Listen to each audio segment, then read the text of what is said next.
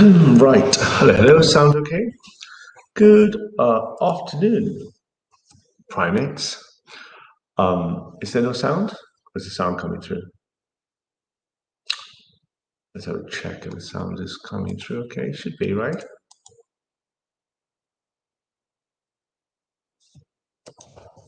Yeah, okay, brilliant. All right. I apologize. I was going to stream earlier, but the heat wave recently in Berlin has led me to a series of migraines that I get a couple of times a year, and it's been absolutely like horrid. So I was trying to deal with the migraine, but generally wandering around annoyed.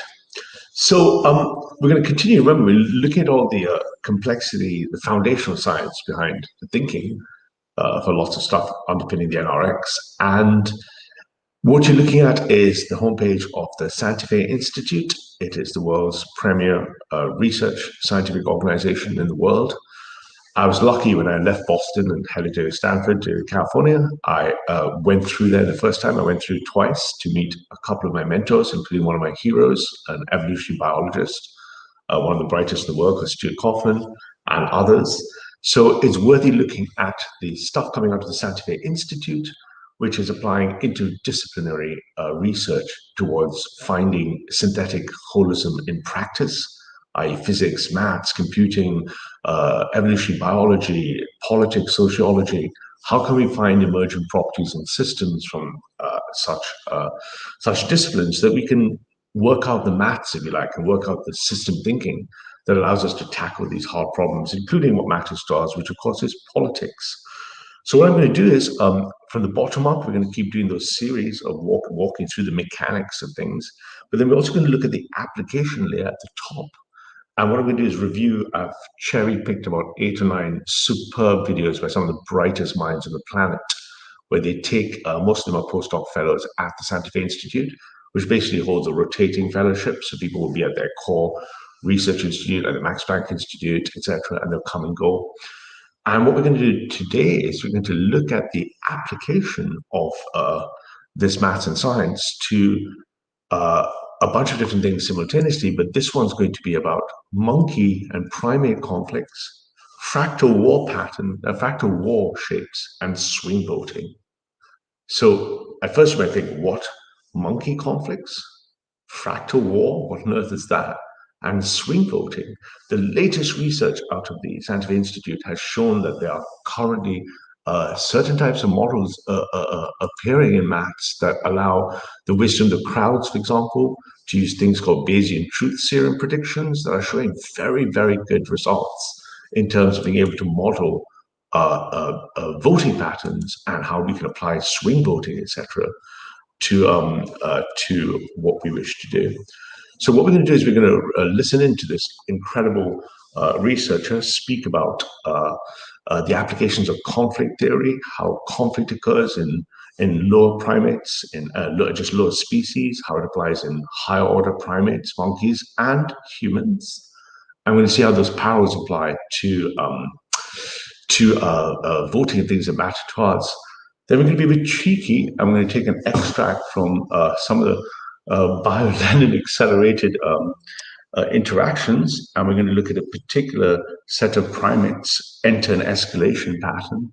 We're going to see how the apparent alpha doesn't become the alpha anymore, and it's knocked off the alpha hierarchy of chimps, and it's all going to be altogether superbly interesting stuff in my view. I apologize, my brain is not doing what it's meant to be doing. So rather than have a song to start us off, I thought we could have instead a different video, and we'll see that how randomness, as it appears to the outside naked eye, may not quite be randomness. So we're going to look at how would we apply such thinking to absolute primate behavior. Because after all, we are at a default state of war for Blighty and Europa, and the war is a war ultimately of primates behaving badly.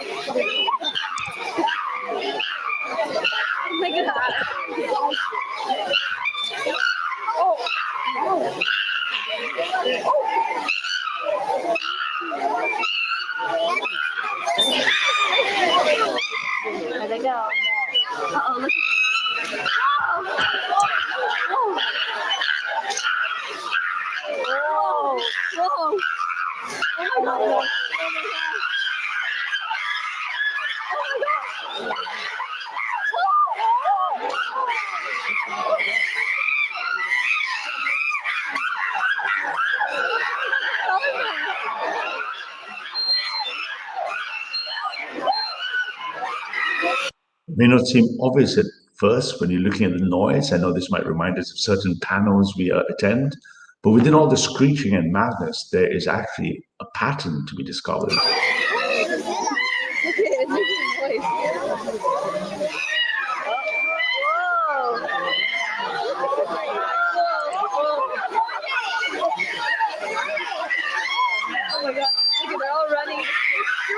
Can you notice the alpha at the top? And have you already noticed the pattern where the betas are trying to dislodge the secondary betas to get to the alpha?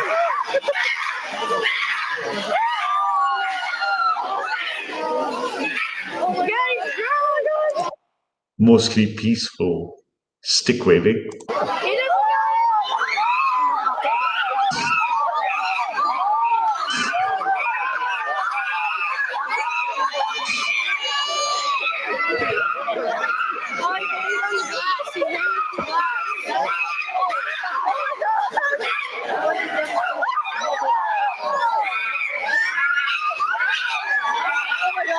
Again, notice beta conflict patterns simultaneously as a way to get to the alpha.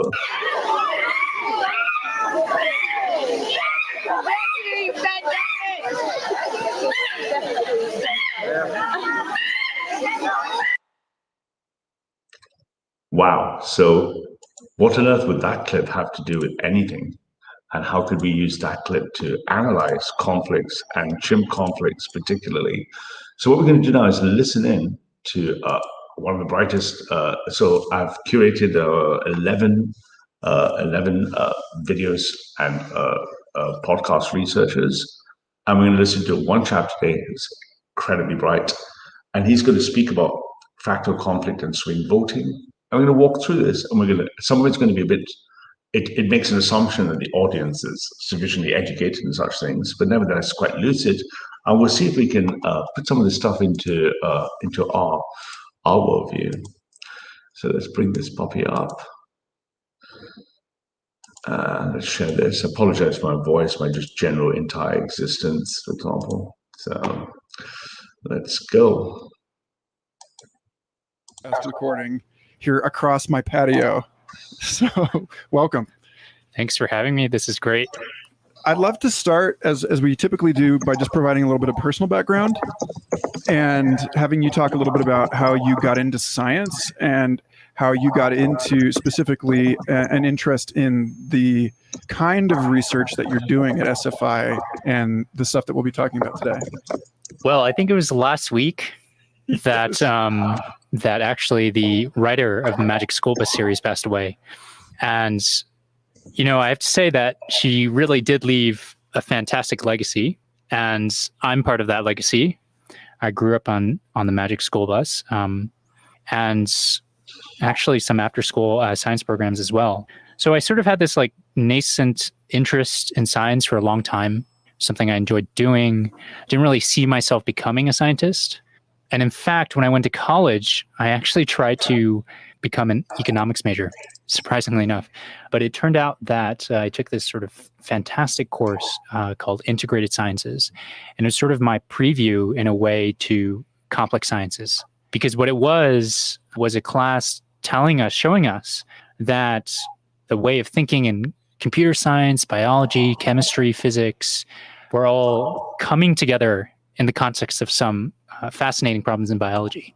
So this idea that all these things were coming together was a really surprising thing for me. And I think what really sort of hit it home was when I read this book by Philip Ball called Critical Mass. And so he brought in the aspect of society. A great book. Also being part of this. And, you know, at some point in my past, I'd also read Isaac Asimov's Foundation series, which is the right. So to those who have not read science fiction, remember science fiction runs in a cycle ahead of the vision of science, and science fiction either remains just some fiction or it tends to lead science. So those who have not read Asimov's Foundation series, you should read them. They are prescient beyond belief. And in this, there's a character called Harry, who is a social historian. And the idea of this character is fundamentally they have a way to look ahead into the future of civilization, like really, really far away in time, beyond any predictor horizon you'd imagine. And in this remarkable series of books is the challenges to human civilization, including things like some seal solutions that if you look at ahead of time, might completely change the course of civilization. So as a young boy, I of course read the Foundation series, as did Eddie Lee, and it remained just a pipe dream. Some other little like irrelevant little side information. When I went to Santa Fe Institute, I had already spent a lot of time talking to people like John Holland, Axelrod, Minsky, and I was looking at what would a ubiquitous multi-agent model look like in terms of modeling such a system in computer science. And I went there to double check, treble check my work. And it was probably the most intellectually intimidating meeting I was ever dragged into, because Stuart Kaufman dragged me into a meeting with 2 Nobel Prize winners, later 3. One had not received his Nobel laureate, including Murray Gell-Mann. And he helped steer my, introduce me to lots of people, steered my idea that could we create such models that could look at the equivalence across such systems. He showed me some fantastic stuff, like if you plot the patterns of the decay of the indigenous tribes around the Santa Fe Basin, and you plot different patterns of water dripping off faucets, I guess, if you're an American, they show the same mathematical patterns. So underpinning in nature, we now know, of course, from complex adaptive systems, that there are certain things that emerge, be them decay patterns in tribal civilizations to decay patterns in the shapes of water. And once we can understand these things well enough, we can then look at the practical applications, which of course falls as politics. So. The physics of social behavior and prediction. And so somehow all these things were sort of swirling around in my head. I didn't know what to do about them. And I ended up imagining what I really need to do is go into sociology. So I searched around, I tried to talk with sociology professors, and I just talked with one, I think who was maybe at the head of the department at the time. And he said, I know this guy who might be able to direct you. And he couldn't remember the name, but he started searching online. He showed me the webpage, and it was a one. It's just giving his little personal story and take a couple, not even a minute or so, and then we get into the meat. The professor who had taught that first class, that first course that I mentioned, integrated sciences. So he sort of just sent me right back, boomerang style, back into that professor's office. And he actually was familiar with SFI. So he's the one who directed me to talk with Jess Flack and David Krakauer, who now I've known for a long time. And that's sort of where all of this stuff started happening. And that's when I started really learning about what sort of science SFI works on. And my sort of vague interest in it became, crystallized. Awesome. Well, this is a great place actually to just dig right in to the first set of papers I wanted to talk with you about today, which you co-authored with David and Jessica, as well as Brian Daniels and Chris Myers, on scaling theory for armed conflict avalanches. So scaling theory for armed conflict avalanches. So what do we look at the scale of conflicts between 2 people, 10,000, 200 people, 2,000 people, 2 billion people? What is the scaling models of such things? And what does it mean by avalanche? What does it mean by fractal? Are there patterns underpinning all conflicts and all conflict theory? He's going to refer to an amazing observation derived, that is, if you take all the conflicts in the world across history, and if you plot them across their time and space, and you plot them across their volumes or the participations, you then take the log values of both scales and plot the logarithmic values, you get a straight line. Those aren't very mathematical. That's an astounding observation, because it means that conflict seems to scale independently of the participants' time or who they are. So underpinning conflict, be it political conflict, physical conflict, violent conflict, rioting, Sir George Floyd, BLM riots, all sorts of riots, football riots. It looks like the patterns underpinning them have an emergent phenomenon property that is observable. So this idea that we can use physics insights to understand human social behavior from like an orbital perspective, and like really much like in the Foundation books, that we can come at the sort of vagaries of history from, David would call a rigorous and principled quantitative approach. That history is not just the story of great men making decisions, but that those decisions occur within a landscape of physical constraints. And what are those constraints and how do they manifest themselves? And this is really interesting work. And it's got a long history that you're building on. And so maybe the history of this strain of research is the right place to start. And then we can unpack it from there. Sure. Yeah, like you're saying, it's interesting, but what we weren't focusing on was the particular stories of particular conflicts. And there's a lot to study about any particular conflict. They're quite different, right? So you might think of, say, the Libyan or Tunisian revolutions happening today, which are quite different from World War II, which were quite different from the British and French battling it out, say, in 1812. So these are all very distinct lines of history in and of their own. And so what we were interested in was trying to understand whether or not there were universalities, common features shared amongst these things that are clearly disparate. And as you're saying, this isn't a completely new idea. It was in 1948 that Lewis Fry Richardson showed this amazing feature, which was that when you make a histogram of interstate wars, so you count how many wars there are with F people that died, F fatalities. And you look at this histogram on a log-log plot, what you find is a straight line. And what's remarkable about a straight line being on a log-log plot is that that's a power law. That means it's scale-free. In other words, sort of most very naively speaking, if you were to look at a small conflict, it's sort of like a shrunk down version, statistically speaking, of a large conflict, and so on and so forth, all the way. Critical to what we need to think about it. So the conflict on the street looks like it's fractal with the conflict in the hood, which looks like it's fractally related to the conflict in the borough all the way up.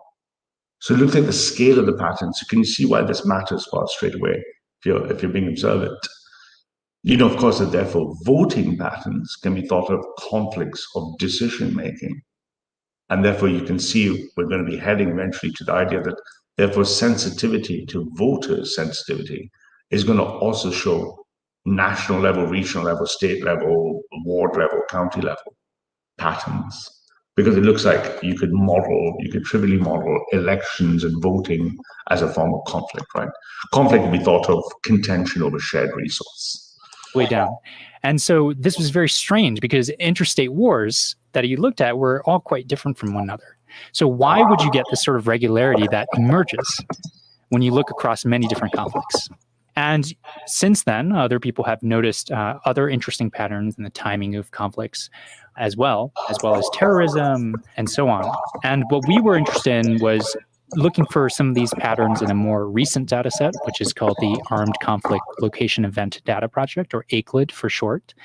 And what was remarkable about this data set was that they didn't take all these events, these small, disparate individual conflict events that would occur in a war. They didn't group them together into wars. They just sort of disaggregated them into small, localized events. And so instead of having to take a quantity that's already defined for you as a battle or a war or a skirmish or just a local riot, we got to connect these ourselves into these clusters of what we called conflict avalanches. So in many ways, similar to battles or wars, but without having assumed some of these connections from using socio-political factors. So just looking at the time and spatial patterns of these events. And what we found was that when you look at these conflict avalanches, various measures of their size, so not just how many people died, but how many of these reports did you obtain? How long did it last? How far did it spread? All of these different factors show these characteristic power law tales, like what Richardson saw. So what he's saying there in simple English is that if I not just look at, so they're doing deeper research into the underpinning variables or factors, if you like, it isn't just the total number of people who were fatalities or injuries in a conflict at scale that looks fractal. It looks like the distribution, the spread, and the interrelationship also looks fractal. So what we could have is a single street riot could look like it would have the same factors or patterns than, say, a fight in a bar versus a fight at, say, Glastonbury. So even though they might look like three different arenas of conflict, the underpinning mechanism seems to be that conflict is an emergent phenomenon that has a, for lack of a better word, hidden variables or factors we wish to tease out. If you keep into mind conflict fractal patterns, and notice the title is Fractal Conflicts and Swing Voting, you'll be able to see very quickly, it looks like if voting can be seen as conflict, therefore I would expect to see fractal patterns in the reasons why people vote, the distribution of votes, and the scaling of the votes. And therefore, the next obvious step would be, if we could understand this, and we were to be fighting an asymmetrical war, by which I mean the enemy has most of the power, we are in a David and Goliath situation, then obviously the smart David would be looking for the best chance to beat the Goliath, right? And what we were able to do beyond that is to show that these pieces were all connected to one another in some mathematical way. And I think I had an analogy for this, which was that if you imagine you walk into a dark room and you're trying to figure out what is this object in front of you, and you find first there's this sort of rigid pillar, then you find this long sort of thing with like a hairy end, you find this floppy disc-like thing, you start in your mind developing this picture of an elephant. And the way that that works is all these pieces are connected to one another, right? They're pieces of one whole. They're not independent, separate things. And so you build a model in your head and you say, this must be connected. The legs must be connected to the body, must be connected to the head, and so on. So we did something like that with the mathematics of these various features. And we found that they were self-consistent in a way that seems to point to one sort of object driving the dynamics. And that's sort of really cool because it suggests that there is some sort of underlying thing that we're just getting hints of. We haven't found it yet. We haven't discovered exactly what it is. Obviously, it's something about war and conflict, but it's perhaps something bigger, right? That leads to these universal patterns across many different types of conflict. So in a simple nutshell, he's saying what I just said, but say it once more simply, it looks like there's a universality of patterns more than one, because if there wasn't something deeply universal underpinning the phenomenology, I wouldn't expect to see emergently regular patterns, which I do. So if I'm seeing something that has a regular pattern as a surface representation, if we can understand why those patterns emerge, then we can do something about it. So you draw some analogies in one of the preprints that you've done on this work, emergent regularities and scaling in armed conflict data. You draw analogies to forest fire models, which other researchers have tried to apply to this, to neural avalanches. And, you know, just from last week's episode with the SFI counter speech team, and the network graphs that you see of the Twitter data that they've harvested, and the way that you see these conversations, these sort of battles between hate speech, organized hate speech groups and organized counter speech groups on Twitter. And these look also like these, you know, you see these this sort of conflagration of point by point debate breaking out when there's an actual collision rather. So when you look at the stuff with pivotal swing components, which I'm looking at, you know, in my spare time, when I kind of come back, I think I'm still about 6 weeks away from being available. Is again for pivotal swing components, you can see the same patterns of what you would imagine as conflicts, physical conflicts, war fights, you know, mostly peaceful headshots, swing voting, and the behavior on social media, which can be seen as a conflict. So the second and the third one I'll be reviewing in this series is going to be one of this applied to hate speech on social media, how to use the same complex adaptive system thinking to analyze what is called, in quotes, hate speech and the communities around hate and non-hate. I guess there must be something called love speech. And we're going to see again how CAS can be used to look at this stuff and why that would matter to us when we are going canvassing, say. Rather than just the hate group eliciting engagement to its original post, but people are actually willing to go into the trenches with one another on social media. And so I would love to hear you talk a little bit more specifically about this model as like a branching network diagram. Yeah. There's some really interesting figures, and we'll link to this stuff in the show notes so that people can actually get a look at what we're talking about here, because it actually looks rather menacing in its own respect. That's why we chose those colors. Yes, the map of a branching armed conflict here.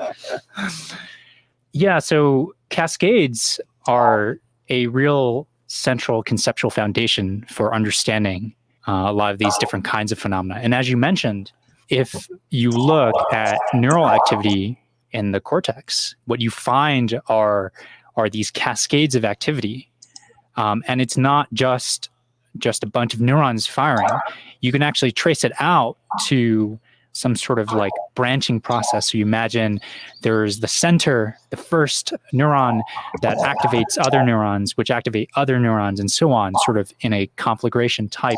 So we spoke a lot before about, if you try to apply, I know you guys aren't like computer scientists or something, but imagine you have two kind of ways of looking at the world. You can look at the structure of the snapshot of the world at any point of time and try to model it. And then you want to look at how the system of the structure changes over time. So you can think of this as the state and the dynamics. Complex adaptive systems, particularly all the ones that interest us, have these strange change patterns that occupy things like going through phase transitions, jumping from one shape to another, et cetera, et cetera. And neuronal avalanche models show you that when the brain ripples some sort of change of state, it doesn't just go, A to B to C. It looks like it goes, so imagine like a tree diagram, right? So just keep branching like an ancestor tree. It seems to follow this kind of ripple effect where something goes through and it ripples through everything else, and then it kind of flows out and weakens. But because you have multiple such trees together, what you get is like a set of waves, and then sometimes those waves come together and they form an avalanche pattern where one wave will feed another wave, will feed another wave, and you get the effect of like a tsunami or the effect of like an avalanche down a mountain, and then the energy of the thing dissipates itself. It looks like social media patterns, transmissions of social media messages, what went viral, voting changes, changing your mind and something, all seems to also follow the same pattern, which of course would matter to us tremendously if we wanted to change people's minds, because we'd be looking at things going, okay, what are the mechanics of the transmission of the message? What's the mechanics of the propagation through such a system? And what would I want to do when, what messages to press where and when, in order to get something equivalent to an avalanche effect? So if you look at our enemies, for example, there's a organization called 6 Degrees, which is a lefty organization using the 6 Degrees snowflake analogy, where they try to say, oh, we can get people all together, we can implement, be the change you want to be. The point of the world is change it, all this sort of lefty dribble. And they're quite successful because the left are very good at mass mobilization, though they're not using these techniques. It now looks like if we understand how this works properly, we can have that same viral ROI, if you like, by understanding these things. So again, same patterns applying in neuronal avalanches that seem to be applying in dissipating or transmission of things like social media messages.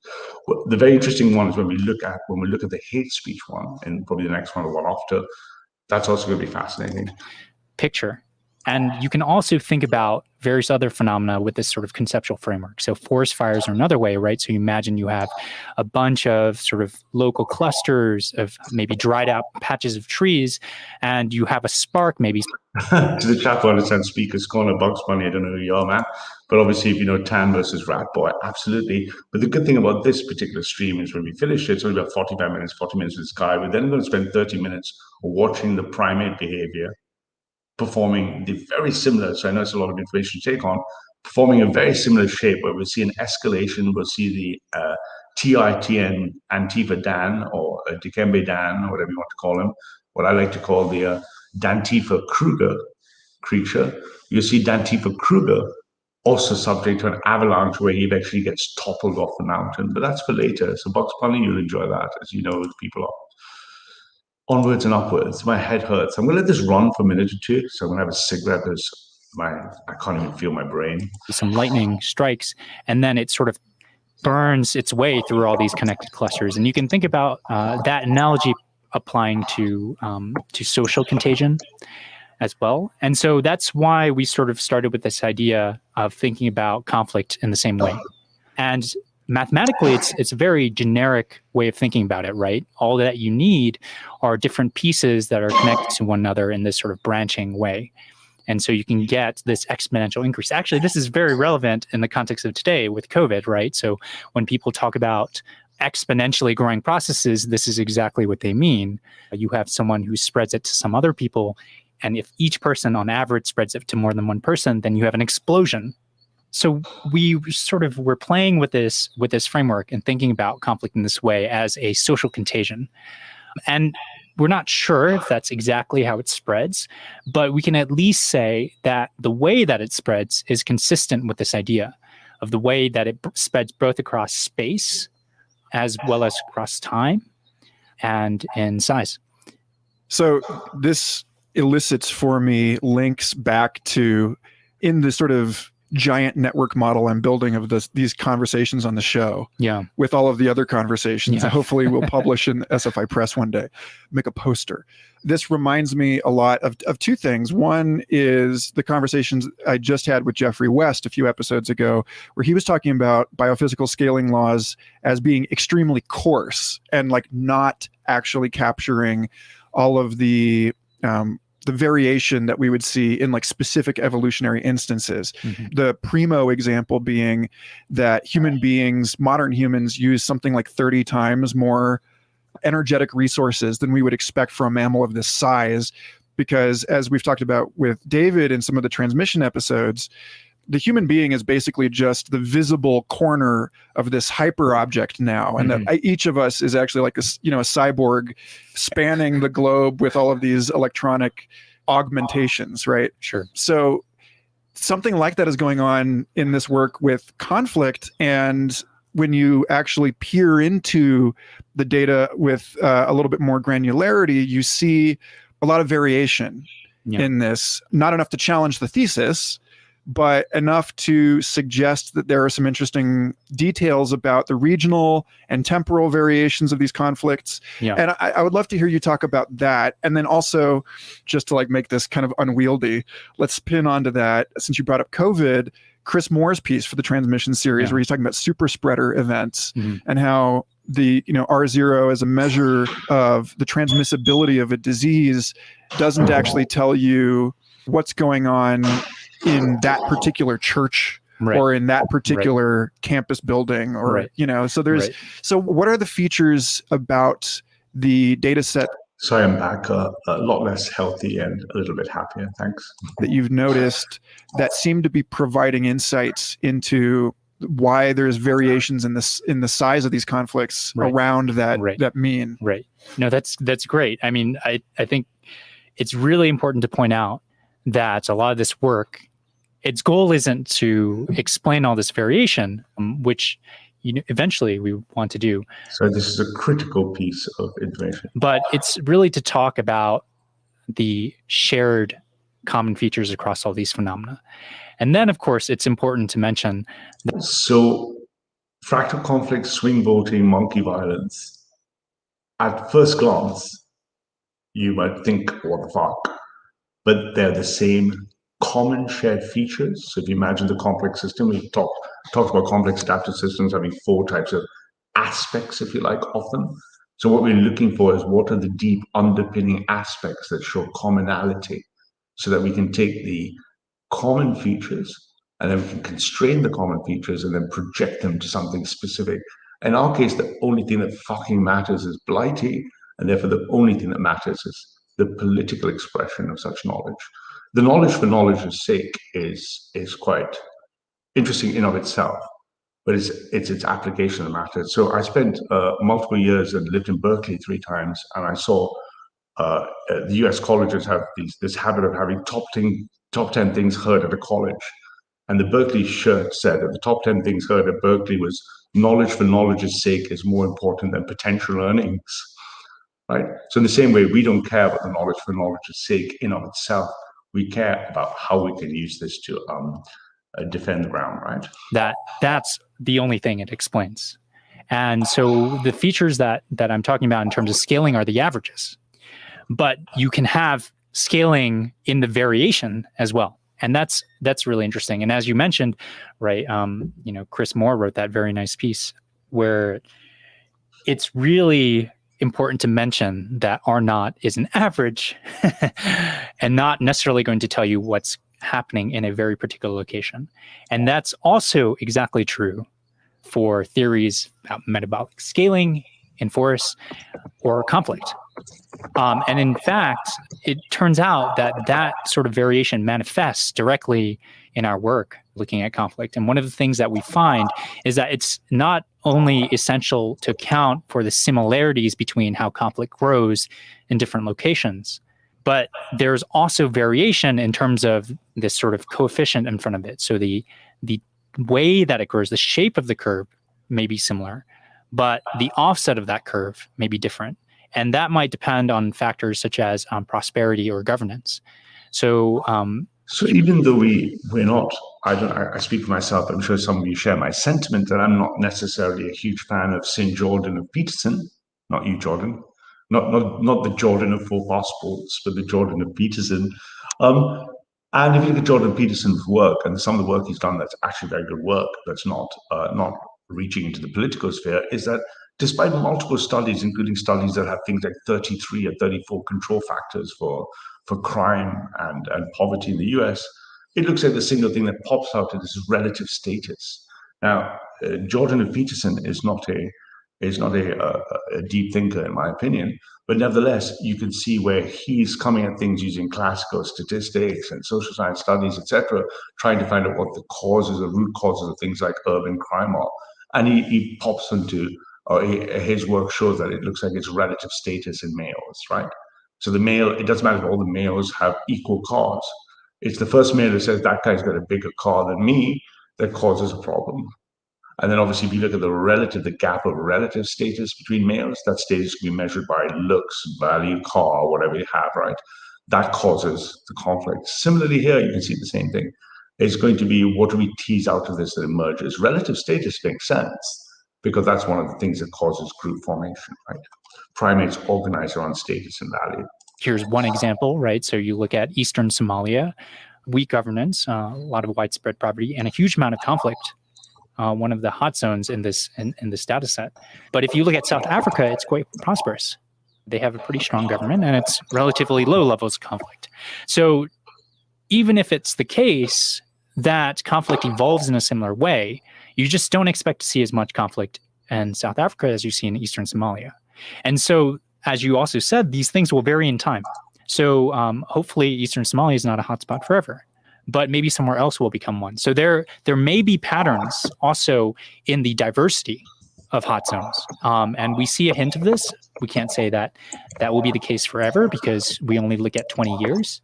But one of the sort of fascinating things is that Richardson, who I mentioned earlier, looked at wars between, I think, early 1800s and mid 1900s. And he found basically the same statistics. Aaron Clausette looked at the statistics all the way from Richardson's data set up to today, found the same statistics. So there's some sort of weird preservation of conflict, despite changing technology, different countries, and so on, that either, I don't know, should you be amazed or should you be afraid? Well, I mean, two things come up here, right? One is Jen Dunn's work on food webs and how the structure of these food webs, their patterns of connectivity, have been amazingly well preserved, conserved in their form for like the last 500 million years, as we've gone through all of these regime changes in what is actually living in the oceans. So that's part of it, and that sort of begs the question that I asked Brian Arthur, which is, do you think that we can use these models as a way of predicting like basins for future innovation, and like predicting areas where we can expect potentially larger conflicts than we're seeing? And then the other piece of it is bringing in the geopolitical component is Peter Turchin's work when we're talking about like a quantitative study of history and his writing on what he called the double helix of inequality and social instability, where he saw that they were very strongly negatively correlated over the last 100 or 150 years. But, you make a point in this paper that there are other geopolitical and geographic features that have to do with the coastlines and national borders and locations of these conflicts relative to large urban centers, population. Yeah. So I know that this is sort of. So just to interrupt there, at first these tasks seem at the surface quite daunting, because you'd imagine, let's say, the Somali conflict having, the intertribal problem, the religious problem, the edge with the boundary with the Christian-Muslim conflict. And you think, well, what's that got in common with, say, going down to Kenya or going across to South Africa? And it might seem like a daunting number of variables and factors, but nevertheless, and the key takeaways is it seems like it doesn't matter how many factors there are, certain undiscoverable laws appear to be holding, because the emergent phenomena still shows a small constant set of shapes. So just like I take billions of chimps and put them on the internet and they're all screaming at each other, Black Lives Matter, Blue Lives Matter, Blue Lives Don't Matter, Serema, Blue Lives Kill All Blue Lives, right? And all of them are screaming, but nevertheless, I only get 3 homophilic graph topologies. So there is some other deeper law right underneath it that is pointing to the fact that there's something to understand here, because it's not obvious what mathematics gives me that, right? In this case, we know that maths a lot better than we know other maths, but it seems that this deep structure and deep principles is the key to the lock. In our case, for swing voting, obviously. Beyond the scope of the paper, but I'm really curious, what other factors you think are playing into this, and how that might be guiding your follow-up research in this area. Yeah, no, that's, I think what you can say is, despite the fact that there are a lot of these universal patterns that we think we find, is that there's a lot of work trying to understand the mechanisms behind why these patterns might appear. And I think there is yet a connection to be made there. And that would be sort of, I think, the holy grail for this sort of work, is really understanding those connections and fleshing them out. And somehow they lie in the intersection of maybe social mobility, social prosperity, economic prosperity, technology, geography, right? You can't really fight someone if there's no one there. Tell that to the trolls in our Facebook group. Yeah, I guess you could make up stories and so on, but there are a lot of different factors that somehow mash together to generate these patterns. But as you were mentioning with Jen Dunn's work, that's not necessarily to say that you can't get universal patterns from that. So, this is maybe too simple of an example, but one sort of that comes to mind right now, which is the central limit theorem, right? So you get many reasons for why you get random-like statistics, right? Many different ways of generating them. But by virtue of their randomness, you end up getting some sort of regularity. So we'll see. To those who don't understand statistics and maths, the central limit theorem says if I keep adding more and more points of data, for example, with a mean and a standard deviation from sufficiently large random samples, I'm going to end up with a Gaussian distribution. So if I keep throwing random things from a sufficiently large population, I get the bell curve. I get a different type of bell curve. This is very important, for example, in financial market modeling. If I'm using forward projection techniques like Monte Carlo methods, I'm just going to say, I don't know what the stock price is, but if I just throw lots and lots of random possibilities in it, I could simulate a distribution. So again, you can see that there's some fundamental mathematics underpinning the universe, in this case, the mathematics of distribution, right? See, maybe it's the fact that there are so many factors that do influence conflict that end up generating which is the reason why you end up getting simplification at higher scales, or maybe not. Maybe it is contingent, and we just don't have enough granularity in our understanding to access that contingency. Later on in this paper, you talk about there being, getting into this granularity. You say, unlike canonical cascade models, conflict also includes lattice-style dynamics that evolve with geographic spread. The suppression of these dynamics away from the core could reflect social processes or geography that impact conflict evolution. Furthermore, our model suggests conflict is not only the result of local correlations in activity, but also of regional and temporal disorder, perhaps reflecting memory of the severity of initiating events. So this links directly to another paper that you wrote with Brian and David and Jessica on primate conflicts and temporal scaling collapse. And Here we go. It's chimp time.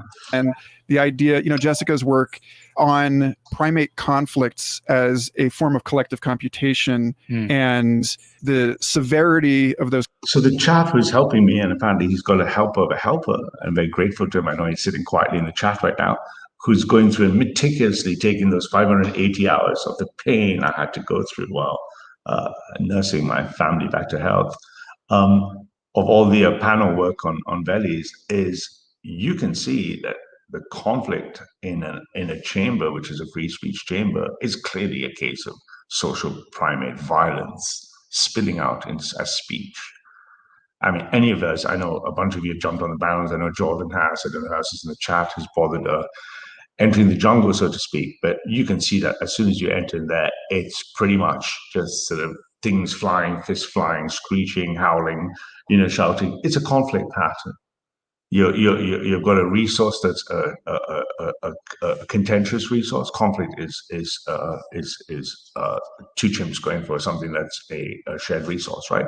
You can only one chimp gets the food, one chimp gets the female, one chimp gets the territory. And if you imagine these panels, they are basically multi-chimps sharing. First of all, they're contending for time, who gets to speak. They're going to shout over each other. They're going to interrupt each other. They're not going to be civilized and English and stuff like that. And in that complete thing, you're going to see that is there patterns in the madness? Is there method in the madness? But are there patterns in the madness, right? That's what we care about, right? Those conflicts having to do with various factors that are performing computations at the level of like an entire primate troop. Right. So this notion that the patterns that you're seeing in conflict. Primate troop would be a good name for a channel, or something around troop wars or primate troop wars, like your ultimate fucking blood sports. Data are hinge on there being certain evolutionary reasons for the distribution of conflict duration and severity. Is really interesting. I'm curious to hear you talk a little bit about this other paper and how it links in here. Right. No, that's interesting, right? What are the functional properties of conflict? Right? Is there a reason why conflict plays out the way that it does? It's hard to say for human conflict. Obviously, there are reasons why people give for starting wars and so on. But in monkey conflict, there's potentially one reason, which has to do with social hierarchy, right? So you need to have a little bit of disorder and conflict in order to establish. And just to Barry, good day, mate. I saw that thing that said make G block black again, and then they got upset with me because my response was make the internet white again.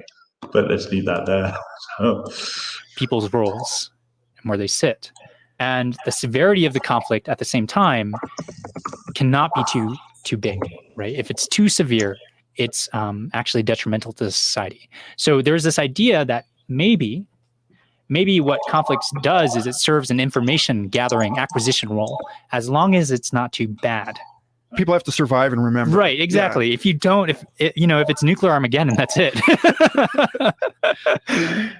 We should remember that. But so I think one of the things that we were trying to study in that work was characterizing the features of monkey conflict, and perhaps extracting from those features potential functional roles that these things or these. So one of the things, I'm sorry, I'm just like a really bit unhappy chimp myself, sort of haven't slept for 48 hours, probably the heat and everything else. But a couple of things that have worked for me in the escalation battles, and people think for some reason I'm racist or something. Clearly, I can't be racist. I'm obviously a child, a servant of the realm, a servant of Christ. But two particular things matter when provoking or agitating chimps. The chimps think I'm agitating them in the panels because I'm being a racist or something. Well, I'm not. The smart ones realize, hang on, he's actually not doing this for an obvious cursory examination like racism. And the smart ones, not many of them, have worked out, Jesus Christ, he's actually just doing it to agitate and perturb the levels. And two things work instantly. One is lowering the base emotion or the base feeling down to the primal. So obviously making noises or suggestive noises was very, very effective. When we get the whole data nicely mined out, we'll be able to see this back and already see it because I'm a fucking autist. And the other thing that seemed to work particularly well was the the introduction of visual cues, because it's a social media space. So one thing that escalated the chimp troop to hysterical levels was the introduction of my good friend, the physical version of Schiffer. Now, the presence of Schiffer himself, just his presence, for example, was enough to agitate the troop to an incredible level of frenzy. Just the presence of young Schiffer, for example, was enough to get them all to just completely get perturbed. So you can see that the conflicts can be controlled or managed, and the state of an individual chimp or the troop can be perturbed by going down to the baser emotion. Because after all, fighting is what your cortex is suppressing, right? Every time that guy might have cut me off, I think I'm just going to kill you, but I don't, because it's probably not civilized to kill the guy because he cut you off in the lane, right? But never letting the instinct starts first, and then you've got this other kind of front brain stuff wiring and going on. Don't snap his neck, right? For example, but the instinct to snap his neck is first and foremost, and this is going to be very, again, important when taken to the textual, because in the textual one can get the same effect. And those that have endured the affair with me or for Blighty have understood exactly what I meant, because you would have witnessed the stuff. But hang on a second, I must just first give Schiffer a little pat for well done. Let's carry on. Observations could serve. And actually, what's really interesting about monkey conflict is we studied a society of pigtail macaques. What we found was that the duration that conflicts lasted obeyed a distribution. It was not a parallel distribution like with human conflict, but how long they last, that distribution of duration seemed to obey a distribution that looked the same, whether you looked at small conflicts or large conflicts. That's very strange, because conflicts with 2 monkeys are not the same thing as conflicts with 10 monkeys. There are many more ways they can interact. Yeah, so that's really critical to understand. That's where if you get this point, you really get it. You'd expect that 2 people can only fight in with 1 connection, 3 people with 2, etc. And that's basically, that formula is n squared minus n over 2, right? So it scales up very quickly. Like 7, you've got 5,000. 8, you've got 40,000. So even putting 8 chimps, and if each chimp was to engage each other, chimps have got n squared minus n over 2 combos for those who did not fall asleep at maths class, right? So if you look at those, you think, okie dokie. So given sufficient number of chimps in one place, some chimps are going to want to fight, some chimps are going to avoid conflict, and others aren't. Voting is exactly the same thing. So our good friend Freedom for Fight Back Britain is heading up for the Battle of Batley with lots of other characters and creatures, and you're going to see multi-troop conflict. You're going to see the Muslim Defense League, the Muslims defending. You're going to see the normal Muslims acting on behalf of the Labour Party, the fringe Muslims standing with George Galloway, the Muslim Defense League being all tooled up. Then you're going to see the different representations of the right. You're going to see Tommy Sheckelstein, For Brighton, obviously good Jada Fanson and others popping in, the English Democrats. So you can see that really, if you're modeling this, you've got the 70, 80,000 people in the electorate of Batley, and they're going to be sitting there going, okay, there's a multi-N-way clusterfuck going on. What would you want to do if you were a party standing there? You'd want to be finding which chimps are the ones most likely to swing the collective outcome of their groups that are connected to them. You don't want to go and find all the chimps. You want a technique that finds those chimps that are most likely to have a group effect by an individual swing. Why? Because that's where your highest ROI is, right? I'll put the statues away. Put it away, Ralph. There are many other things that could happen, go wrong. And so this was very curious. And so what we found was that if you could think of these conflicts as being sort of the time for all the pairs to resolve their differences, and each of those pairs sort of took some amount of time to resolve their differences, then you could get something similar to what we found in the data, with the condition that the pairs that resolved their differences later remembered the sort of intensity with which the pairs resolved their differences earlier. Very important point. So if you look at the escalation and the point of memory and the part memory plays in it, when you look at the chimps at the lower primate level, they may or may not have a long, deep historical record of prior conflict. This matters a lot in game theory, because If you take any particular game, one instance of a game is very different for playing n games of the same type. So in the case of, say, chess, white has an advantage, 53, 54% for starting. But over n games, if n games are even, that's removed. But let's say I had a feud like the Bloods versus the Crips, the Mandem versus the Mantings, and they're fighting each other out, and they've got a long history, or the Iraq-Iran conflict, or Northern Ireland, right? And you look at Northern Ireland going, oh no, we're going to remember what happened 200 years ago. So it looks like memory and the ability to propagate prior memory is really quite an important feature. The higher up you go, the conflict, the higher up you go, the sophistication, if you like, of the agent. As human primates are sitting at the top, underneath groups like nations and states, memory is going to matter a lot, right? So what happened last time in battling is going to have a certain amount of residual memory that's going to impact greatly the way the chimps behave, right? Hence, for example, the grammar school teacher or the murder of Joe Cox, right? So in other words, if the fight started off with some intense pairwise interactions, like, you bit me, how could you bite me? And that's actually apparently a very aggressive interaction that other monkeys will not tolerate. I remember preschool. Yeah. And so you end up having these long correlations from the beginning to the end. And if that's true, then you end up getting these sort of long tails of conflict duration. So you have many conflicts that tend to last longer. And for us, that was an indication of what we called collective memory, right? This idea that the entire duration of the conflict from beginning to end somehow remembers the beginning. And that's what we mean by, what did we say in that paper? It was that the end of the conflict remembered the beginning, or something like that. So where was I? Okay. So, this, I have the luxury here of kind of like going out on the plank and speculating. Yeah. But this seems to be possibly why certain human conflicts are just insane, like the Hatfields and the McCoys, that the feud has a sort of durability built into it because of the way that the history of a family is prioritized. Right. And like the bigger the conflict gets, it would seem. To the Stella will obviously know what the Hatfield and McCoy feud is, but those who have never even bothered visiting the United States or caring, it's a very, very famous feud between two rural American families. And I think it was either Kentucky, West Virginia. Stella can correct me, during the Civil War, and it was basically a fucking. It's like a Romeo and Juliet feud. And these people just went to war like nations would go to war against each other, and that's because they maintained a long memory.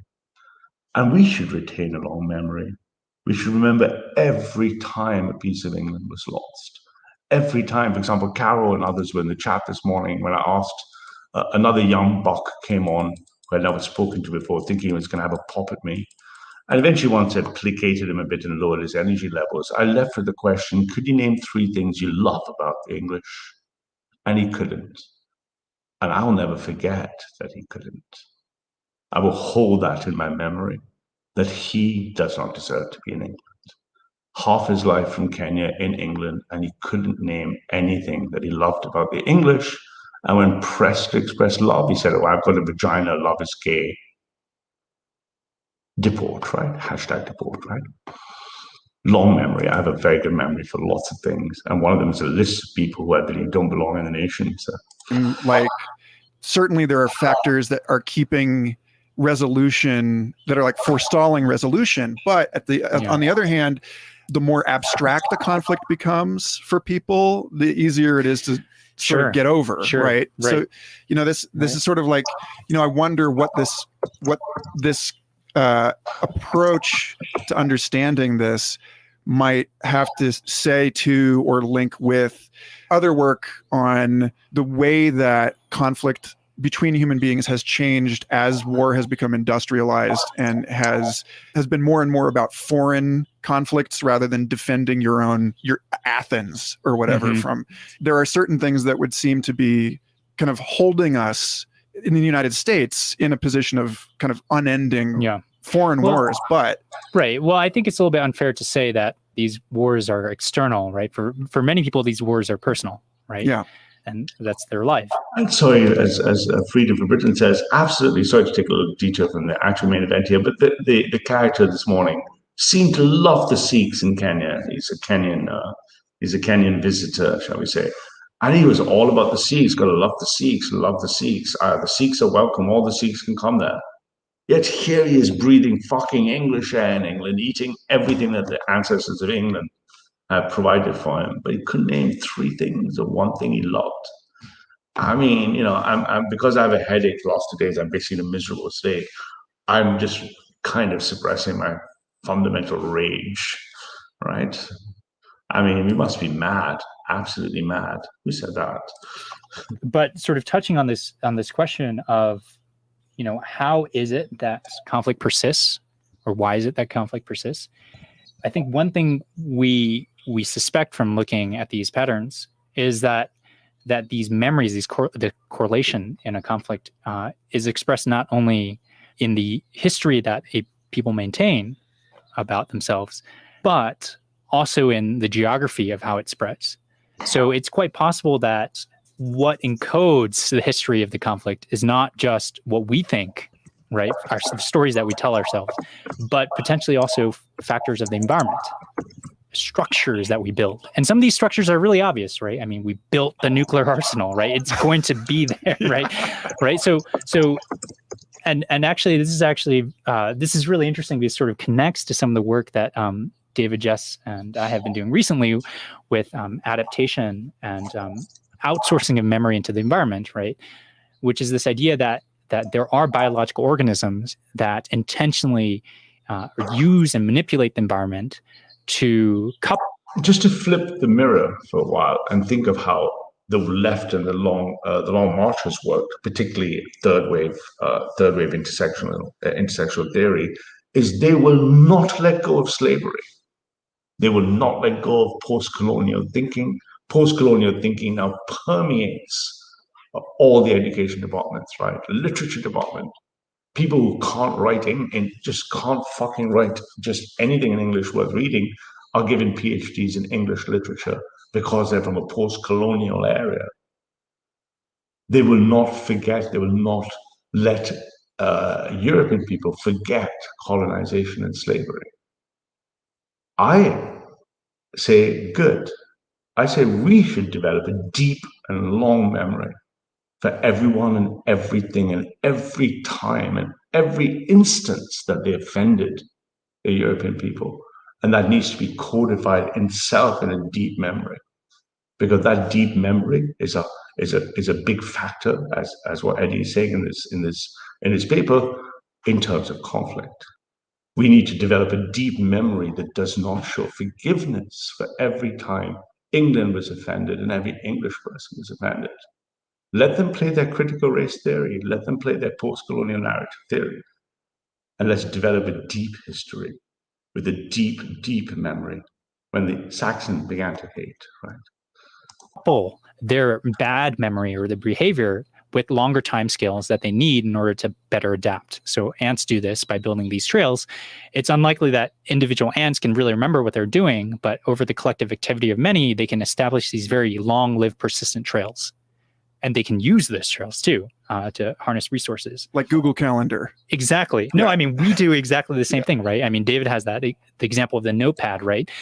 Multiply 3 times 6 times 5 times 2,374. Can't do it in my head, but if you give me a piece of paper, I can just basically use short-term memory expressed onto paper to do that calculation very efficiently. And in addition to opening up new ways of doing that calculation that aren't accessible in my head to myself. So there is this question, right? Sort of going back to the functional properties of armed conflict. What purpose does armed conflict solve? Are there ways that we are sort of driving armed conflict ourselves by embedding it into our environment that we don't know of, that we do know of? And I don't think those questions are necessarily answered. At least I haven't seen those answers, but would be really interesting to think about. I mean, right? This is just one other phenomenon in nature, right? It's not just us that fight. We do fight with certain technologies, and armed human conflicts are especially cause a lot of fatalities compared to other organisms. So we're quite brutal. But to bring up a marvelous work of science fiction that seems to have some direct bearing on the insights that you just said. I've been in a book club recently discussing the science fiction trilogy Lilith's Brood by Octavia Butler. And this is the first bit that's really cringe. And this is where you can see that the other guys, this is all about the tech and the science, goes full fucking SJW the minute. Should I read this? Close your ears if you want. It's extraordinary. It's a very, very relevant and kind of evergreen piece of work by the first science fiction author to ever become a MacArthur Fellow. A just highly awarded Black female science fiction author. Just an amazing mom. Black female science fiction author. I can only refer you to the satirical Goldman Sachs elevator tweet post and the one that says this: every time I hear a woman or minority did something, I think, oh, that's something a white guy's already done. Every time they put the label Black, female, blah, blah, blah, you think, okay, you mean some white guy already did that and you're just falling behind, right? I can't believe his little cocking to the Black female science fiction, right? And I've been on the tip of trying to read more Black sci-fi right now to get a better understanding of the world spaces disclosed thereby. And in this book, to get a better understanding of the world spaces disclosed thereby. I mean, we're not sounding fucking thick as big shit. What the fuck does that even mean? A better understanding of the... I mean, it sounds like someone's been pumping some SJW critical race theory into your blood veins, my man. This book is about humans interacting kind of non-consensually with a race of aliens that comes to Earth and finds us in the aftermath of a nuclear apocalypse. And once they're masters of bioengineering and they want to reboot our planet and nurse humankind and the biosphere back from extinction. But in order to do that, they kind of have to change the rules for human beings. And one of the things that they do is they refuse to give the humans that are going to repopulate Earth any writing material. I'll tell you what, our base Norwegian who's recently joined us, Sarama, is based. If he just loses that kind of like got to get the blues every other comment, mud huts on Mars. This is pretty funny. Martian mud huts, right? It's superb. Materials. Like it's part of their thing that they all have genetically engineered eidetic memory. And so they would rather engineer us to have perfect recall than allow us to record history on paper. It sounds like a curse. Yeah, I mean, it's... Although, that I guess that was a thing for a long period of human history, right? Oral tradition. Homer, the Odyssey, until it was written down. Yeah, right. What is it that keeps us fighting? Is it literature? That'd be very tragic and somewhat ironic, actually, because we're supposed to learn from. I think perhaps I would refer to Louis Brandeis, the U.S. Supreme Court Justice. He said the most important right is the right to be left alone. Could that be the reason of conflict, that other people will leave you alone? I mean, if everyone left me alone, I'd have no problems with anyone. I would just have no reasons to have any conflict. I wouldn't need any. I would have no contention. But leaving Europa alone doesn't seem to be on the plan. So history, right? But in this paper, I think it's like you said, it's the end of the conflict remembers the beginning. Yeah. There's another piece here which is about the beginning, and I think that this might give us a hinge to get into some discussion about your other work on swing voting, which is really, also. That's a nice way to actually phase into swing voting. And wassalamu alaikum, Banksy. We're looking at complex adaptive systems and the use of fractal conflict theory as applied to swing voting and monkey violence. And we already looked at part of the chimp primate violence. We're going to be using, not you, but other people, in a little example very shortly, where we review what we're looking at in conflict theory as applied to a particular troop on a panel. But you, of course, would also serve as such a data point, my dear. It's also very timely and interesting. You and your co-authors on this piece talk about policers, the police macaques, and there being like thresholds at which they will or will not intervene in order to break up a conflict before it becomes a conflagration. It's nice to have Banks in the chat, a little bit of a incoming opposition. But the problem with that thing is it only leads to the revenge narrative, right, Banksy? So if you say, "Oh, what about the East India Trading Company, etc.?" But no one alive today was responsible for that. So if you say, and I know you believe that the English should pay for the sins of their crimes of the past, I just tend to disagree. Because when do you roll the clock back? Do you roll it to Adam and Eve? Do you roll it back further? Do you say, "Get those fucking Jews, the Normans, fucking Romans, reparations from Romans now"? Roman reparation now, but no one's calling for reparations from Romans. No one's calling for anything except for white people, right? Notice that. And I'm curious to hear you talk a little bit about how thinking about conflict as a collective computation illuminates why we may make a choice to attempt to mediate a conflict or to de-escalate it or to allow it to run its course. Right. Yeah. So what are your thoughts on all of that? Yeah. Well, first, the disclaimer is that I'm not an expert on macaque society. So that, when I talk with Jess later, I can say that I said this. But yeah, so these police or macaques are high power individuals that, in short, other macaques don't want to mess with them. So if they get in the fight, you just don't hit the policer, per usual. So they're serving some sort of So this is quite interesting now. So if you look at the actual primate differences, you notice, for example, so when, let's say, there's George Floyd rioting, or there's a bar fight, the last fight I got into was a bar fight after I promised my family I would never fight again. And I'd already promised them that, so that was quite awkward. But if you look at the fight pattern conflicts as well, at the micro level, they also exhibit rules that can be elicited using the same complex systems approaches. Fighting isn't regular. When we started with the chimp scene, we could immediately see shapes, and you're watching the chimps at high speed fighting, slowly started discerning who the betas were, scratching. The zetas are coming to the betas very cautiously. The alpha is just swinging his big stick dick as he goes around trying to beat everyone else up, right? We know who that is in Park, for example. Other chimps are being smacked up because, who's it? Lewis just said Chat should get hit. But in this mayhem and madness, there is both method and there's a methodology. And that's what we're looking for. So he's now going to explain, for example, even in micro conflicts, who hits the police? Did all the rioters hit the police? Did they follow something? Or is there other shapes and patterns? And of course, we know the answer, there are shapes. Regulatory mechanism. And maybe in the sort of conceptual abstract sense, regulatory control is very important in terms of outbreaks and contagion, right? So for example, and I'm not saying that this is macaque conflict, but if you have a fire or a forest with a lot of dry wood that hasn't been cleared away by previous small conflagrations, you can have a major conflagration, right?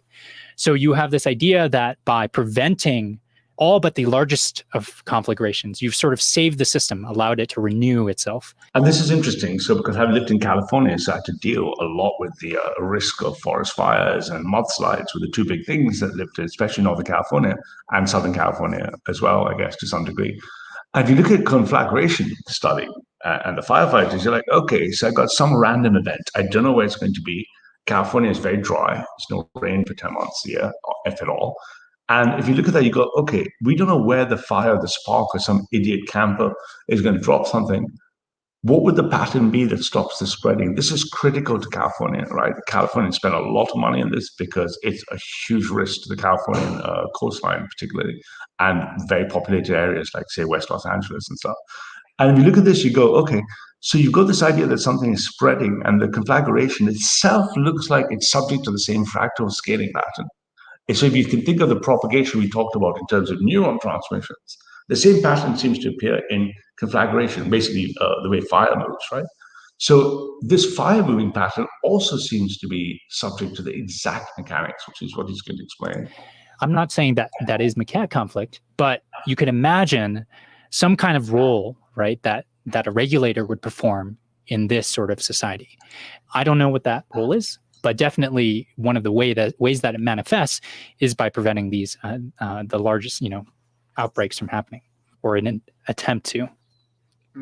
And that is sort of interesting. I don't know what the computational role of conflict in human society is, but one of the ideas behind some of the models that have been proposed for conflict is actually similar to this forest fire thing, which is that the conditions for conflict will simmer, right? And then when it reaches that boiling point, you can have one.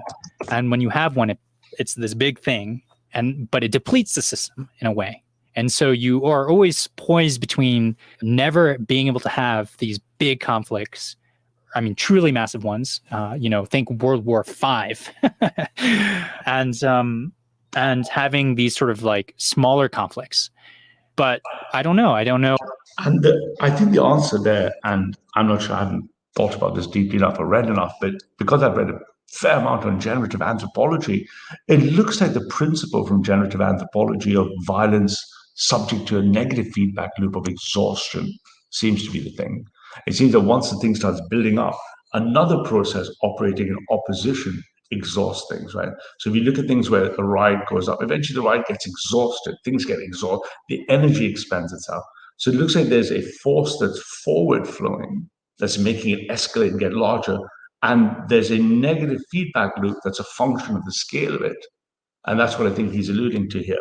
We know that the conflict doesn't go on forever. We know the bar fight ends. We know eventually the football riot comes to a conclusion, right? At some point, it looks like what's really interesting is that these two patterns, they're similar in case of fractal conflicts, monkey violence, swing voting, also has another understood force, which seems sort of contrary to it. That's instinctive, because that seems to instinctively make sense to those who follow things like generative anthropology, right? Oh, what would be right? Would it be good to prevent all conflicts, or would it be bad? Would that sort of lead to some sort of special situation where you suddenly had, the nuclear Armageddon? I don't know, but it is sort of an interesting question to think about.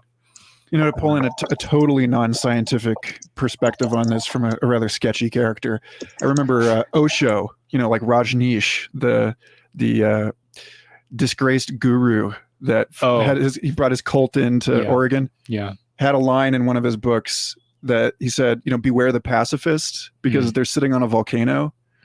And, Reza D'Souza just gave one of the Flash workshop talks last week on timescales and trade-offs, where she was talking about this in terms of exactly what you just said about, if you have small forest fires, every once in a while, it prevents this big one. So, the question is, in our efforts to expunge conflict from the planet, are we really doing ourselves a long-range disservice? Are we making a trade-off that's actually making the system dramatically more brittle than it otherwise would be? And then this starts getting into sort of more archaeological or historical perspectives on the role of organized sports as a way of channeling our aggression into something that's less likely to result in.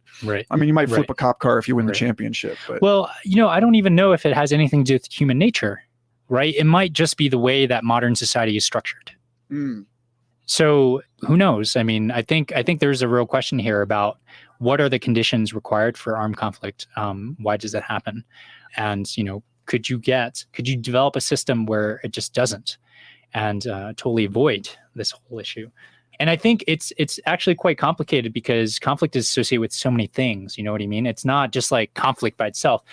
Conflict comes with famine, comes with disease, comes with poverty, comes with deaths. I mean, you're basically tearing a lot of things apart. So it's just one side of the coin. And so maybe, it's not policers you need, right? Maybe it's something else. Maybe you just need to change how people see one another. Yeah, at risk of being misunderstood as making a political statement here. I've been thinking a lot after talking with Jeff West about his work on, the branching of the circulatory system as being a way of minimizing friction, minimizing turbulence in the bloodstream. And so if we're going to apply that kind of biophysical scaling law insight to the way that we have established our systems of governance, then the question is, well, what does a truly fractal policing system look like? Because I used to work in festivals and, there is this question of, if someone is trying to get into a fight at a festival, is it really appropriate to call the police? can this be handled like Burning Man does with volunteer rangers that are trained in de-escalation before it becomes a legal issue? Right. And so, I think that your work is really inspiring for anyone who's interested in the conversation around police reform, and for, the kind of dynamic governance that I talked about with David in our transmission series, about how many layers of modular decision making are necessary in order to get something that is both robust and isn't going to just like implode periodically. Right. Yeah, I think there are some big questions here, right, that go far beyond the political issues at play today, right? I mean, the questions that we're asking about complex systems are big questions about the system, and might even question the sort of principles of the system. If you can get sort of a similar outcome with a different outcome with a completely different setup, that'd be really interesting. Especially in the context of armed conflict, because it really does seem, at least for a couple hundred years, an innate feature of the system. I mean, what is it about the system that you can change? Can you change it? Is it human nature? Is it our construction of modern society? I think those are questions that haven't been answered, and somehow they're connected to, by the fact that conflict is associated with many of these other things, they're really connected with serious social problems that still, have plagued human society for a while. So I think there is a chance here, really, by digging into one of these aspects, potentially being able to get an understanding of some of these broader social issues. So this is the place for us to pivot. Forgive the pun. Ooh, deep pun. Pivot. Ooh, geek joke. Here into a discussion of the paper that you lead authored for Royal Society Interface on the sensitivity of collective outcomes identifies pivotal components. We're coming up on the presidential election, a conversation around swing voters, and everybody wants to figure out who are the people to target that end up sending the sand pile down one side of the hill versus. To those who are not, I know people like Ozzy and others have been doing, Lewis are doing their homework, like good people do, and the defense of the realm. Pivotal swing components, in simple English, if I look at a group of agents and their actors, it looks like the collective outcomes. Imagine Labour versus Conservative in an election. The collective outcome of Labour and Conservative is actually determined by a pivotal swing component, meaning a small decision to switch from Labour to Conservative in a small number of voters will actually change the election result. The idea that we are all equal and all our votes are equal is just nonsense. Just systemically, the presence of equal one man, one vote does not determine the outcome. One man, one vote doesn't determine the outcome. Swing voters pivoting, meaning changing, flipping their position, determines the group outcome. This is a critical piece of complex systems knowledge to take on board. When we hunt down the electorate, we don't care about all 50, 70,000 people. We only care about the ones that are going to change the shape.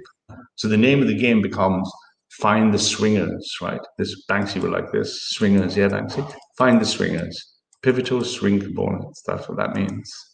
I'll put a bunch of articles and links with you, including some of the cutting edge, the latest papers on the application of pivotal swing components. The best ones I've seen can track the US election, because lots of it on US data, and it can do the same mirror symmetry pattern for things like Twitter following, etc. This is the other, right? So could you unpack this particular paper and a little bit of the, the sort of fundamental framing that you're doing here, and get into the details on that, please? Yeah. So what we did here was we started with this idea of the median voter. So the median voter is basically the person who sits in the middle, right? That's a swing voter. So imagine you had a bunch of people. Let's imagine the simplest situation where you could just label them left and right. But then there's an odd number of people. You decide by majority, and there's this person sitting in the middle. That's the median voter. Now, that's a very simplified situation. And I think many situations are often simplified into this binary choice, which is not the case, because there are so many things that actually come into play in a vote and across many votes. actually, right? So you never just have a median voter. The voter might be a median on one issue, but not on any others. And so this is important to understand. It's a very, very multi-dimensional data set. So Dominic's team were very good at this because, like I say, my mate's brother was part of the Motley crew, and you're talking about something like 8,000 to 9,000 dimensions of analysis, because a voter might care about one issue in health and a different issue in education, and on one issue of health you might look left, and on one issue of education you may look right. And if I then say, well, all the issues that determine the relative manifesto game, if you like, right, the relative board, imagine playing each dimension of a policy position as a dimension on a board. You're playing an n-dimensional game. And for each of those dimensions, each voter sits in one of those points in n-dimensional space. It's going to be which perturbations of each of those dimensions are going to be required to identify and extract the swing component. So when I go to acceleration mode, I will look at this because very soon we're going to look at the fun thing of the chimps losing their shit in a particular segment. I think Banksy might enjoy that because he knows all the characters. You'll find that when I accelerate the people, what I do is I sit quietly and I watch, and I try to work out which of the dimensions of either status or value is going to either decelerate or accelerate a chimp. Now, for some chimps, some things will matter. For other chimps, other things will matter, like Islam in the case of Banksy, or more freedom in the case of Banksy, or more Quran in the case of the Muslims, or more gender in the case of a woman. And what you have to do very quickly is try to identify which of these dimensions require perturbation, i.e., a source of energy that agitates that chimp. And then you have to, I have to go into full Rain Man mode usually when I'm doing this, which I guess I can't help myself. And when in full Rain Man mode, you can very quickly start seeing the shapes and go, okay, that chimp looks like those control factors in real time, if you can think quickly enough in real time, is going to perturb him to do something else. But that's not the point. And this is where people get it wrong when you accelerate the panel. I don't really care about that one individual chimp, and nor do I care about his position. What I care is if that perturbation of his swing is going to have a collective outcome. So in the best case, I want to perturb one chimp so the whole panel will turn against me. I want to perturb one chimp so the whole panel will turn against someone else. So really, if you think about it, what you're trying to do here is you're trying to find out which chimps on which dimensions in an n-dimensional game can be adjusted sufficiently, not so that because chimps are egocentric, they'll think it's about me. They'll think it's all about me and my value or me and my dimensional point, and it isn't. It's about his perturbation having a group outcome effect. And that's what we managed to do. I think I managed to do very successfully. The help in the chat who's being a fucking amazing patriot, sitting there, sending me clip point after clip point, is aggregating these sets to show how effective this technique is. So when you accelerate a panel, you can quickly move them. You can also effectively, if you imagine a wave swing, you're making small movements like a kite. Small variations at the bottom of the string is causing the kite to take large oscillations. That's one kite. But imagine you had n kites, and you had 2 or 3 dimensions, you're effectively orchestrating the chimps. Now, the individual chimp is going to take a egocentrical position. He's going to think the world revolves around him. Like most humans tend to think the world revolves around them because they're egotistical. And they're going to say, hey, what's this raft doing? What's this acceleration is doing? But then they're missing the trick, absolutely. What we're doing is trying to find out, is that chimp going to get all the other chimps to support him, split the chimp back? So there's only 3 things I'm trying to do: get all the chimps to go one way, to get all the chimps to go the other way, or to split the pack of chimps.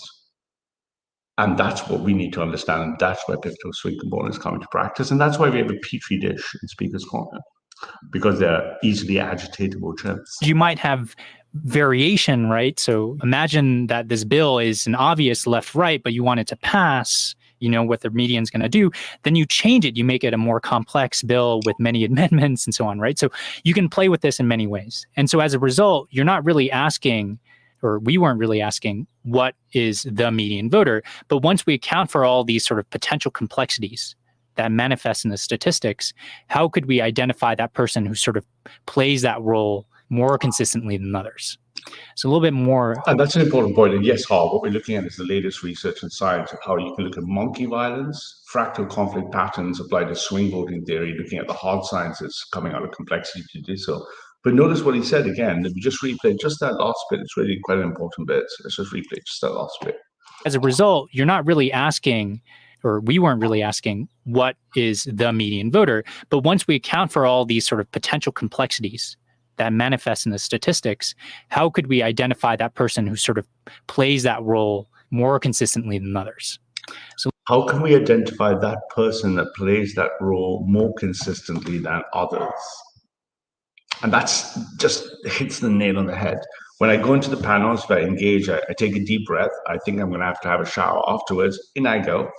And what I do, I gauge the landscape, put on my Rain Man hat, go, okay, let's look what's happening here. So usually settle and I work out what is the agitation level, the energy level of the network. Which chimp is going to be consistently, easily led into flipping? Can you see that the algorithm is ambivalent? I don't really care which way I'm flipping it. I couldn't give a shit about your position. I don't give a shit about you.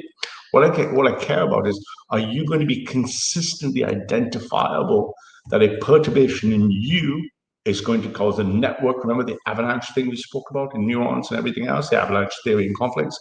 Can I cause you to create an avalanche in the others? Because as social primates, you're looking for validation and status and value of your group.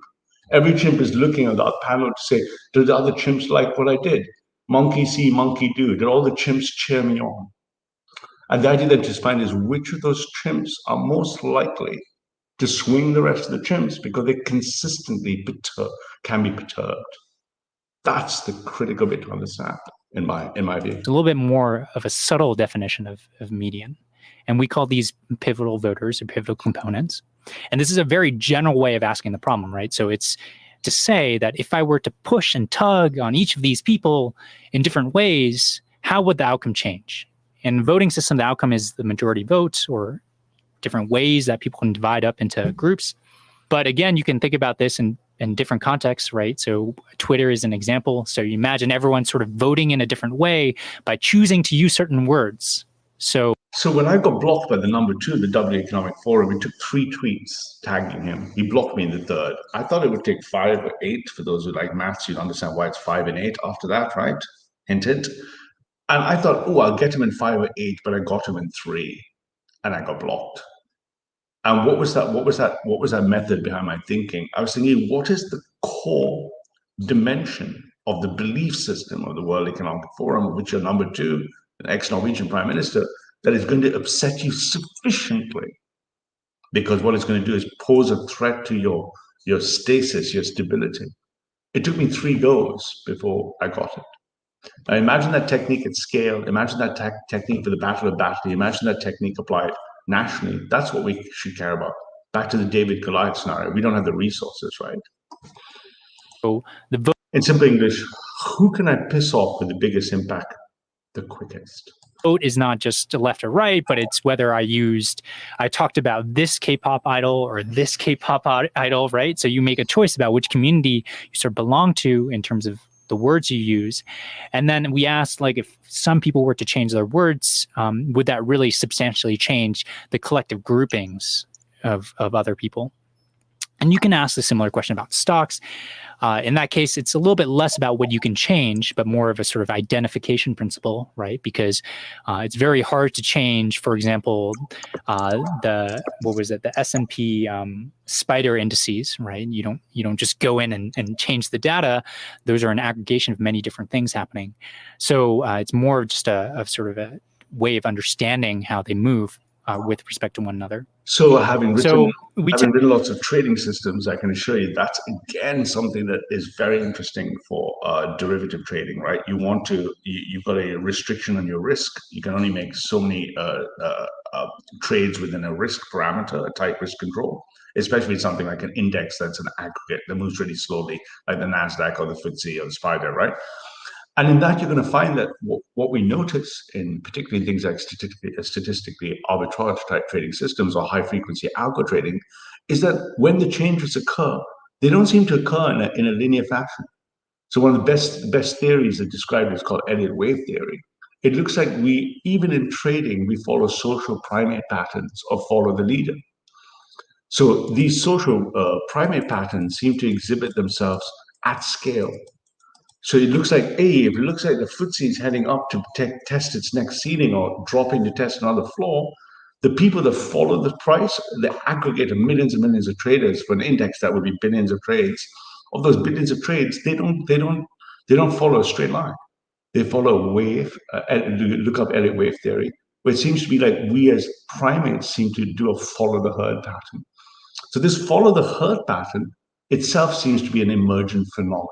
Now, complex adaptive systems is being used now in cutting edge finance trading maths, but they're still nowhere near to be able to understand it. But again, we see the same idea that group social primate behavior is the dominant factor over the individual. The idea that I'm free, one man, one vote, I'm just acting in my self-interest, I'm just subject to the invisible hand. This is just liberal linear nonsense. This is Newtonian thinking. It's completely wrong. We're not operating as free people, as free agents in a free market.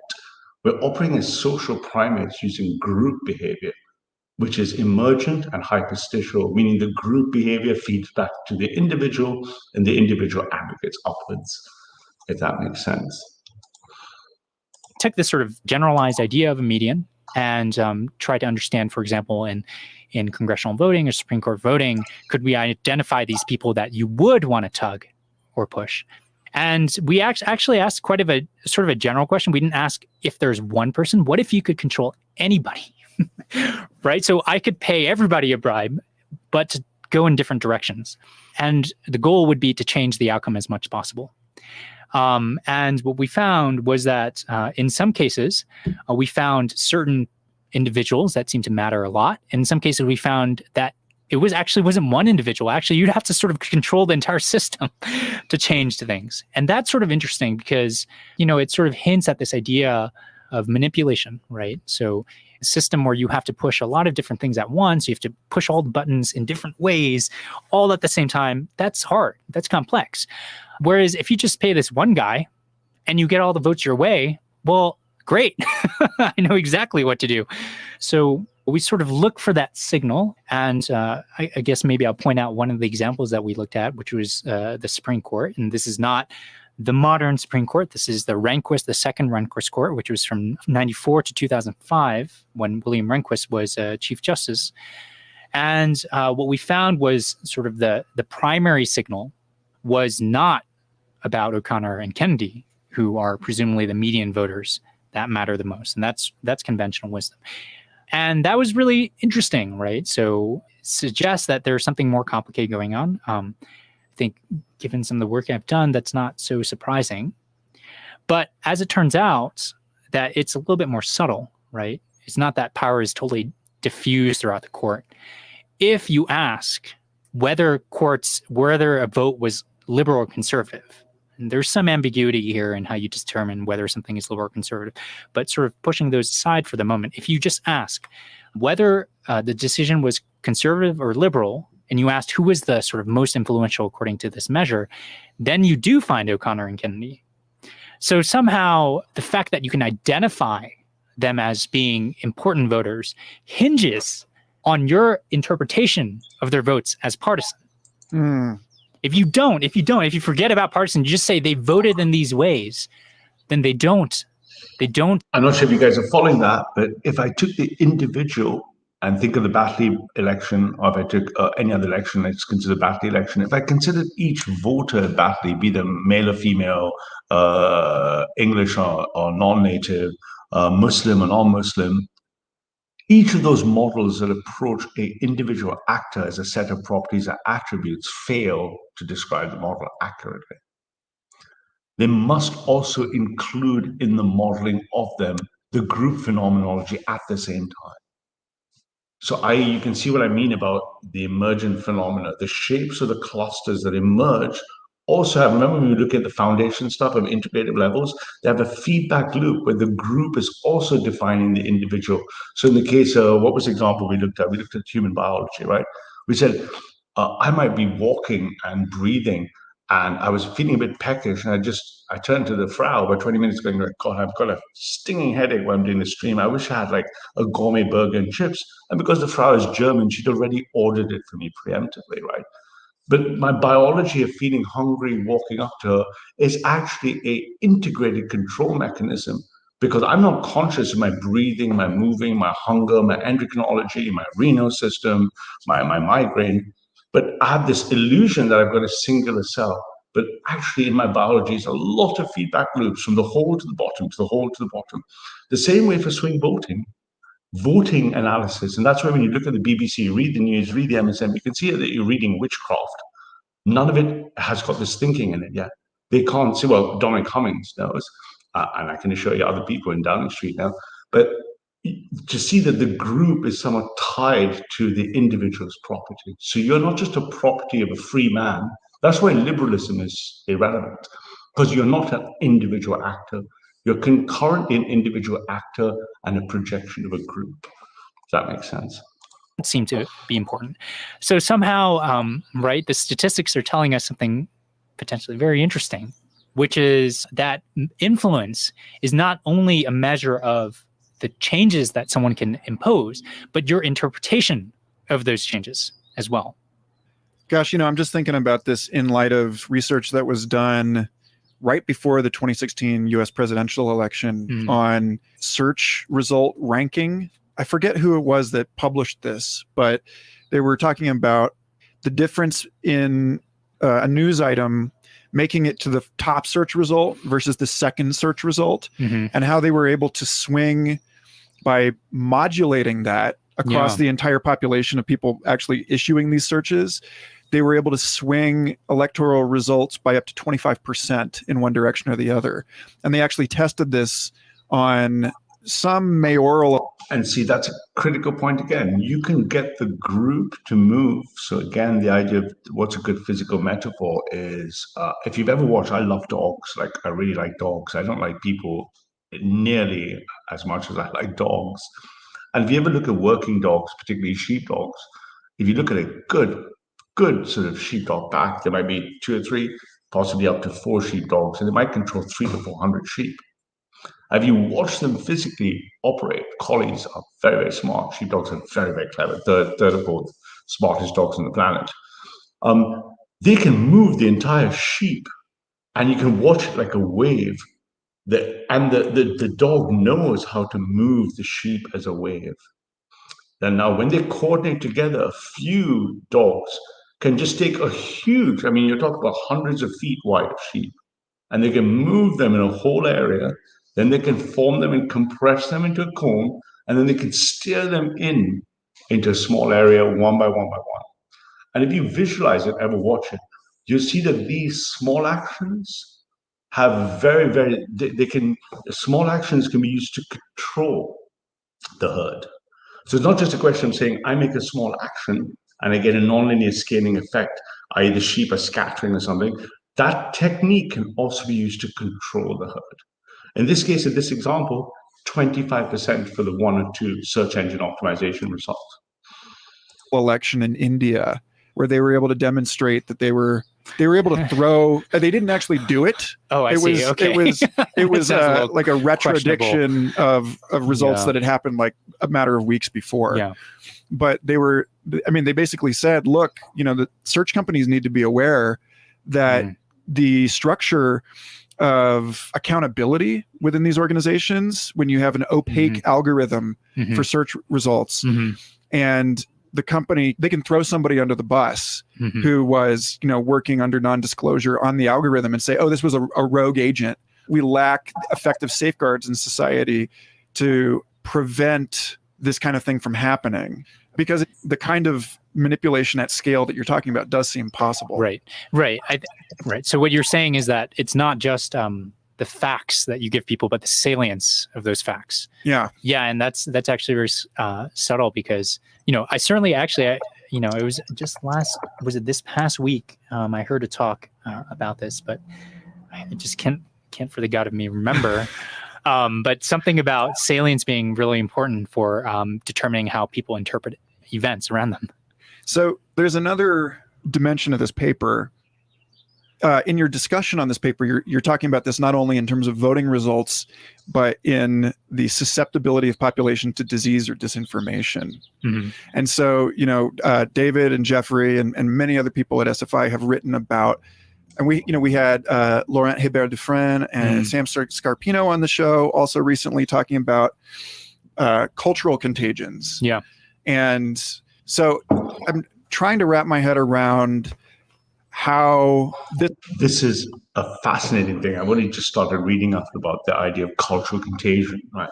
So if you think of the culture, remember in the last stream we were talking with, I think, Master IC3 and stuff about what is culture? What is English culture? And I define culture as the product, process, and artifact of a people in a land and a time.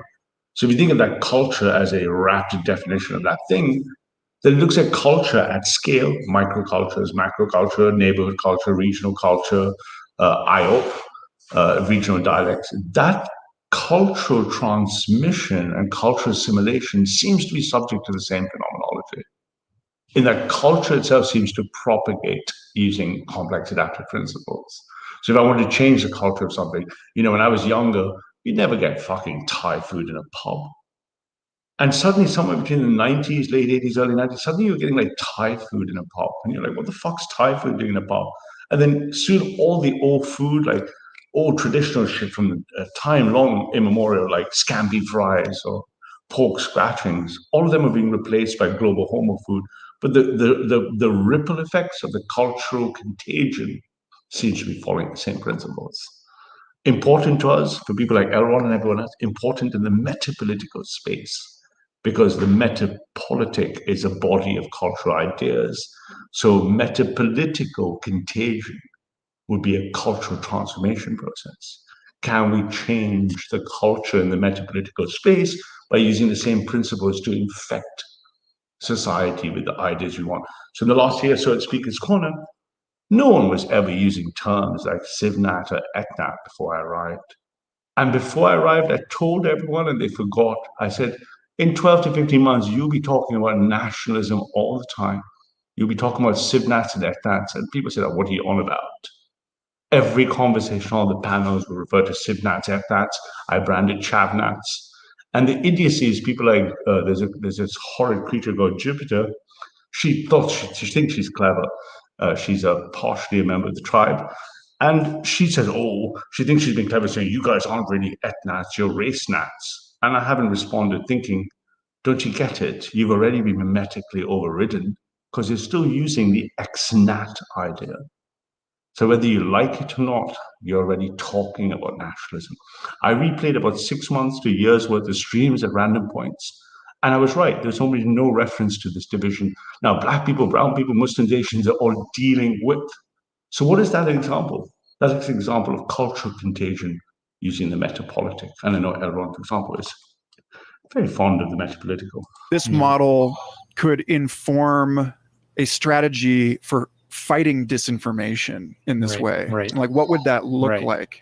Well, so the next one, I haven't decided which one the next one is. So we've got only 5-10 minutes before we get into the juicy stuff. We watch this in practice when a bunch of jokers go apeshit on each other in a feeding frenzy. Is when I do the same analysis for complex adaptive systems to hate speech. So one of these guys' colleagues have done the same principles of hate speech and the control of hate speech, which I think would be of great interest to all us haters, right? It's kind of hard to make that connection, I think, formally, because what we're looking at are the statistics. So we look over many aggregated dynamics and so on. And I think probably for something like disinformation, you really do want to understand the dynamics of how things are spreading. So there is that sort of shortcoming, but you could still ask, I think, in that context, how changes in the system could result, or what changes in the system could result in the largest changes in the outcomes. And I think sort of to do that, you sort of have to rely on the fact we're focusing on this mathematical technique for studying the response of a system to perturbation. So we're sort of thinking about that in a statistical sense. It doesn't have to be in a statistical sense, but actually it sort of connects. Interesting point there, just because I know it's quite heavy stuff. You can look at the outcomes of the perturbation, i.e. the change, and you can then apply bog standard statistics, right? You can do your R values, your P values, and you get the outcome. And that's one way to approach it. That's your classical, mathematical, scientific way. But there are other ways to look at it too, because really you don't care so much about things like correlation and regression as much as you care about things like clustering and the energy in that network, right? I can look at my R values, my P values, I can look at things, go, okay, here's what the effect of me perturbing chimp number 7 is. But really, is that what I really care about? I know I don't. I care about the division of the pack and the shape of the pack and the cluster of the pack.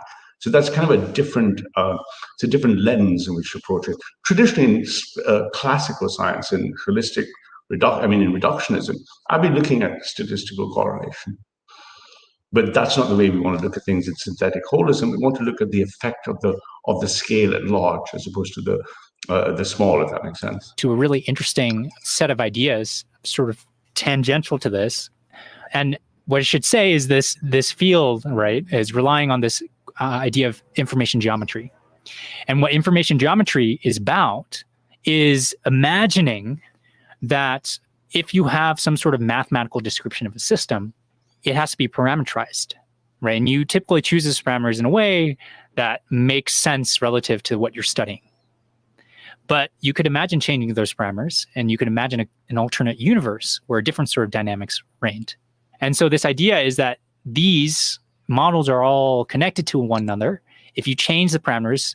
So again, I mean, this gets a bit hairy to people who are not familiar with these concepts. So information geometry is, it's an interdisciplinary field, right? It comes and says, look, if I can use the mathematics of what's called differential geometry, and I can look at, and I can apply it to statistics and probability, what I really care about is not the probability and the statistics. I care about the shapes. If I use the word information geometry as a heuristic for shape, then I'm going to use some very mathematical concepts like Riemann manifolds and stuff, right? So advanced kind of math stuff. And I can look at the shapes of things. So as opposed to looking at the statistical correlations of things, I'm more interested in the effect of the shape. And we know that it's the shapes that we care about more than because the statistics are just going to give me probability, and statistics is going to give me your classical reductionist kind of thinking. And what I care about is, or we care about is, what changes can we apply that have massive shape changes? So if I wanted to go to a panel and I want to split the panel in two, which I've done many, many times, I go and I decide, what am I going to do to this panel today? I'm accelerating. I'm going to get the agitation levels up. I'm going to get them all to, usually I want to get them all to go against me or go against someone else. Sometimes I want to split the panel in two. So if you think of those concepts, I don't really care about measuring the probability and the correlation of how each people is behaving according to some set of variables. I care about their shapes. Are they pointing at each other, against each other? Are they forming a graph? Are they forming a tree? So information geometry is critical in complex system thinking. A little bit at a time. So eventually you get to this crazy alternative universe, which is totally different.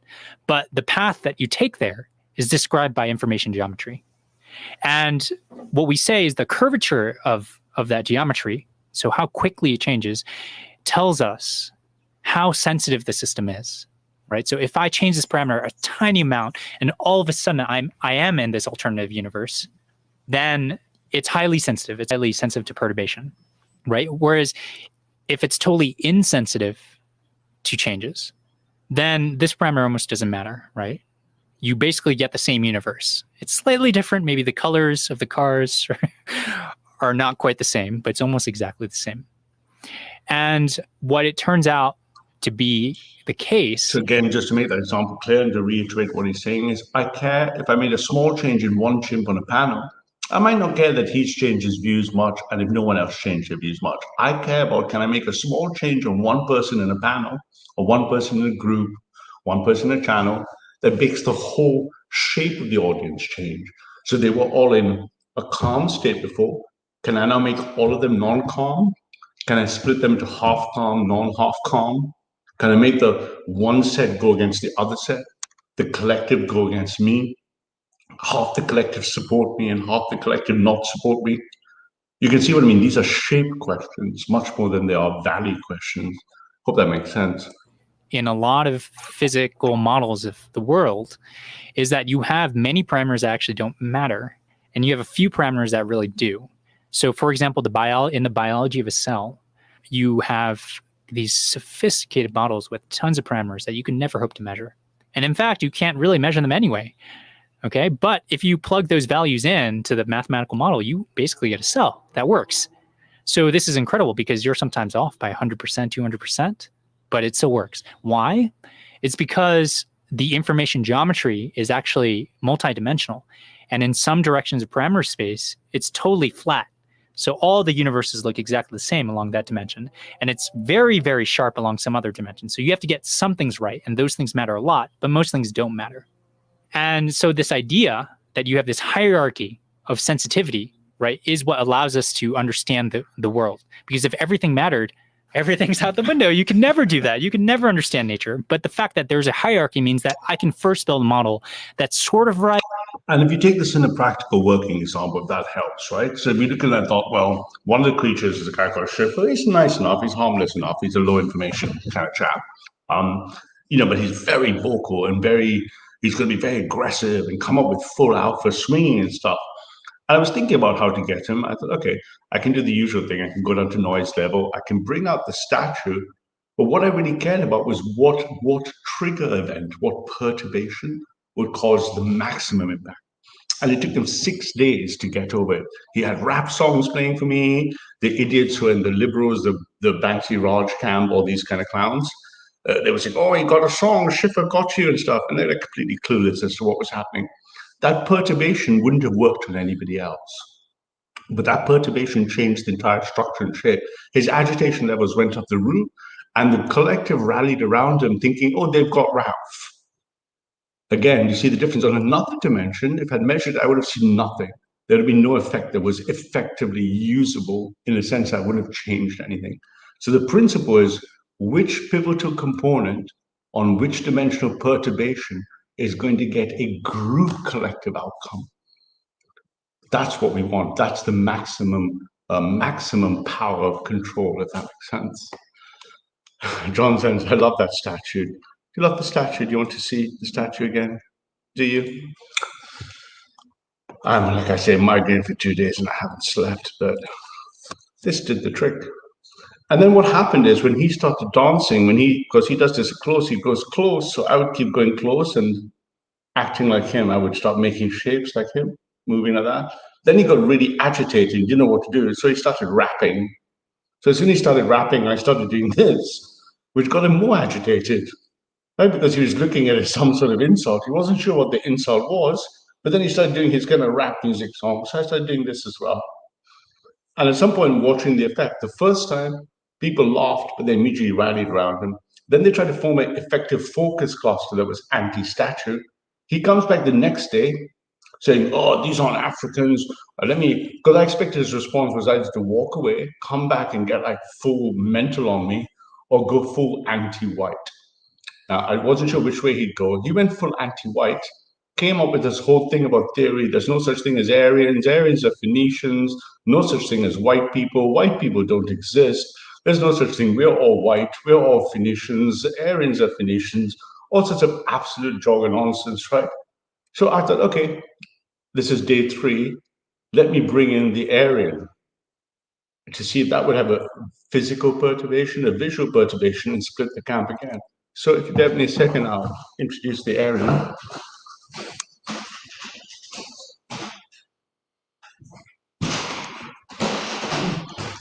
And back we were, and I was like, there's no such thing as Aryan, says Schiffer. His words almost paraphrased perfectly. It was like, you've got to provide the evidence. Show me an Aryan. There must be an Aryan. And then I said, here's an Aryan.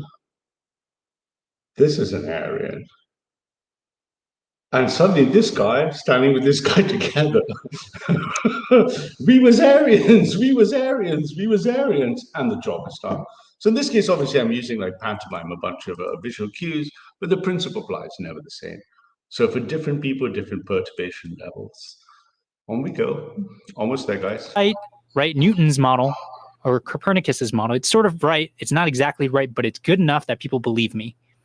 And then, Newton comes by, and then Einstein comes by. But all of those additional features are smaller and smaller. And so that's what I mean by hierarchy of parameters, right? And so that's what allows us to, well, that's a claim, but that's what makes the universe easy to learn about. And hopefully that is true generally. It's not clear that that's true for every complex system, right? Which is why complex systems are difficult. But what's sort of interesting is in the context of pivotal components, is if there is such an hierarchy, then it means that this system is easier to control, right? Because you don't need every degree of freedom. So perhaps, in order to facilitate diffusion of power, you want to design systems that are completely impossible to control unless you have all the fingers on the right triggers at the right time. Whereas if you want it to be controllable, then you need to design it with this idea in mind. And you can imagine situations where you want A and you don't want B, or you want controllability. Hey, Dustin, I'll email you the links and stuff. I'll find the bits for you, but you'll find it something remarkable. Some people were there while it happened, so it was quite obvious. But again, think of what he's just saying. You want to find which particular dimension of perturbation works on whom. Because we imagine, like we say, if you have an information geometry space, when I look at the information using certain dimensions, I don't see interesting features. They look like he implied something like a flatland. There's no real mathematical geometric features of interest, but another dimension, there's a feature of interest. Beg your pardon. So the trick there was to say, sorry, I've got a little something in my throat. 1 second. Sorry about that. So the question becomes, what information, what dimension is a variable that depends on the context of the situation of the person or the thing you're changing. So in this case, those statues, I can pick different chimps in which those statues would have had no effect. So the trick is going to be when you look at the landscape and you look at the collective, after all, what's the point of this? What's the point of all this theory in the matters? We want to find the least number of people in Britain that will have the maximal impact electorally to defend Blighty. I don't care about those that don't participate in that result. I care about those that do. So these techniques are really useful because you'll find they vary for different things. We have, who do we have in the chat? We have Banksy. So I could get Banksy worked up. I can accelerate Banksy because I know exactly what his dimensions of acceleration will be. Now, because he's quite an intelligent chap, he's going to try to resist. But the resistance itself will be a participation in the same mechanics. The only way to win is to walk away. But walking away is very difficult because walking away would be abandoning your ego. And because most chimps operate on ego, they don't want to walk away. They want to stay and play. They want to stay and win, right? Which is why they're kind of our sheep. And you don't want non-controllability. And that's sort of the connection, a long-winded way of getting to this connection with susceptibility in, say, disinformation, is one might want to ask, how are these systems designed? And are they designed in a way that makes them easily manipulated or makes them hard to manipulate? And do you want one or the other? Because, it could be that disinformation is really hard to root out when things are very decentralized. Mm-hmm, yeah. Right. So it may actually be a clash of values, right? You may actually want one thing, but it just leads to the wrong thing. I'm reminded of, was it around the 2004 presidential election? Someone had a video where they taught a chimpanzee to manipulate one of the Diebold voting machines. You can teach a chimp to hack this, which brings us back all the way back around to the primate stuff. Yeah. As somebody who has a lifelong abiding interest in both the sort of philosophy around evolutionary theory as well as time travel fiction. Yeah. What you just described are the two sort of worldviews that you see at war in the debate over evolutionary contingency versus inevitability. Yeah. It's ultimately it's a dispute between two different models. Like, do you have Ashton Kutcher's butterfly effect time travel where you keep changing everything on accident, or is it more like Back to the Future where it only matters who sleeps together? And that's somehow the timeline is like completely robust against these perturbations. And so exactly. That's I guess until we have this figured out, my advice is to not get in the DeLorean, right? That's because you chaps are academics and you're sitting comfortably in Santa Fe in a beautiful part of the world, and England is not falling, and if it is, you don't care. Or if America's falling, you don't care.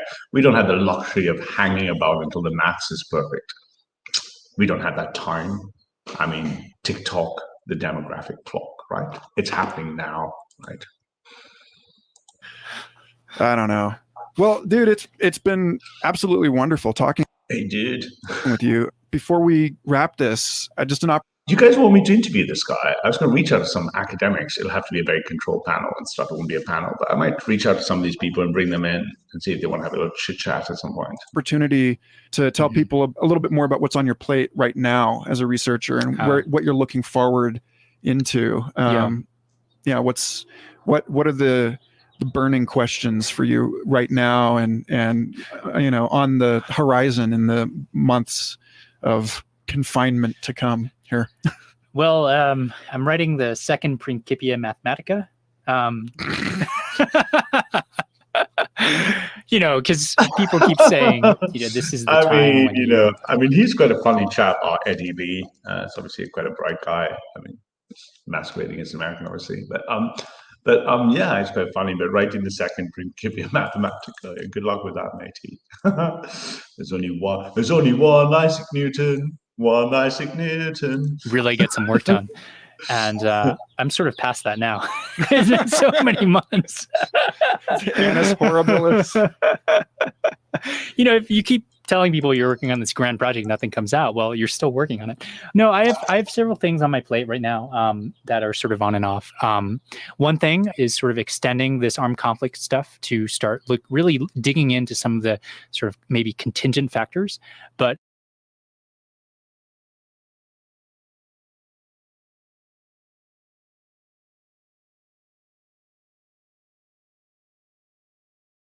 I hope you guys enjoyed that. That was the end of that. My migraine is just not fucking going away despite my presence of my gourmet burger. Maybe another 10 minutes. But now that we had a quick recap, you can understand that there's underpinning system shapes that we're applying in CAS. We've been looking at all the foundational videos for CAS. Now we're looking at some of the top ones. I've got about 11 or 10 of them that we can look at applicability. Now the question becomes, what if we looked at this in practice? Can we look at a panel and a brief segmentation of a panel? And can we look at these principles? And I can describe them to you because I've Rain-manned them myself. But I wonder if you guys individually can see these things in of yourself. So what we're going to do is we're going to have to look at a collection of the speakers called a chappies. In this case, it's a pretty much an all-black panel. And I'll introduce the characters. Some are irrelevant, but most importantly, it's going to be one character called who is called Dan. I've christened him after some checks today as Dantifa Kruger. He thinks he's a lot cleverer than he is. The other character is James Jones, who's on the big panels, and he's their top high linguistic, high verbal processing speed kind of debater. He doesn't leave his home, usually stays in the safety, so like big fish, little pond scenario. And then what's amazing, this is an American guy, an American black guy called Born Rich's panel. And then out of nowhere, you're going to see this attempt, first of all, for the alpha-beta relationship to work itself out. So think of the chimp hierarchy, think of keeping in mind a model of a chimp group, then think of the model of the dimensions of what matters to these people. Think of their status as a function of what value they earn, value that they give themselves and value that the other chimps give them. And they're all going to perturb each other as they try to argue it out. And you're going to see James Jones used to be a part of this other guy, Dan's group, and I think they fell out or whatever because James Jones is actually smarter than the Dan guy. The Dan guy might have read more. And then you're going to see this kind of play out in this crazy dynamic where they try to go back and forward. First, the James guy is going to try to knock off the alpha. He's going to take a shot at the alpha and then run away. Then the other guy licks his wounds and spends about 10 or 15 minutes attacking this woman who pretends she's white until a knockout blow comes from another Black American who just shows you how you can swing an entire panel and you can swing an entire group collection and destroy the hierarchy and repaint the hierarchy. So that's what we're going to look at. If people want to jump on during, because I've got such a frigging headache, I can't even think straight. Let me first set up the share and we'll have a little look. It's going to be about 15, 20 minutes. And it's called Long Story Short, Why Are You Crying About White Women?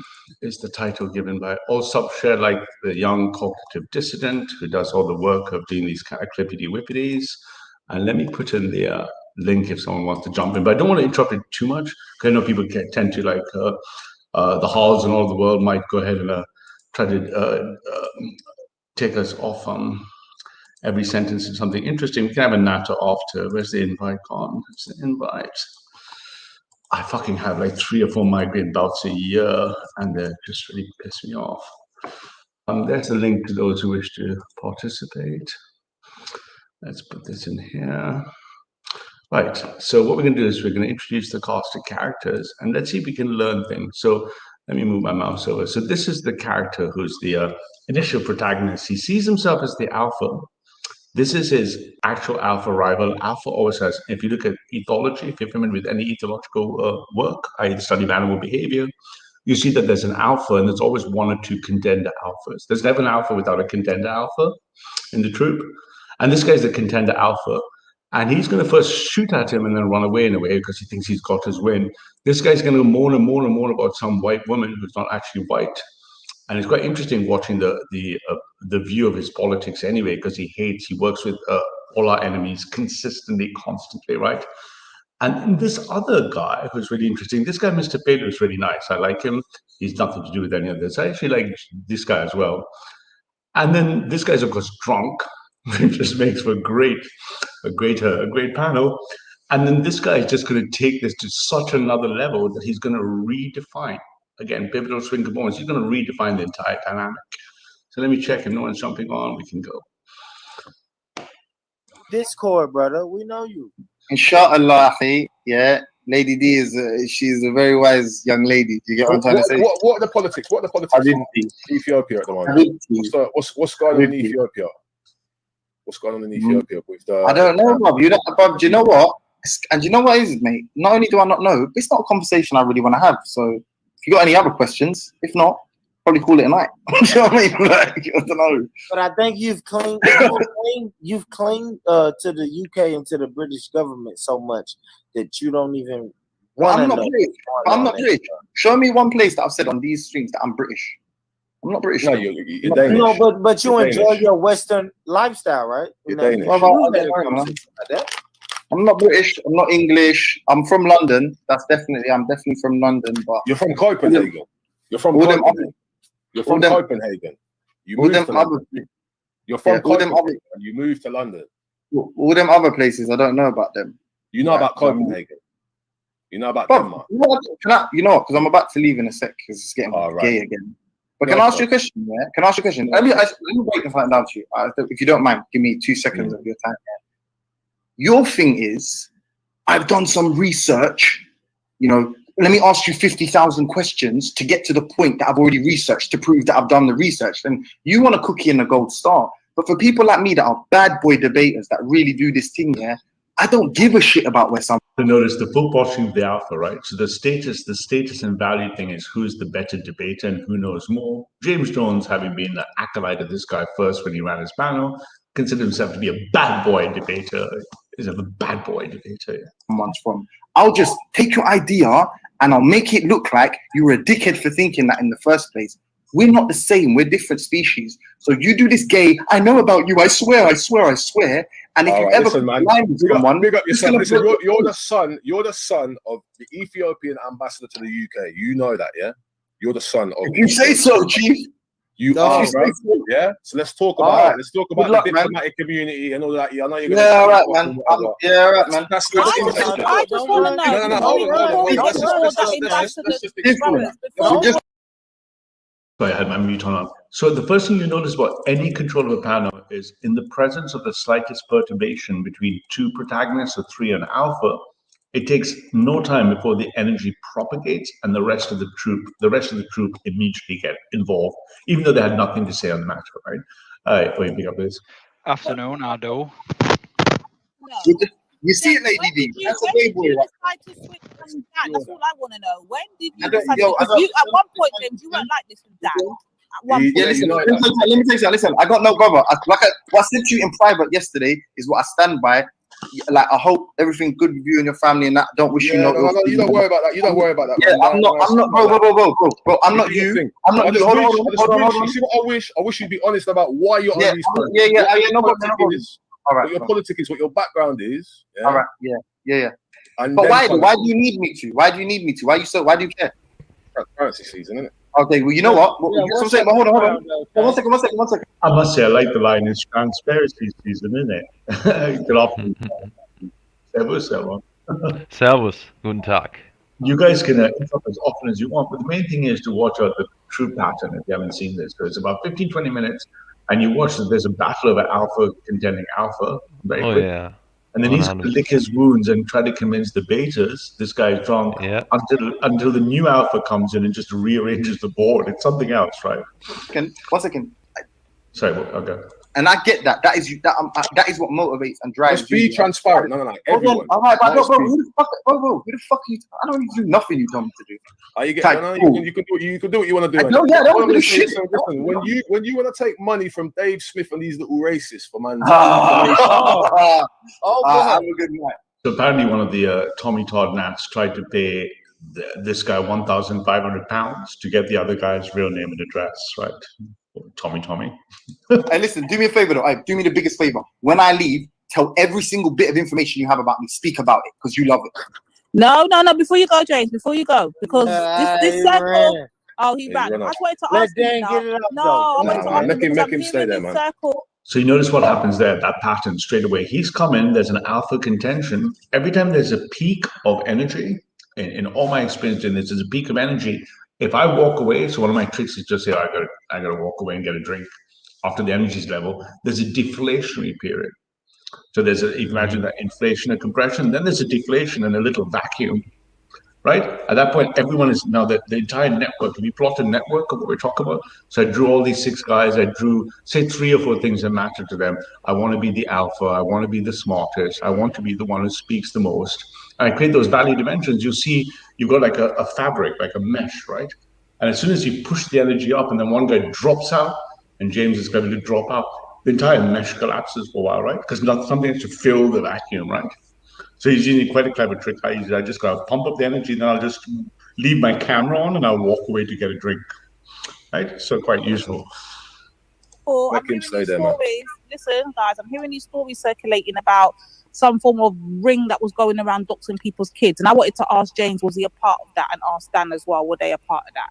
Yeah, we cleared that up yesterday still. Oh, okay. What we didn't get onto was the part 2. So I don't know if anyone remembers, my doxing, it's been happening this evening as well. People have been putting out. I was in the chat earlier. I don't know if you see Lady D, Ultra and all these people playing dumb. My fucking family's address is being put out there. Wow. Cool, innit? Send who you want. Afghans, bring far right, whatever you want. Cool, doors open. That's all cool. Spectacle. Make a spectacle of someone on YouTube panels because it's. Good afternoon, Mr. Pelu. We have one of the participants of the panel himself. How are you, man? Big up. We're just reviewing this 20-minute session you were in, right? What this is from yesterday or the day before yesterday? Which one is this one? I did this a couple of days ago, right? Okay, I'm trying to remember because this is Born Rich, right? Yeah, we were just going through a lot of things like the maths and the science of social structures, how groups form, how people change their minds. So we're looking at all of that, and I thought I'd use this one as an example. I'm not sure if you're listening to the rest of the stream to point out the principles. I'm just not catching you. So I don't know exactly what's going on. I just saw you on my face. I'm like, what's going on?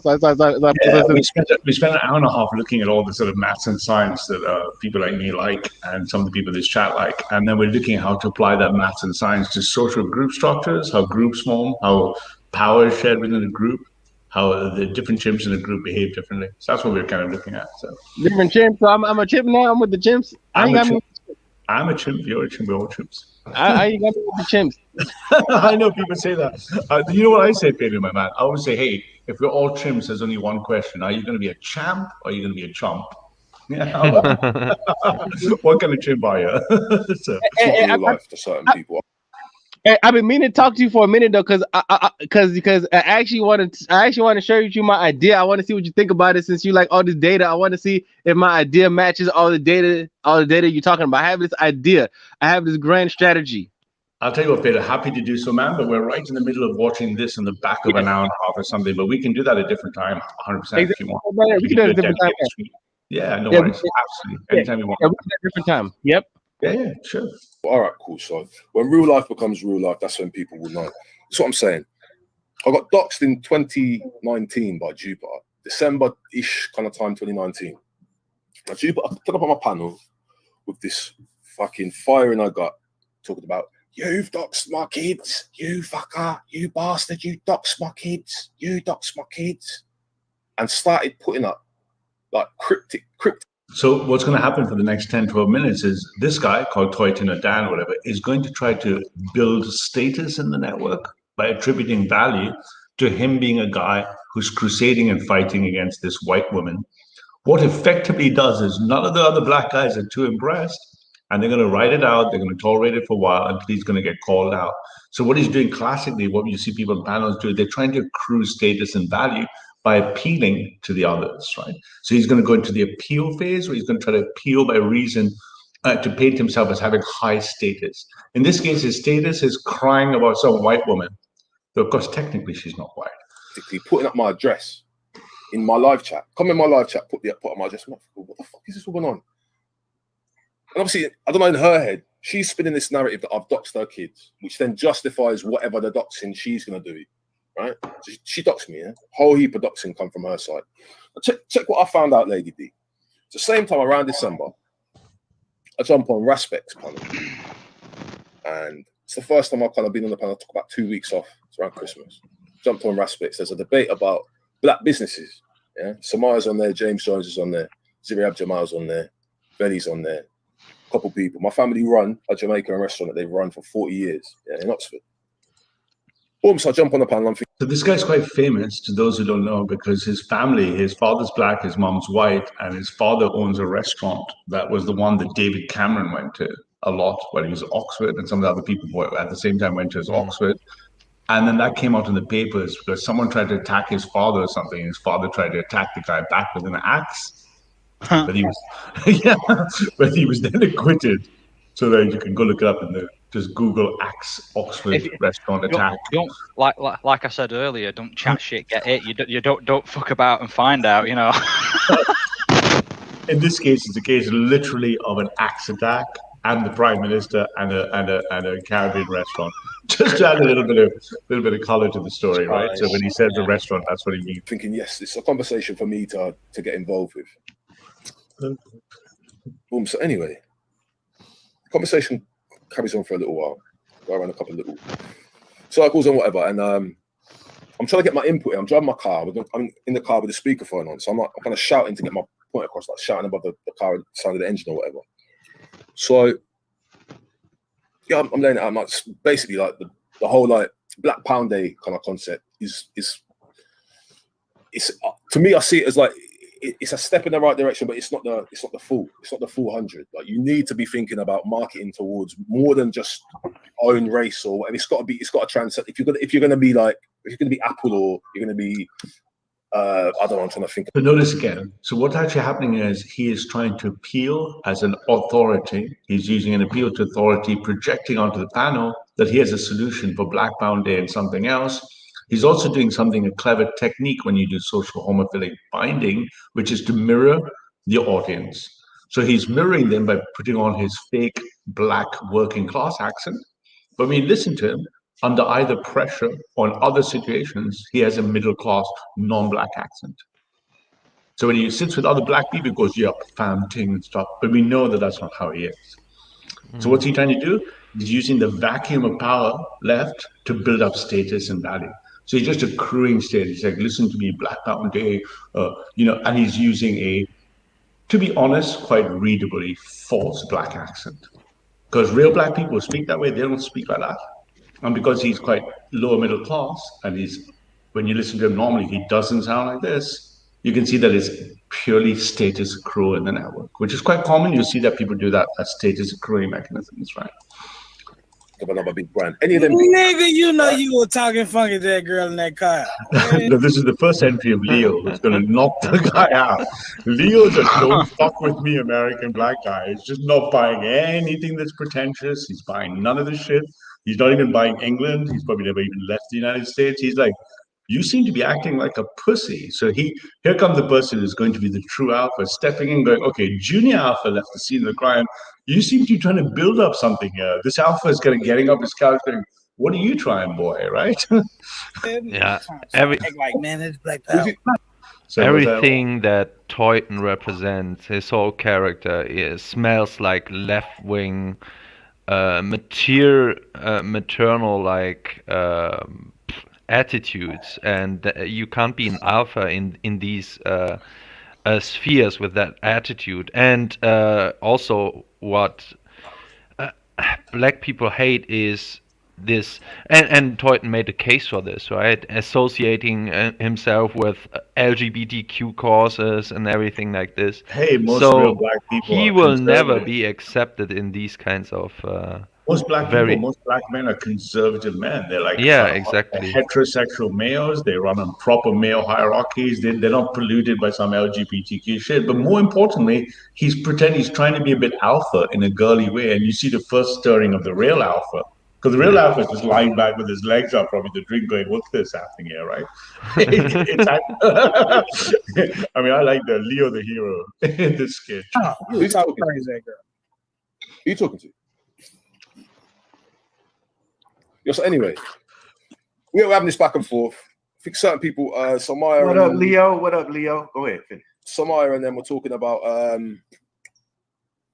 basically. I'm very good at voice tremors. Did you notice he was slightly nervous by that? Because the alpha growled, right? So literally our primate instincts come out. The alpha Leo just went, "Grr," and he's talking with what was that? What was that? And he goes back. But you can notice, if you notice voice tremor patterns, voice compression, he's slightly unnerved because obviously the alpha has looked over at him and given a little growl. But the alpha is reclining and not bothered yet. Expanding beyond black and how Muslim businesses work and whatever else. Maybe even Veli was on the make it bigger than the Black Pound Day. It should be like a Black Pound month, like every month or something. Keep it regular, something like that. I can't remember what exactly where the conversation went. Anyway, one thing leads to another. Me and James ended up getting into this mad little argument. I don't know, nothing. Basically nothing, yeah. And it's probably come from around the time there was issues with James kind of trolling on my panel and whatever else. I don't know, man. Some man can take James's troll, and I think Veli's like, you know, he likes it. That's what he does. I can't really take the trolling. I don't really like the trolling, yeah, because I've got to deal with the panel and all the drama. People messaging me in the back chat. It's all long. You know, I don't want to deal with all of that. So James had a little absence from the panel and whatever else. Anyway, this argument kicked off, and at the end of the argument, man said something like, "Oh, at least I don't live with my mum. At least I don't live with my..." Just one observation. If you apply standard NRX models of coercion and force, father tells you what to do, mother tells you what to think. Father uses force, mother uses words. He's exhibiting straight female characteristics. He's gossiping. I was going to do this. He said that. She did this. Look at him. Gossip, rally, shame. And this ain't an alpha characteristic. And sure fuck isn't a characteristic in front of at least 2 or 3 black alpha males who are just gone quiet, which should have been a signal for him to shut up and interact. But he's having a nice little natter, like a lady would do. hey, let me ask you a question. So what was I considered? Am I your analysis of me? What was I considered? You're not in this video at all, man. You and Jacob don't really. It's really Toyton, Leo, and Born Rich, really, right? And James. Yeah, you guys are just on the panel, so you're not part of this at all, really. Because I don't think you actually say anything in this segment, right? You were there on the whole stream, but this segment is pretty much to show how the alphas formed, how the alpha tries to gain status and value, and how betas try. And in this case, you got a couple of alphas sitting there with him, and he's just acting like a woman right now. Would you agree? And he's gossiping. I don't know how I can describe his character. He's a very unlikable guy, and his character is like this soulless, patronizing, typical thing that I see when some left wing woman is teaching about other people how to do things. Right? It has no real female characters. It is this typical like. It's a female behavior trait, right? Because yeah, but in the worst way possible. Yeah, but the females will use gossip, rally, and shame, which in women is really important and powerful. It's how women keep families together, how women keep communities together, how women keep their neighborhood together. It's not what males should do. So he's exhibiting classic female dysgenic traits that in a woman would be virtuous, right? Women will talk to other women. What did you make for the food? What did you buy? What did you cook? These are already brilliant female traits. But when they're exhibited in a male, they're dysgenic. And when they're exhibited as a dysgenic trait in the front of a bunch of fucking alpha males, 2 of which have been having a drink, and American black men who are not into this left-wing shit at all, lived in the States, I've lived in Oakland, I've lived in Detroit, I know what Black Americans are like compared to, say, Black people in England. They're just sitting there going like, this guy sounds like a bitch. Right? Yeah. And when a man does it, right, he's still a man. Then the man has the right to basically slap this guy, right? While on the woman, he would be like more like, yes, talk, okay, right? But when a man does such a thing, he will get, But in the case of the value No, you're right. No, I want to make a comment on that because I remember when the first time I came on, one of the first times I came on Valley, I had an altercation with this British black guy called Young King Shaka, and I told him I was gonna pistol whip him. I was gonna pistol whip him with my Glock. I remember that. Yeah, with Shaka. Yeah. He looked like a little girl. That's how I'm gonna pistol whip him. I mean, no, and the other thing is because of all the stuff we were looking at before, you can see what happens in these panels when one person speaks the most. What they're actually doing is not trying to change people's minds. That would be an individualistic model of information. What they're trying to do is build collective value or status. In this case, he's appealing to the audience to up his value level, his status level, by telling them how much he's got these stories where he was the wrong and he was a good guy. So let's listen in. It's going to go on for a while. And the tension is just building, and I can only let's just blow. No, but here's the other thing, right? So, in terms of information about me or whatever, is that a dox? Given that I knew at the time James is living arrangement, I ended up reading off a whole. Me and James got into it, yeah. About 20 minutes later, who jumps on the panel but Dave Smith? I've never seen him on Aspects panel before. Let alone late night. James Jones's brethren. So just keep three things in your head as a mechanism for the female dysgenic trait. So good in women, bad in men. Those three things are gossiping, rallying, and shaming. So women on the left will gossip. They'll say, he said that, she said that. They'll rally. They'll say, let's all go tell this guy what to do. Or they'll shame you. They'll be, how dare you? Men don't do that. Right? They might exhibit the traits in small amounts, but male traits are authoritarian and violent in their expression. Like, I'm going to fuck you up, bitch. Right? That's a male trait. Not like, did you see what James said to James? James said this to James. What do you think? Or do you think we should all tell James off? That's a female technique, because it's a technique in the absence of violence. Right? All right. In a conversation about black business, who jumps on with Dave Smith? I think it's one. Interesting. So, conversation continues, and he makes a claim that he paid James Jones £1,500 for my address. And this is probably about 4 or 5 months after there was supposedly this 20 grand that was put out there for information on me or whatever. So, boom. It's like his tone of voice and all. Yeah, and just to add to the despicable, this guy was on my ass when I arrived at Speaker's Corner because he has very left-wing politics, and he's tried to do the most hideous things, like go after my missus's workplace. I spoke at a fashion conference in Munich. He tried to call the conference up. No way. Yeah, the conference organizer is a German friend of mine. I've known her for fucking 20 years. She's like, who's this fucking clown calling me up? Yeah? So he's basically... Does he nasty as fuck, right? I get what you're saying, but does he bat for other team? No, well, he's good. He's good. Oh, hang on. Funny you should say that. That's what all the good black men are going to come up with. Going, are you fucking gay or what? Yeah, that's what I'm getting. That's what I'm getting from this. That's the feminine behaviour. That's the. Well, it makes you wonder, doesn't it? Yeah. Oh, it does. Yeah. Right.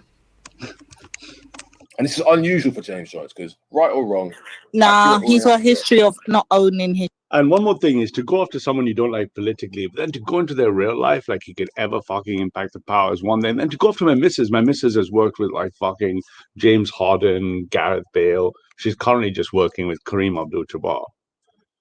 This little clown thinks that those people at those levels are going to give a shit about him, but it shows you the value and the morality of the person, right? But right now he's begging, back to our theory of models, he's begging for status homophily or value homophily. He wants these other American black guys to increment his status. But notice, what do you notice? They're all silent. Now, if he was aware, he would have first thought, why isn't anyone engaging with me? Because that's usually a sign that they're looking at you with some not a positive feedback signal, right? His shit. He's a history See of the that. difference when, for example, when Afghan did a similar thing when promoting information about Subida or other people. Everyone was talking to him because he has a male attitude, even when talking about the same subject. But even if his behavior is female, he's still acting in a male fashion, though he can be a bit female about it, for example. But then if you change that to the moral compass, this guy's literally for 2 years been on my ass. He combines with Antifa, the Hope Not Hate. He's constantly trying to sabotage people. He's jumping on. He's determined to get rid of everyone. But he's quite personal and vicious about it. I mean, does he really think like he should call up other people as well? Do you think that's the right thing to do? Let alone you have zero power anyway. A couple of phone calls and you to be dismissed as a nutcase, right? What's he going to do? Call up Kareem Abdul-Jabbar and say Ralph is not politically okay. And what's he going to do? He can't do anything. He has no power, right?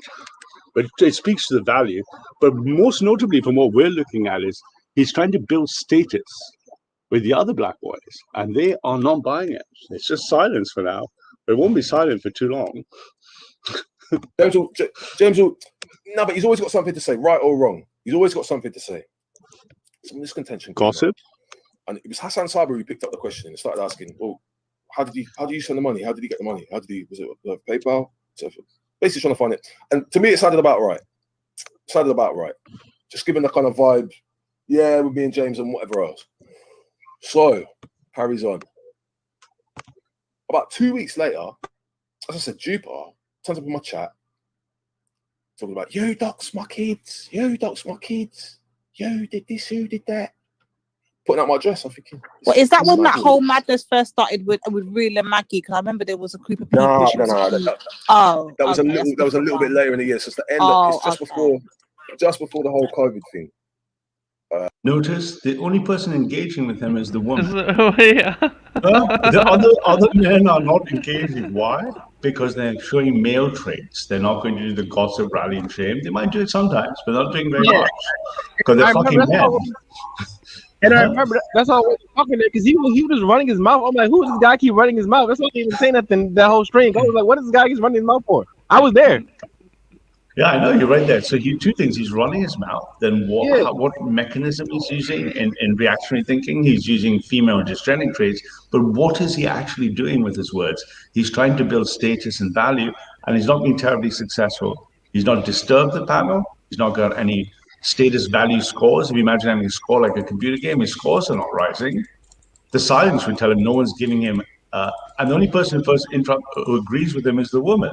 Women, of course, as Carol says, would love some juicy gossip because women are amazing. God bless Carol. Carol's like, yeah, women like to gossip. And gossiping in women is a healthy trait. It stitches the fabric of society together. In men, it's a bitch trait, right?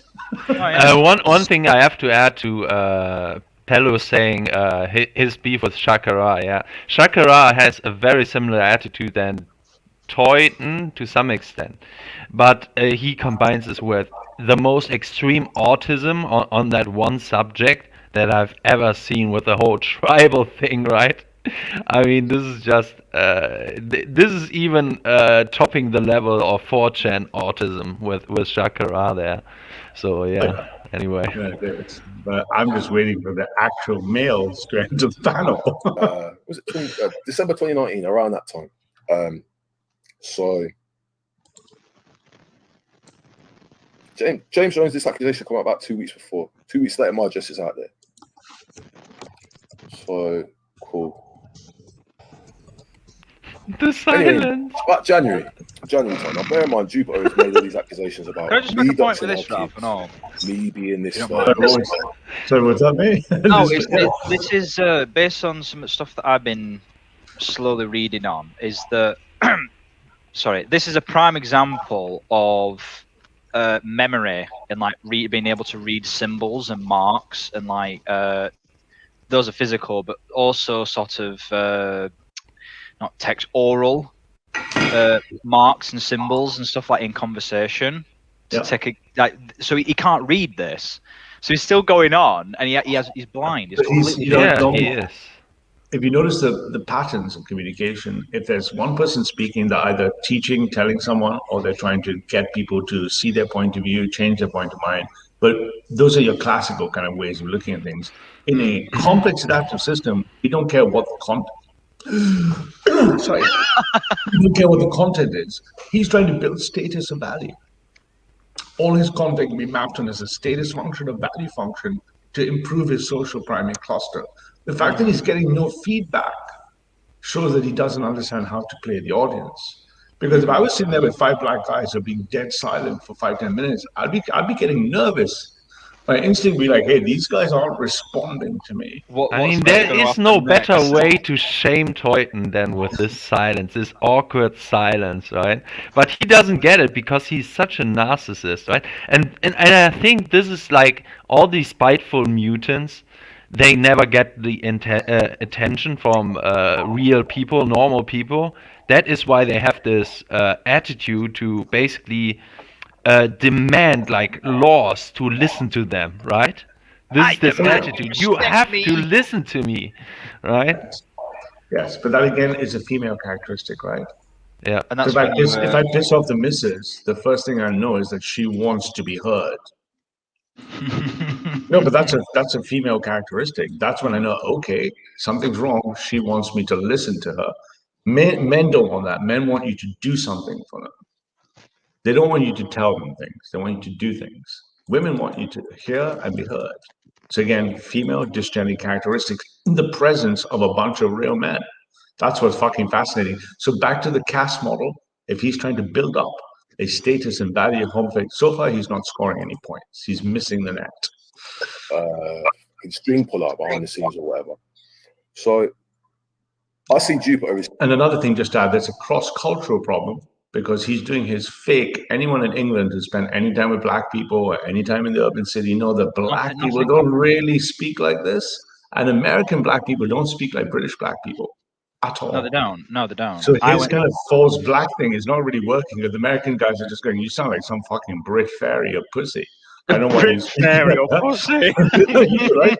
But most American guys think of Europeans as a bit. Man, Teuton should have taken the L's 10 minutes ago. Okay, mate. These black Yanks are just slamming toil, aren't they? They're just slamming waiting, yeah. They've had a few drinks. It's late at night, and I like the Leo guy Sunday. He's fucking, and I like Gordon Jacob as well. Right? So streaming live. It's someone from Britain first. Hello, mute up, bro. If I'm getting feedback. Yo. Yeah. So Jupiter's running a panel with this Jada Franson woman. I don't know if you remember the stream, lady. So I remember that stream because we were watching the stream live from Real Stream. I remember that stream. Right. Okay. So I jumped on. Shia Issa jumped on. M-Stacks jumped on. I asked my questions. Shia Issa asked his questions. M-Stacks. Whatever. I'm not gonna lie, Dan. I just watched black man after black man after black man get bodied up there and kiss her ass and flirt. That's what I watched. And now Lady D, to those who don't know, Lady D, 9th and all, actually show fucking strong black power. That they don't like any racism. They want to be in a panel that's all black, and they hold all the black men's feet to the fire if they don't act like real black men. So Lady comes straight and saying, I don't know about your story, but I'm just seeing black guy after black guy taking insults. Where the fuck are the men, right? Teuton misses the signal and carries on, right? I'm just saying. People say, look, I adjusted my tactic. I was debating with a female, so it was a little bit less combative than if it was a male. But I asked her a pretty probing question about Northern Ireland. I know she's moved over there, and I know that she's of a Catholic background. So I wanted to know how her Catholic background reconciled with her like nationalist position and her, I guess, her sympathies for loyalism, right? Because loyalists are Protestant and Catholics are Republicans generally. So she's a Catholic who has sympathy for loyalists or whatever. Fine. So I asked my questions, whatever. Jumped off the panel. The next day, Vinnie Sullivan summons Jupiter to his panel. Gossip. And he's basically saying to her, what are you doing? You're letting one of the top tier, one of the best hopes for the right. Pello has had enough. Yeah, I had enough. I was at work too, and I was trying to talk, and he just kept talking. I'm like, yo, I can't be here all day. And he just kept talking. I didn't know he just kept talking like all day. He just kept running his mouth. Like, what is this guy talking about? You know what, Pedro, my man? So, you know that after a while, most men go like, okay, I love my woman to pieces, but she's just not talking, right? So he's thinking, this guy's just talking and talking and talking, and no one's talking to him, except the other women, right? You're like, okay, can you fucking read the room or what, right? And jihadis on the panel, they had top Antifa, referring to me apparently, top Antifa's on the panel. You didn't, basically accusing her of letting like a shit show go down. No checking, just letting any person jump on the panel. So, come to find out, in the weeks after that, that Jupiter's made a mess of her little position within the right. If you remember around that time, Jupiter was saying she was an ethno nationalist, yeah? And I was having to remind her. I remember because she came and made a declaration that she's no longer an ethno nationalist; she's now a civ nationalist. And I remember the first day she came to Veli's show with that whole mantra and that talk, I was the one that questioned, and we should go back and play that show because I asked her to break down what was the difference because I didn't understand the two. What's the difference between an FNAT and a CivNat? And she went into. And this is 3 months after I introduced the whole CivNat at that division and spread it everywhere. And people going, what's the difference? And that was a week after Jupiter realized, after we had a couple of private chats, that fucking hell, she's not an FNAT, right? So. Full explanation. And we're going to find that archive show. That happened all on Veli's, on G Block. Yes. So that was her coming out as a CivNat again, having been in this FNAT phase. No matter how many times you remind her, yo, Jupiter, you can't really be an FNAT with mixed race kids and whatever else. The great replacement is happening in your bedroom and all these things. It's not, so it's not worried about this FNAT thing really. Anyway, she burned a bridge when she did that show and let me stack she eat. No, I noticed completely missing the point of our critiques of Jupiter. Yeah. He wants it to be this point, right? He wants it to be this character of ethno-nationalism, right? This boogeyman. Yeah. He wants ethno-nationalists to be this devil that they portray us as.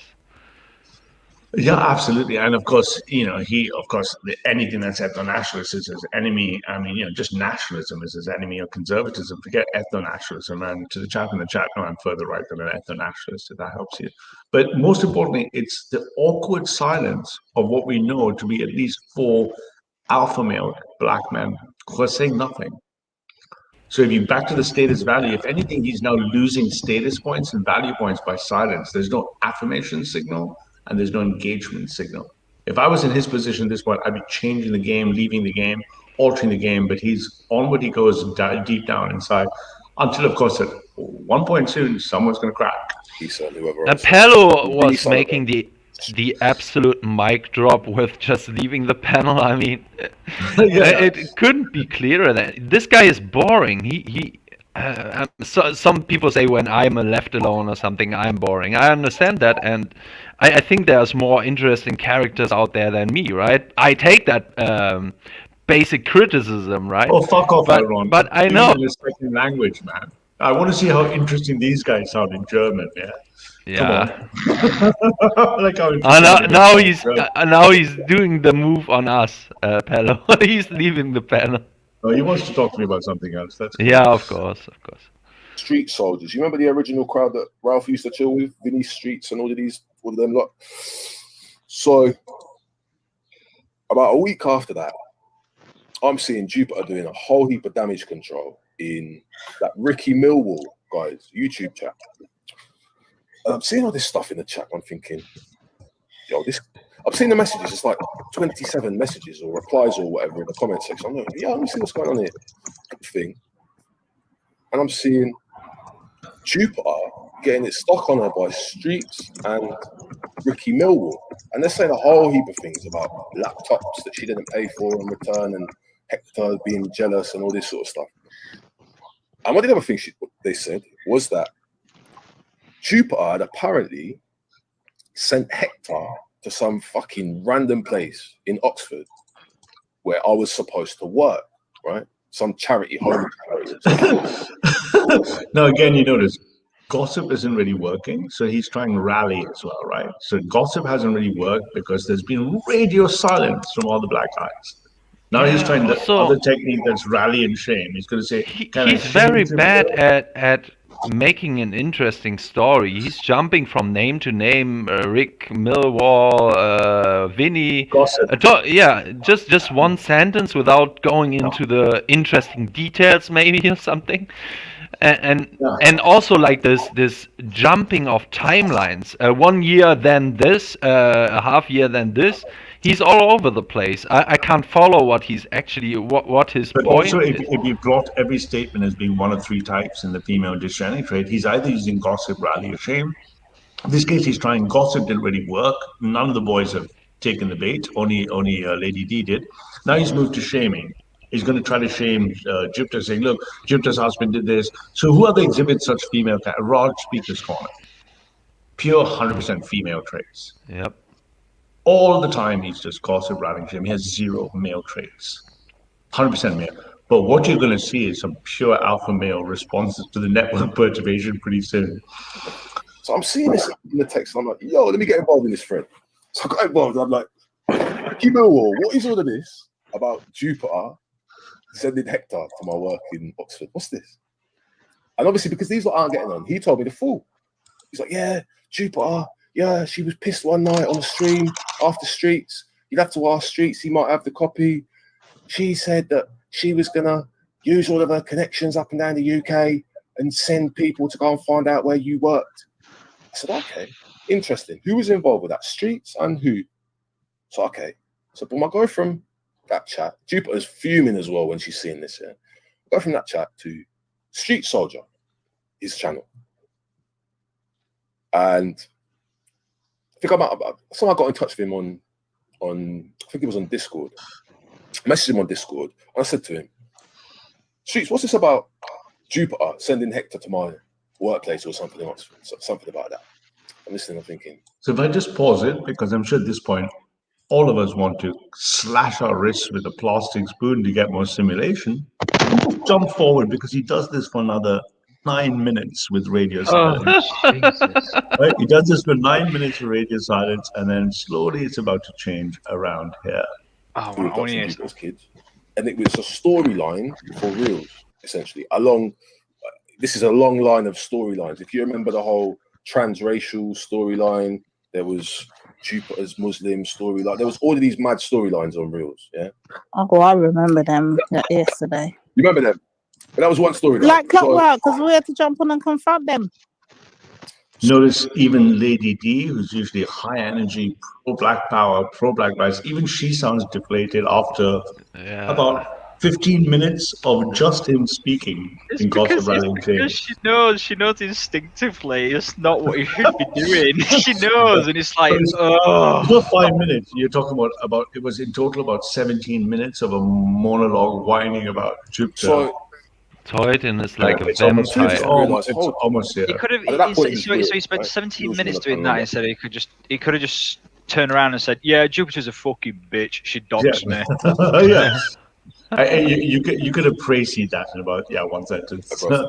Yeah, compare that. I remember Jordan making a stream about some crazy chick that is 24/7 live streaming or something. When you listen to this, so Jordan and his panel of guys, right, over on the Mess Squad, describing the situation about her, that has so much energy. That was so interesting, right? Yeah, compare that to Toyton's characteristic analysis of Jupiter, right? But the thing here is, Jordan actually communicated, and Dan can actually communicate quite well. But what's happening here is he's trying to build status and value with the American black people. That's what he's actually trying to achieve. And he's doing it in an effeminate way. doing it in a feminine way, and we're about to see literally. Sorry, it's about it's about to change drastically. James Jones, Dave Smith, all on the same panels, all cool, kiki, little bits of banter here and there, and whatever else. And I'm thinking, wait, so this is Afghan is the guy who's doxed Veli's kids. That's Afghan's doxed Veli's kids and put them on monkeys and all sorts of things and whatever else. And that's a forgotten issue. No one's thinking about that. No, we ain't forgotten. Remember, I declared war on Afghan from way before that, you know. We declared war on Afghan from the Lions Den. That's where my beef stems from with Afghan, you know. And we declared war on him when he came for Raspet's daughter. That was the day I and that's another one I forgot. Hey, can I say something real quick? Go. Man, yo, bro. Your fucking story is long as shit.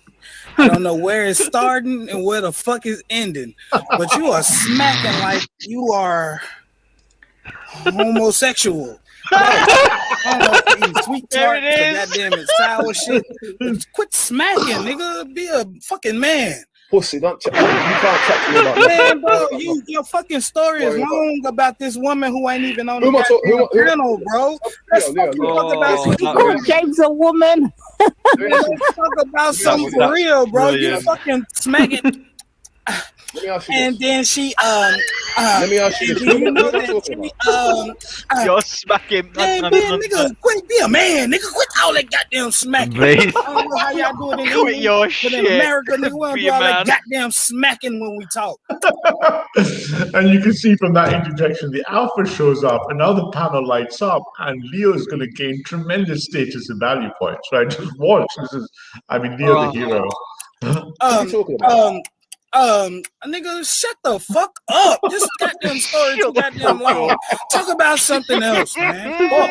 I don't give a damn about Jupiter, nigga. This fucking Jupiter, nigga. This out of this world. Talk about something that actually means something. Oh Lord, my bad, man. I'm on the I'll translate. Hey, he doesn't want to hear no more about this story. I want to talk my shit. I want to talk my shit too. I'm on a panel. I don't got time to hear this grown ass man keep on smacking about a goddamn bitch, bro. Man, it's okay.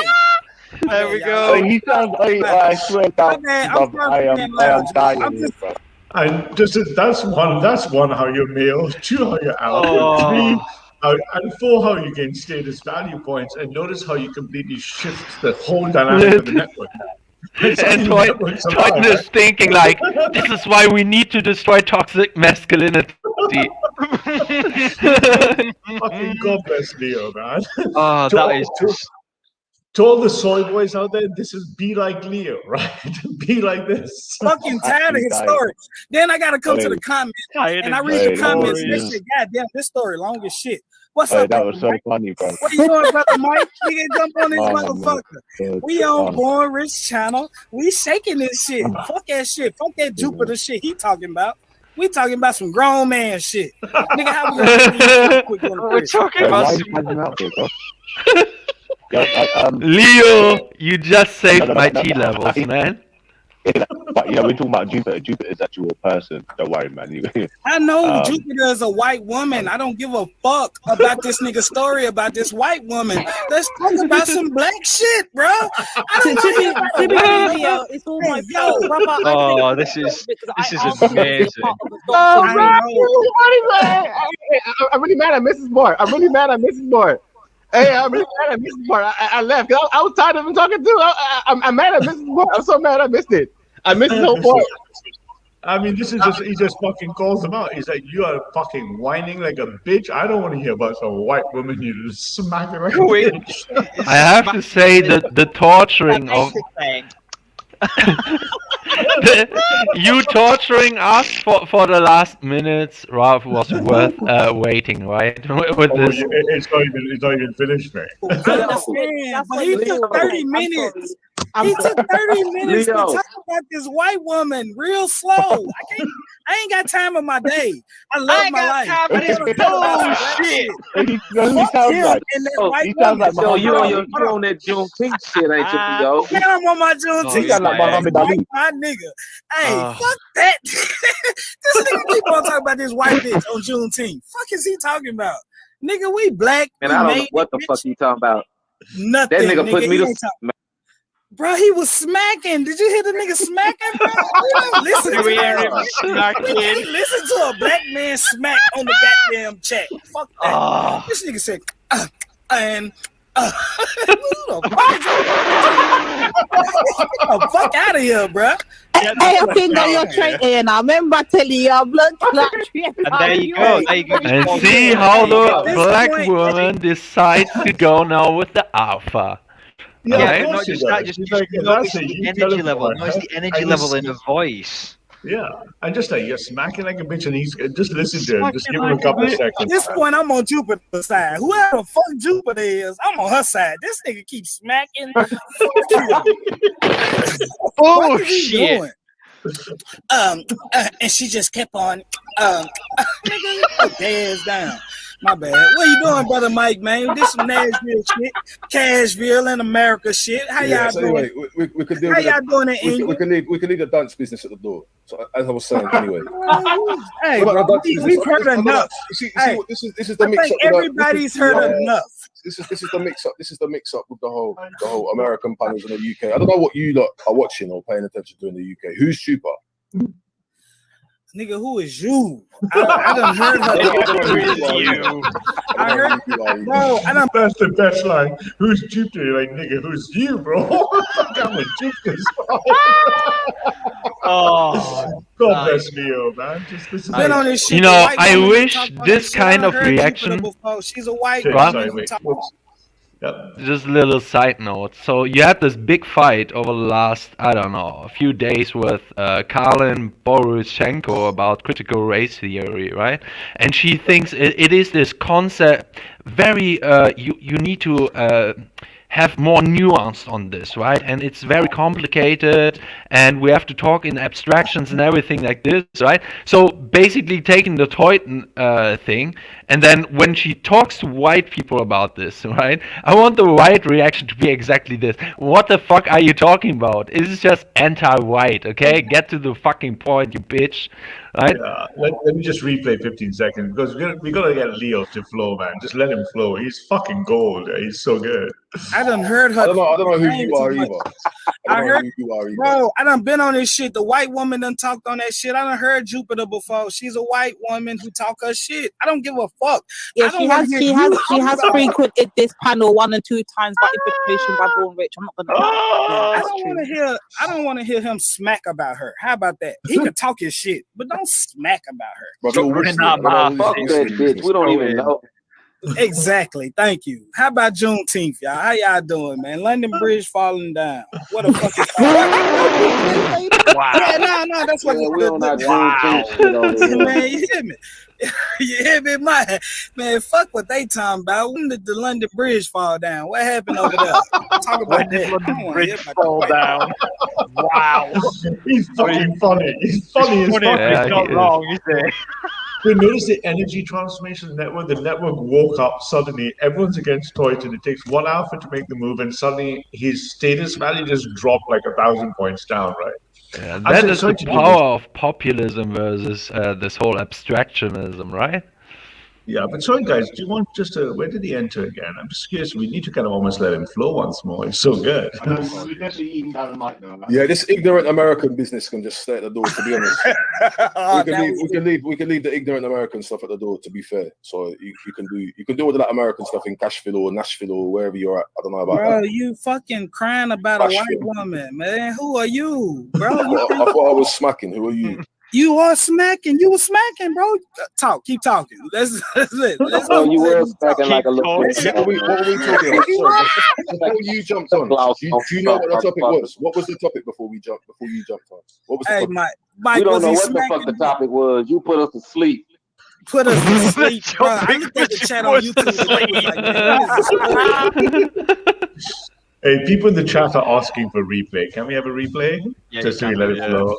It's just good. Way before that, we declared war on Afghan from the lion's den. That's where my beef stems from with Afghan, And we declared war on him when he came for Raspet's daughter. That was the day and that's another one I forgot. Hey, can I say something real quick? Go. Man, bro, your fucking story is long as shit. I don't know where it's starting and where the fuck it's ending, but you are smacking like you are homosexual, bro. I don't know if you tart to goddamn and sour shit, but quit smacking, nigga. Be a fucking man. Pussy, you can't chat to me about nothing. Man, bro, your fucking story is long about this woman who ain't even on the panel, bro. Let's fucking talk about he called James a woman. Let's talk about something for real, bro. You fucking smack it. And then she let me ask you this. Who am I talking about? Man, nigga, quit be a man, nigga. Quit all that goddamn smacking. I don't know how y'all do it in England, but in America, nigga, we don't do all that goddamn smacking when we talk. I don't know what the hell you doing in England. Nigga, shut the fuck up. This goddamn story too goddamn long. Talk about something else, man. Fuck. I don't give a damn about Jupiter, nigga. This fucking Jupiter, nigga. This out of this world. Talk about something that actually means something. The fuck? My bad, man. I'm gonna translate. Hey, he doesn't want to hear no more about the story about I want to talk my shit. I want to talk my shit too. I'm on a panel. I don't got time to hear this grown ass man keep on smacking about a goddamn bitch, bruh. Man, the fuck up, nigga. It's okay. My bad, y'all. I swear down. I'm just fucking tired of his story. Then I gotta come to the comments. And I read the comments. They say, "God damn, this story long as shit." What's up? That was so funny, bro. What are you doing, brother Mike? Jump on this motherfucker. We on Morris channel. We shaking this shit. Fuck that shit. Fuck that Jupiter shit he talking about. We talking about some grown man shit. Nigga, how we gonna get these kids to quit going to prison? Why are you spazzing out for, bro? No. But yeah, we're talking about Jupiter. Jupiter's actual person. Don't worry, man.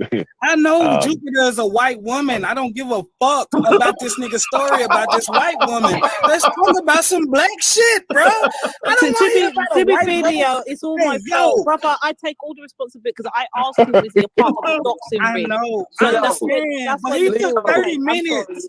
He took 30 minutes to talk about this white woman real slow. I ain't got time in my day. I love my life. I want to talk about some black shit. He sounds like you on that Juneteenth shit, ain't you, Leo? Man, I'm on my Juneteenth shit. He sounds like Muhammad Ali. My nigga. Hey, fuck that. This nigga keep on talking about this white bitch on Juneteenth. Fuck is he talking about? Nigga, we black. And I don't know what the fuck he talking about. Nothing. That nigga put me to... Bro, he was smacking. Did you hear the nigga smacking, bro? We don't listen to that. We can't listen to a black man.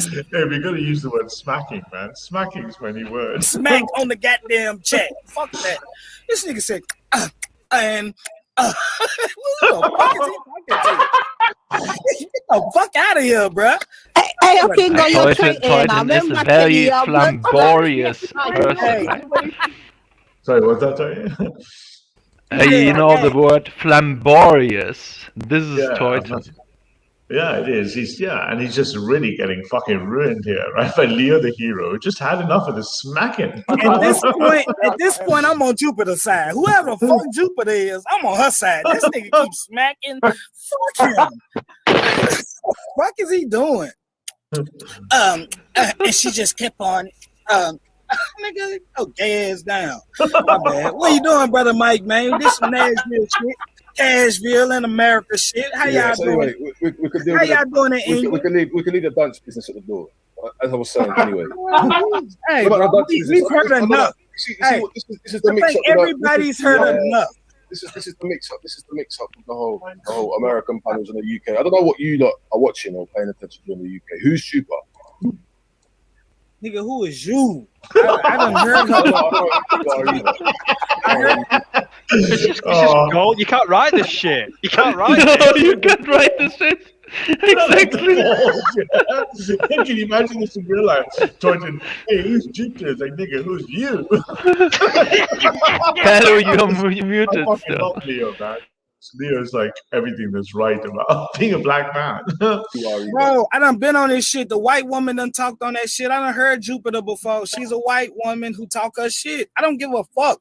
Yeah, she has frequented this panel 1 and 2 times by infiltration by Born Rich. I'm not gonna lie. Yeah, that's I don't want to hear him smack about her. How about that? He could talk his shit, but don't smack about her. Bro, you're whistling. I don't know what fuck that bitch. We don't even know.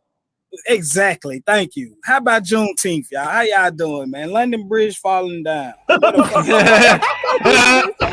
no, that's what we on our Juneteenth. You know, sometimes if you guys have been to the States, sometimes American people are fucking funny as fuck, right? They've got because everything's a one-liner, right? It's much more punchier. Hey, London Bridge. By the way, I saw some pretty spicy videos about the Juneteenth already. So yeah. I don't know. It's. I don't think Torch is going to get this guy. It really looks like the London Bridge is falling down in some areas. I tell you about that. Yeah. When did the London Bridge fall down? What happened over there? Talk about that. I don't want to hear about that white bitch.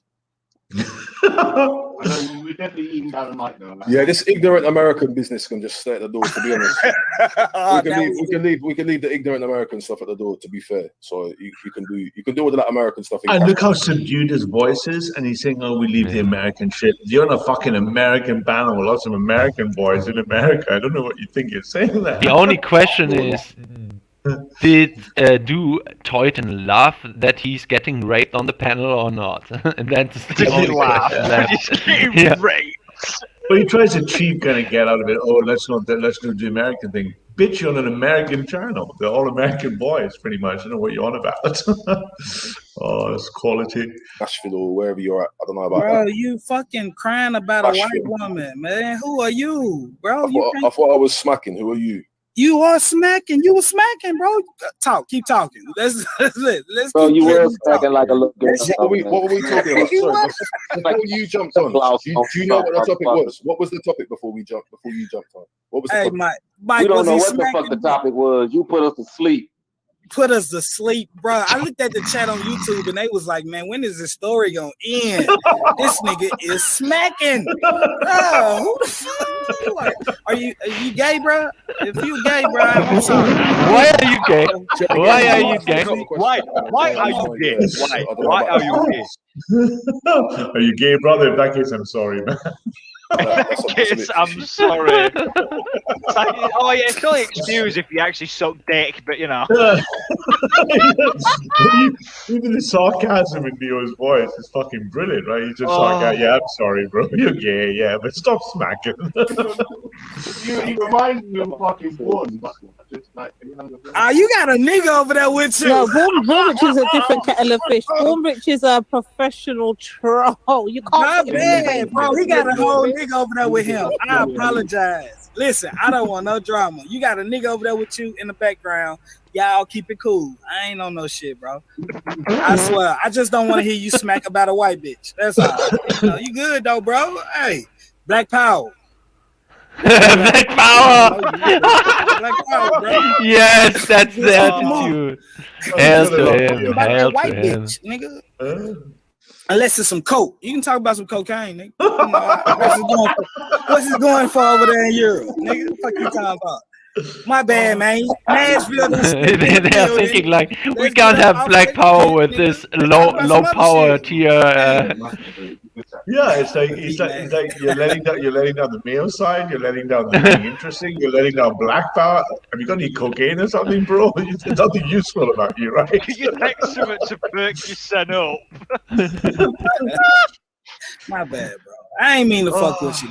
T-O, what is it? TOITN. Oh, fuck. But yeah, man, how y'all doing, man? How y'all doing in the UK? What you doing? Who was that? Lady D? I don't know. Who in this one? I was over here, we was discussing a few things here today. Man, We fuck had what that shit is, man. Lady D, let's talk about some real shit. You done no, heard well, me. we had an African from the continent on the panel earlier that lives in America. We was trying to dissect, the difference between the cultural and the separation out there. But he's gone now. If he can come back, that'll be good because now there's more Americans. You lot can address him. I was trying, but I'm doing it from a UK perspective. But yeah, if he comes back, you lot can deal with him. And then after that, we're just badding up Judas Jones as usual, like nothing new. Hey man, I fuck with the chat, man. The chat talking that shit, man. I appreciate all the love, chat. We gotta get this nigga up off here. I don't know what he was talking about. This nigga was old. Brother Mike, what you doing, my nigga? He's a coach in the community. Great coach, nigga. We keep hearing great things about him, man. What you doing, brother Mike? What you got going out here in the community, man? Man, I want a cookie in the go. So that was pretty much the demonstration, or was great acceleration. But my head is fucking splitting in pieces. But that was a long video, and so we've got 500 and something hours of this stuff being clipped right now. Of all the people, all of them, all the chimps behaving: white chimps, black chimps, Muslim chimps, Christian chimps, fat chimps, thin chimps. And we'll be able to hopefully apply some of that stuff. What I'm going to do is I'll put links to all the papers if people really want to read lots of boring papers. I can put all that shit in the description. Like Sid Thompson says, I'm the captain now. Yeah. Leo, do you know Leo, by the way, Pelu, man? Do you know this Leo guy? He's fucking funny as fuck. I've never heard it before that night. Nah, that's the first time I interacted with him. Like, if you go further, like, I come back on and we talk after that, but that's the first time I interacted with him. I don't know nobody internet like that. I'm new to the internet. Yeah, he's funny though, man. He's funny as fuck. He obviously had a few drinks, but he just killed it, didn't he? He just said, "Okay, you've had 20 minutes of this smacking. Let me show you what a smacking really looks like." So anyway, that was a bit of light entertainment for those. There's a link still, by the way. Let me just go mute for 10 seconds. I just need a ciggy because get my fucking head started. I'll be right. I'll be mute. 2 seconds. Yeah, hello. Mr. Pelu, meet Elron again. Elron and Lewis meet each other. Hello, hello. And here's another American for you, Pelu. So there you go. Pelu, you can now elaborate what you want to talk with Raf about. Maybe give us a little preview, a little, get us hyped up. For the next stream. because me and Ralph were talking before. Okay, I met Ralph on Claire's channel. I don't know if you know Claire Call. You know who Claire Call is? Yeah, I know her. Yeah. Okay. Okay. Have you ever seen me on Claire before? I have the video open on another tab. I want to listen to this, but yeah, Claire's a very interesting character. She's talking about some very spicy topics, I would say. Yeah. But what was it about? Okay, anyway, me and Claire used to stream a lot. I was basically Claire's streaming partner for a couple months. I met Claire like in January, and me and her were together for a long time, always making continuous videos. And she has this idea called secular Quranism, right? Mm. And this secular Quranism is the idea that she thinks that she's somehow qualified to interpret the Sharia from a perspective of an agnostic to make a new form of Sharia law with based on her agnostic beliefs, but taking the Quran and making it Sharia, even though she doesn't understand Arabic or anything like that. She doesn't even know the Quran, but she thinks she could do. She's qualified to do all this stuff, and on top of that, she doesn't even believe in God. So I was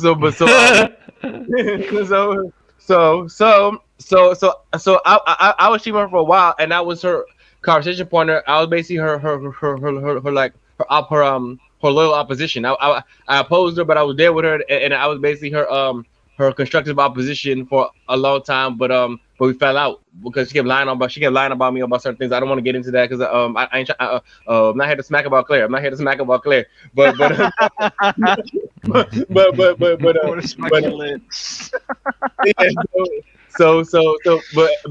anyway. The basis of my opposition was an idea I formulated to oppose her idea. I formulated an idea called Providential constitutionalism, and that was my idea. That was my idea that I formulated as a response to her idea. And see, matter of fact, the last time I was on Claire's show is when Rob came on, and then Claire kicked me off the panel, and after that, I never talked to Claire again. But me and Rob never finished our conversation, so we never got into all stuff we needed to about. That's why I'm bringing it back up, because I want to see what he thinks about my idea of providential constitutionalism. And okay, so basically it will be around structuring a functional society. So another interesting. Okay, yeah, that it's quite about functioning functional society.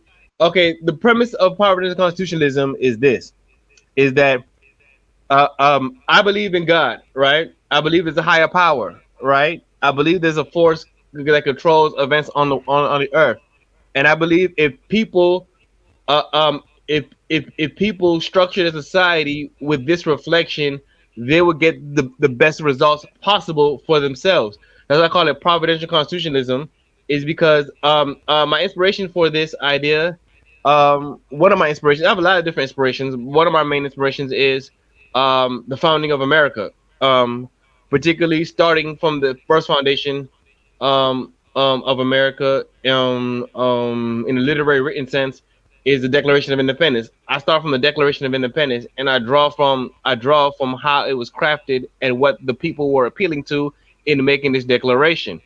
And they were appealing to, in their own words, to a divine authority, the supreme judge of the universe, for the rectitude of the actions. And I go through that, and then I say that providential constitutionalism exists in many societies in different forms of fashion, but people are looking to the same thing. Another example in history I looked at providential constitutionalism is you might even say in China, with the concept of the mandate of heaven. I consider that an exposition of providential constitutionalism with Chinese characteristics. The same way I attribute the Declaration of Independence as an exposition of providential constitutionalism with American characteristics. The same way, even in modern constitutions that were made more recently, like in Indonesia, they have a concept called Pancasila. And the first principle of Pancasila is the belief in the supreme being, and they put it as part of their constitutional principles. Pancasila means 5 principles, and that's the first principle they put in their constitution. Even in Britain, even the fact you say God save the Queen, that right there is an example of providential constitution. And you say there's a higher power that establishes the constitutional order of the Queen being a dignified part of the Constitution, the government being deficient. So my whole thing is, if we label the terminology providential constitution, we label what it is that causes efficient government. If we label what it is, we can have an intellectual revival on the concept on the concept of providential constitution. We have a intellectual, because an associated policy I have with providential constitution is called intellectual populism. I have other policy called intellectual populism. If we get people thinking about their laws and their system and how they live, but with the specific reference to the interplay of humanity and the higher power, I just call it providence, because I don't want to get into different theologies. I'm trying to make it as broad-based as possible, where a Christian, a Trinitarian, a Muslim, a Jew, a Hindu could all say, we don't have to argue about the particulars of theology. We just know that there's a power working, and it's best for all of us to acknowledge that power working in our affairs with each other. So that's the basis of providential constitutionalism. May I interrupt you with just 23 seconds, because you mentioned Jewish, and it's our friend Joseph the Zionist meeting some real Jews in London. 23 seconds, enjoy. You're not Jewish. You're Zionist. Zionist is against God, and you want to destroy God in Hashem. Go away. You're not Jewish. Zionists are not Jewish. Torah not belongs to you. Not belongs to you. I'm also going down here.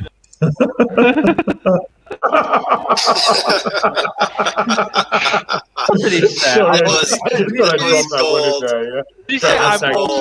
Hashtag free Palestine. I mean, we all love Joseph, right? No, not really. No. That was quite good, wasn't it? He's like, nice little infight there. But Sorry, yeah, I'll be right back. 5 minutes, guys. I'm just going to get a drink. But you guys are. I put the link in case anyone wants to jump on. But I need to like deal with. He's just gone for a ciggy, and he's like, "Oh, no, man, I can't even smoke. It just hurts too much. Man, I already had a cigarette. It seems like a coffee or drink or something. But here's a link in case anyone wants on. But yeah, carry on. Yeah, you were saying something, Peter, man. Sorry to interrupt. It is strange to me.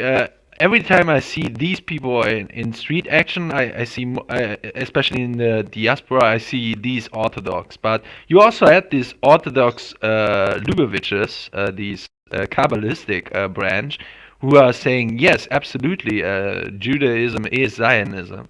So it's interesting that you have a branch of Orthodox who are rejecting Zionism, and then you have another branch of Orthodox who are embracing Zionism. It's quite an interesting dynamic here. That's true. A lot of Orthodox do embrace Zionism. Some don't, but some do. I mean, a lot of them do. It was a time where more didn't than not, but nowadays most of them are coming around to it. You still have the holdouts who don't embrace it at all, but more and more are coming around to it. Of course, because Zionism was originally a secular theology. I mean, it's a secular theology, a secular ideology, and a lot of people rejected divorcing Judaism from Torah study. And it was I can just add one quick thing on the way out to the kitchen. Is that absolutely. Because if you follow the rabbinic tradition, God has commanded the Jews not to force the return from exile. So Zionism is forcing the return from exile. So it goes against strict orthodoxy, right? So not everybody interprets it that way. Some people interpret the creation of Israel as a miraculous event. Even some Orthodox do it. So not everybody interprets it the way that you're saying it now. I know what you're saying, but some interpret Israel itself as a miracle, and that's part of God's plan. That's what some interpret it. Like, for example, I'm gonna give a big guy. Everybody should look on interview on this issue. One guy I love on the internet is called Rabbi Tovia Singer. I don't know if you ever heard of Rabbi Tovia Singer. Is that a Jewish rabbi or? Yeah, Tovia Singer. Oh, he's the best rabbi on the internet. Go watch all his videos. His main thing is destroying Christianity. Can you put the name in the side chat? Maybe I know him from. Yeah, Tovia Singer. Tovia Singer. Tovia Singer. Yeah, somebody could write it down. That's the best one, huh? The one trying to destroy Christianity. Oh yeah. I mean, the reason why he's the best one, is because because he's trying to destroy it from a Judaic perspective, and he shows how that Christianity has nothing to do with Judaism, and you know he's a big anti-Trinitarian. Yeah, he's a big anti-Trinitarian. He's anti-vicarious atonement and these things like that, and he illustrates how Christianity has nothing to do with Judaism. Well, he has a lot of videos. Yes, he has a lot of videos. Right? I agree with that. I would word it more that Judaism has nothing to do with Christianity, but sure. Yeah, if you're a Christian, that's different. But he's very anti-Christian. So if you're a Christian, you probably don't want to watch him. But if that's neither here nor there. I'm all on board with him stating his beliefs honestly. I wonder why I haven't seen this guy on No More News. Oh man, hey, watch Rabbi Tovia Singer and learn a lot. If you watch Rabbi Tovia Singer, I think I have seen a couple clips of that. Rabbi Tovia Singer is the man. He's the man right now. If you watch, I've been watching this stuff for years. He demolishes the entire Christian biblical thing completely. No, he doesn't. He does. You have to watch the material. I promise you. I challenge you to take on this material. I challenge you. I make an open challenge to take on the material and see what happens. Okay. I make an open challenge, and he absolutely demolishes Christianity, like demolishes it from the top to the bottom, complete annihilation. Is like if you really want. I hear the words you're saying, but that doesn't make it true. Yeah, no, of course, it's true because I say it. I'm saying check out his material out. Check his material out. No. I'm saying it's not true because a Babylonian cult can't discredit Christianity no matter how hard he tries. Hey! If that's the case, then let that be the case. Let that be the case. But if anybody wants to check out material, check out material. Rabbi Tovia Singer. Tovia, Tovia Singer, Singer. Everybody look at Rabbi Tovia Singer, and everybody can make decisions for themselves. If everybody wanted to critique the Bible from a Judaic perspective with the Hebrew and the Greek and all that stuff like that, he's the perfect one to do it because he knows that he memorized the whole Bible from front to back. So I mean, he knows it, and he's a rabbinical scholar, and he's an expert at dismantling the ideology of Christianity. Rabbi Tovia Singer. Would you be in line with his kind of implementation of this one God? It's monotheism. I'm a monotheist. If that's what you want to say. Yes, I believe in absolute monotheism. Yes. Okay, interesting. I'm a totally. So you said you're a Freemason, right? Is it? And I see now once again a link between Freemasonry and this Judaism trying, the 7 Noahide laws and so on. So I will ask Adam Green to look into this guy. And everybody looking at Rabbi Tovia Singer, if you really want to know about Antichrist. Yeah, if you want to look at no, I'm not a Christian right now. I'm in nowhere allowed to Christianity, but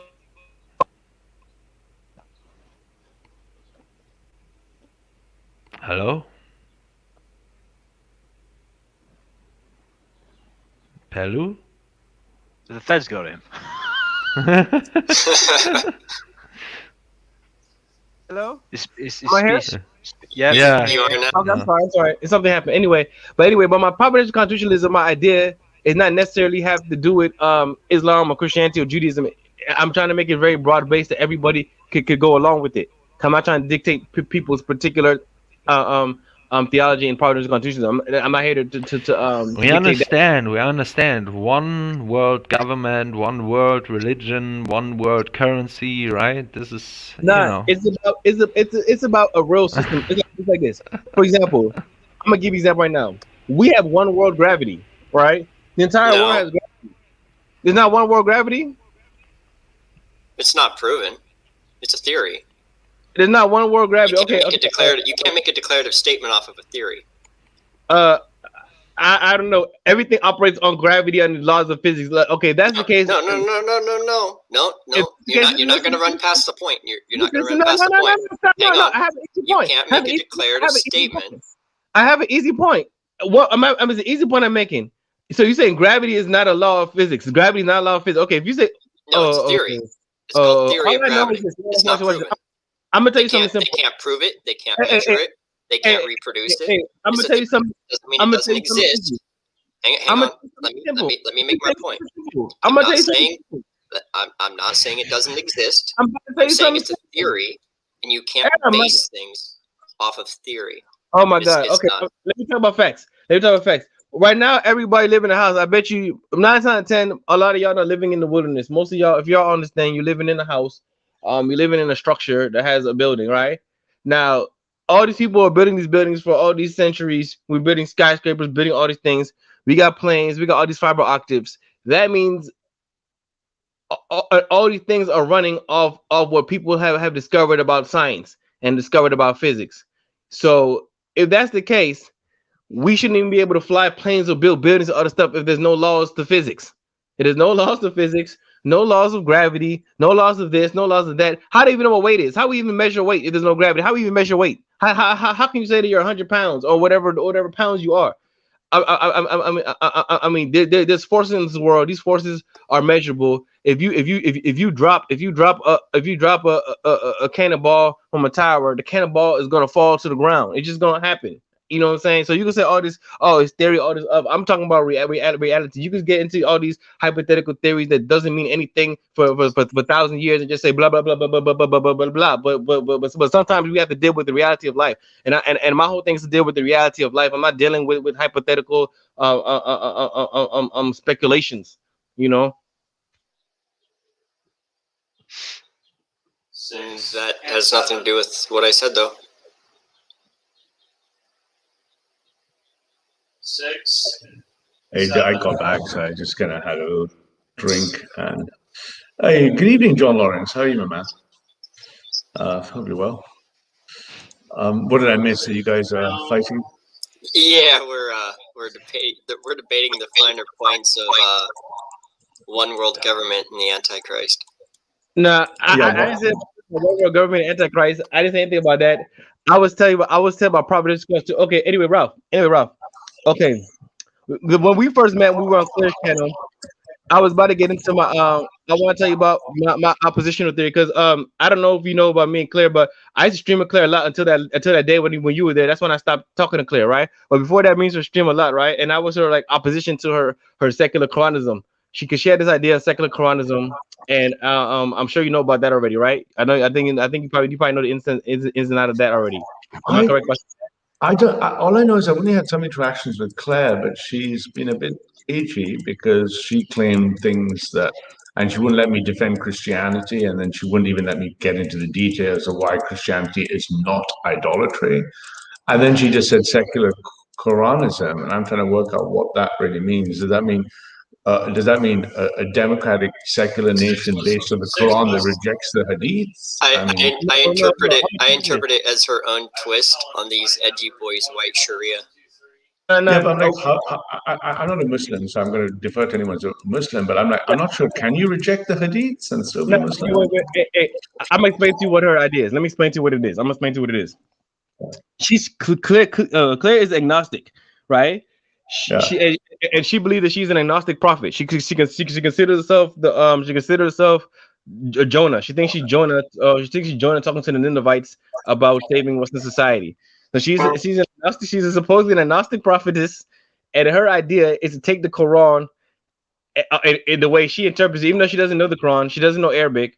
She knows English, and she thinks she's qualified to interpret the Quran and create a form of Sharia. A secular form of Sharia that doesn't imply that you believe in God. That you don't have to believe in God. I'm sorry, no disrespect. That just sounds like atheistic heresy to me. It is. No, I'm gonna break it down to you. I'm totally getting. That's my opposition to her. My opposition to her is that it's total sacrilege. What she's doing is total sacrilege and disrespecting Islam, right? So what I did was when I was talking to her, I was her like constructive opposition, and I constructed an oppositional program to hers, and I call my oppositional program Providential Constitutionalism. I call it Providential Constitutionalism. That's my opposition to her secular Quranism that I formulated to challenge her secular Quranism. I was trying to tell her that what she's doing makes no type of sense. First of all, it's sacrilegious. A Muslim can't support it anyway because it's sacrilegious. It's totally sacrilegious for you as a disbeliever, doesn't even believe in God, to tell that you're qualified to take the book. What is the background of this? Why does she believe? First of all, she's not a Muslim, so that's my first problem straight away. She has no right to be able to tell Muslims how to interpret their faith. And secondly, what's with the secular bit? The whole problem we have is secular nations. First of all, that's the whole point. Yeah, I don't want secular anything. Can I interject? I would posit that she's running into the same problem and I'm not being facetious here, the same problem that the fascists ran into, is that they wanted to create a Christian society without Christianity and God. There's no such thing. No. You're right. You're right. I'm going to get into that. I'm going to get into that, Rob. If you let me spin, I'm going to get into all those final points easily. So she had this idea because I think you were gone when I was saying it, because the reason why I think she could do that because she thinks that she claims to be an agnostic prophet. She thinks that's her exact words. She says she's an agnostic prophetess, and she styles herself like Jonah talking to the Ninevites, but she as an agnostic, she's using the Quran. She said she could use the Quran to make if you want to say like the fascists who try to do that, she's exactly like a fascist. Her ideology is very fascistic. It's very much like a fascist because she wants to make a single party state that's run on her interpretation of the Quran as from a secular from an agnostic perspective. She rejects hadith. Yeah, she does reject hadith. She rejects hadith, rejects sunnah. She rejects Islam. Secular Quranism has nothing to do with Islam. Even though she calls it Islam, she thinks that she could make her own version of secular Islam, even though she's not a Muslim herself, never claims to be a Muslim, and says she's agnostic and doesn't even believe in God. She says so I opposed her. and I formulated an oppositional standpoint called Providential constitutionalism. And my Providential constitutionalism was exactly opposed to her secularism because and exactly what you said. I believe the problem is hypersecularity. So in my oppositional platform, I'm saying let's first and foremost start that there is a higher power. I'm not trying to tell you to be Trinitarian, a monotheist, or a polytheist, or whatever. I'm just trying to say if we all first and foremost can say there's a higher power that has some effect on the lives of human beings and of human society and of how we should interact with each other and how we formulate governments and whatever. And we first acknowledge what? No disrespect, but I've got a fucking splitting headache, so I'm just trying to keep up with the speed of everything. I hear you, man. I hear you. But I don't think as a Christian, I can't even accept this idea of this whole worldview. I mean, and I don't think anyone I know is Muslim would accept the idea of just giving up the direct faith in God. I mean, I'm not sure what the idea of an altar is. Let me ask you this question: what problem is she or are you trying to solve? No. See, look. I'm trying to get as much people on the same page against hypersecularity. That's my thing. Okay, so anti-secularism, sure, I get that. I think the problem is, I think people of faith. Here's my 5 cents, because literally, like I said, we're splitting headache. But I think the biggest threat to the people of faith is not the other faiths, but the presence of non-believers of any type. I would rather stand beside a Muslim or Jew against a secular atheist. That's my point, Ralph. I'm not trying to tell you. That's the point of Providential constitutionalism. Providential constitutionalism, first and foremost, I'm not talking about secular Quranism. I'm talking about my Providential constitutionalism as opposed to secular Quranism, right? I'm not talking about secular Quranism. I'm talking about my oppositional platform. Maybe we should do a stream sometime, man. But my head's better because I guess I can't just take the speed of information. Not you, my man. Just me. I've literally I've slept for 3 hours with the migraines. But yeah, I hear you. But yeah, I don't know what Claire, I don't know what Stella thinks or anything because I've had very limited interactions with her. But Mr. Palou, it sounds like you are talking about Freemasonry. Is that correct? Are you a Freemason? God bless you. Peace be with you, sir. Yeah, I'm a Freemason, but I'm not talking about Freemason. I'm talking about Providential constitutionalism. So you're in a cult. You're in a secret semi-occult cult, right? It's Freemasonry. Can I ask if you're a Scottish Rite or are you a York Rite? I haven't done Scottish Rite or York Rite. What kind of Freemasonry are you in? I'm a Freemason. Yeah, what kind? Different kinds. Freemason, regular Freemasonry, regular. Yeah, so Scottish Rite. Yeah, that's the Scottish Rite, right? That's not a Scottish Rite. No, it's not. I'm regular. The one with 33 degrees. I told you I'm a regular Mason. Okay, in regular Masonry, there's 3 degrees. There's only 3 degrees in Masonry. Right. There's always been 3 degrees. Matter of fact, this is a landmark. There's only 3 degrees in Masonry. There's always been 3 degrees in Masonry. Entered apprentice, fellow craft, and master Mason.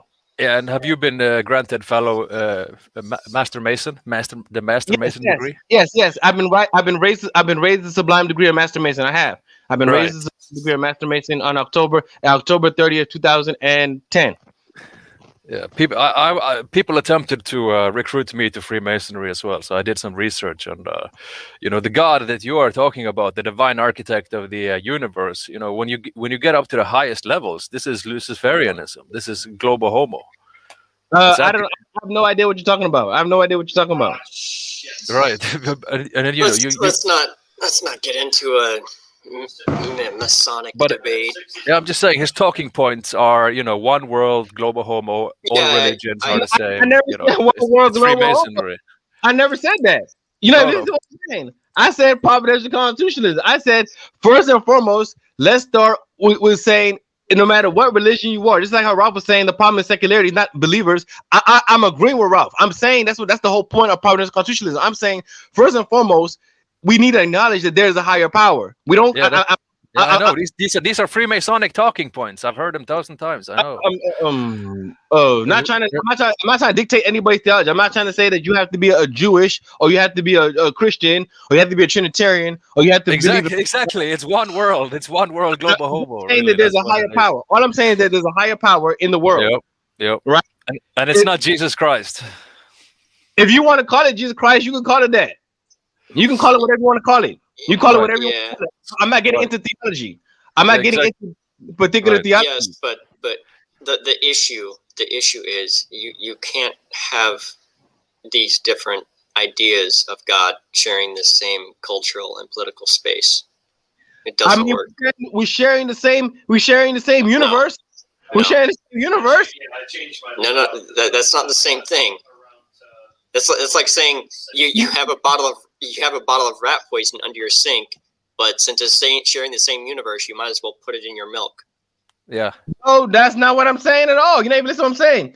I'm saying if we first and foremost say there's a higher power, you call it whatever you want to call your higher power. I'm not telling you what to call your higher power. I'm not telling you I'm not telling you theology. I'm not telling you what theology is. I've got some questions. I'll just be back in a bit. I need to take a piss. And I'm saying, I'm not saying what you have to believe either. I'm saying that if you don't share my belief system, then we can't share a social and political structure. I totally disagree with that because we can still talk. Like right now, we're still talking, right? No, this is what I'm saying. Right now, we're still talking. We're having a conversation. Okay, no. Let me clarify. By social and political structure, I mean I will never and will not accept the authority of any social or legal binding over me from somebody who does not share my faith. Amen, brother. Yeah, exactly. Okay, that's fine. That's fine. Okay, so you have your faith, right? You have your faith. Again, I'm not telling anybody what faith they should have. And you could totally believe that. You could totally believe that. Matter of fact, I still don't even see what the conflict is. I'm saying if we all first and foremost say that there is a higher power, right? And we first and foremost say, I'm not trying to tell you what your higher power should be. I'm not trying to say that you should be Christian, you should be this, you should be that. You could have the same beliefs you have right now, the same belief structure you have right now. But is it possible for you to still say that you believe there's a God? Do you believe there's a God in the world? Do you, or however you want to describe your God? Do you believe there's a higher power or something? Do you all say there's a higher power?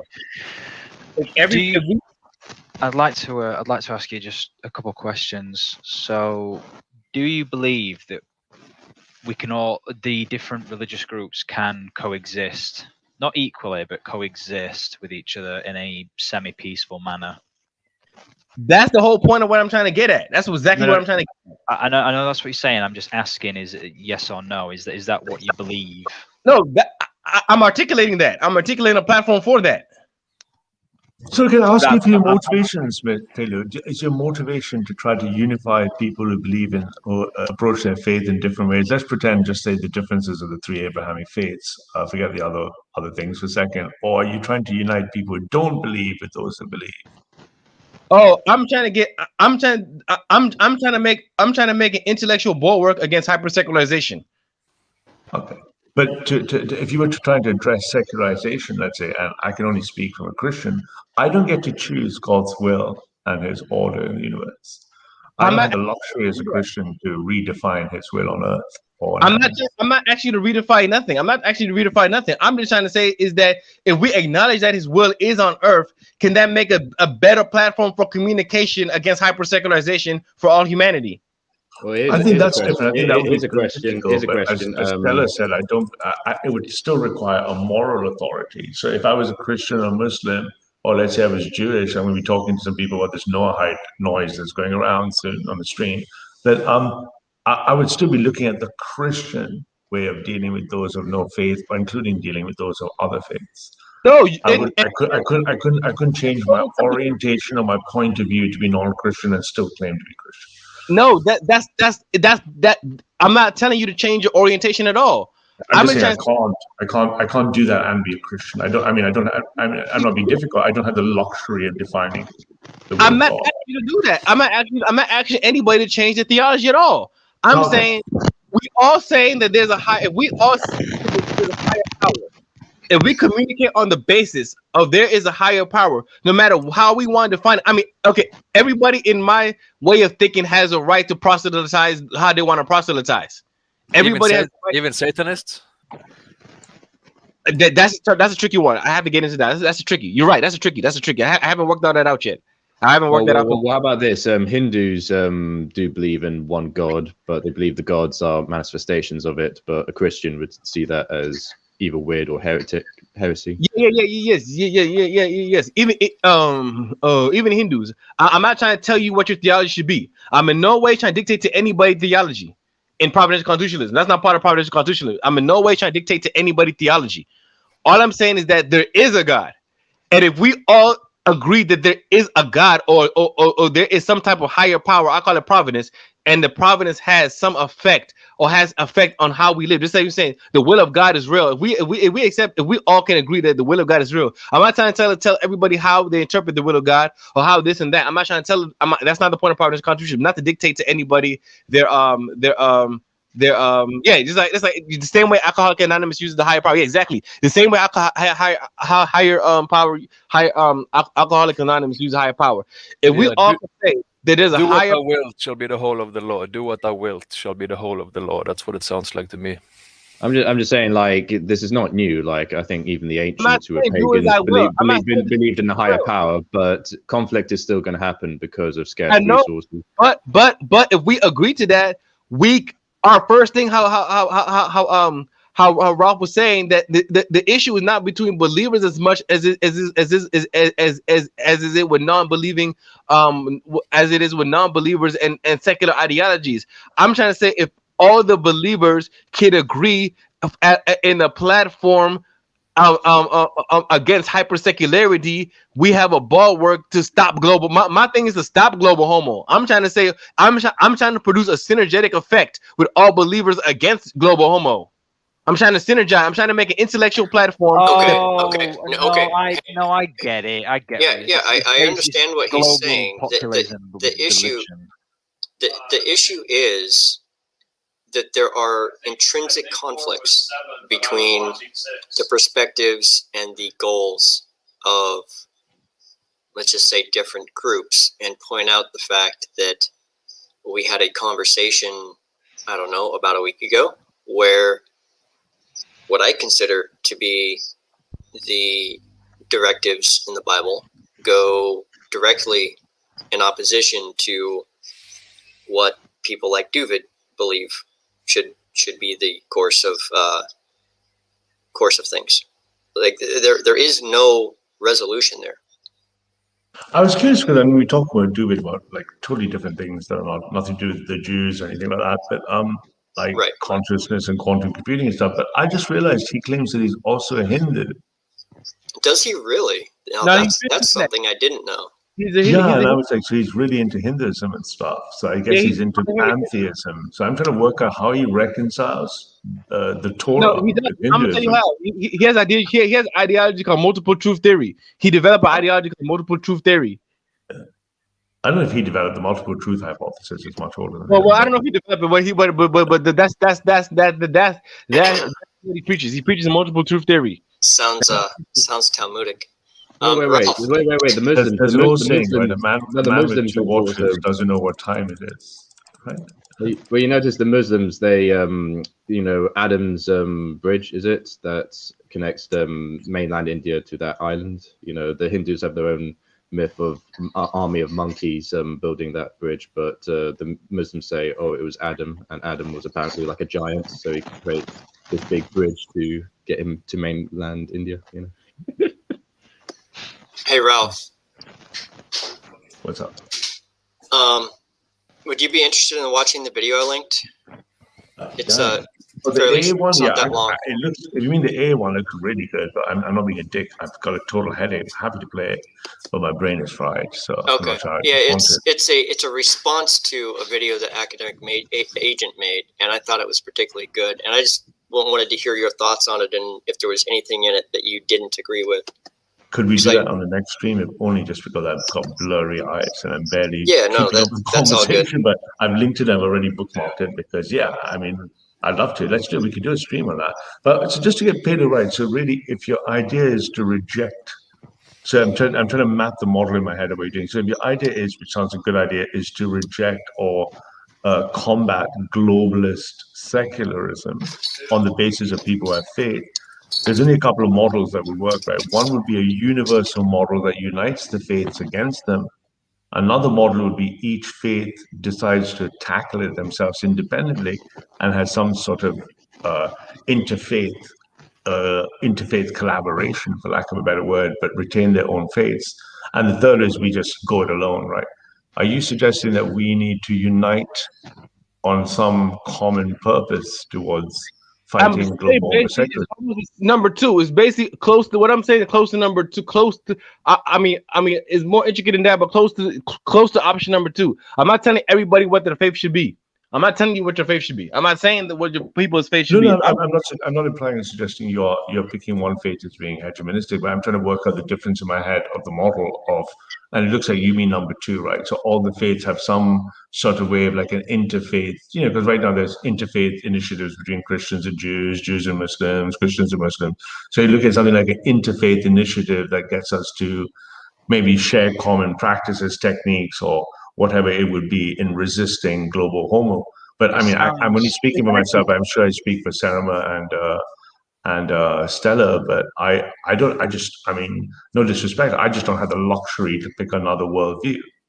I only have the Christian worldview. I can't have another worldview. That's another worldview. A worldview of a strategic collaboration. So you're telling me I see what you mean, a collaboration, right? But I couldn't collaborate.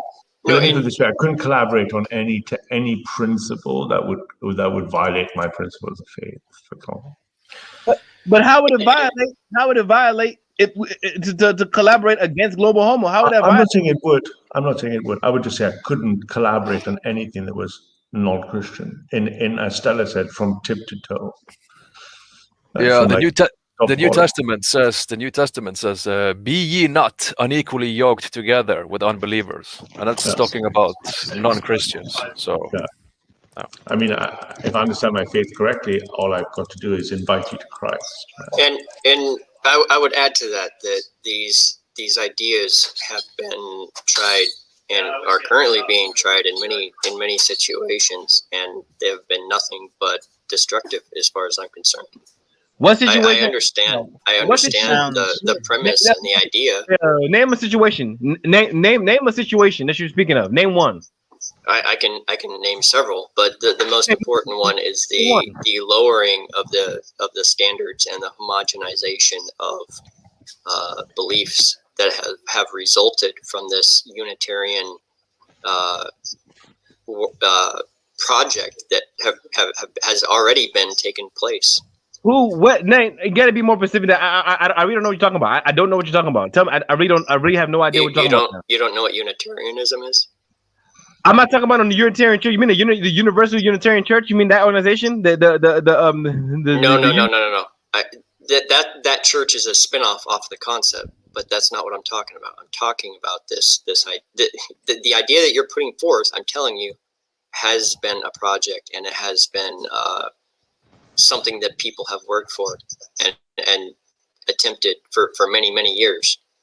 I haven't seen it being worked on and attempted for many years, and have an intellectual revival on intellectual populism to add to it. I haven't seen it being done for many years. I haven't seen it. I don't know what you're talking about. I really don't know. I don't know where people of faith are coming together to no matter your religion. It's not people of actual religion. It's synthetic, so therefore fake, and it's people engaging in religious attitudes and behaviors, but it's around a set of secular concepts. So it's I'm not talking about that. I'm not talking about that. No, I know, we know that you're not talking about that. Stella's just mentioning that it sounds similar to what you're suggesting. So let me. I don't know what faith you're up in. I don't think I've asked you. Maybe I have. I forgot. But I would ignore it. I speak to Muslims, and I've got a few Muslim people very interested in the NRX, for example, but they're interested on their own self-interest. So if I would expect global homo to be resisted by Muslims, I expect Muslims to do it independently of me. It's not about doing it independently. Because they can't violate. It's about having a shared communication. It's about having a shared line of communication. Okay. I'm there. I can give you one example. Just not far. Well, there's I won't say where, but all you have to do is search interfaith. There's actually one not far from where I am. They're carried out all over the United States. These interfaith conferences where they get together and with all these different religious groups and It's all about finding, common ground between all these different religions, and it's a mess. What I find very suspicious, because I talked to Joseph, the Zionist, about this a few times. He's like, well, I've done lots of work to work with the Muslims and to build relationships between Muslims and Jews. But then I ask him, but you don't accept the Prophet Muhammad, right? He's like, no. I'm like, okay, so how does that kind of work in practice then? How does that work? Yeah. I'm like, because I can tell you how it works. It's what can you do for me, and how can I profit from this? Okay, that would which should have nothing to do with. Because to be fair, there was a bunch of I think what you're trying to do. I like your spirit of resisting global homo and combating both atheism and secularism. I can tick those boxes. But then the question after that, I'm not sure how to tick it next, because again, like I say, the only way to approach everything for me is Christian. If I have to pick is Christian. I can't pick a Jewish way or a Hindu way. Hey, my idea had nothing to do with it. It's just the first step. It's a broad base.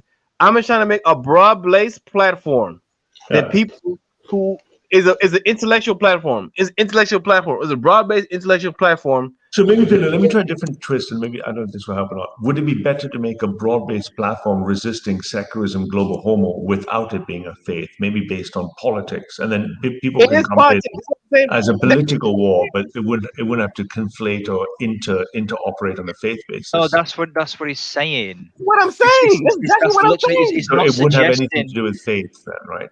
Yes, correct. He's just saying all of the faiths, you all have your separate faiths. You don't have to agree on your theology. You just have to work together politically to deal with this, and then after that, it's multiculturalism. It's global homo. That's what Freemasonry is all about. Well, it wouldn't necessarily have to be, but as I pointed out, there are some of specific religious interpretations, be they certain denominations of Christianity or Judaism, who are in direct opposition to these ends. It's just simply unworkable.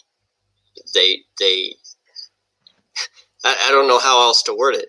They're in direct opposition. I think it's totally workable. I told you, it's not about theology. I say it's providential constitutionalism. Exactly what we said. It's a social political movement that binds people together on a certain objective, and that's the counter hyper secularization. So let me drill that in a little bit further. So let's say I belong to a school of thought, for lack of a better word, called the NRX, or the neo-reactionary movement. So we are neo-reactionaries. We're reacting against the root cause of this phenomenon that we see as secularism, atheism, globalism, multiculturalism. I don't know why I would need anything more than that, because that permits different blood and soil and spirit collectives in the world to operate on the same principles without having to necessarily even harmonize their operations. I could get a Nigerian Christian and a Nigerian Muslim who believes in blood and soil and spirit to combat global homo without having to even collaborate with him. All he would have to do is understand the same principles, and he could be a proud Nigerian Christian, a proud Nigerian Muslim, and he could fight the fight for Nigeria without me having to necessarily do anything other than just be conscious of him in the first place. Now, if he was a Christian, that would be different. I would share faith with him, right? But if he was a Muslim Nigerian, he could be a Muslim Nigerian reactionary, and he could be resisting secularization in Nigeria, resisting the corrosion of the Quran, resisting LGBTQ on Muslim principles, and I wouldn't have to participate in that. If he was a Christian, I could share my faith with him, but I could still leave him in his ethnic tribe to fight his battle for God in Nigeria, and I still wouldn't have to do anything. But as a Christian brother, I would have to recognize my brotherhood in Christ with him. But he would be doing that in Nigeria. So I'm curious: are you proposing something like a school of thought, or a set of principles? Are you proposing something like a concrete set of operating principles, or shared doctrine, or shared? Like I said, I apologize. My head is. I'm proposing an intellectual framework of interreligious thought. Interreligious thought I think the stumbling block is the interreligious bit, because I think maybe correct me if I'm wrong, Stella, or something. I don't understand how interreligious really works, other than We have different faith. You say there's a higher power. It doesn't even have to be religion. You just saying there's a higher power. You're saying there's a providential order to this world. We know that there's a God. We know that God exists in the world. If we intellectually wrap our heads around that, if everybody intellectually wraps their head around it, everybody could fight it on their own terms. Like we said, it's not that much similar than your blood. It's what all the thing. I mean, I don't see the conflict. If you believe in your blood, I don't know what you call it, the blood, earth, and something. I don't see how much what I'm saying is that much in conflict to what you're saying. I don't see the difference that much because I'm pretty much I don't know. It's the first time I'm hearing it, man. So I'm just trying to understand. When people tell me things, I try to map them into models I already have, right? So, Ralph, I just put a link in the chat. You want to pop it on screen? Coming right up, man. You know I'm doing well when I can barely click the fucking things. Let's go. Where's it gone? Sorry, don't swear out. Swearing is pointless. Where is it? Is it home? That one. Hey, okay. Is this the H8 conference? Yep. Started. Oh, I think it started with home, not donations. Okay. About programs, interfaith advocacy programs, peace and international issues. Oh wow. Okay, so these are like all the faiths together. This already exists. It's called Global Homo. Strong baby Salah. I mean, no disrespect, but my problem is I could meet these guys and have lunch, and I could go out with them, I could talk to them, but I couldn't relate to people who, I mean, it would be a different relationship I would have. I'm not sure. I mean, we couldn't pray together, for example, right? What do these guys do? Integrate that. This is a very American thing, right, Stella? Yeah, it's huge in America. It's yeah, because I remember like seeing it's the heart. This is the heart of Global Homo.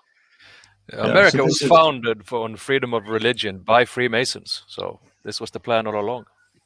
Well, many of them did not believe that, actually. No, but Satan knew, and he used them like pawns. Sure, that I could concede. Do you have? Oh, there's the mission statement. There's the top thing. Hang on. To uphold the dignity of every person and the solidarity of the human community. Mm-hmm. Yeah, but that's violating. Not only do I not have solidarity with these people, I am at war with these people. Yeah, I don't know what the solidarity of the human community sounds like a violation of the Corpus Christi. It sounds like a violation of the body of Christ, right? How about this hypothetical? What if there was something similar to this, but it was just all the different Christian denominations? Would that be better, or what? We already have the schisms in the churches for that, right? We don't need something new. If anything, we need one holy Roman. We need one holy Christian emperor. I'd follow him. You want to go back to the Roman Empire? Hurrah! I take a pontiff or a patriarch. Yeah, yeah, absolutely. I take a single pontiff, a single patriarch. Sure, but I'm not sure what solidarity look. Pelu, when I read solidarity of the human community, my instinct tells me enemy. But see, this is what I immediately heard when he started talking about this. I'm well aware of this. Like, this is not a new concept to me. These are my enemies. Yeah, it's the global brotherhood of man, right? Liberté, égalité, fraternité, which comes from Freemasonry. Correct. Whoa! Look at this. Dialogue to build personal relationships. Okay, that's like self-help. And conduct public programming to counter hate and fear, while fostering interfaith, intercultural, interracial understanding, tolerance, and friendship. So this, to me, screams of lowest common denominator global secularism. Yeah. Isn't it? And they work closely with non-member faiths. Okay, so that's just them. A committee for interfaith understanding. I was gonna suggest that it might be something similar to. I forgot which. Go on. I mean, I'm sorry, I don't know if you're familiar with this stuff, Pelu, but when I read language that says a one community program, it's just red flags go off fucking everywhere. It's dodgy. Yeah, I just see white genocide. Unitarian, one world government, one world religion. This is what they're trying to create, and I will not align myself with this. So one is 5 times in this first page. Okay. About mission statement. What else do they have? About interfaith statements. Oh, anti-Asian violence, hate, and sexism. Uh-oh. Uh-oh. Beep, beep, beep, beep, beep, beep, beep. I mean, I'm just reading Marxism right there, right? I don't know about you, but like anti-Asian violence. Okay. So I mean, I don't know if this is what Telu has in mind, but I don't. I immediately I just reject the language as being very, very alarming. This is That just how you, I mean, with heavy hearts, lost lives in the shootings, more than 3,800 hate crimes are committed against the Asian community. Okay, They now won't list hate crimes against whites though, or Christians. Well, why would because this has nothing to do with Christianity. Yeah, I don't know much. I'd have to research before I'd be fair, but all my instincts are just firing red flags everywhere when I read this. This sounds like the Sustainable Development Goals of the World Economic Forum. It does sound a lot like the language, right, for the Sustainable Development Goals. That's it. I remember what I was going to say. It's. I was going to suggest that it might sound something like perennialism.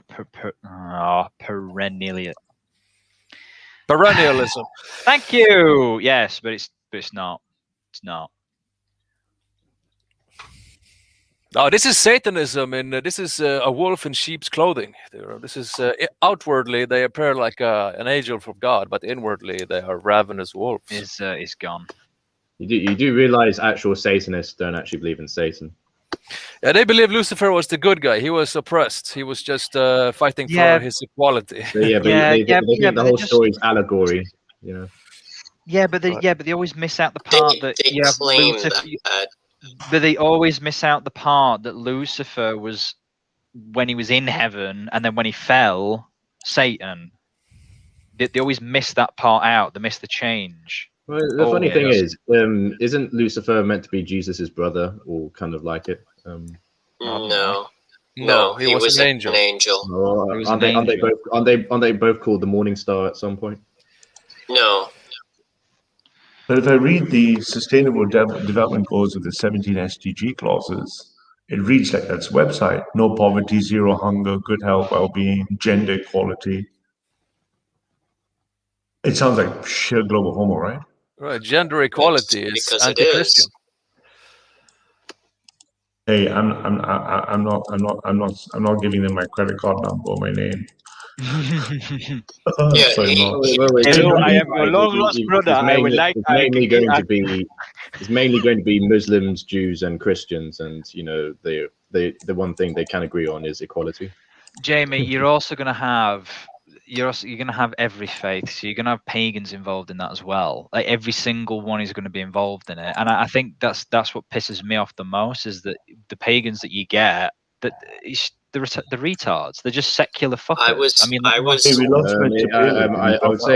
say Hindus for the most part are quite. I was involved in neo-paganism for almost 10 years. But that's not genuine. That's just people that make up because it's not passed. It hasn't been passed down from a genuine source. No, much of it is, but it's still it's a dead end. It's not the truth. It's not the truth. That's what. They're that's not. the Dude, they're all pussy hippie living motherfuckers. Yeah. But that's what they are because it's in the name, isn't it? Neo-pagan, new paganism. It's fucking. It's nothing like the actual. It's nothing like the actual Romans or Celts or Germans. You know? No, it's nothing like that. You know, if they were like that, they'd be going round, but beating the shit out of fucking people. That's what they would be doing. In that sense, then paganism exists to this day within Christianity because it's mainly just that type of paganism is just customs and cultures and traditions. Well, pagans didn't get their morals from religion; they just got the rituals from it. They got their morals from philosophy. That's the main sticking point. Ethics.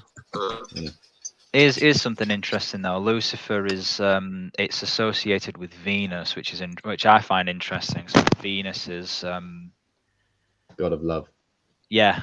So but it's obviously you've got a vice and a virtue in that.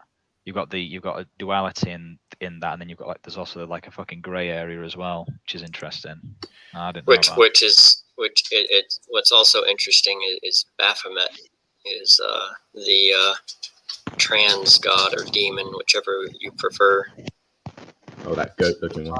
Oh yeah, it's the mixture of male and female parts. The goat head. I think it's kind of exciting. Like we can like say we are entering the new age of Aquarius, where we will. Oh, Jamie, don't. I don't listen to him. I know what he's on about. It's from a video we watched with. Hey, let me I'm sorry. I'm sorry. Before you say that, is it okay if we just take those pagans and just beat them repeatedly while offering them death? Which ones are we talking about? Wait. Christians are just as obsessed with astrology as pagans. So don't give me that shit. No, not what I said. Just beating you guys until you decide to accept the word of the Lord. How about that? Look. I will go back to Catholic I'm getting Church. ahead of myself. I'll go back to Catholic Church. I'll say all the hymns and whatever, but you're not convincing me that those angels are genuine and not from like Victoria. A couple of weeks in a Christian Inquisition in a dungeon, you'll be very convinced very quickly. The power of Christ compels you. When you heat up the metal to 270 degrees, you will feel. Hello? I don't have any hope that anything of the older ways are going to get brought back anyway in any meaningful and actually, meaningful sense. So as far as I'm concerned, bring out with the old, as they say, out with the old, in with the new. No, that's bloody 1960s hogwash. I want to challenge you all on that. What bit? Yeah, I was going down some of that. I apologize for my general sour mood, but good evening. Hello? Hello, how are you doing? Yeah, I want to ask everybody a question. Okay, so this panel is mostly Christians, dedicated to Christianity. I want to know how involved is each person in their Christian world and in their Christian community? I'm pretty involved. I am not a Christian. My church is paused. It's like lesbian priests marrying sodomites. So it's mostly online for my part. Even the Catholic Church where I'm at have LGBTQ parades inside the church. So I mean, it looks like the end times, in my opinion. It really does. No, but I volunteer. Even now that I moved to Berlin, I just volunteer. So I don't care what the building looks like. I can go talk to old German people.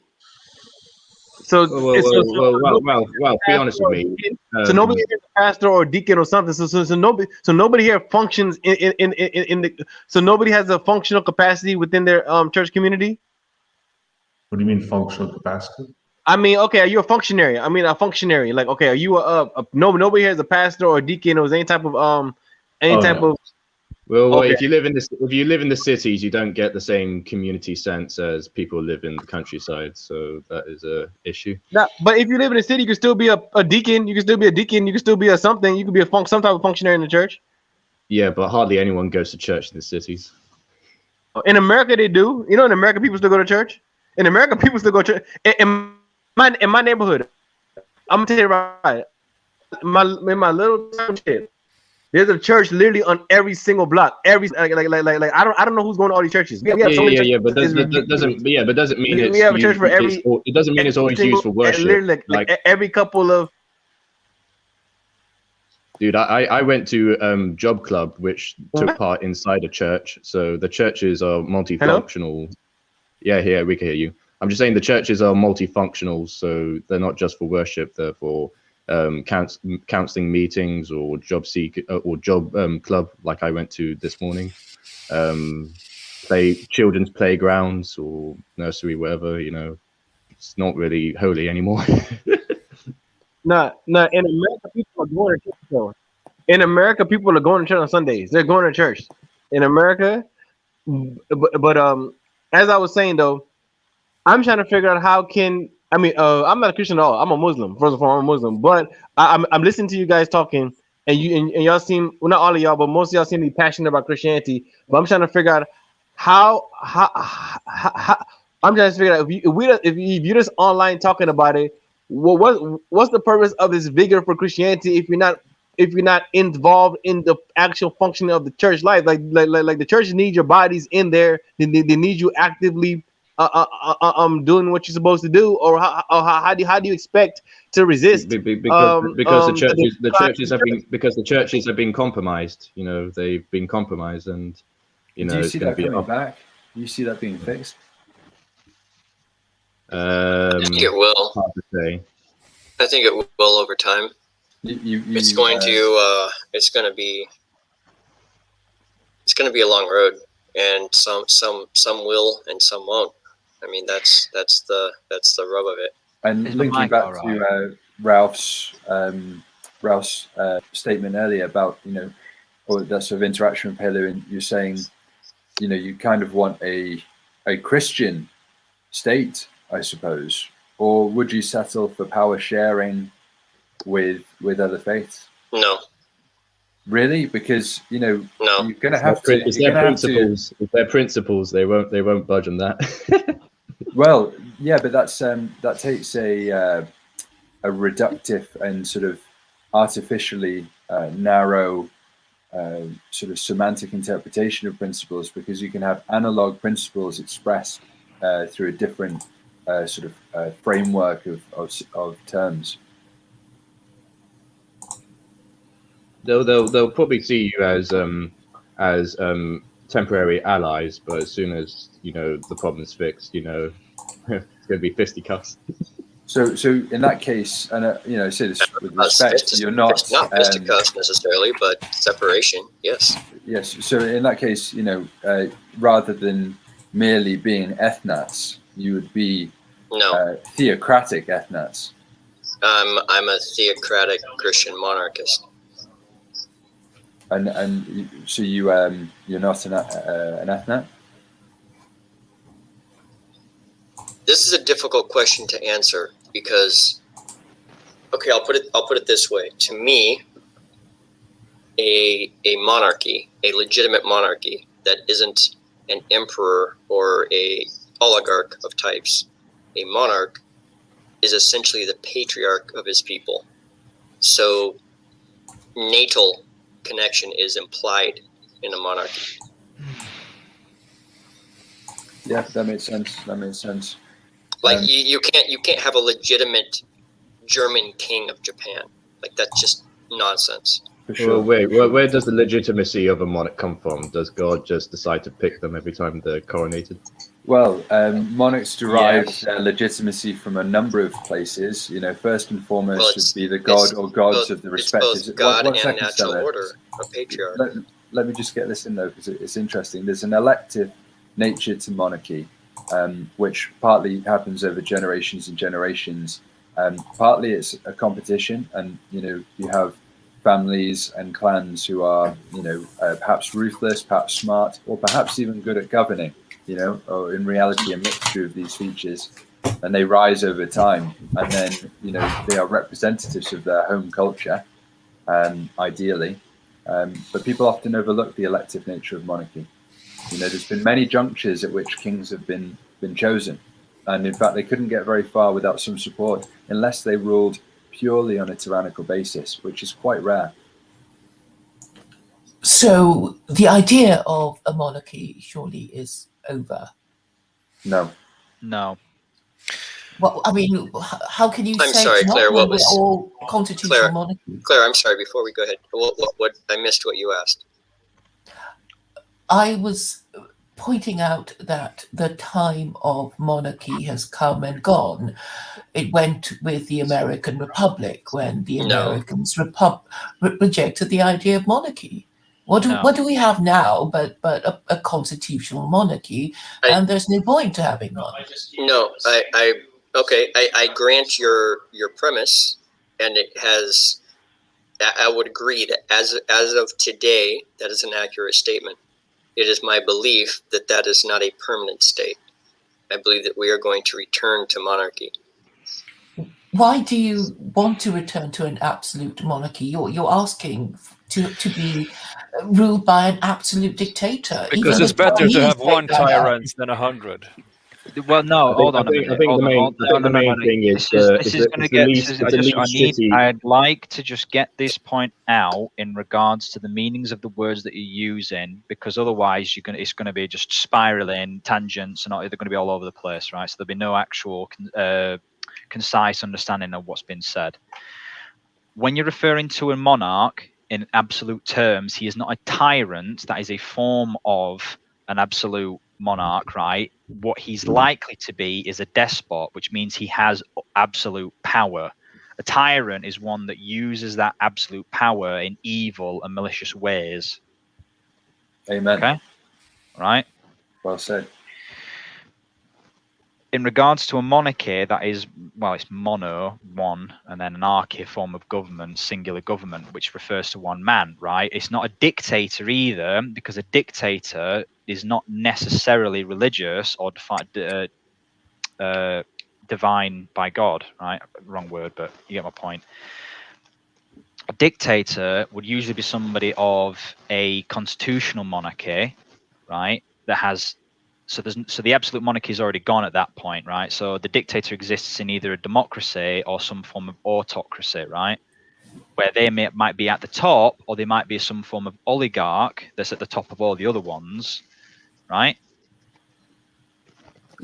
I think you're getting everybody a little confused. I mean, the point is that they stopped being fashionable after the French Revolution. No, it's not a question of fashion. It's not a question of fashion. Fashion comes and goes, and you can be influenced by. And actually, the best countries in Europe are still monarchs. So I think they're very fashionable. Which countries are you talking of? Can I address all this? The countries that are monarchs in Europe. From my perspective, it's not necessarily a matter of want or fashion. It's, for me, as far as I'm concerned personally, it's a matter of prophecy that republics and democracy will collapse and we will have monarchy again. All right, that is prophecy. To get to the bone of it, and this is primarily addressed to Sarah, Stella, and Ralph if he's listening. I struggle to accept that you guys, couldn't get on with committed. We used the term allies earlier, and the term pagan is very imperfect. But if you broadly, and this is of course doing away with the New Age, the Woo, and the LARPers, but there is an indigenous European culture which many of your compatriots in your respective nations, and America is different. America is a different case. The America that we know was founded on a singular Puritan quest. So it's really not the same as Europe, other than the European blood is rich with indigenous European heritage, despite, go on, David, I can see you shaking your head. I would point out that what you're saying is correct, and to clarify, I said a government or law that was contradictory to my beliefs, I would not accept. Yes, I'm not saying every single person within a country has to be. You know what I'm saying? Like, of course. It's not Islam. I'm not promoting Islam. Yeah, and another thing, in humility, I would ask that you guys recognize that your ancestors were indigenous Europeans for the most part. And obviously, I think, that's not true for Ralph, or maybe half, I'm not sure. But, Stella, I'm guessing you're Northwestern European in your heritage? I don't see what race has got to do with it. I mean, race and ethnicity are not the same thing, Claire. Race and ethnicity are not the same thing. Yes, I know, but I mean, you can be any race and be a monarchy or a republic. No. The monarchy is a subtangent of this conversation. I clarified that at the beginning of this when asked that question. A German can never be the monarch of Japan. You have to have blood. Well, if they take it over. Interrupt a second. Can I just introduce? Sorry, Simon. Just because I haven't asked Reactionary to pop on. Some of you know him, some of you don't. Particularly Claire and stuff. Reactionary is I consider Reactionary a friend, and he is an Orthodox Muslim. So I'm very, very curious to get to the bottom of what secular Quranism really means, and I introduce Reactionary. Assalamu alaikum. Hello, Reactionary. Actually, meet Claire. How's it He going? lives in the US. And Claire is Assalamu from- alaikum, brother. no worries. Please. So maybe you guys can explain So secular Claire, how you Quranism, doing? reaction. Well, we were also talking about a very Big up interesting chosen one in the chat. Okay, everybody's talking at the same time. I hope we won't leave the subject of monarchy, because it's actually related to Islam as well, because the idea of an Islamic republic is kind of an Islamic idea, and we don't know if the Old Testament is actually in favor of monarchy either, judging from how badly King Solomon did, because his kingdom split in two after he died, and he was supposed to be the best. That might be the opposite way around in regards to that, but it depends on which theories that you look at. I think David might know something about what I'm on about there. But just out of curious, I don't want to be like a dick about this, but I'm just curious because I don't often get reactionary style. So I'm sure we can get back to arguments about monarchy and stuff in a minute. But I'm curious to explore the secular Quranism bit, because I mean, I would defer to a Muslim on issues to do with Islam generally. I'll step back and listen for a bit. I'm very curious because perhaps you chaps can explain secular Quranism. So Claire, would you mind Yeah, I wanted to add in giving some us a spice brief to it description too, of what Claire Quran was in secularism Jerusalem is? yesterday, and it looked like Lowell was even openly hitting on her. He's like, "Oh, I'm wearing a T-shirt," and I heard a rumor that Lowell is divorced. So maybe Claire converts to Judaism and marries Lowell. She gets herself a real blue-eyed man, a blue-eyed Jew. That Claire That would be the blue eyes. There's nothing David, more that than sounds Claire wants than a blue-eyed that does man. sound funny, So David. she could even get herself a blue-eyed man in Jerusalem. That would be an interesting side. I mean, if you don't mind, I'm just curious to understand, because I myself would like to understand the secular Quranism. So I guess let's hear reactionary and Claire have a conversation, I suppose. So. Okay, I'll quickly explain what I mean. It's basically Sharia without everyone in the country becoming Muslim first, because if you ask a Muslim, everybody has to be Muslim, and then everybody has to agree on Sharia, and I'm saying we haven't got time. I mean, why wait for things to crash and burn? We already know what the problem is, that we don't have a functioning moral system in the West, and it's because the current system no longer supports marriage and family values, which Christianity used to, but then it forgot about what it was supposed to be doing in the 70s during the feminist and sex revolution. And we've had, I think, 3 generations of not respecting the institutions of marriage and family. So that there's a problem of degeneracy. And I'm saying that the only way to quickly correct it without waiting for everyone to become Muslim is to adopt secular Quranism, because basically you don't have to be Muslim to support secular Quranism. I am not Muslim, but I see the wisdom of God's laws as they are contained in the Quran, and whether you believe in God or not, I really think that the Quran is the best available guide to humanity. And I don't see why we should reject that just because, it's not our religion. I think you should all go home. Everyone who's not the heritage Westerner is a guest. And if they don't do as we heritage Westerners say, you can go home. Okay, so just if you don't mind, please. I'm just curious to hear reaction. I want to hear reactionary discuss Islam with Claire, if that's okay with you chaps, just for a bit. So what do you make of that reaction? Because he's the only Muslim on the panel. So. Okay, I mean, it's basically saying whoever wants to adopt the rules or legal system of Islam, whether in part or in whole, they're welcome to apply them or adopt them in how they see fit.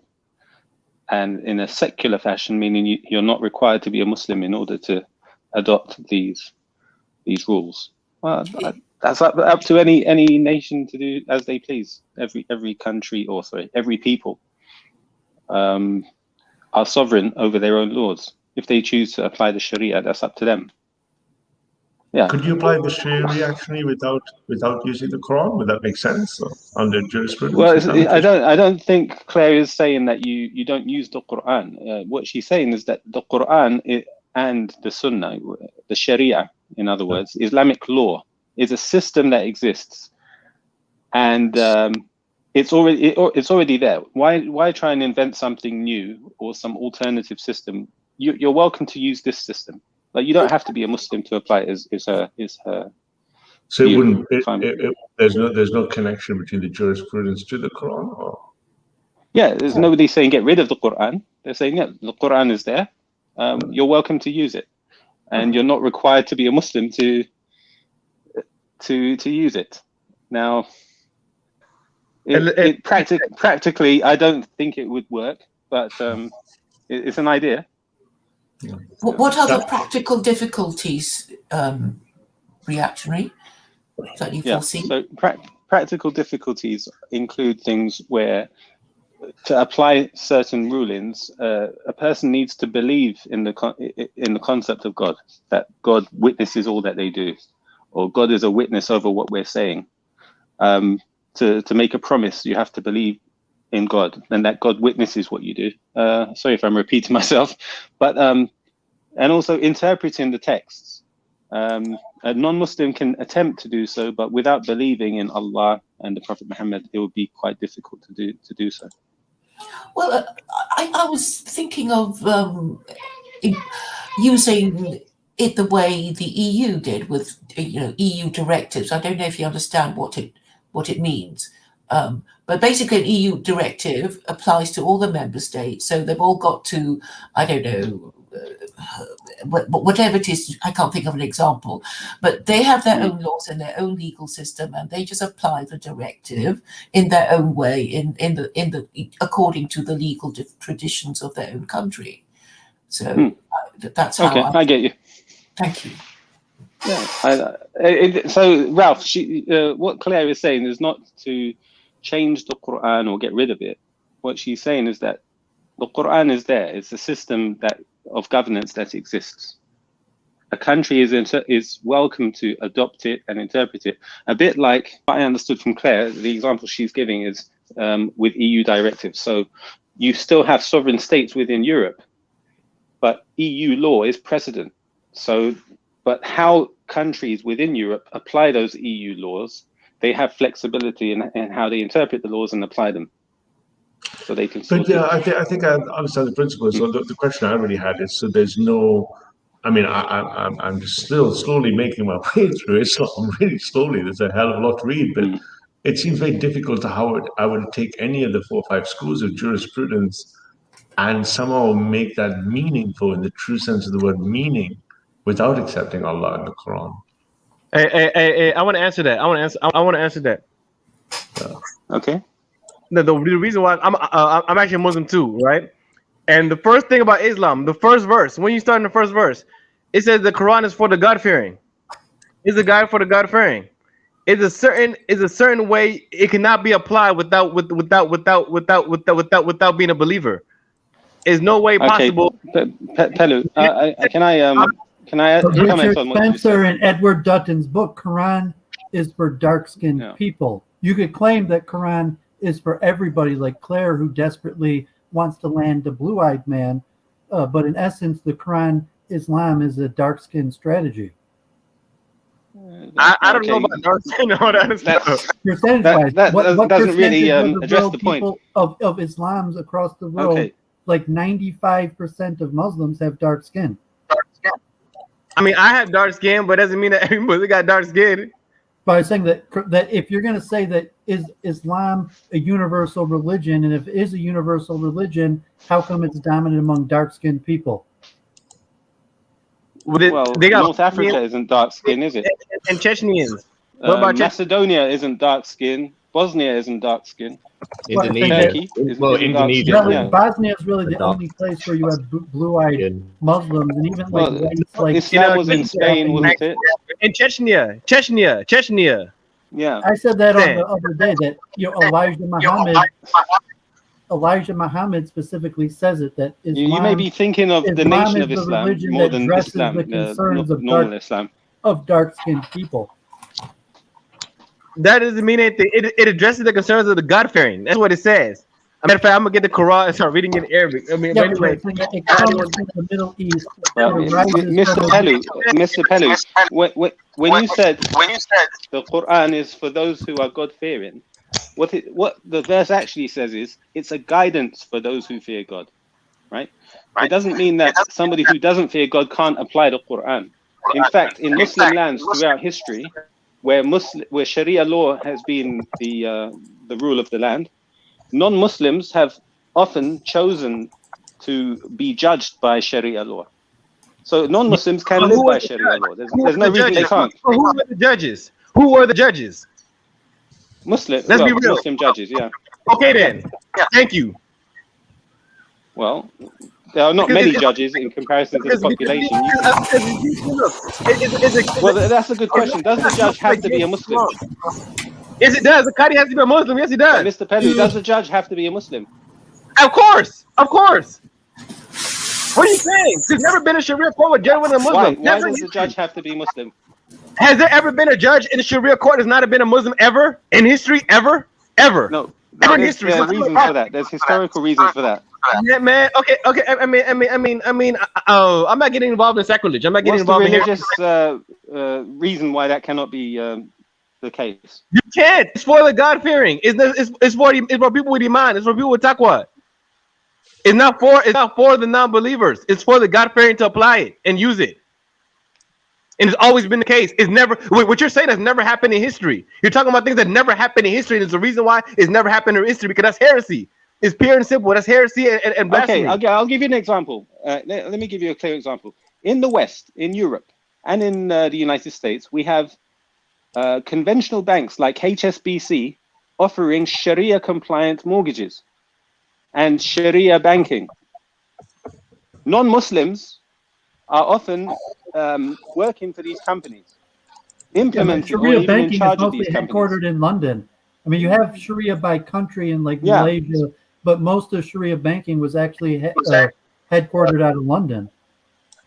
Yeah, but and a lot of non-Muslims are getting degrees in Sharia law. Sharia banking.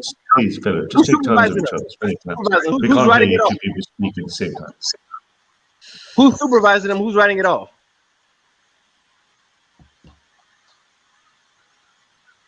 I bet you if they have a Sharia compliant instruments, they're gonna have a Sharia council that's made up by Muslims who are approving it.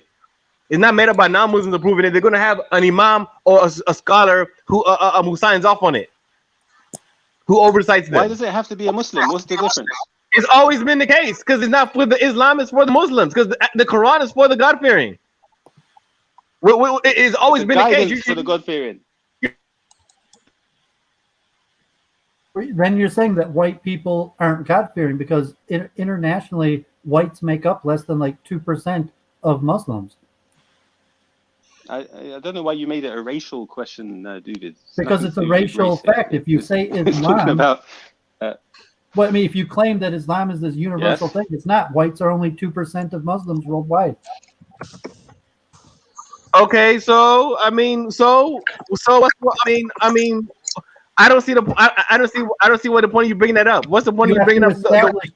You have to establish that you want to say Islam is something universal system and it's not a racial strategy, but facts on the ground, it would appear that Islam is a racial strategy just by looking up at who makes up Islam. I'd like to say because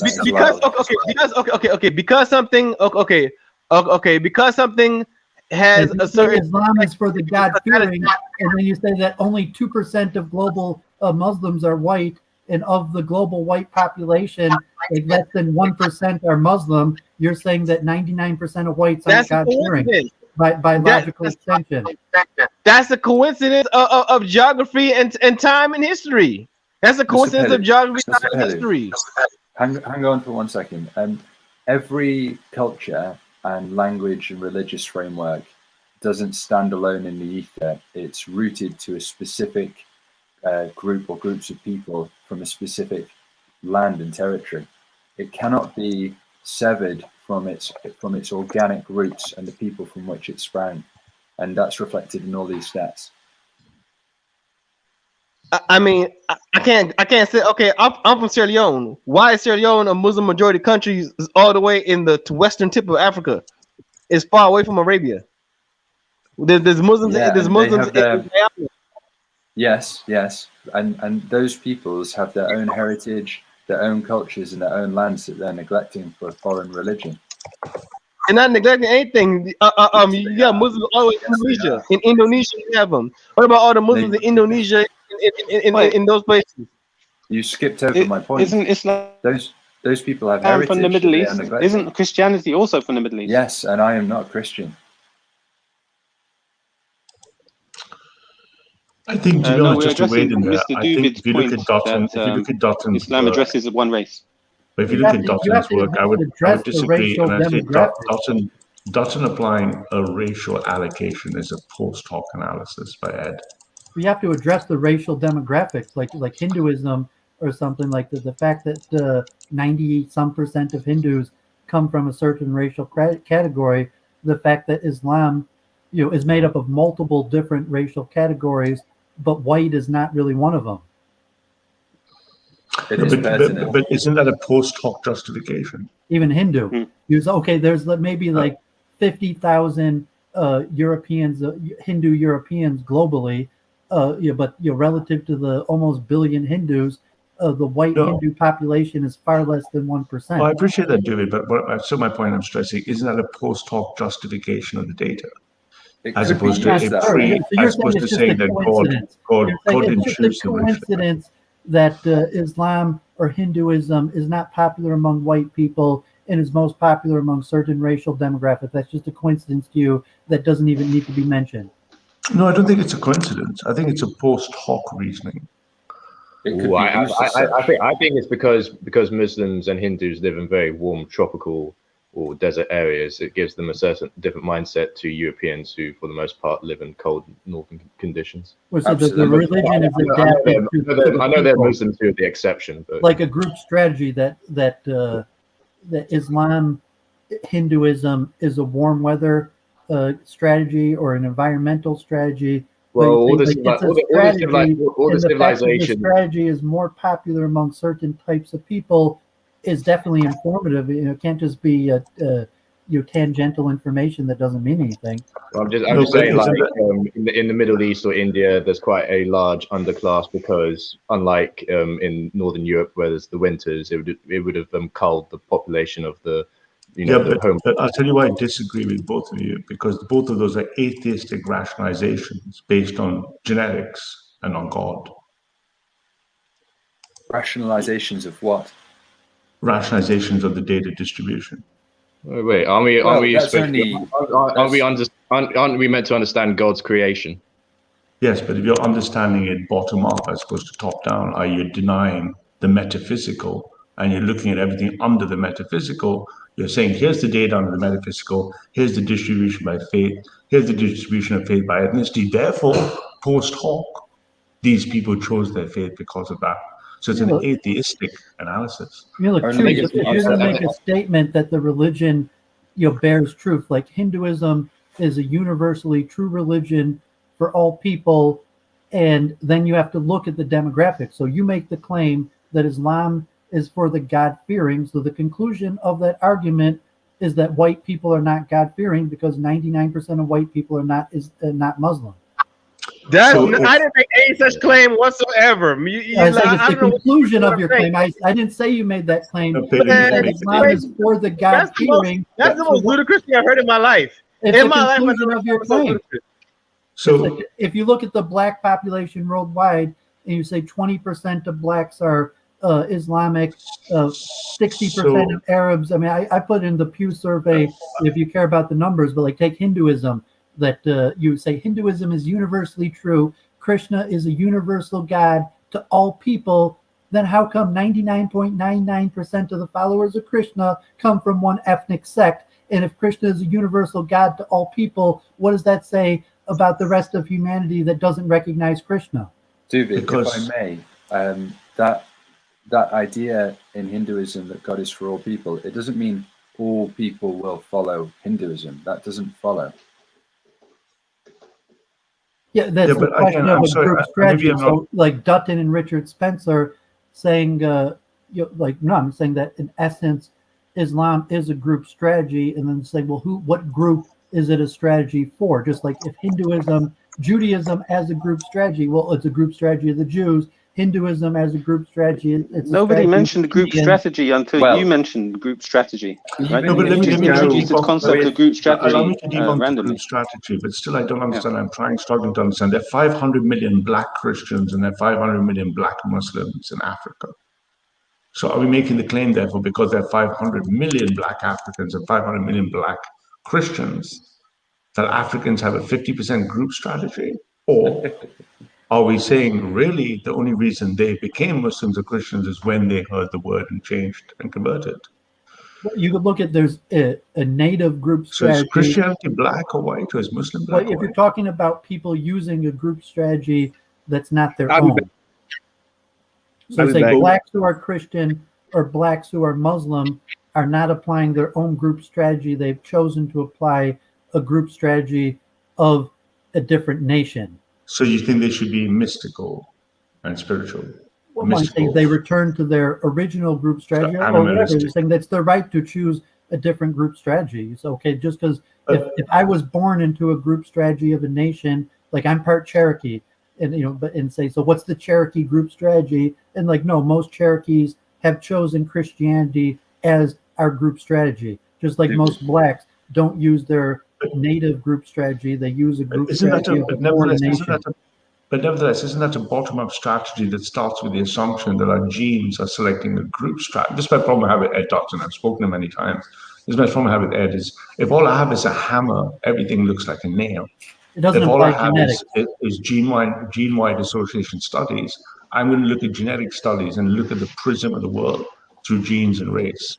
Group If I, on the other hand, start with, doesn't have to apply if I start with the universalist principle as a Christian, a Muslim, a Hindu, then I don't approach the data from the bottom up. I approach the data that I start by being a universalist Muslim, a universalist Christian, and then I explain why I see racial divergences over time with the religion. Dotton and Ed applies everything with a gene-wide atheistic lens. Therefore, he's going to look at religion as a group selection strategy. He has no other choice. Yeah.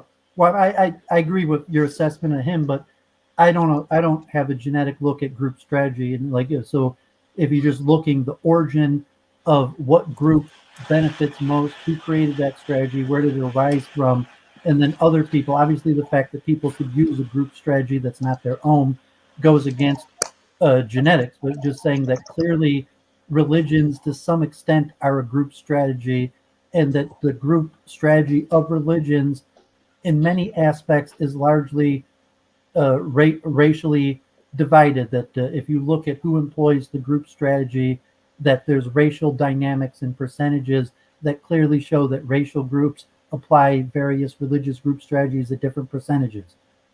Oh, I appreciate that. I appreciate why you would look at a group selection strategy having a externalizable component, i.e. faith, but that still nevertheless remains that your axiomatic definition of the problem domain is one based in genetics and not God, right? But it's something any like 5-year-old would notice. Like if a 5-year-old looked at like Hinduism or Islam, they would very quickly notice that most Hindus in Islam have dark skin. Like whether they were white or black, like it doesn't take a genius to recognize the pattern that most Hindus and Muslims have dark skin. I don't think so what the meaning or implication of it you could interpret. But like if they have got dark skin as a majority, so what? What's that got to do? Sorry, David. God. I still see a disconnect from the topic. The topic was: are Western countries or any countries welcome to adopt a legal framework from Islam and apply it in their own country? You jumped from that to say no, because Islam.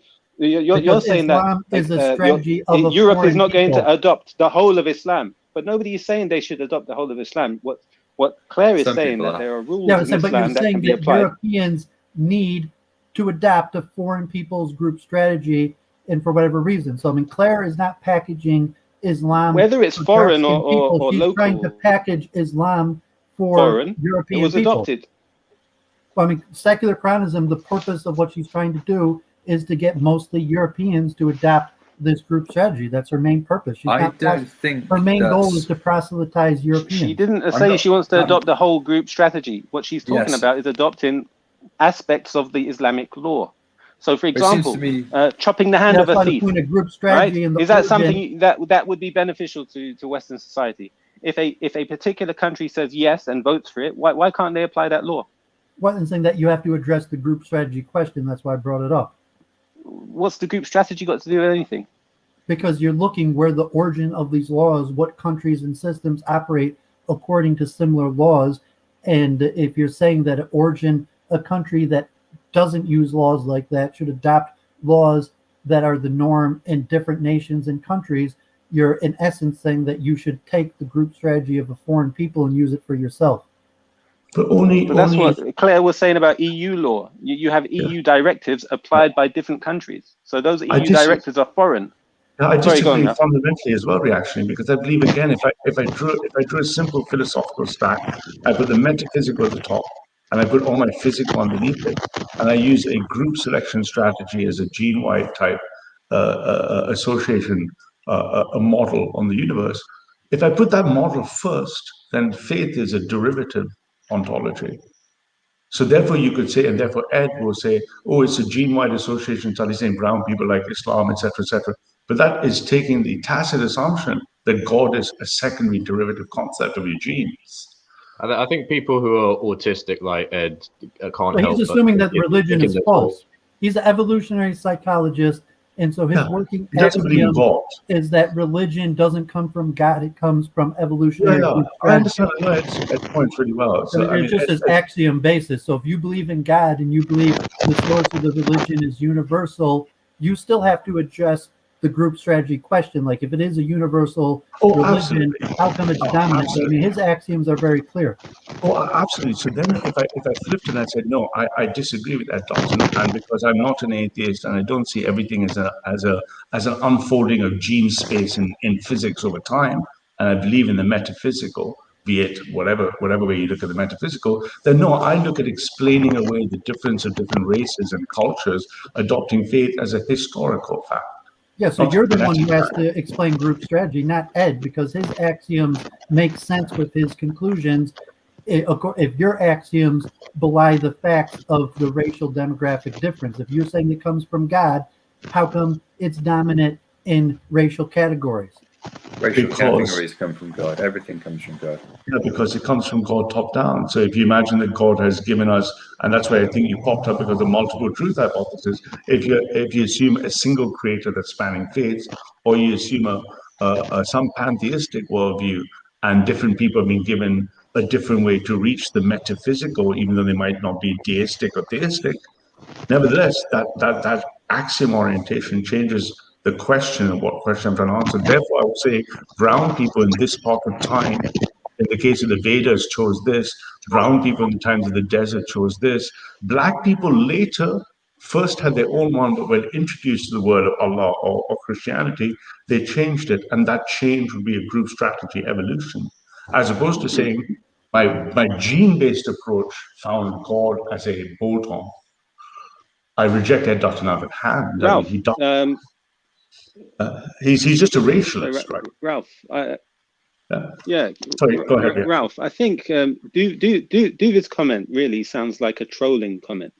Well, I think we can I'll see how we can simply respond to his 0% troll. 1 second, David. Let me just finish what I'm saying, please. Intellectual religious conversation here. 0% troll.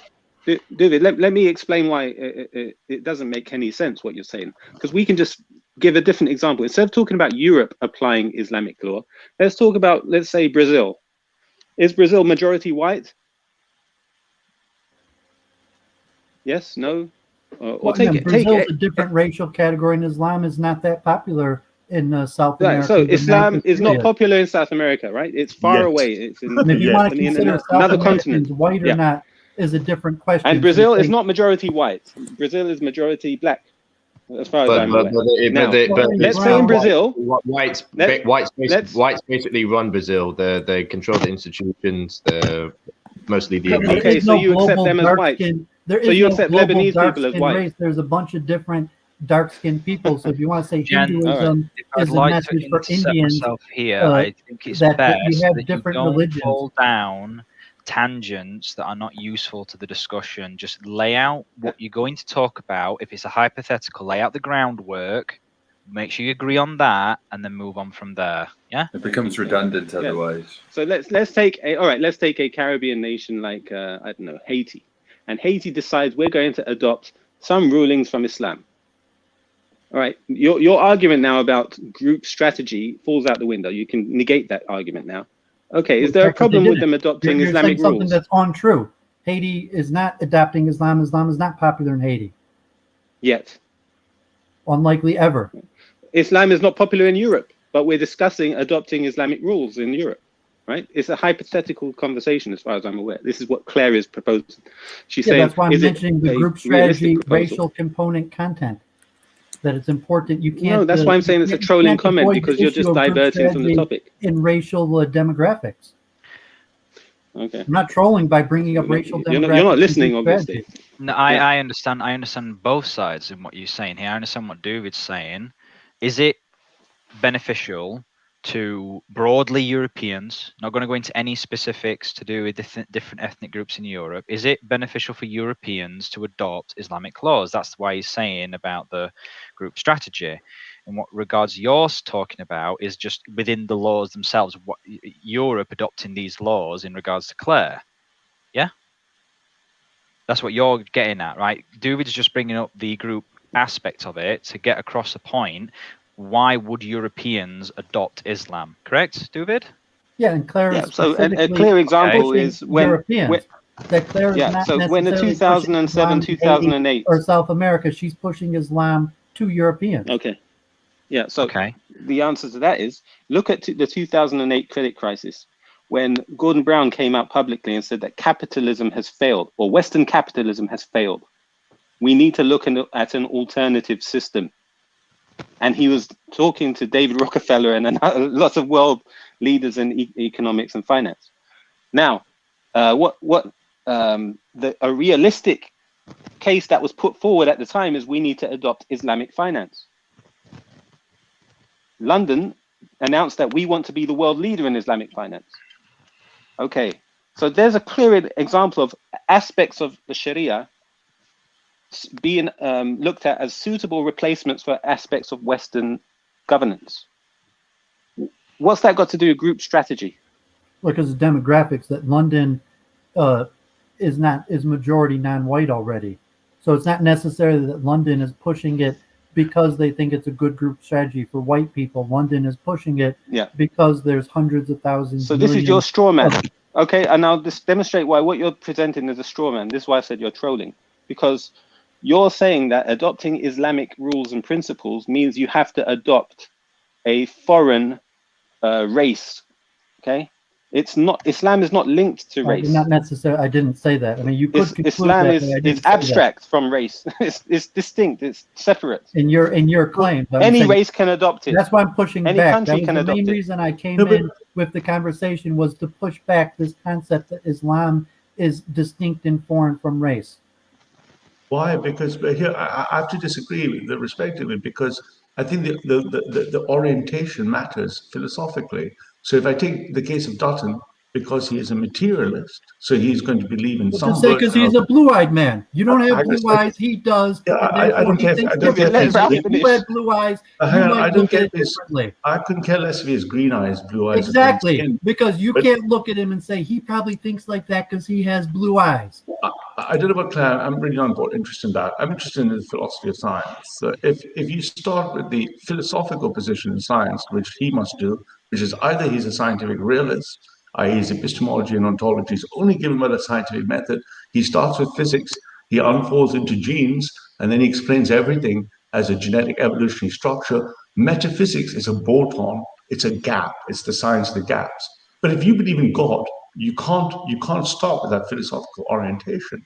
You must say, like a reactionary says, that no, God is metaphysical and God is first, and then I'm going to try and find explanatory power for the variation of religions across race. Okay, you're It's making, an orientation. you're making Ed Dutton. that people So, but hear me out. with. Ed Dutton's logic. You're saying that Ed Ed Dutton's Dutton's logic. pure European blood doesn't influence his thinking. No, So but hear me out. Ed, you don't connect Ed Dutton in the way he thinks with his blue eyes. You think there's absolutely no connection between Ed Dutton and his philosophy and his blue eyes.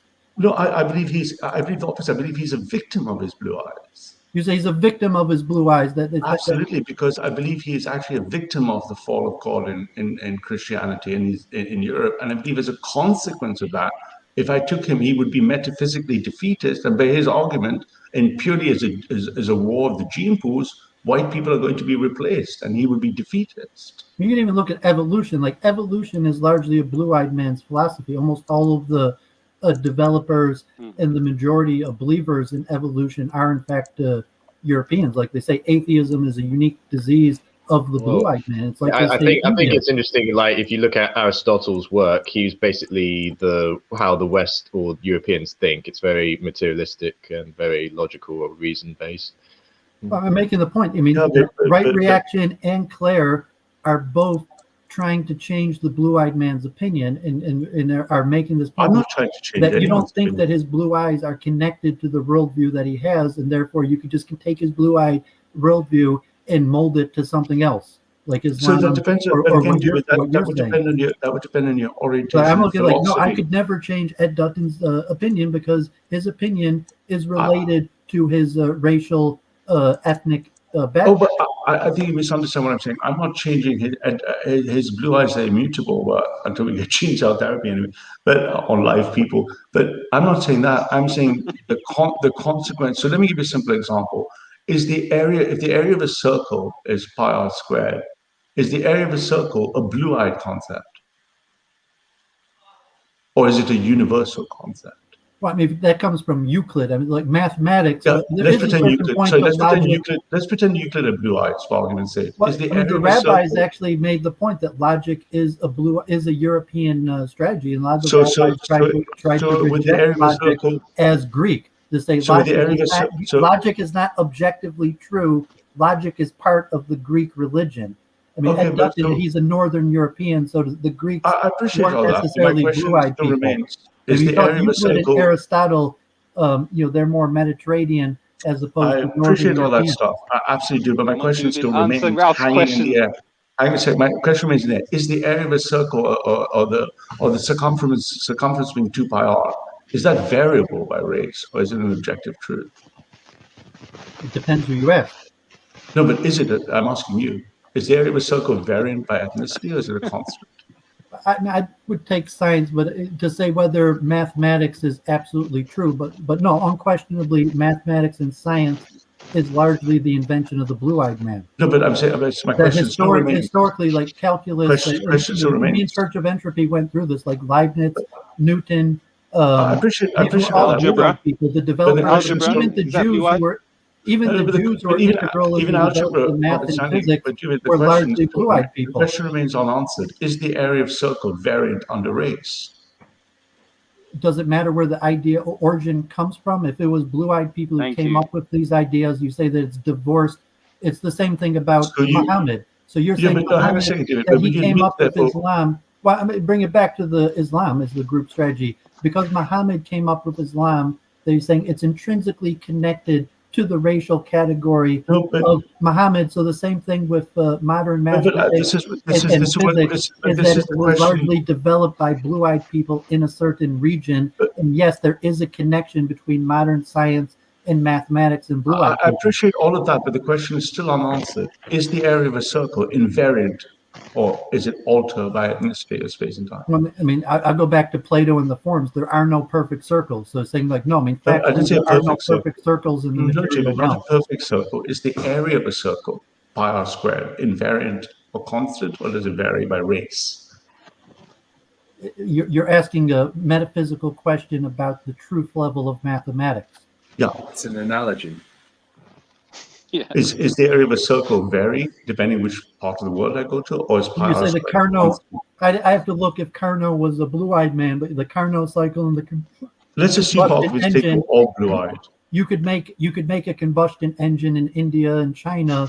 I'm getting rather fed up with this. Right. Very simply, right.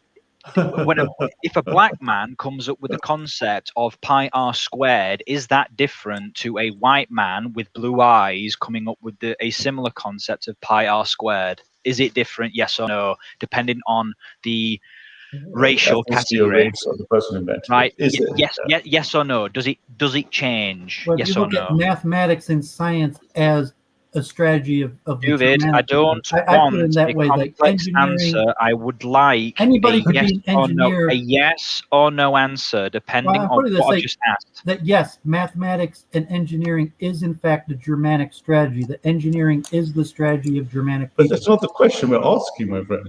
Well, it is related because these math and physics is part of engineering. You're asking a metaphysical question David, I Go on, Lewis, mate. understand what you're saying about where engineering, mathematics, and everything. I understand what you're saying. Even to where call it it a group comes strategy, from. that engineering is in fact a group strategy of Germany.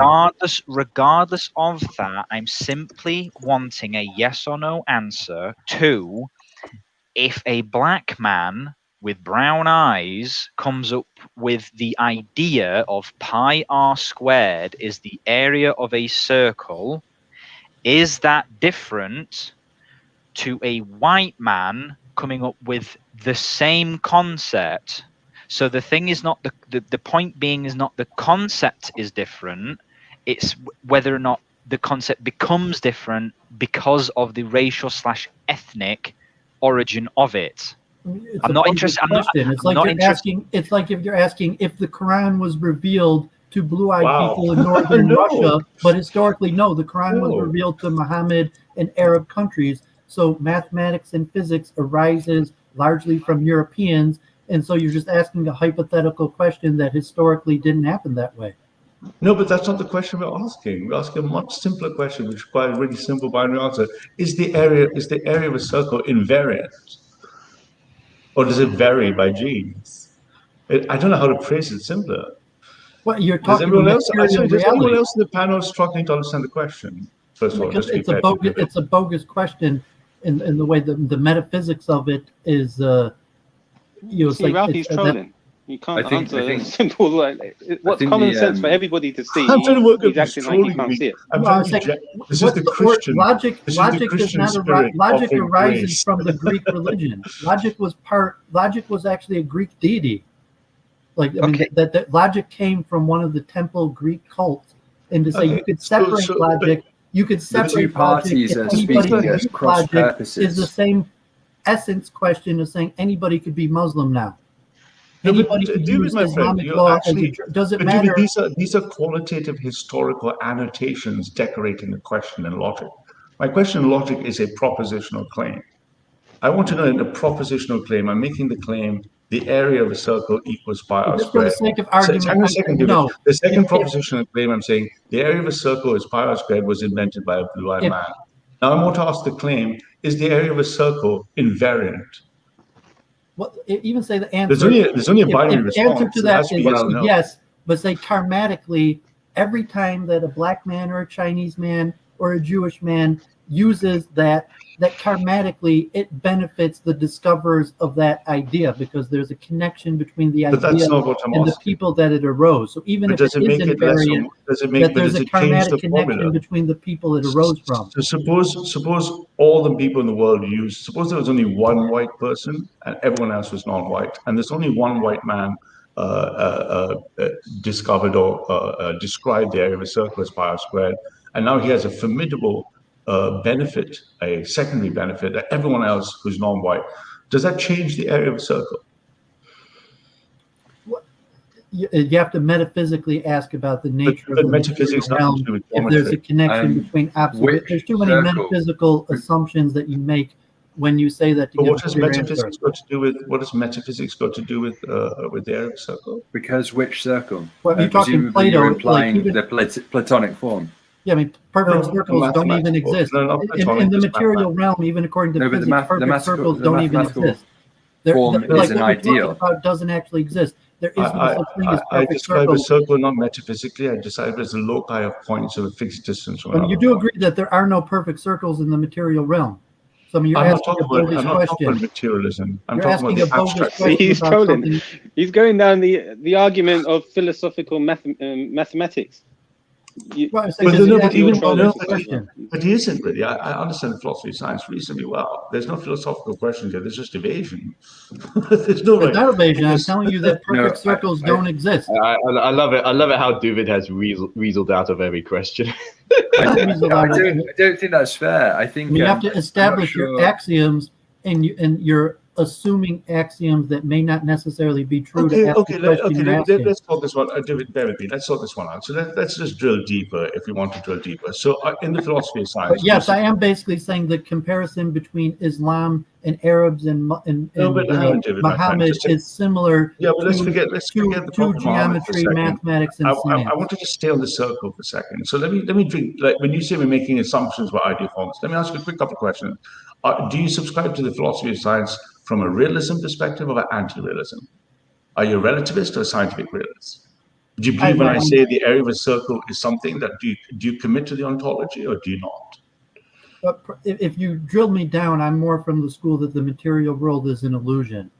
Okay, so you're a relativist. So you've no commitment. I'm not a relativist. No, you believe in coherence theory, either instrumentalist or relativist, right? So you believe the area of a circle might be a complete illusion, and you might throw out that ontology because you might discover some other epistemology. Is that right?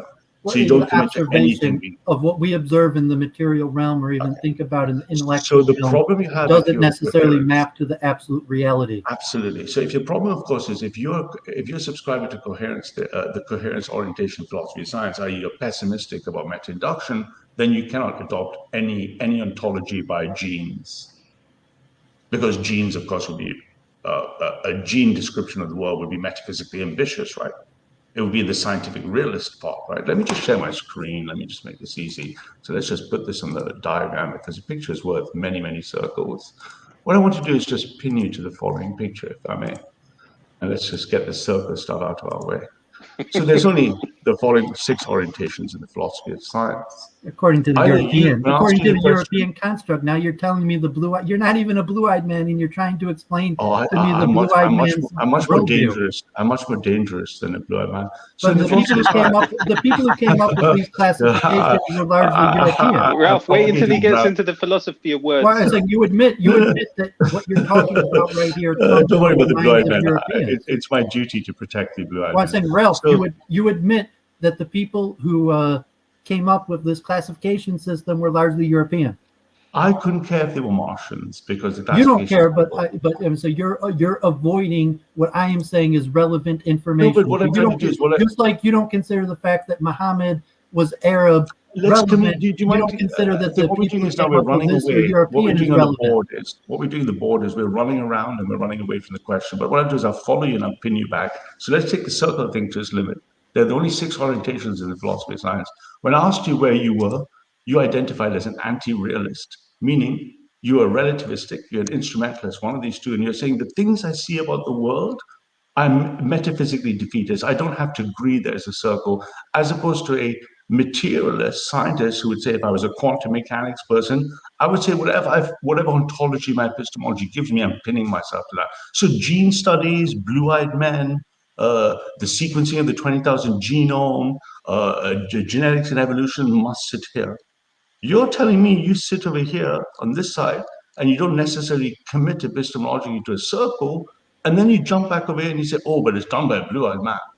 Yeah, so you're philosophically contradictory. You're trying to force me into this. I didn't make up the box. These are made up by blue-eyed system, men. And I'm blue-eyed men made this up.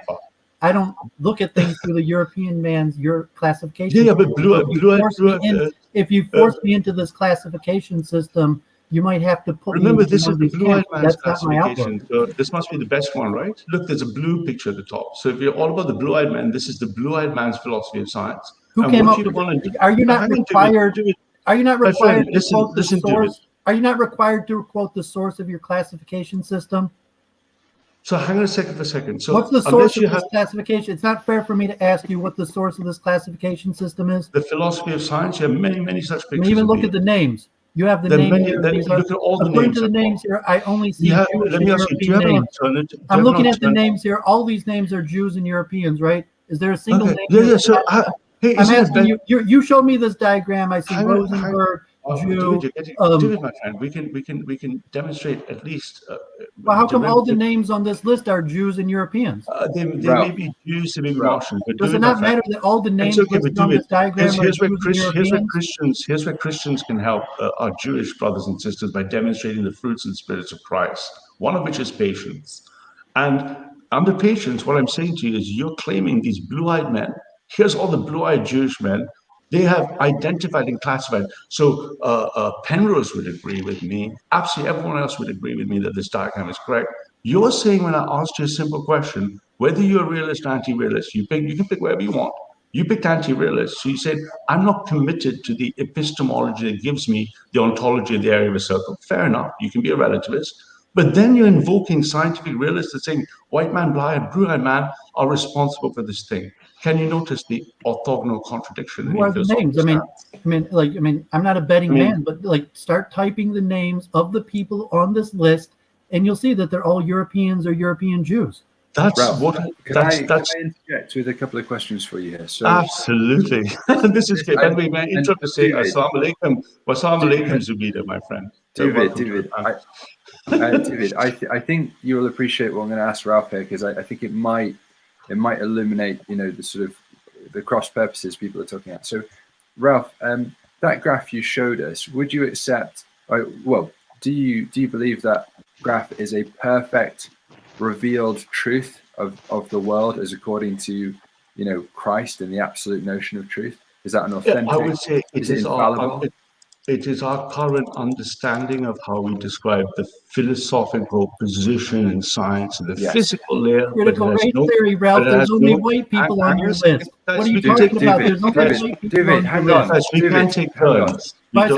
Ralph, will you admit that the chart you popped up only has white people's names on it? I couldn't care what color they were. So you're avoiding the question. I want yes or no. Are all the names on the chart that you popped up Europeans? Yes. Okay. Yes. So can you also admit that the man-messenger fallacy is 1,600 years old? That separates the man who delivers a message from the message. Well, that's what we're arguing about, and your own chart proves my point, because you put up a chart that has all Europeans on it. For a moment. Let's try to exercise some Christian patience and take turns. So what I'm trying to say is, given this philosophical orientation held by all scientists, including all the top scientists in the world today, all I'm making the position is to answer Dunstan is that it gives me the philosophical assumption of the scientific model, but stops at the metaphysical layer. It cannot describe metaphysics. When you ask me the question, is it given for God? I say yes, because all of God's creatures gave us a way to find God. Yes. So this was given to us by God to find God. Yes. But the thing that through the hands of the European man. You're saying it was given by God through the hands of Europeans to mankind, in the same way that Islam was given by God through the hands of Arabs to mankind, that mathematics and science, like the chart you showed, were given to mankind through the hands of Europeans, and you admitted that. Absolutely. So you just say there's no connection. It doesn't matter. It doesn't matter that Islam was given through Arabs and mathematics. No, I would make the claim it doesn't matter. It doesn't matter what the color of the skin or eyes of the person who created the area of a circle, unless you've got an alternative area for a circle. Are you familiar with Popper's three worlds, right? You understand your jumping world. Of course, just like I know Popper was a Jew. Thank God. I couldn't care if he was a transgender. I do care that Popper was a Jew. It makes me proud. I couldn't care if he was a lesbian. Why do you care? Just like explain why you care. Just like what benefit just like Rosenberg. David, please could I ask Ralph a follow-up question? Yeah, man. So the follow-up question is, and I think I saw this conceded in the beginning of your first answer. You would acknowledge that model is a model, and although you personally believe it is perhaps perfectly aligned with reality, perfectly aligned, I'm sure you would concede it might not be, and we might be able to refine it further.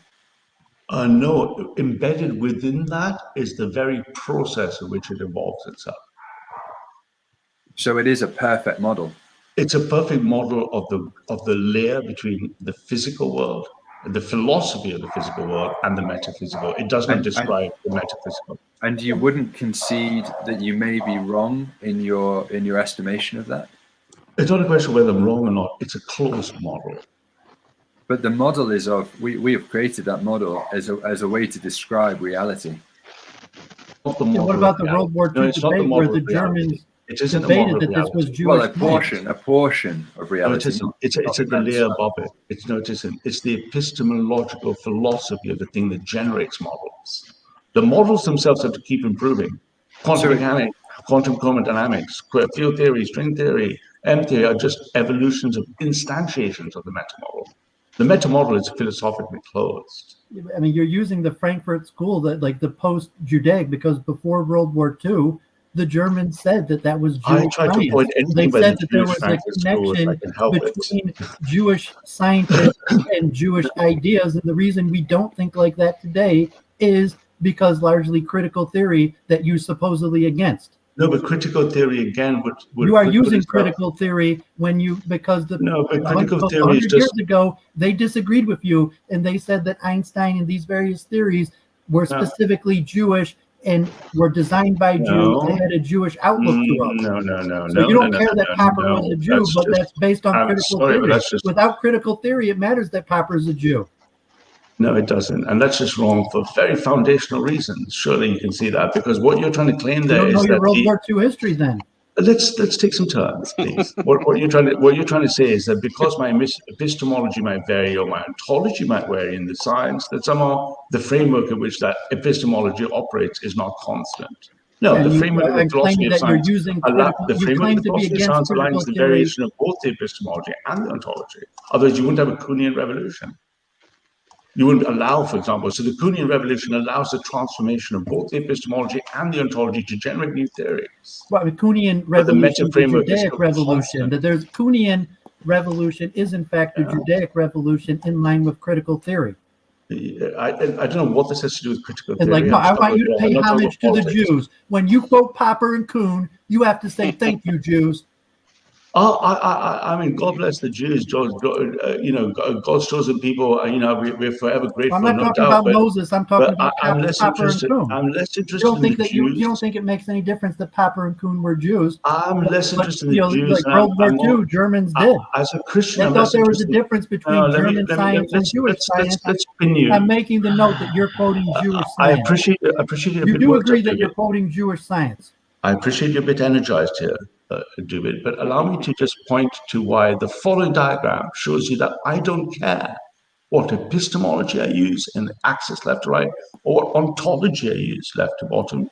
Wherever I pin you down, the That's the process point I was can making. keep That's my growing. point in the first place that I was trying to make. You're So agreeing. you That's the decide, point for I was trying to example, make. you, for example, want to say science doesn't get closer to the truth, and I have no ontological commitment. But there's no other box. You can dance around the four boxes. I can follow you around the four boxes. You can claim the blue-eyed people invented the boxes. You can say the Jews invented the boxes. You can say more Jews invented square 3, but there are no other squares. Yeah, I'm saying that you're using a European strategy here. I mean, that what you're trying to do to me alhamdulillah. right now is use a European strategy. So my question then remains once more. My question remains once more is that We're using the European language to speak. Yeah, I'm doing it in my 7th language, but let's not bring that up. But the point nevertheless remains is that if we make the claim like Dr. Edward Dutton does, or racialists, that the approach to the metaphysical starts with the materialistic view that human beings are just 20,000 long encoded genome unfolding in space-time, and God is a boson, then Edward Dutton's right, and brown men had one God, black men had one God as a group survival fitness strategy. If you believe in God, that position is absurd. It's actually heresy.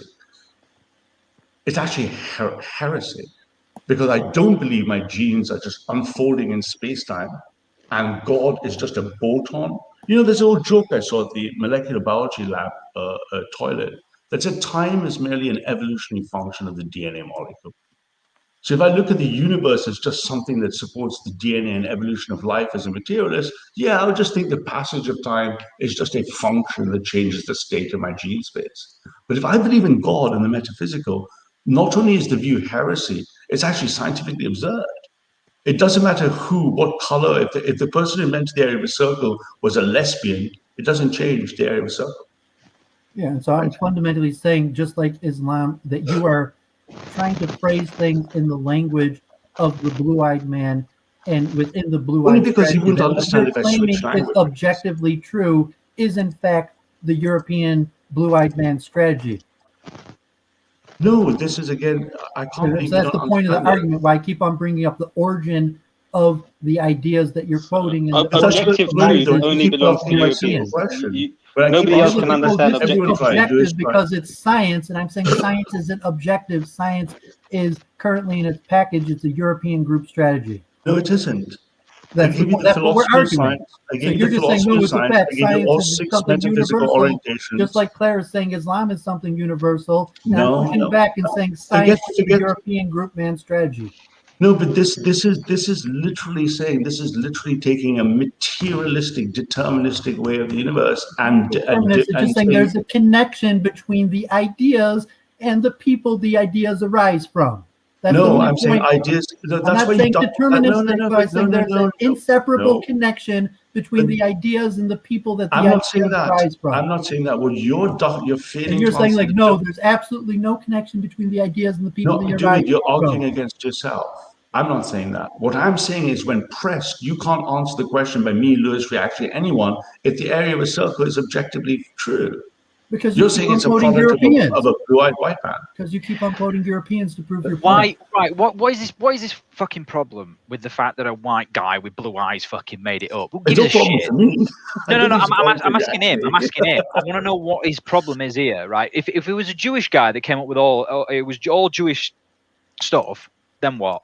Was it all right then? If that's the case, all right, fine, because it's obviously an ethnic issue that we've got here. That's how I see it. Is it because it's European shit? Is that a group strategy? So if you're in Africa or India and you start educating yourself according to the scientific method, it's similar to secular Quranism that you're applying European group strategy. So if I took if I collapsed all the S-wave functions through a copper wire and it came up with the linear equation V equals IR, invented by white guys in England and Scotland, does it stop working as soon as it leaves Europe? Does V equal IR as a linear collapse of all the quantum wave functions? Don't use antibiotics in Africa because in the same way that a white person can convert to Islam, an Indian person could use science, but it's part of another nation's group strategy. So science varies. So the V equals IR as an equation varies as soon as it hits brown and black people. It's in the same way that Islam, when a blue-eyed man practices Hinduism. You're ducking the question. If I drop, let me pick another example. If I drop my pen, its final velocity is square root of 2j over h to the height. But if I move to Pakistan, India, or China, does the velocity alter? Yes, it benefits Europeans. Not my question. If you're in India and you're using Kirchhoff's laws or Maxwell or Newton, it benefits Europeans. It really does suck being me because I can understand what both of you are saying. I just don't have the vocabulary to actually express how I feel. It's really shit. I can assist. I think it seems to be either, like you say, maybe you do with trolling. It's similar to the language. It's not a troll. It's just saying the 300 million people in India that speak English benefits Anglos. But that's not what I'm talking these ideas that arose from Germany benefits the German people. So Indian, Chinese, and African people using these laws of electricity benefits Germanic people. Ralph and David, both of you, I'm sure you're both smart. You both get the idea of talking at cross purposes. You're both hammering on points which, frankly, I'm sure both of you agree with the other person's point, within the closed set of what they're attempting to say. I'm not sure. No, I'm sorry, but I'm commanded by the Lord not to violate the logos. I believe either David is playing silly little games, which is fine, or he's either refusing to understand what I'm saying, or he doesn't understand what I'm saying. I think it's the last. I think it's the last one. In terms of David's response, so the essential point David's making, if I understand it correctly, is simply to highlight that although the essential concepts, and the truth and the instrumentality of those concepts don't change when they transfer culture, it is significant and it is a kind of change that those concepts are being implemented by another culture. And so I agree that yes and no. Yes and no. I different agree that ways. things invented by one group provide a group selection strategy for them, and then they have a negative externality if another group uses them. I agree with all of that, but that's very different from the claim that whether something is objectively true or not is true independent of race or ethnicity. The area of a circle does not vary by the color of your skin. Yes, and Duvid accepts that. However, he's he does not. I believe he does. I just questioning that it's conclusive that ideas could be separate from people, that you could take an idea that arose from a person and then that becomes somehow separate. And I'm just making the claim that's supported through different traditions and even modern critical race theory, that there's a permanent connection that never ends between the people that came up with the ideas and where the idea became popular in later use. That you can't sever it, that right reaction is absolutely wrong to think that you could just sever the relationship between the idea and who came up with it. And there's a tangential meta point here. You believe the area of a circle is associated with Pythagoras. So if I went to an island with a bunch of people who had never seen anyone in the world, had never made contact, and I landed on a boat, and I'm not Pythagoras, I'm a Muslim guy, and I sit on the beach with these people who've never made contact, and I explain to them Euclidean geometry. Would they be able to understand Euclidean geometry never having heard the word Pythagoras? So I'm saying that what you're saying is metaphysically impossible, that the only way that someone understands geometry is through contact with the Greeks, that the reason people around the world know this stuff is because they've had. So is the area of the circle, so which, so the, which bit of the area of the circle? The area of the circle comes from the Greeks, that there is a permanent connection, and no, some guy on an island has no ability to correctly come up with that stuff except through contact with the Greeks or other people who had contact with the Greeks, because there's some sort of connection between ideas and nations. So you deny the fact that an idea lives in a space that has nothing to do with physicality? Yeah, I'm saying that there's a permanent connection between ideas and nations. Yeah, let's just say ideas and people. Okay. And how does this connection, how do you explain the area of a circle's connection to a person? Which part of the formula pi r squared has a variable person in it? Every element of that every concept has an etymological root in a historical and a cultural context. Yeah, it's like, all as a Jew, I'm willing embedded to in thank the people. Greeks every time I use this stuff. You're not. Let me try with You're not thankful in the same way that, yes, I'm willing to say thank you, Greeks. But every time I do that, as were you, you're like, who cares? I don't need to thank the Greeks when I do a circle because I could have come up with myself. Okay, so it might just be me, it might be my migraine, but let's say if I took something even simpler and I wanted to use induction to start with the number 0 and generate all the other integers. Thank you, Indians. I'm willing to thank the Indians for that. Thank you. I appreciate it. I couldn't care if it was the Indians or if it was the Nicaraguans. So it can't be used by anybody else. What is your point, David? You haven't made a point. An inseparable connection. It doesn't mean that. Yeah. But what's the point of knowing that? Because I'm saying it's a direct parallel to Islam being connected to a group strategy. That the fact that science arises from the Greeks and through a European tradition is because it's part of their group strategy.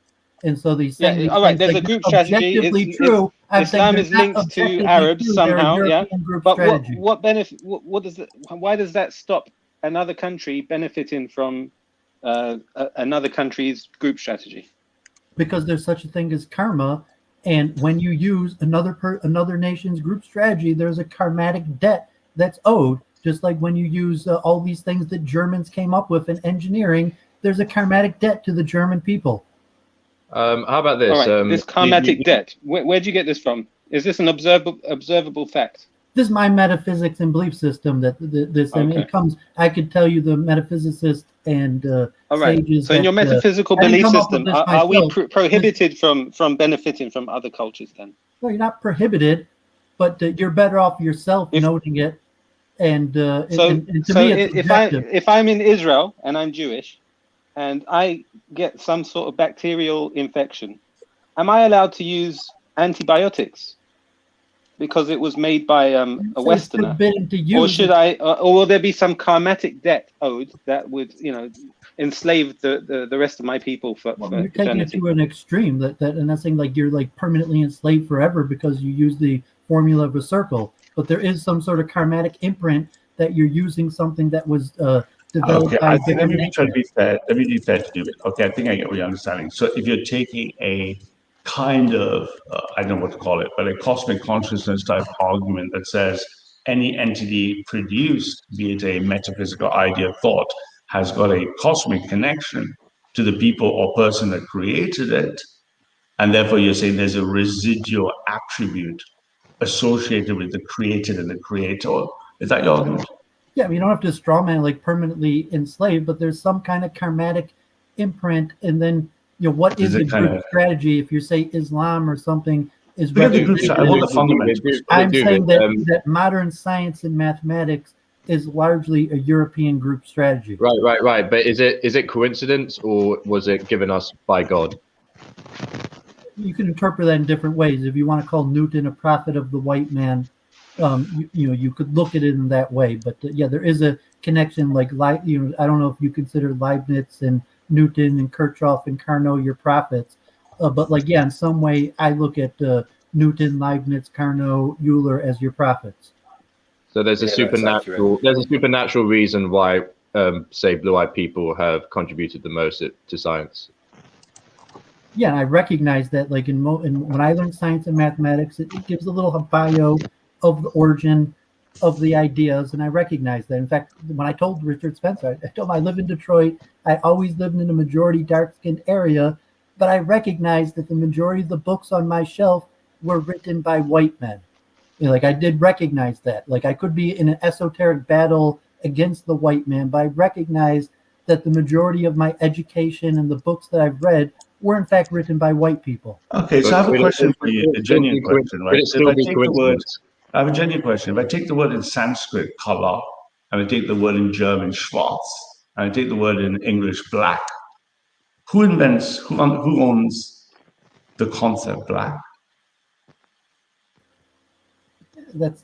You're talking a connection between the word and the concept. You're saying the word is meaningless. The concept of dark, however, whatever word you use. So who owns black? Versus different. Are you asking whether language is arbitrary or language? Yeah, but I'm giving you three words, three different people, and they've all come up with three different words and three different cultures for the concept black. In your model, the concept black must be connected metaphysically into the three different words, into the three different peoples who came up with the concept black with three different languages. Who owns black? There are two orders of ownership. Was black? Is it like a third each or something? There are two orders it's the present of ownership. State of karma in our historical, so to say, debt that we stand on the shoulders of the previous generation. So, we might stand on the shoulders, but I'm talking about there's something like karmic time sharing or something. How does it work? So I got the concept black. We agree it's a unified concept. I got three different people, three different words. We're speaking in the languages of people that aren't our ancestors. So there is some sort of karmatic history, karmatic debt that explains why we're communicating. Not necessarily debt. Not the language of our ancestors. And so if it's science, yes, if we're using ideas that are not... I think I know why he brought this topic up. Because it was secular Quranism, and I mentioned the group strategy of Quranism is connected to a racial group and people. But then, I see why he's saying this. Didn't it come from Jewish law as well? Well, yeah, I mean, parts of it, but Muhammad. I mean, according to the Muhammad was a descendant of Abraham through Ishmael, Ishmael is a competitive tribe of Judaism. So Islam, Jews, they follow a similar group strategy. Would you say? Well, they're both Semitic. Yeah, both come from Semitic people, Muhammad and Jews. So, James, David, I think I understand the reason why you brought up this topic about the karmatic debt to the group that originated the idea. Sorry?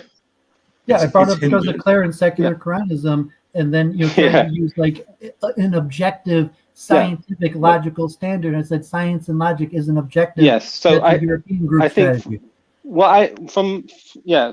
So listening to your argument, I think the reason you're saying that is you fear, right? And I'm using that word. You fear the idea. I fear nothing. I don't fear death. I don't fear man. Let me finish what I'm saying, and then you can respond. God right? and God only. Fear God and God only. Okay, maybe I was going to say you fear God, right? Yeah, okay, you fear God, but you also fear the idea. Okay, just allow me actually. You are concerned. Yeah. that you are concerned about the idea that if the West adopts aspects of the Sharia, they will have some sort of karmatic debt to Muslims and Arabs, and they will be more inclined to either adopt the whole of Islam or lean towards them in this battle that exists in the world right now between Jews and Muslims, and also the Zionist Christians. So this is why you're trying to impress upon the listener of the show, who might be sort of right-wing inclined, to say, don't listen to this idea, it's absurd because it's going to make you become diluted and brownified somehow. Your blue eyes can only remain pure if you stay well away from it. You're better than this. That's what I see. You're straw man. All I'm saying is that you can't talk about these ideas without group strategy, and then you talk about the logical conclusions of group strategy, when really what we're debating right now, is there such a thing as group strategy? Is there a connection between ideas and systems and the people that those systems and ideas? But that wasn't the topic. The topic was, can we adopt? That's the topic I'm no, talking the topic about. was adopting the Sharia the things in I'm the not West. Talking about. Yeah, I'm just that was the topic. Something that we've adopted curry and tea and coffee in the West. All of you people Why can't we adopt aspects of the Sharia? Didn't need to be accounted for. So I would just wait. Would you say even if laws on average in Semitic people are different to laws on average to European people, could you still see some laws that are coincidentally the same? Of course, yeah. We have the rule of law, right? So, for example, bring the burden of proof is on the claimant. This is enshrined in the Sharia, right? I sense.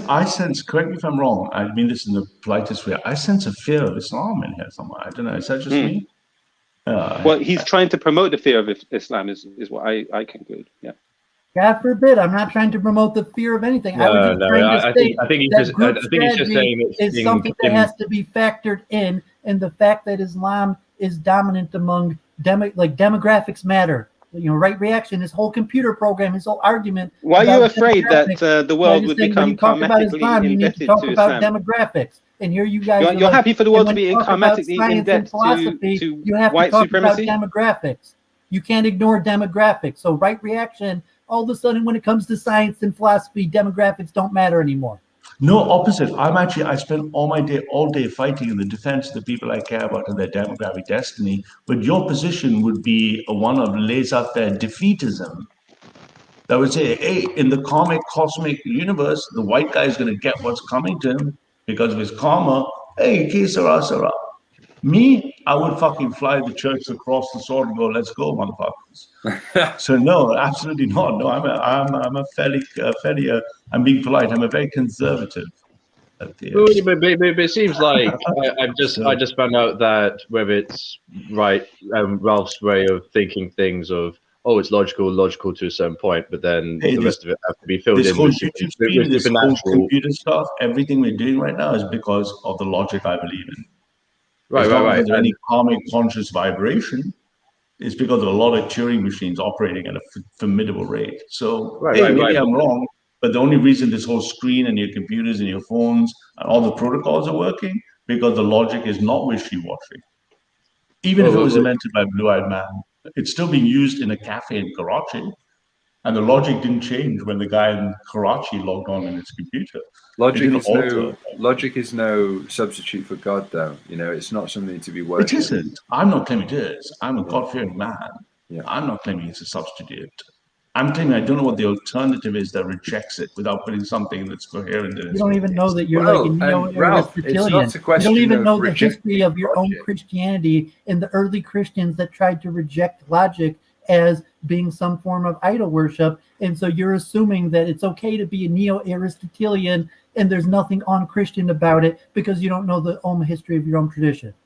No, I have a neo. You don't know that all the arguments I'm making are actually arguments that your Christian forefathers. No, if anything, I'm a neo. I'm actually way ahead. You do know that I'm making the arguments that your own Christian forefathers made against logic, and that's why you're referred to as a neo-Aristotelian.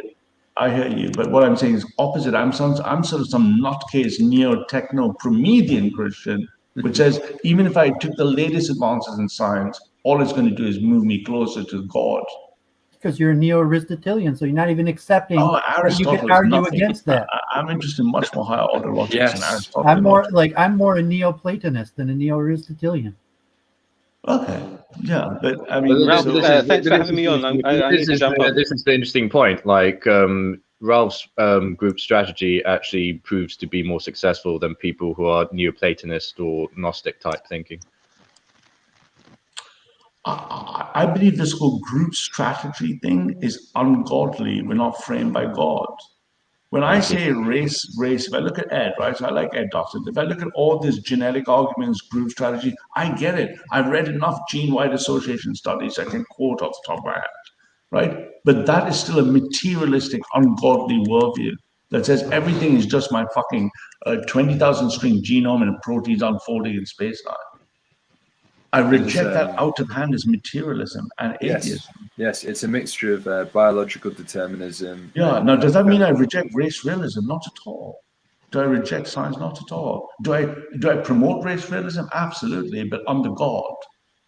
What I don't do is project race realism outwards, then drop in a bit of Allah, a bit of a Yahweh, and I just bolt that on and then consider it some sort of fitness function strategy. That's what Dr. Dutton does. There is one essential truth in what David's saying, which is towards ethnic authenticity, not a tyrannical one-for-one parity where all things, you must not interact or draw from other cultures. But by the same token, we do need to be authentic to who we are ethnically, each nation. But I'm not denying the idea of a ethnic group or racial group having a group cohesion based in its expressions of its phenotypes in space and time.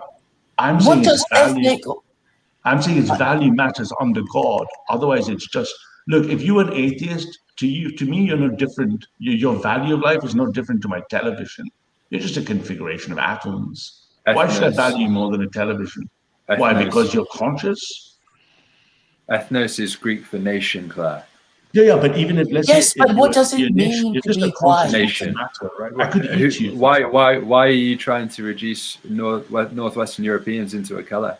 I'm not Northwestern European. No. You sorry, Ralph. Claire. Oh, okay, Claire. Why would you do that?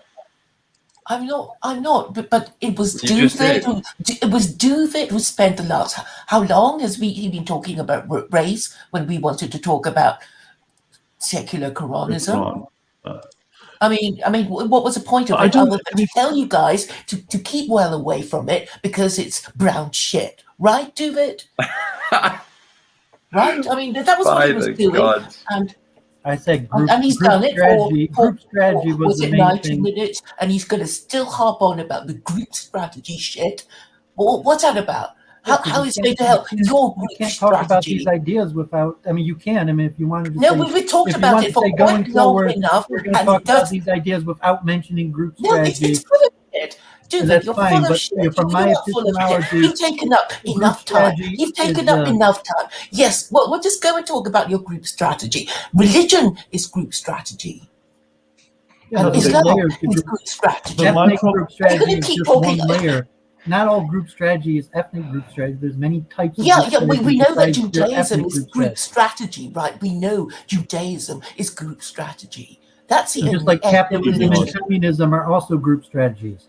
What? But the group strategy is a red. Even the group science strategy is a red is a herring. group strategy. But the group. What's the point of my group strategy?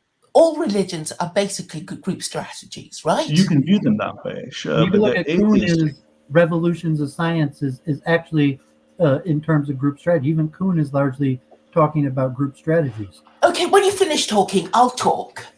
Yeah, but nevertheless, the question I have. I only knew you were streaming because Claire messaged me and told me to join this. Yeah, but you've had you've been attention whoring for 2 hours. So can somebody else have a chance now? Ralph, when will you be able to get React back on? Yeah, we wanted to hear React and do it. Just talk him off. Madam, please. No, I think Ralph. he actually probably left because. No. I know he's left. When is he likely to come back on? If we do it. I don't want to. He might have gone for prayer. So, but the point is, again, I'm stressing. So, if we consider, if my perspective on the universe and life is based in this idea of materialism. So I am just my DNA sequence unfolding over time. So I can think of no moral reason why I should consider you different from television or just eat you. Now, if you claim you're metaphysical, then I can't believe you can't claim you're metaphysical first. You can't do a doctor and just say, oh, because of my ethnos and my group selection strategy as having primacy, I mean, therefore I have strawman some to say that value. DNA is the only type of group strategy. If you're materialist. Oh, that's another Abramis down. But if you're materialist, then I can't think of the moral reason, unlike on my faith, why I shouldn't just eat you and imprison you, because you're just material. We've lost both the Orthodox and the secular Muslims. I'm curious. Like, are we going to the subject of moles now? Well, Wittgenstein would have killed himself if he'd had to listen to this conversation. Wittgenstein tried to kill himself. Who would have killed himself? Wittgenstein. Vic. It's spelled with a W. W-I-T-T. Yeah. Ludus to his friend. he was a great. Ludwig Wittgenstein. Yeah, a great philosopher of language and maths and philosophy, and he felt that there was like this code underneath language, and he recognized that intention is part of the kind of the deep syntax, and a lot of this talking at cross purposes is people actually having separate conversations in the same room, but they're taking some form of turn structure to their orations. It's not, it can be productive from an analytical meta point of view, but I think if you're a participant in them or a very near bystander, it can be quite frustrating. Yeah, it's just tiring. It's just tiring, frustrating, boring. Well, really, I want to just if you were both in front of me, I would just want to slap you and just tell you both to shut the fuck up. Really. Do you know what I mean? Hail English pragmatism, right?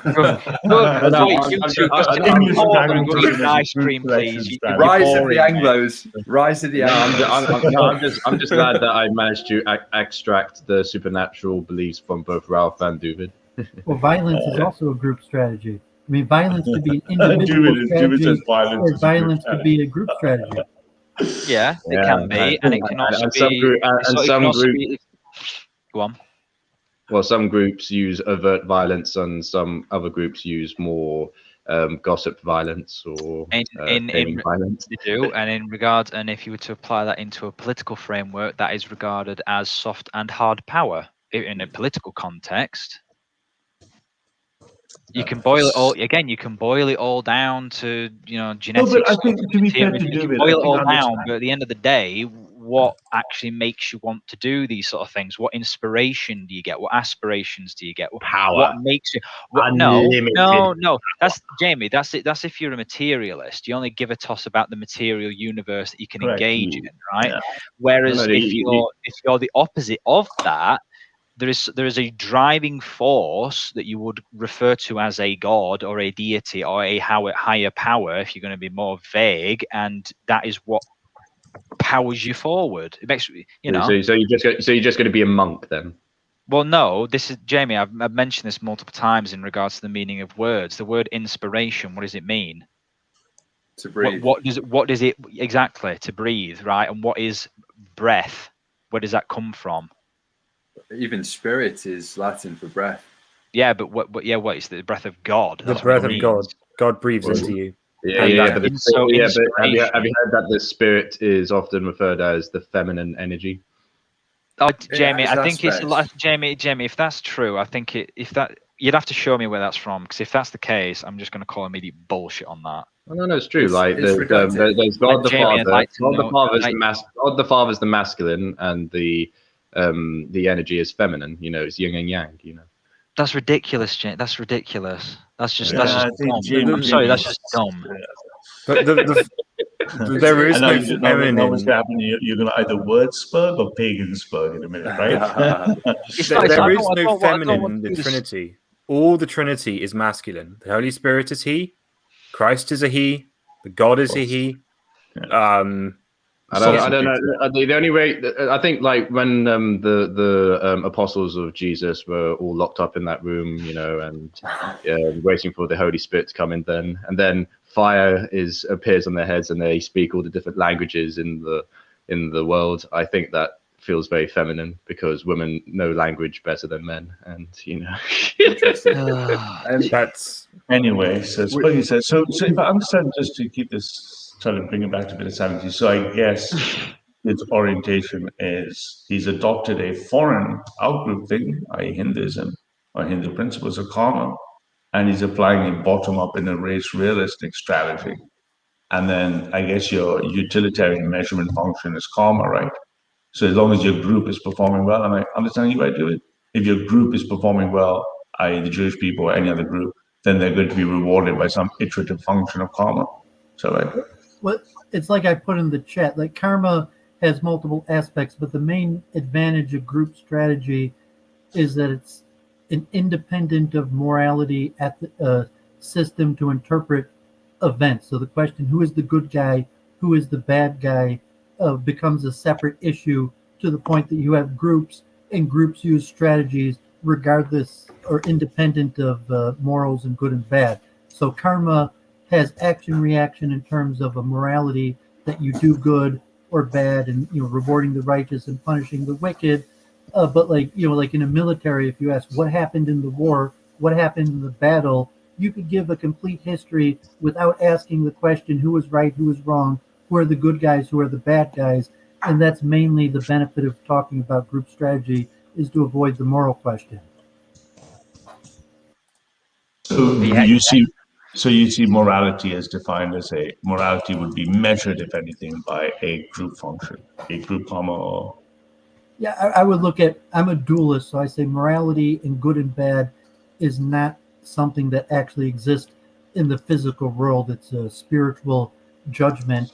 In certain aspect, you could look at group strategy as something also in the spiritual realm, that what holds a group together isn't actually in the material realm. But to separate the issue of how God judges good and bad, who is right, who is wrong. On the material level, it doesn't matter who was right, who was wrong, who was good, who was bad, and so group strategy is more informative. Okay, so it's pretty much a selection strategy. So in this group strategy and this group karma allocation, is it a zero-sum game in your head? It doesn't have to be. It's just you call it an analytical way of looking at history and current events. That what group do people belong to, and not just in a racial, ethnic way. It could be in a philosophical, moral, like are you capitalist, are you communist, and then that's going to be informative. Like Luke Ford says, people act in groups, and so when you talk about something, you have to recognize that you might have an independent actor who is doing actions, but in the larger framework, they're acting as part of a group, and there's other strategies that are in opposition to that. And then to understand group conflict, which is really, I thought the essence of what we're trying to get to is, resolving, so to say, group conflict. You have to understand group strategy, and to some extent, the moral question is a hindrance. So, trying to figure out who's right or wrong. The moral group, if you define a group strategy, though, you've got to have to define the game model. So, given that we have a shared, and group strategy could almost be reduced to a material mathematics to some extent. Okay, so it would be a zero-sum game. Genetic determinist way. I'm not a genetic determinist in that factor. So when I do like a game theory group strategy, I'm not really looking at the genetic determinism. I'll take free will and various factors. There are certain elements. You have like boundary conditions and a whole bunch of variables, and obviously the person's ethnic, geographic, high birth, low birth, all these various makeups are going to play a part. But you need to. Are you disagreeing? But again, my question is simpler. But if I'm thinking of a game theory model, wouldn't that just be? You would have to have a zero-sum game in a closed environment. So as soon as one group wants a shared resource, you've got a zero-sum game, right? That's an initial condition, or an axiom. It's like, no, I mean, you could have a symbiotic, like, say capitalism and communism doesn't have to be zero sum. You could have, saying that capitalism is never going to completely win out and communism is going to, or one or the other. You're going to always have elements of the minority that at least become remnant and come back. So it's probably more like a sine function where one side becomes dominant and then there's a pushback and the other side becomes dominant. So that would be a consequence of a zero-sum game.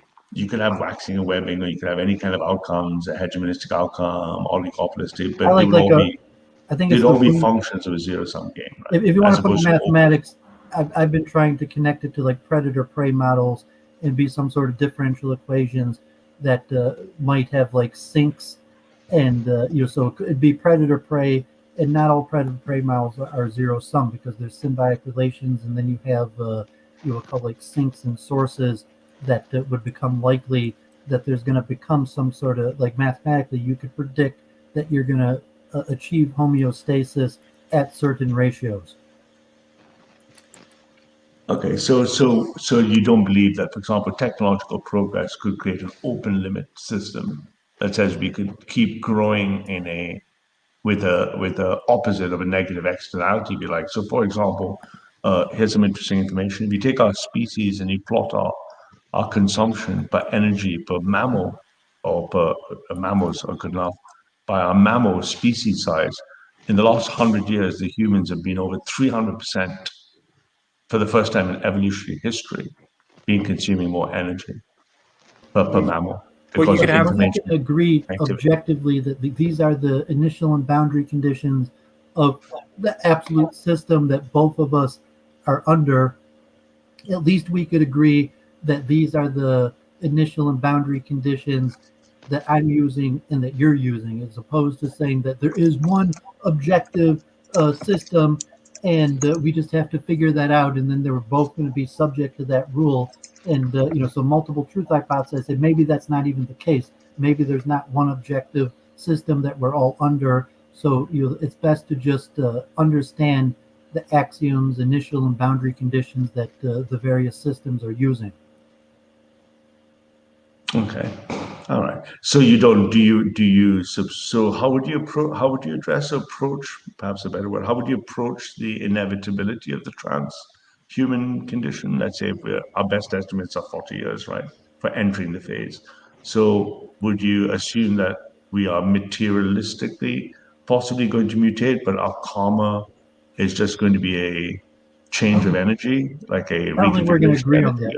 I'm saying we both have our own metaphysics system. We're not going to agree on it. So that's why I'm saying if we could agree upon what the groups are and what the strategies are employing, and then I could understand that, yes, me and you are going to have different metaphysical, epistemological systems that might produce different results, but we could understand to some extent the difference between the way I see the world and you see the world. And the important thing is that we agree upon, so to say, the group boundaries and the group strategy, because that, at least if we agree this is the group and this is the group strategy, and then I can say when you pump it in, when you permutate it in your system, it's going to produce these type results, and when you permutate it in my system, it's going to produce these type of results.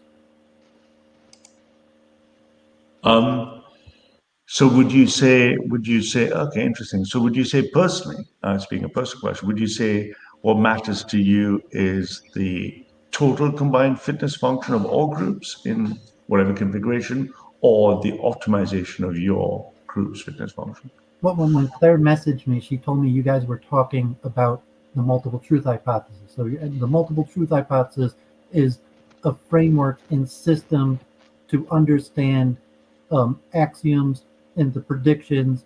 And the Davidian multiple truth hypothesis say that the sum totality of all systems is going to equal one, but that's my postulate, but that all the various truths put together equal the whole truth. Not that that's going to be you're right and that I'm wrong, but that I'm partially right and you're partially right, and the sum totality of all the partially rights is going to equal one. And that's basically the framework that I call the multiple truth hypothesis. So the process is to figure out the axioms of the system, and then to define things like group and group strategy, to say mathematically, if we could agree this is the group and this is the strategy, and then these are the axioms and the boundary conditions and initial conditions and these various things, then that's how we're going to make progress, not only in science and politics, in religion, metaphysics, or karma.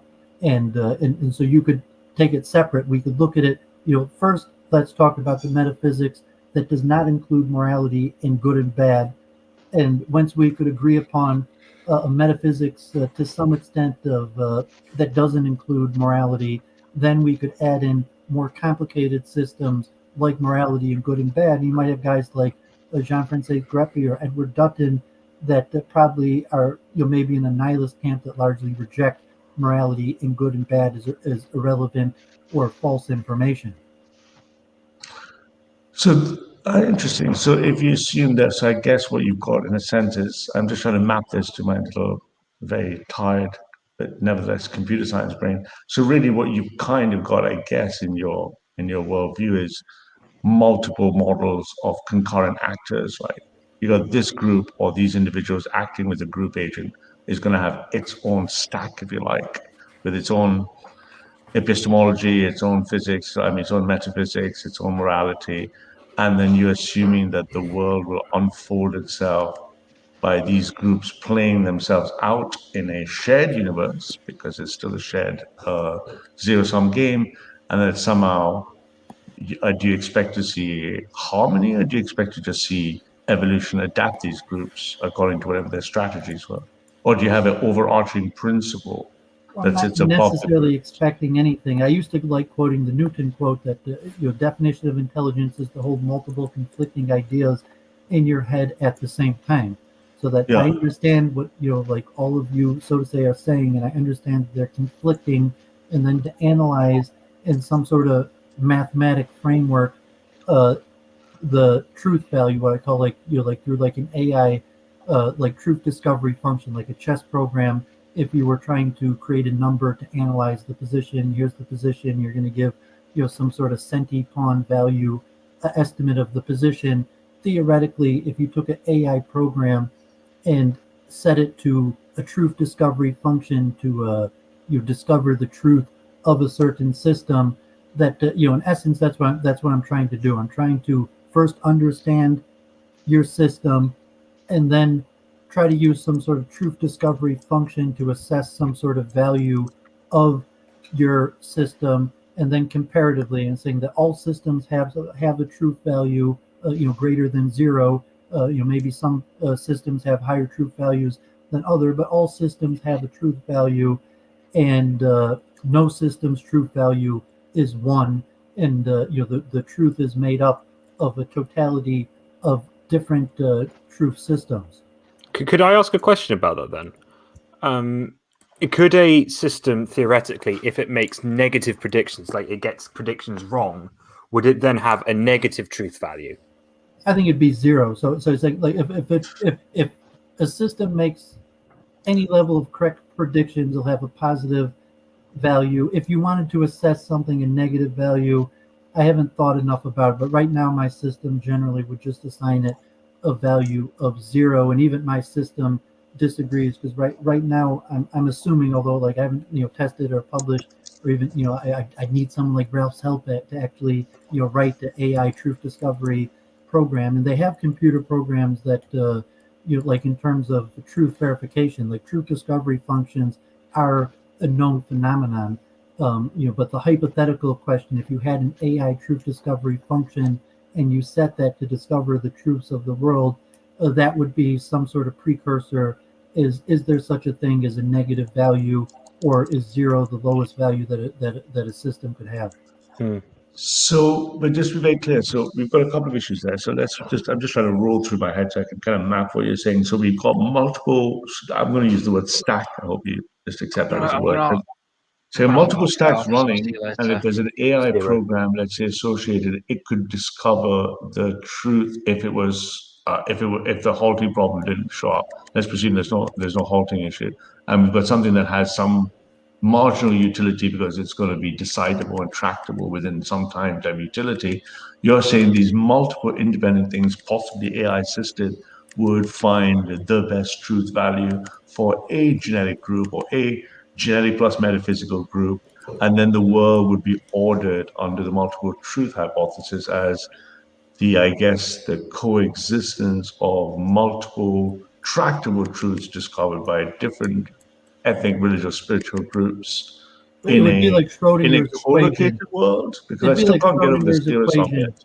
It'd be like Huh? Schrodinger's equation, where the truth value would be a probability curve. So there were the vast majority of, so the infinite possibilities, most of them would be near zero, but you would have a probability curve of all the various systems and the truth value. And so to say, the multiple truth hypothesis saying the totality of all of those will equal one, in the same way as Schrodinger's equation is going to be a probability curve of the percentage chance that the various systems produce the truth, and all of those values will range between 0 and 1. And it's like information verification. If you're saying who was the first president, was it George Washington, and like probably stuff that you're using for mining data, and you have to verify data, and you can't ever have 100% piece of information because there's always going to be conflicting information, and that's why we have these truth discovery algorithms to assign something of value between 0 and 1. And like I said, I appreciate that everything will be a probability curve of all of the values. Yeah, I appreciate it. If you're working in uncertainty, I'm happy to assume that the metrics surface some PDF, right? Some probability distribution function, and that we have a sort of unknown uncertainty in one of the variables, even if n-1 variables are fixed. I get all that. I also get that when you mean the multiple truth, you're going to obviously be invoking something, Tarski, Davidson, some kind of model. But what I'm still not clear on is, I'm still seeing a single zero-sum game model. And are you saying that if these subcultures, for lack of a better word, or subgroups, arrive at their own truth, their own way, be them, to some correspondence theory of truth or some semantic theory of truth, that somehow we would achieve optimization of each group or a harmony between each group because they've been allowed to co-evolve, or because man in its nature is not cooperative. Man in its nature is combative. The history of man has been the history of killing. Yeah, so I'm trying to work out what it's going to solve any problems. Saying that the goal of it is to, the best that it would probably do would be to assess a reasonable estimation of the truth value of various systems, and it could be on a metaphysical level, because any discrete unit of information that has uncertainty, and I'll say that all discrete units of information are going to have some sort of uncertainty, like do we actually exist, what is the nature of the material realm, and let alone to who is the human, the hard problem, the consciousness, do groups exist, do group strategies. So groups and group strategies is already quite a large meta concept to applying it to fundamental questions of physics. So at the point of group strategy, there would be so many discrete units of uncertainty that it really be near impossible. So it's more a thought experiment in terms of, but systematically, yes, me and you could probably get a team of IT type people, and we I even talked with John Frances Greppi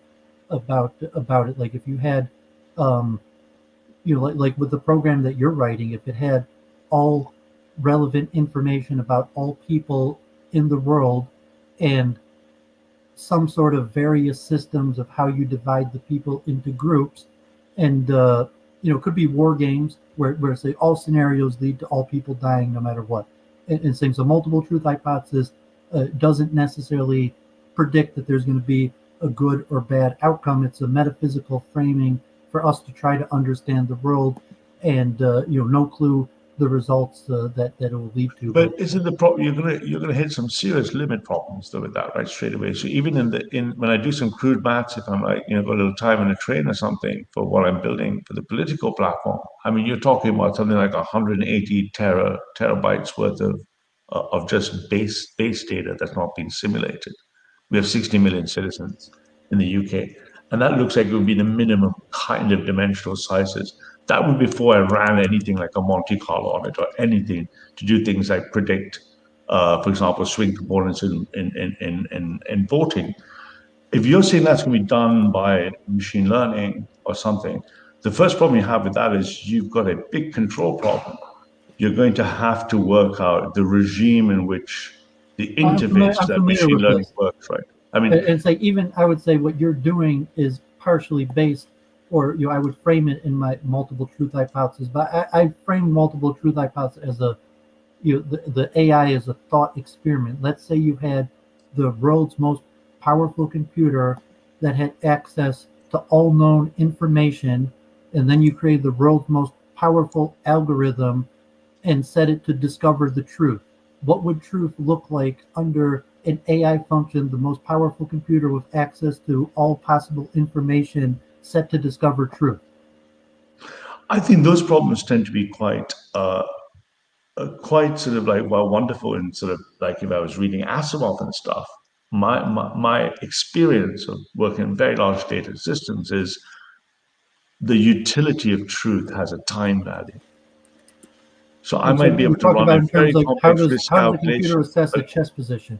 Yeah, exactly. If you look at an algorithmic function of like Stockfish or AlphaGo or AlphaZero, yeah, I need in my video, it's like how does it go about assessing something simple in a confined system like a chess program, where you want to assess the value of a position, assuming that there's no direct outcome, that it's solvable to mate or stalemate or draw, and you have to assess some sort of value for who is better and by how much. And then there's the various algorithms that the various computer systems use going about that. And that's obviously a closed system, so that's why it's a thought experiment. I'm talking about open system, where the information would be all conceivable available information. And even yours is you could create yours as a closed system. It's not as simple as a chess program.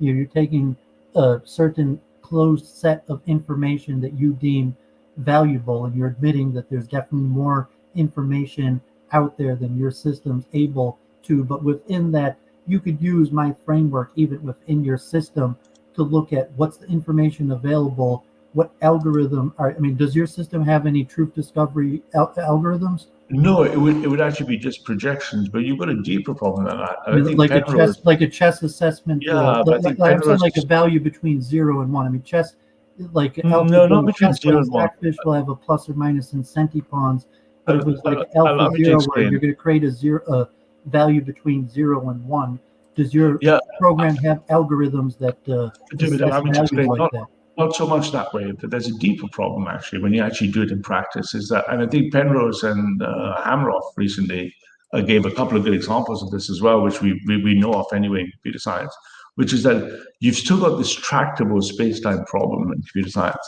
So you can set up your chess player, right? You can set up artificial boards and scenarios where, by default, the computer program, you can observe the board and just instantly know that this game could be a draw, i.e. I could terminate the procedure. But if you leave the computer for long enough, depending what oscillating frequency it will take, it could actually lose the game when the best move was to do nothing. So the idea is my multiple truth hypothesis is actually based hypothetically off of an extension of current chess software. So if it's like AlphaZero, it's a deeper problem. Monte Carlo simulation to no, try it's a to deeper. assess. It's actually pointing to a deeper actual problem itself. The deeper problem says implicit in the tractability of computation is the problem you might have. It's like what's a word that's not right, but would describe it. It's like pointlessly generating false positives. If I do something in time, the wrong time interval, I might generate false positives. You're familiar with the difference between how Stockfish's algorithm and Centipawns versus the AlphaGo system of Monte Carlo in producing a percentage winning probability between 0 and 1 works? And no Stockfish gets its ass kicked. Well, I mean, it's saying it's a different setup in algorithm where Stockfish uses You're talking about chess, and I'm playing chess. It's kind of funny. Yeah, so I'm talking that Stockfish uses multiple pieces of information and creates a value to assess the position that's based on centipawn. So you put it in the computer a position, and we say the position is unsolvable. It's unclear that there's a clear conclusion that one side's going to win or the other, but it'll give you a number based on, centipawns, the hundredths of a pawn value, but this side's up +3 or -3 in terms of pawn value, as opposed to AlphaZero that uses a Monte Carlo simulation that gives a percentage predictive chance of who is more probable to win between 0 and 1. No, I don't know if you understood what I mean by Penrose and Hanrock from the opposite. If I gave you a chess board, you could just glance at it and let's you a decent enough chess player and say, oh, that position is a draw as long as one side just does something. So its truth value is half-half. Say most chess positions are uncertain. You can't look at a chess position and say this person is won or draw. You could say that there's an advantage level. So AlphaZero would assess it. One side has a 90% chance of winning, as opposed to Stockfish would say like white's up +6. David, you're not understanding what I'm saying. There are chess positions I can set up which you can just glance at and know that the position should be a draw. But I don't have a tractable algorithm that can run and not make a mistake and make you lose the game. I can be in an infinite repetition loop that is non-tractable.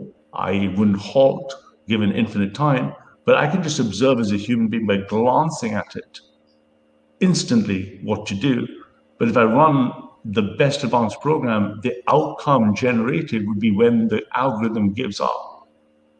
So this idea of truth being a function of tractable computation over time is actually deeply problematic. I mean, fundamentally problematic at the heart of computer science. Positions of uncertainty. So let me see if I can pull one up from Penrose for Hanrock. Every second while you're... I mean, Penrose actually uses chess positions, but I say most chess positions are uncertain. It's not clear who's better, or I mean, it's usually clear who's better or worse, but it's not clear who's going to win. So you assess the value of who's better and by how much are they better without being able to assess that one side conclusively should win or not.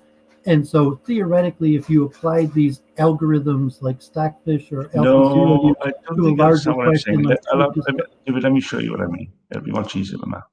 So this is a great example because this is really at the heart of the transition we're facing between as we apply quantum computing to the universal Turing machine and the need to move to constructor theory.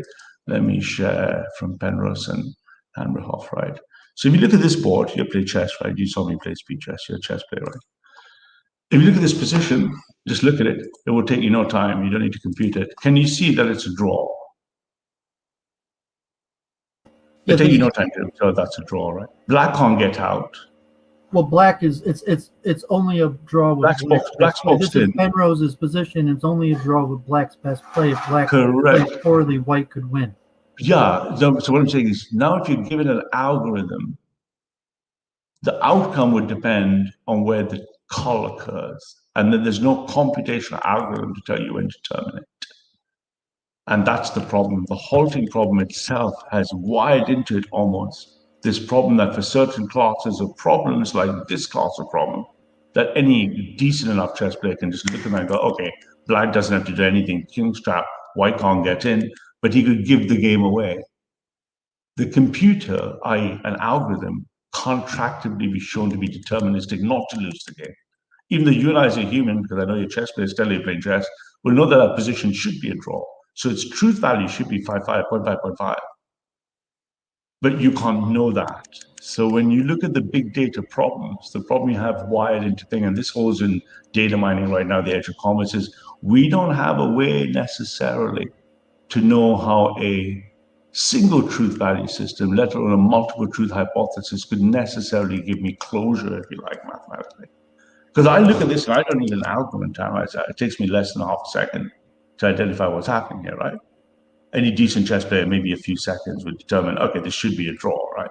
Black, you can't get to the king and black can't get out, right? Its value isn't 5-5 because only white could win here. Black could mess it up. I mean, conceivably white. No, but that's what I mean. But it could only mess him up if it made the move. But for you to determine that in a tractable computation, you can only do it by generating the moves. Well, and therefore, if you put this in AlphaZero that uses a Monte Carlo simulation, it would probably give you something closer to 0.5 as opposed to Stockfish that uses Yeah, a but the point, Centi-Quant system and would have to look at the material difference, and that's why Stockfish would have a very difficult time putting that. And Stockfish wouldn't put it as 0.5, 0.5. Stockfish yeah, but would whatever put the it as variation is, 0. it's So I not mean, the if you 0.5, put it in 0.5. Stockfish, the correct would be 0.00. That Yeah, is it's not the 0.5. position, The point as is opposed deeper than to that. the Fundamentally, alpha zero system would give it 0.5. yeah, but it's not the point. I think you're getting lost in the detail. What is the point? I'm talking about algorithms and how algorithms Yeah, but I think you're getting assess lost in the truth. So detail. I think you're Stockfish wouldn't be 0.5. I think you're missing the point I'm making. It's not that problem. This problem occurs a lot. I've had to solve these pragmatically in comments. The problem you have is that you can't create a time function predict that tells me when terminating the time function gives me certainty. Well, I mean, yeah, we can't even. Hang on, can I just take a break for 10 seconds? I need to do a bio break. Sorry about this, dude. We can't even solve closed systems like chess, let alone open systems like politics or all the questions of the universe. So it's a thought experiment that what would happen. Sorry, I'm just going to step away for 2 minutes. I'll be right back, but I'll be sorry. Okay, yeah, if anyone else had something to say, you go ahead.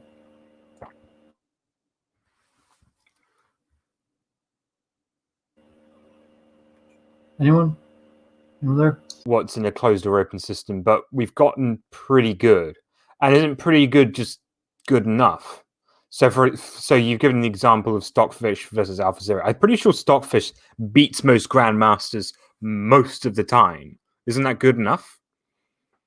Well, no, I'm saying that if you're looking for an absolute assessment of chess, yes, Stockfish is sufficient to beat Magnus Carlsen, the best champions in the world. Stockfish could beat easily. Even though currently AlphaZero has beaten Stockfish, it's unclear that the algorithm is more powerful, and it could be that Stockfish will be able to tweak its algorithm and eventually beat AlphaZero. But so if your goal is to be the best in the world, yes, both Stockfish and AlphaZero are better than the top human players. If your goal is to objectively solve the game of chess, neither Stockfish or AlphaZeros came anywhere close to that. Sure. Okay. So would you say that this is more of a conceptual problem than as opposed to an applied problem? Well, I was trying to explain my multiple truth hypothesis, and I was extrapolating. So if we use the example of tic-tac-toe, which is a closed system like chess, but has been completely solved, and or even checkers at this point, which is a closed system and has been completely solved, to like chess and Go, where it has not been anywhere near solved, although the computer could beat the top players, and then extrapolating two questions like what would happen if we tried to apply these same type of algorithms to figuring out larger scientific or political truths. Yeah, sure. I mean, I would say though, also just to make it wouldn't be like a solution, it would be a numeric value. In the terms like Stockfish, if it was that system, it'd give you a plus or minus number to assess which side is better and by how much. And if it was AlphaZero, it would give you a number between 0 and 1 that's a probability of one side over the other. So right now I have multiple truth hypothesis set up more like AlphaZero, where it would give you a numerical estimate somewhere between 0 and 1 of a probability. Okay. I mean, you can use that in any system, like for politics. If you wanted to, like what Ralph is doing in mining all this demographic data in politics, and then you wanted to assess some sort of probability of what side's going to win, or if you tweak certain variables, what difference is that going to make? And that would be a question of the computer. Do you want a value between 0 and 1, or do you want some sort of metric like dollars or human lives or different, where you're going to have a numerical plus or minus value that has more meaning than a number between 0 and 1 probability? I mean, so I get that, and what's just going through my mind is that, as I understand it, you have a concern that things like AlphaZero have never been able to create a chess game in which probability of success won. And so what I would ask in counter to that is that if Ralph did do a sort of an applied machine learning model to human beings, what is the consequence of, instead of having probability of success of 1, instead of having a probability of 0.9999999 recurring.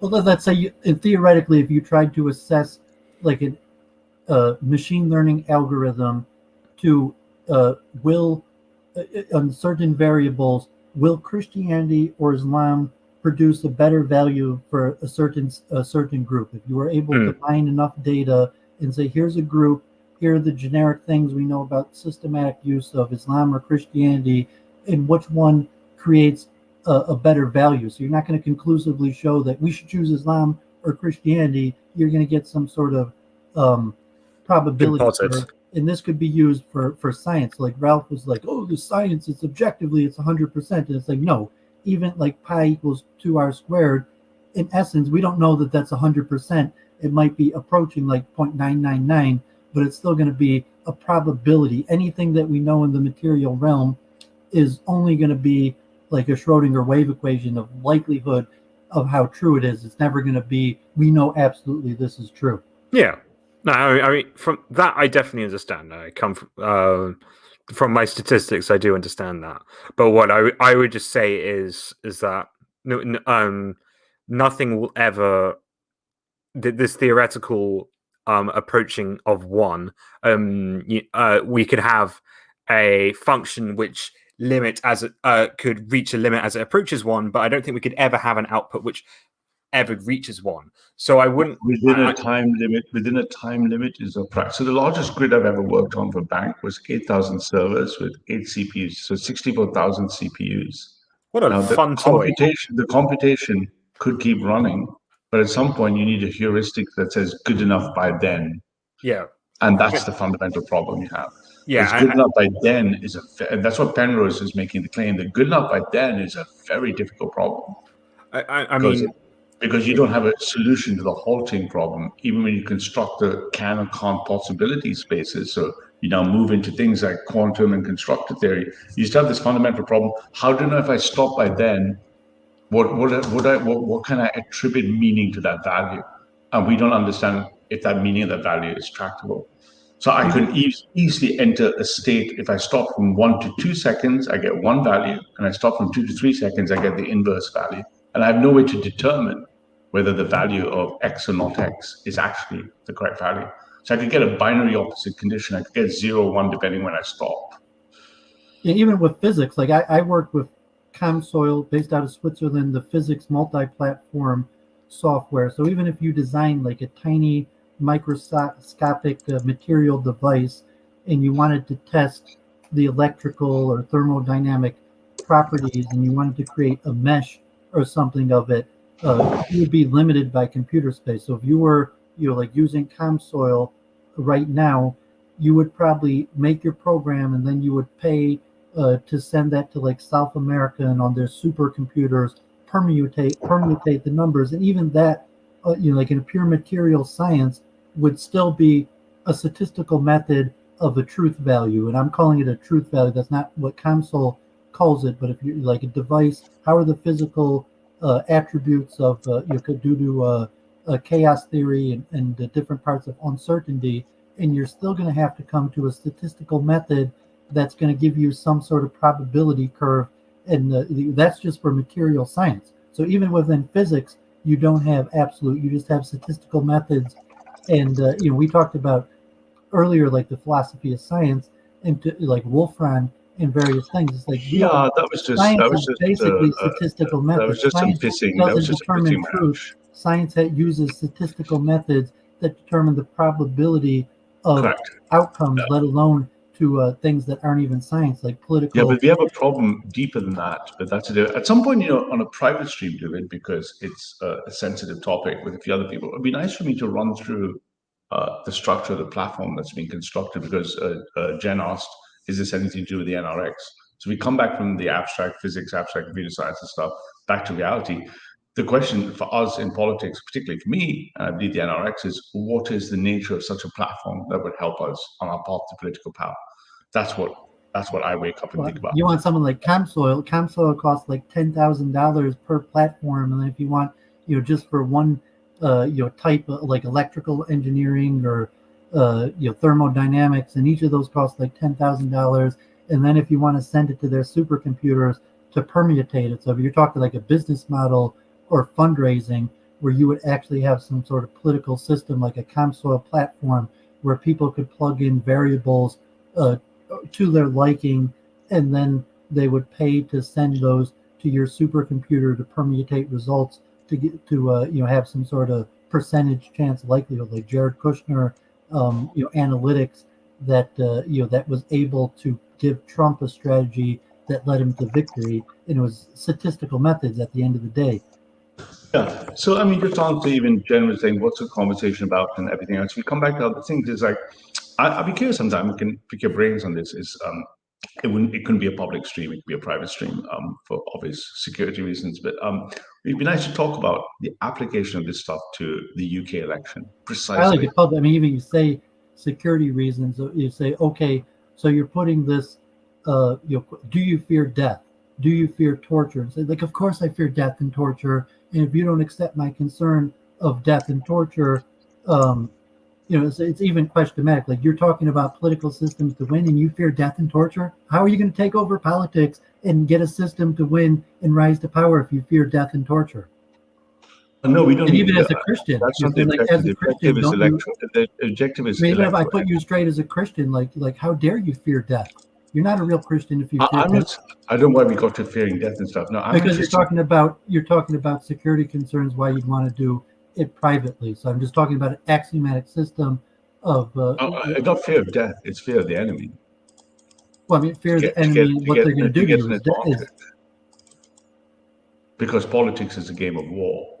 Well, I'm saying, I mean, from an Islamic or Judeo, even Christian perspective, fear of man is forbidden. It is absolutely forbidden to fear man. But fear of man is not the same thing as having a strategy that's cloaking. Well, if God is on your side, what are you? Why do you think that's fear? Well, yeah, I'm calling you out in your question. I only fear the Lord. I don't. Just your question of why would you need a private conversation as innocent as doves and wise as serpents? But I only fear the Lord, but I'm still going to look both ways. Look, I only fear the God, but I'm still going to look both ways when I cross the street, right? Well, I'm saying that I'm not scared. You can't rise to power through. I mean, you could try, but you're saying you're going to rise to power through, subversive methods. It's like, no, if you're going to rise to power, you should probably do it in public. I'm talking about open platforms. Why can't you be like Stephen Wolfram and have open? Why can't you be like Stephen Wolfram and have open sessions? But I'm not necessarily saying I talked you offline. You're running into an argument against yourself. Well, it's just important that you're saying, like, I just want to question why should it be offline? Why shouldn't you be willing to do it openly? Because we're being monitored by people who would like to stop what we're doing. Well, I mean, let's say I know I'm being monitored by people who have the explicit intention of killing and torturing me. Who's the? So really? let's say factually, you say no. I mean, unfortunately, there's people who I know are trying to kill me, and they watch every word that I do. And if I slip for a second, they're going to kidnap me and torture me. God forbid, but I do it anyways. I had no idea. Who's trying to kill and torture you? I'm just saying hypothetically. Hypothetically, let's say you're trying to take over the UK, or you're trying to rise to power. That there's other parties. Parties rising to power. And I think you're in the abstract realm of the theoretic. No, we're talking about a practical political platform for a practical political party that will be open. But that doesn't mean when you're building the bits of it, they need to be open then. But it comes to the fear of God questions. I'm questioning. If I play a game with a hidden variable, look, I'm going to say, if I play a game with a hidden variable, let's pick a game bridge. I don't have to show my opponent my cards.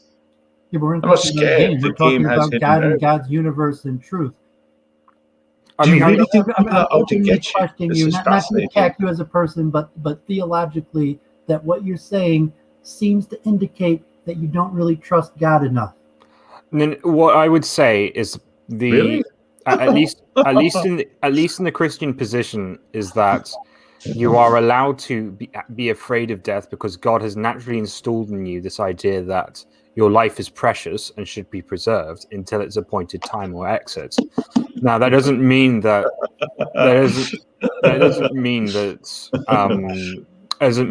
you can't reject death. You know, death is a part of life. It is a part of the inevitable salvation that all people shall receive or not receive. But you have been appointed by God, you've been ingratiated with this life, and you're expected to guard it. And part of that is the fear impulse. Part of that is just respecting your life in general. Well, yeah, I'm not rejecting, and God forbid I subscribe to the ahimsa principle. I don't want any harm to come to Ralph, and I'm more a theoretical person trying to discover truth, science, theology. I'm not really looking to gain political power, and so and just trying to establish the axioms. He's saying like, well, no, I mean, obviously my father was a patent attorney, and like, obviously I understand non-disclosure agreements and corporations, and presumably, you open up a business, you have to do things in a way that are profitable, and certainly politics, there's an advantage to a surprise. Like I say, debates, chess is largely won in preparation, and if someone shares your preparation, it's going to, just the epistemology of what your Ralph is thinking there. I think it had to be. No, look, this is all very abstract. I don't live my life like that. I use my real name in public, and I've been accused and been threatened to be murdered by black people, white people, Muslims, Christians, gangsters. It doesn't bother me in the slightest. People have followed me home, wanted to stab me, kill me, execute me. I mean, from far-right terrorism. None of it bothers me in the slightest. But none of those things should be confused for a stoic strategy that says you only reveal what you need to do when you need to do. From a theological perspective, we're talking about truth. If you're talking about like, no, I'm not really interested in truth, in creating some sort of algorithm or system that's going to help understand truth. I'm interested in rising to power, in teaming up with people rising to power, and therefore that's included in the strategy. And I'm basically coming straight at you that anonymity is a sign that people are more interested in things like power or money than truth. I don't care about power or money. I care about the results for England. I don't care about money, power, of England. At all. Is there I care about what happens to England in my lifetime. That's it. That's why I mentioned like group strategy. It could be divorced from morality. Like the ahimsa principle is something that I accept and use, but I could have a metaphysical principle that says like, no, in essence, suffering is subjective, and the ahimsa principle of trying to limit suffering is a religious belief that is not founded in the material reality. The material universe is indifferent to suffering. So truth is indifferent to suffering. So if you're trying to limit suffering, in a purely Darwinistic natural sense, that nature is amoral. There's no naturalistic, materialistic derivative of the ahimsa principle, because it would appear materialism is indifferent to suffering. And then you say, well, I personally don't like suffering. But it seems to me like people need religion in the sense that they're not satisfied. They won't be satisfied by the atheist saying that what happens when you die, nothing happens. That's not good enough. Not as much as atheists are scared to be just killed straight away. Well, even as a Christian, you're saying that, or is no, I mean, if I were to kill you straight away, being martyred, you'd be much more scared privilege. than I would be of death. Even if you looked at it, put it opposite, to say actually being martyred is a great privilege, it's not a bad thing. Being martyred is a privilege, but it's also not something you should be actively seeking. Well, if nothing is terribly like, no, I mean, saying, aren't there clear verses in the Bible that like praiseworthy is I could look up the verses, but saying like, no, it's the people that are willing to accept suffering for truth that are more praiseworthy, the people that aren't scared of martyrdom. Yes, the term that's important there is willing. It doesn't. I am willing to do something doesn't necessarily mean I seek it out. So the classic example is that if a Christian is being persecuted in the country, my church would teach they should probably try and move somewhere else.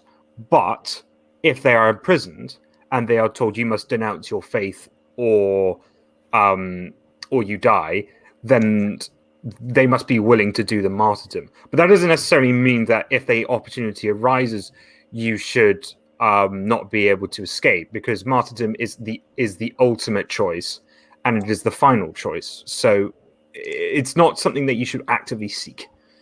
where you should actively stand up, let's say theoretically for justice or against injustice. So if you're living in an unjust society, you could flee for your own safety, but no, it's preferable to die a martyr standing up to injustice in an unjust society than to flee.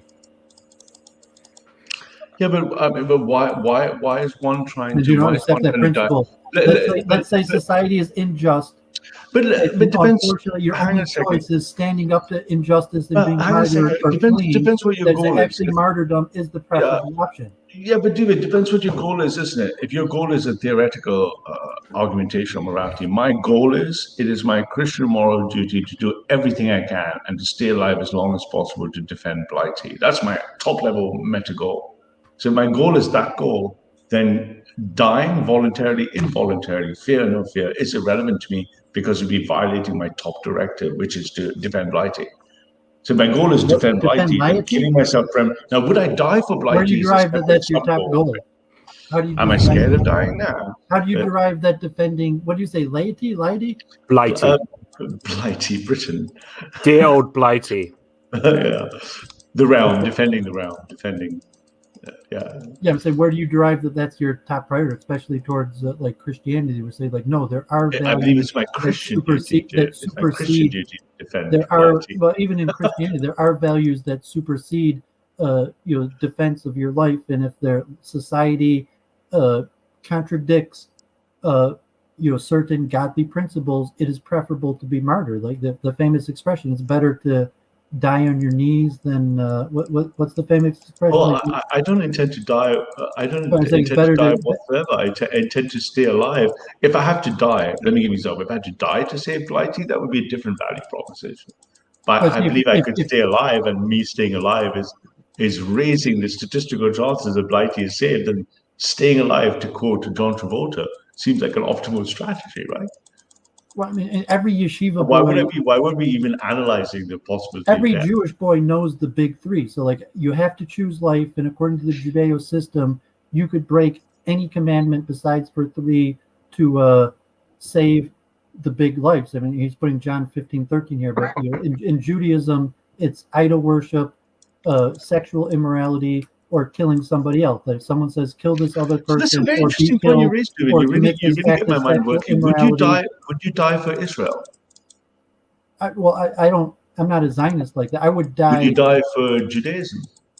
Yeah, I would unquestionably lay down my life for the big three. Like the big three in Judaism. If someone put a gun to my head and said, "Kill this other person or be killed," I believe I would die. If someone said, "Bow down to this forbidden idol or die," I would accept death. And if someone said, "You have this forbidden act of sexual immorality," I would choose death.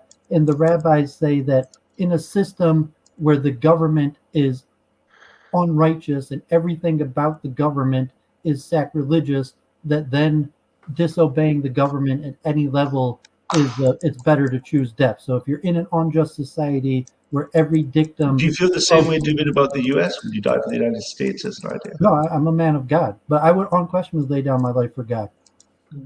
So your only connection therefore would be from God to the three. Okay, interesting. So because I don't wish death. They're saying like you don't see the United States as but it's saying like if it came up to a question of doing the right thing or death, I would unquestionably, at least I hope, choose doing the right thing. And it's part of the belief system that I believe in God. I believe in a soul. I believe in, so to say, a next realm. And this body is not me. This body is not important. And it's more important that I don't succumb to certain actions than death itself. And you're saying you don't hold by that tenet. You hold that life in your body is more important than the actions that come out of your body. And that if it was a certain situation of should your body commit these actions or should your body die, that unquestionably it's better that your body should die than commit those actions. Do you believe in hell?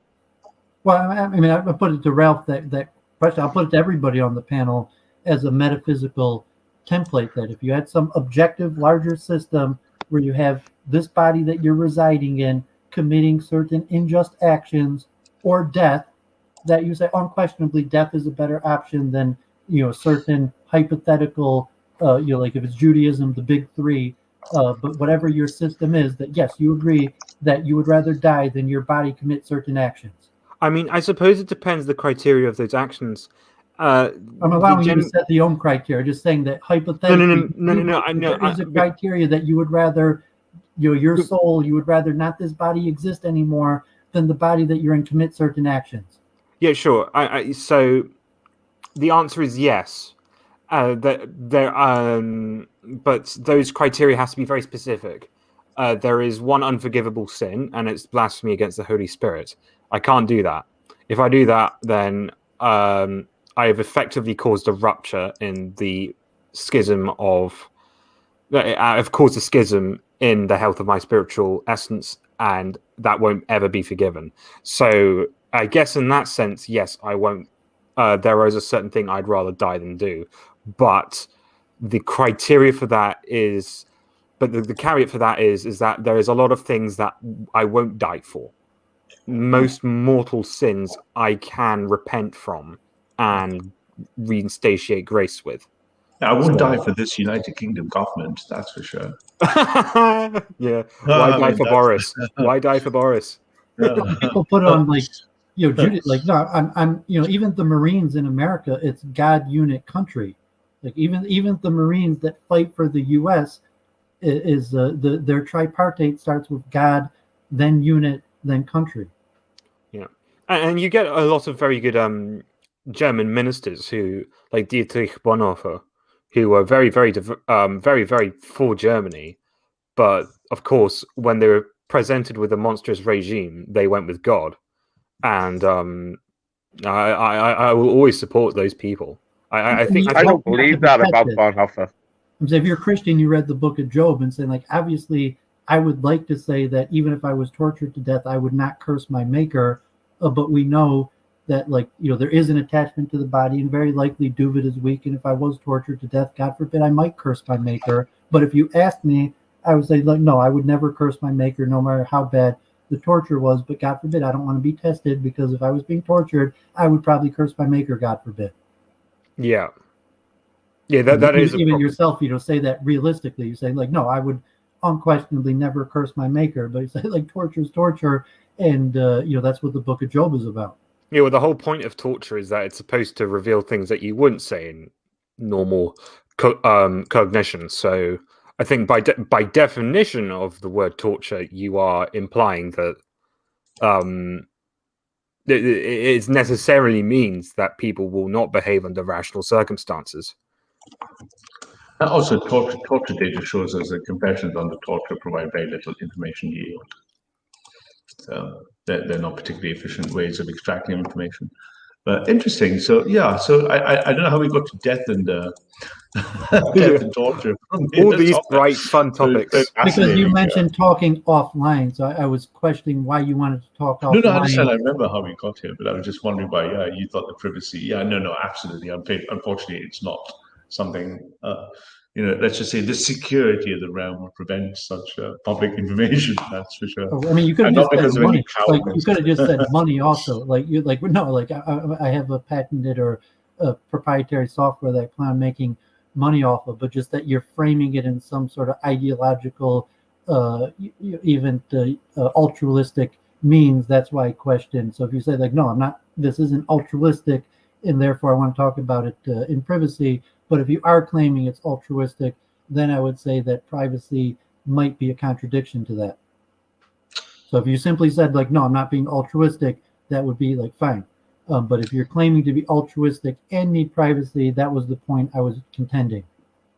Oh, I appreciate that. I can appreciate why, because I'm an open source kind of guy, right? So I get it. I get the ethos arguments for transparency in software. I get it.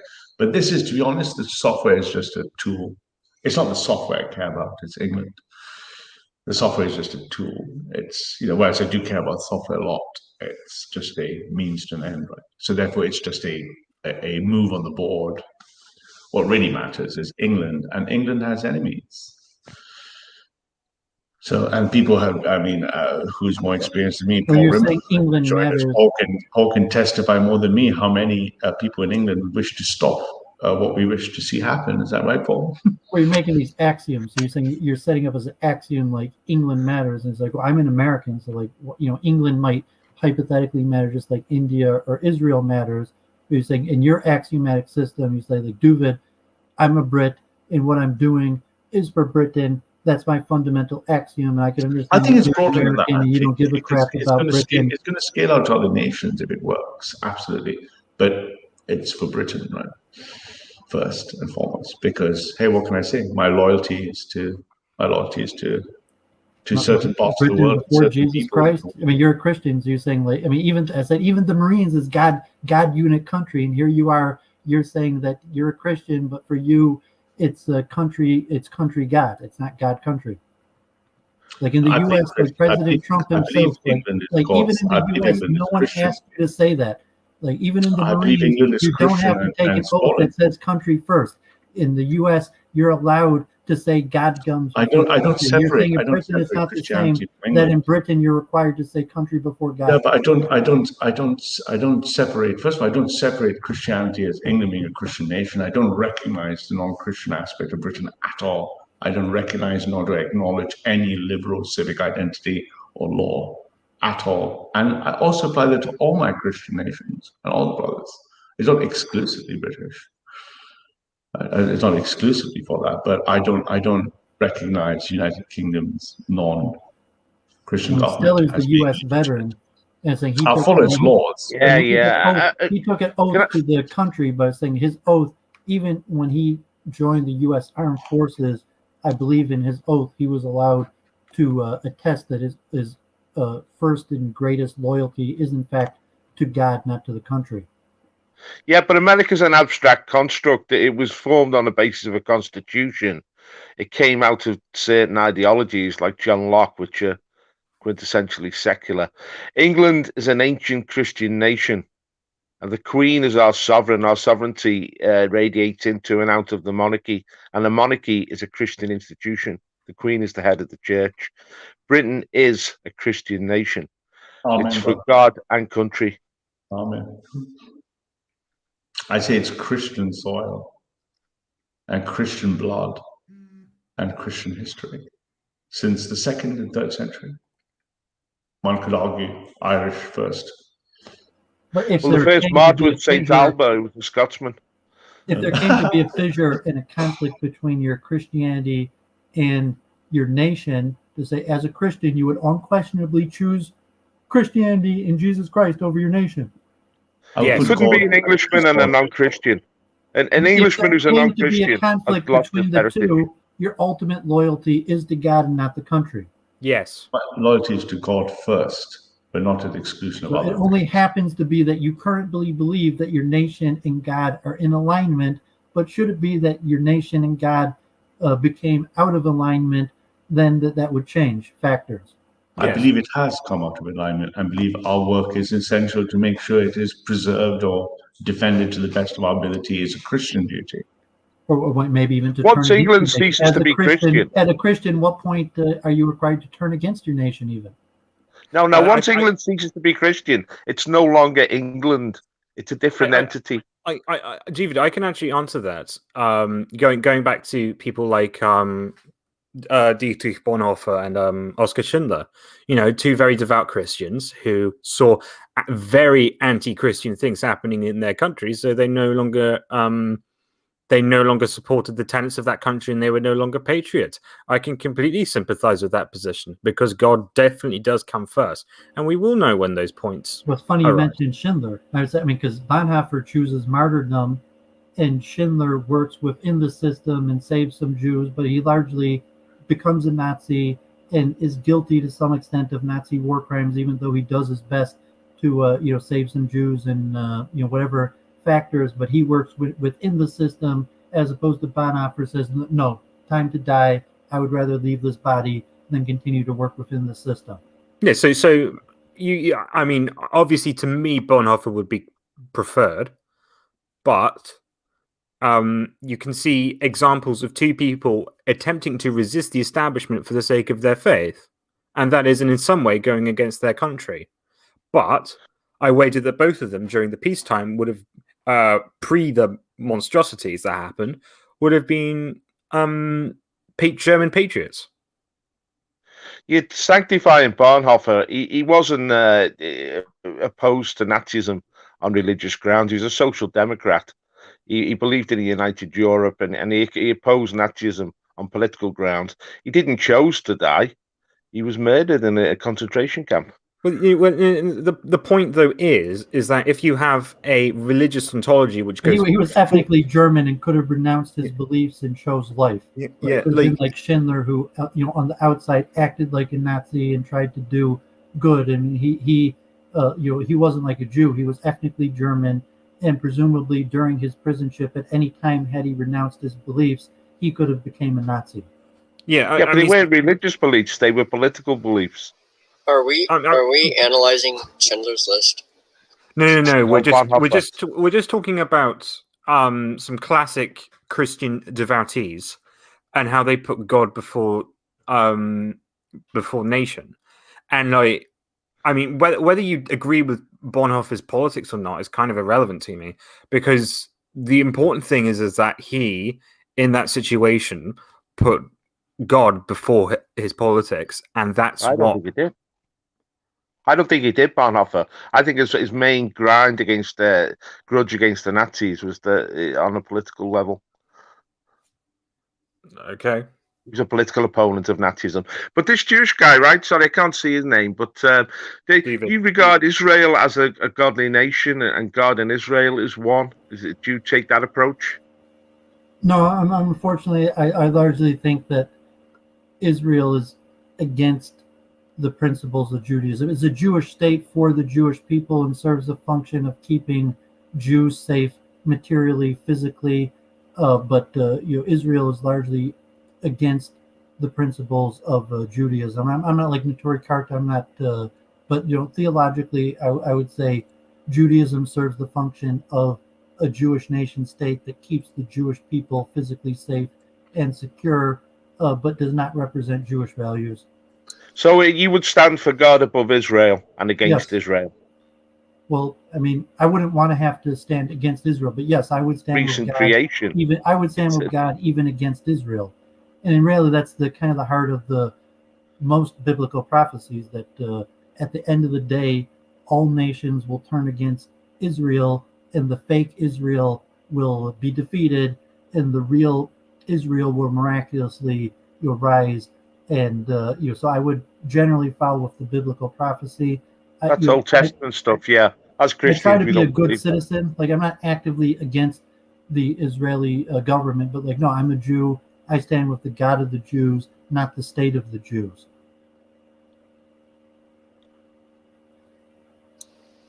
Interesting. But England, you see, England is an ancient nation which was really shaped by the church, although it's got its ethnic roots in its Celtic and Saxon cultures.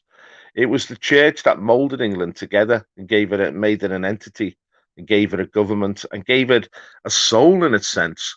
Our soul is a Christian soul. If the English turn against God and turn against Christianity, they lose their soul. That's effectively what's happening. So therefore, when you raise up England, you're proclaiming God, really, because it is a godly nation.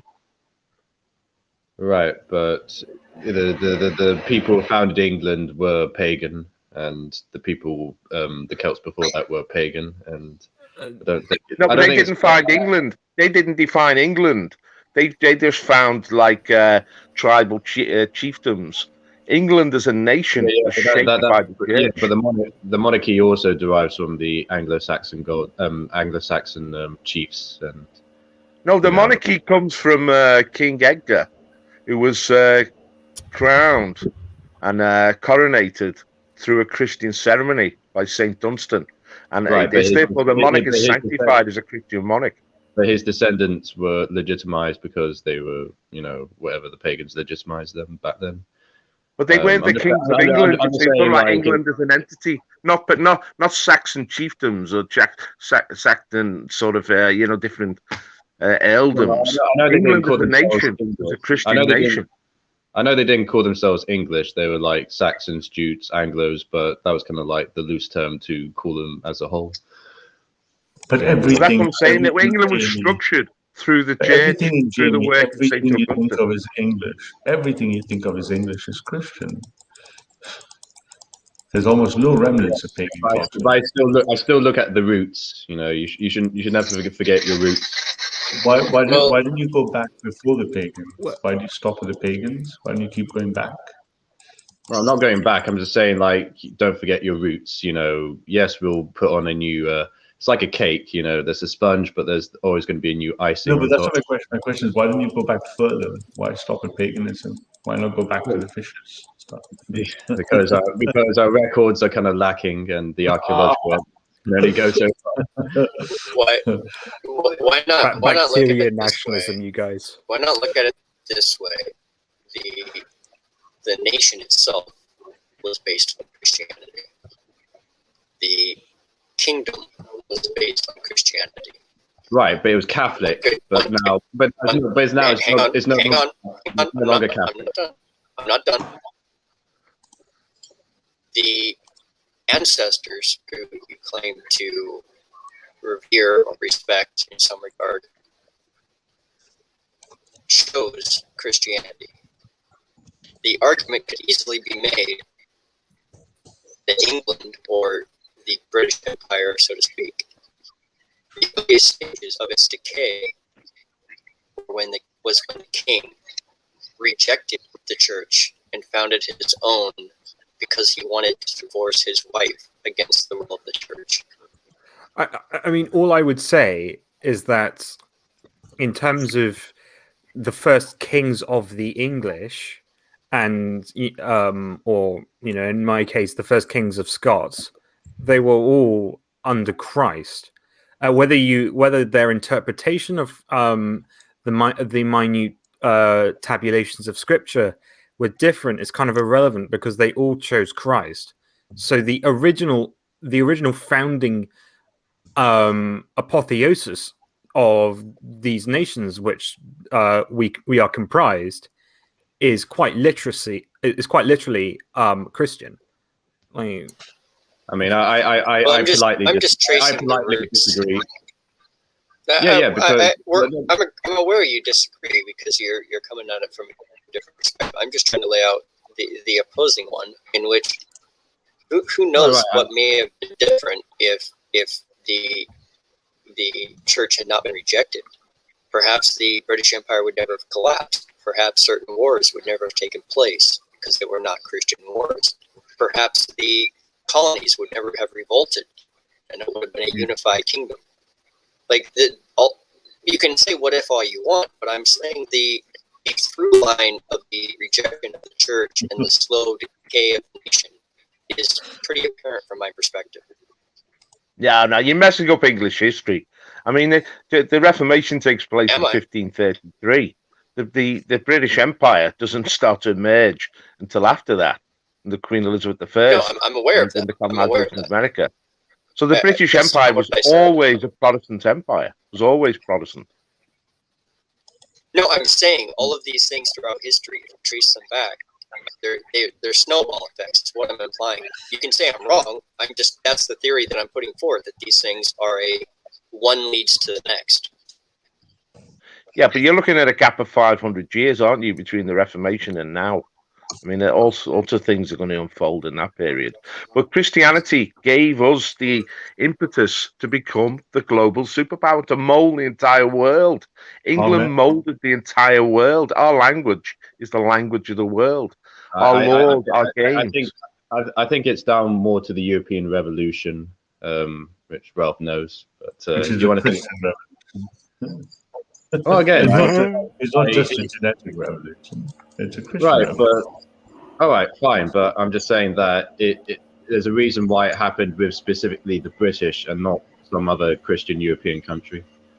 And we don't have to steer it too far, but like Bonhoeffer and the other day we talked about questions like immigration and multiculturalism, where you have some sort of loyalty to a greater moral standard or your people, that like Bonhoeffer, say dying on behalf of not committing crimes against Jews as opposed to on his own people, and the greater loyalty question, if you're loyal to God does that mean that the plight of the suffering of people that aren't your own, where does that come into the benefit of your own nation? Because that was very convoluted. What do you mean the benefit of your own nation? It's because it's the benefit of God, because God wills it. From like Syrian refugees or something like a common, like most Catholics or most Christian groups support refugees and immigration based on these greater principles, that you have a greater loyalty to universal principles than your own nation. That's not Christianity.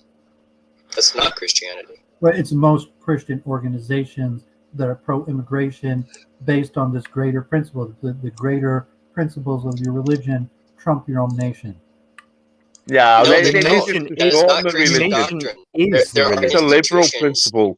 that call themselves Christian that do this, but there is nothing in Christian doctrine that says this. Nothing. The nation is a necessary and very important component of Christian dogma. For example, So when you talk about the rights of people that aren't you versus your own nation, that you're protecting people that aren't part of your nation due to some sort of greater universal moral principles against your own nation, that Bonhoeffer, or theoretically, like I That would does rather not exist die in Christian than doctrine. commit crimes against Jews, even though it's in essence against his own people. To commit crimes, that you're twisting both the meaning and the definition and the spirit of the words. What you're saying is that should we abide by universal principles which transcend the nation state? But this is a contentious area because these universal principles are not definite. Ralph, I know you've got a headache and you may not want to analyze it, but I really do think that the video I linked at the beginning of the stream would be a great thing to play right now in response to this conversation. Your wish is my command. So I'll just as a disclaimer, don't really rate the brain of academic agent, but it's a short video. Let's have a listen. Well, This was it's a response to him. the response to him coming right up, my friend, because academic agent is still Newtonian in his mind. He doesn't understand the NRX yet, so I find him quite tedious. So, but the response sounds like it's my kind of thing. Let's hear. When I am weaker than you, I ask you for freedom, because that is according to your principles.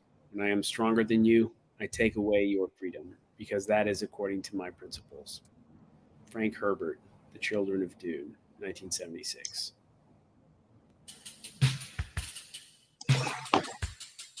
I'm sorry to interrupt, but I can't help recite at least part of the litany of fear from Dune. I shall not fear, for fear is little mind killer. Fear is the death that brings total obliteration. I will face my fear, David. On we go.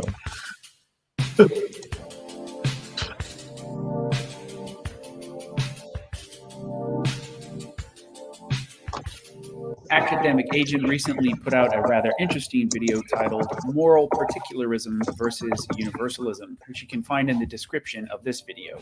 In it, Academic Agent poses a bit of a problem for the modern political right. He makes reference to many examples of moral particularism found in various cultures across time and paraphrases their texts. The result is a litany of examples of people who viewed the world to a certain extent in a rules for thee, not for me fashion. In such a world, members of the in-group are entitled to certain rights and privileges while also being held to account by the moral law of their given culture. Meanwhile, outsiders, members of the outgroup, are explicitly viewed to be lesser than and not entitled to the same rights, protections, nor obligations as the in-group.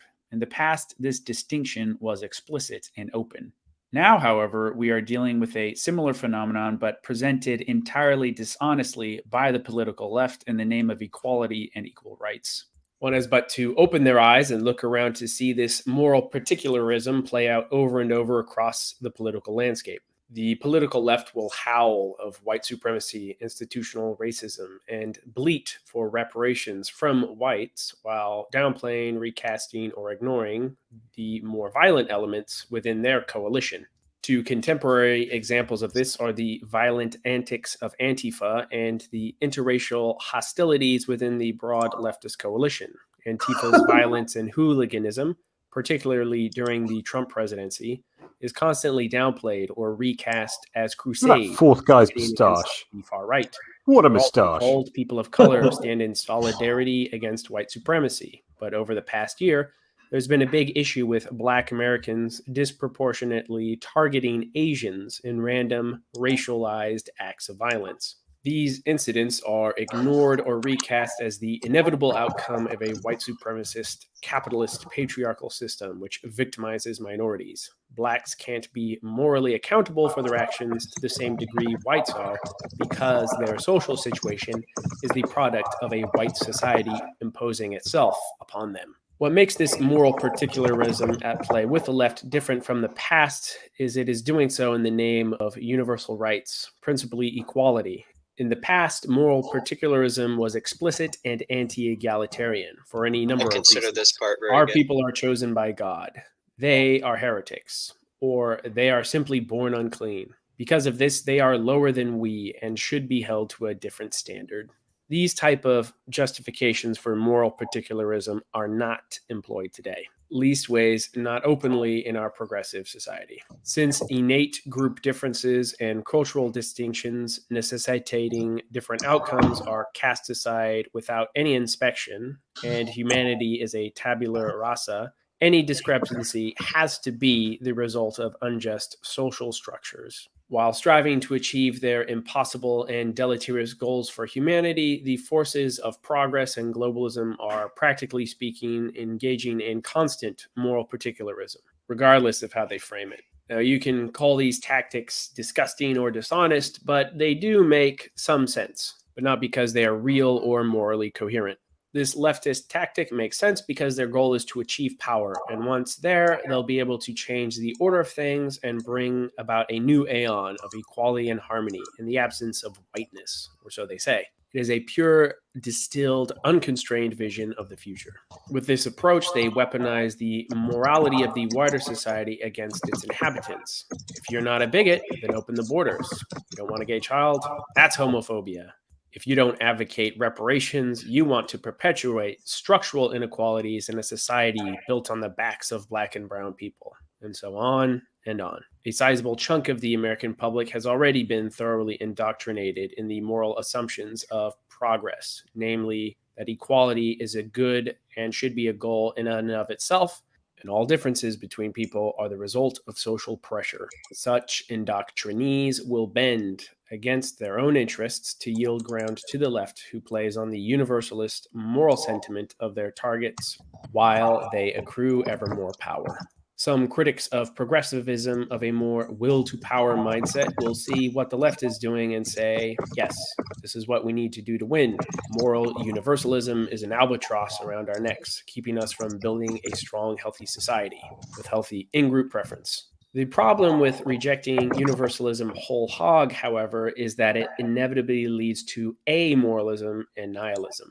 If there is no law above our laws, or no telos to creation, then man has become his own God. Instead of submitting to the Lord and his law, it's based as fuck. Yeah. We are either elevating our moral law above the Lord's or rejecting his entirely. If we are to not reject God's universal law, then what is the answer to the asymmetric progressive attack from a traditional perspective? Do we need to come up with our own solutions to this, or can we look to history and Christian tradition to answer this for us? Fortunately, as the word says, there's nothing new under the sun, and we can look to both scripture and the history of Christendom as our guide to create a robust moral order which reconciles both universalism and particularism rooted in Christ. In the Old Testament scriptures, which the Christian church cannot deny, there is explicit healthy ethnocentrism. The Jews are chosen by God to be a vessel from which mankind's salvation and the death of death is to be born. The Lord Jesus Christ, our King and God.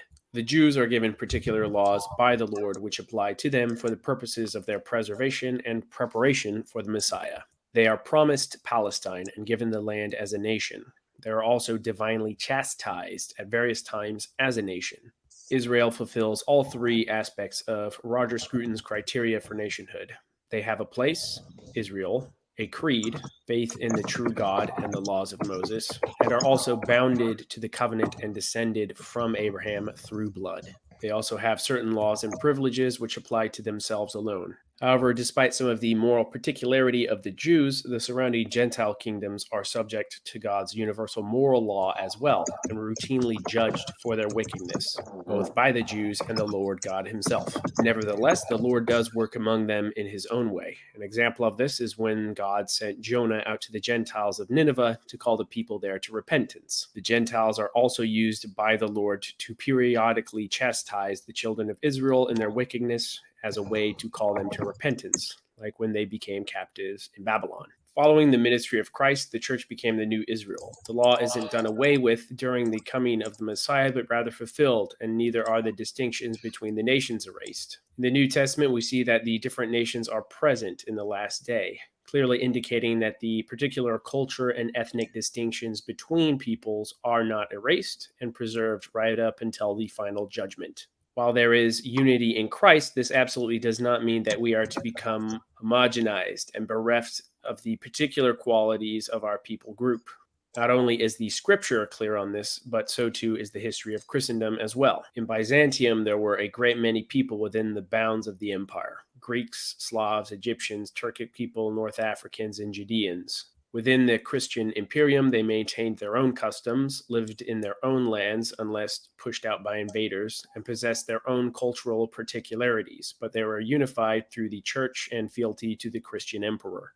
In more modern times, the Empire of Austria ruled a primarily Catholic empire under the Habsburg dynasty, with loyal subjects of varied ethnicity. Loyal members of the empire weren't just Austrian Germans, but also Czechs, Croats, and others. What held these distinct peoples loyal to the throne? They were allowed to live in their own lands, hold to their own customs, largely maintain local leadership, held predominantly the same faith, and swore a fealty to the crown. There was the lordship of the Christian emperor, who may himself belong to a different people group, but the emperor wouldn't flood your area with heathen outsiders and try to destroy your local customs and undermine your faith. The emperor protects. The same was also true of smaller Christian kingdoms as well. So what can we draw from these historical and scriptural examples, and how can we apply them today?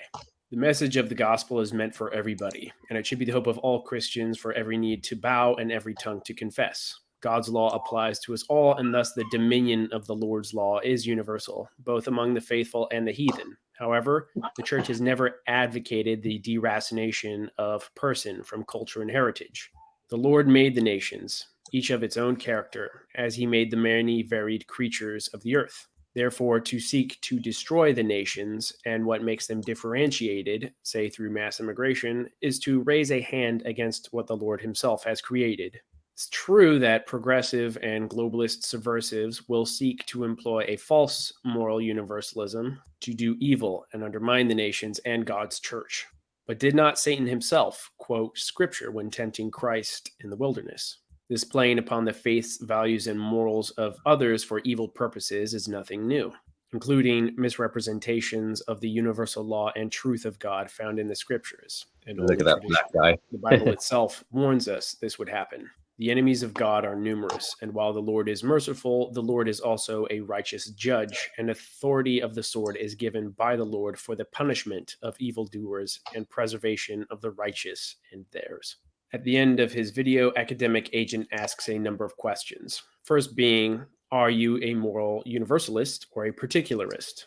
The traditional Christian position, and mine as well, is and has been that God's law and ethics are universal.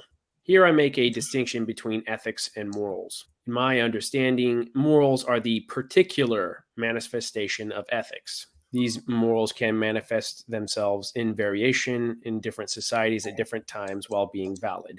For example, if one committed murder in Inuit society, he would likely be banished. Likewise, if someone committed the same crime in Constantinople, he'd be put to death. Both are moral manifestations in response to God's law, thou shalt not kill.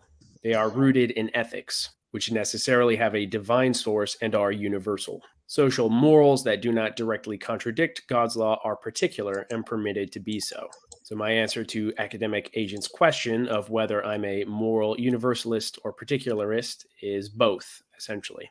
I'm an ethical universalist and moral particularist insofar as the morals support and reinforce the ethical law, which is rooted in the Lord. Academic Agent also asks, on what basis could someone holding universalist values object to the open society as envisioned by somebody like Karl Popper? The answer to this is rather simple in my worldview. Heathenry, anti-theism, and all manner of grave sins are explicitly against the laws of God. Thus, to endorse these or elevate false faiths in the name of pluralism to a level equal to that of the true faith cannot be tolerated, for to do so would be to raise demons and false gods alongside the Most High. The open society is also an attack on ethnos, which, as mentioned before, is an attack on the people groups that the Lord has made.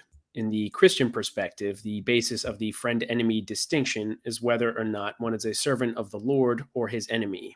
And as enemies can take many forms, so too can friends. Friends might be part of the same ethnos, be a foreign neighboring ally, or part of the same faith. In the past, friend groups would naturally arise through ethnogenesis, trade relations, alliances, and missionary work. In the modern West, however, deracinated and secularized as we are, it is perhaps the challenge of our modern age to form bonds of faith, place, and blood.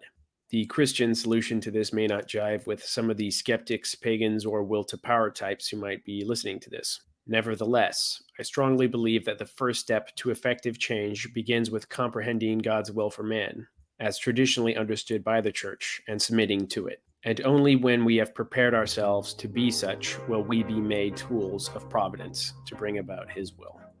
This has been Mr. Patriarch. Thanks for watching and making it all the way to the base video. If you've enjoyed this, what's the best thing you can do to help? Bloody brilliant, eh? I enjoyed it. It was very Catholic, though. Did he beg for money at the end of that? Did he beg for money at the end of that video? It's worth a contribution. But it raises a lot of interesting questions. First of all, the nation itself is not frozen in time, and it's dynamic. There's a principle in Scripture which says that righteousness exalts a nation, but sin is a reproach to any people. Nations expand, so they're not confined to either one ethnic group or one area of territory. I mean, through history, empires rise and fall. The problem with the English is that we've turned from righteousness. That's why our empire fell. We have to return to as you say, the laws of God. We have to turn to a godly life. I mean, it was Pope John Paul II who said that no nation can survive mass abortion. I mean, we're not going to survive unless we start to value life again and we start to value wholesome living again. So, you know, it's a dynamic situation, and we have to return to our roots.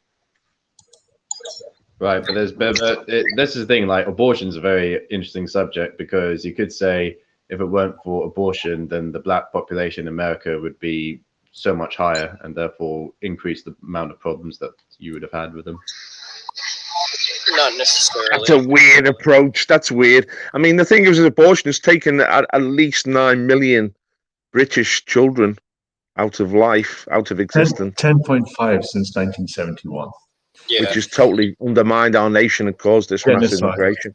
Yeah, but you also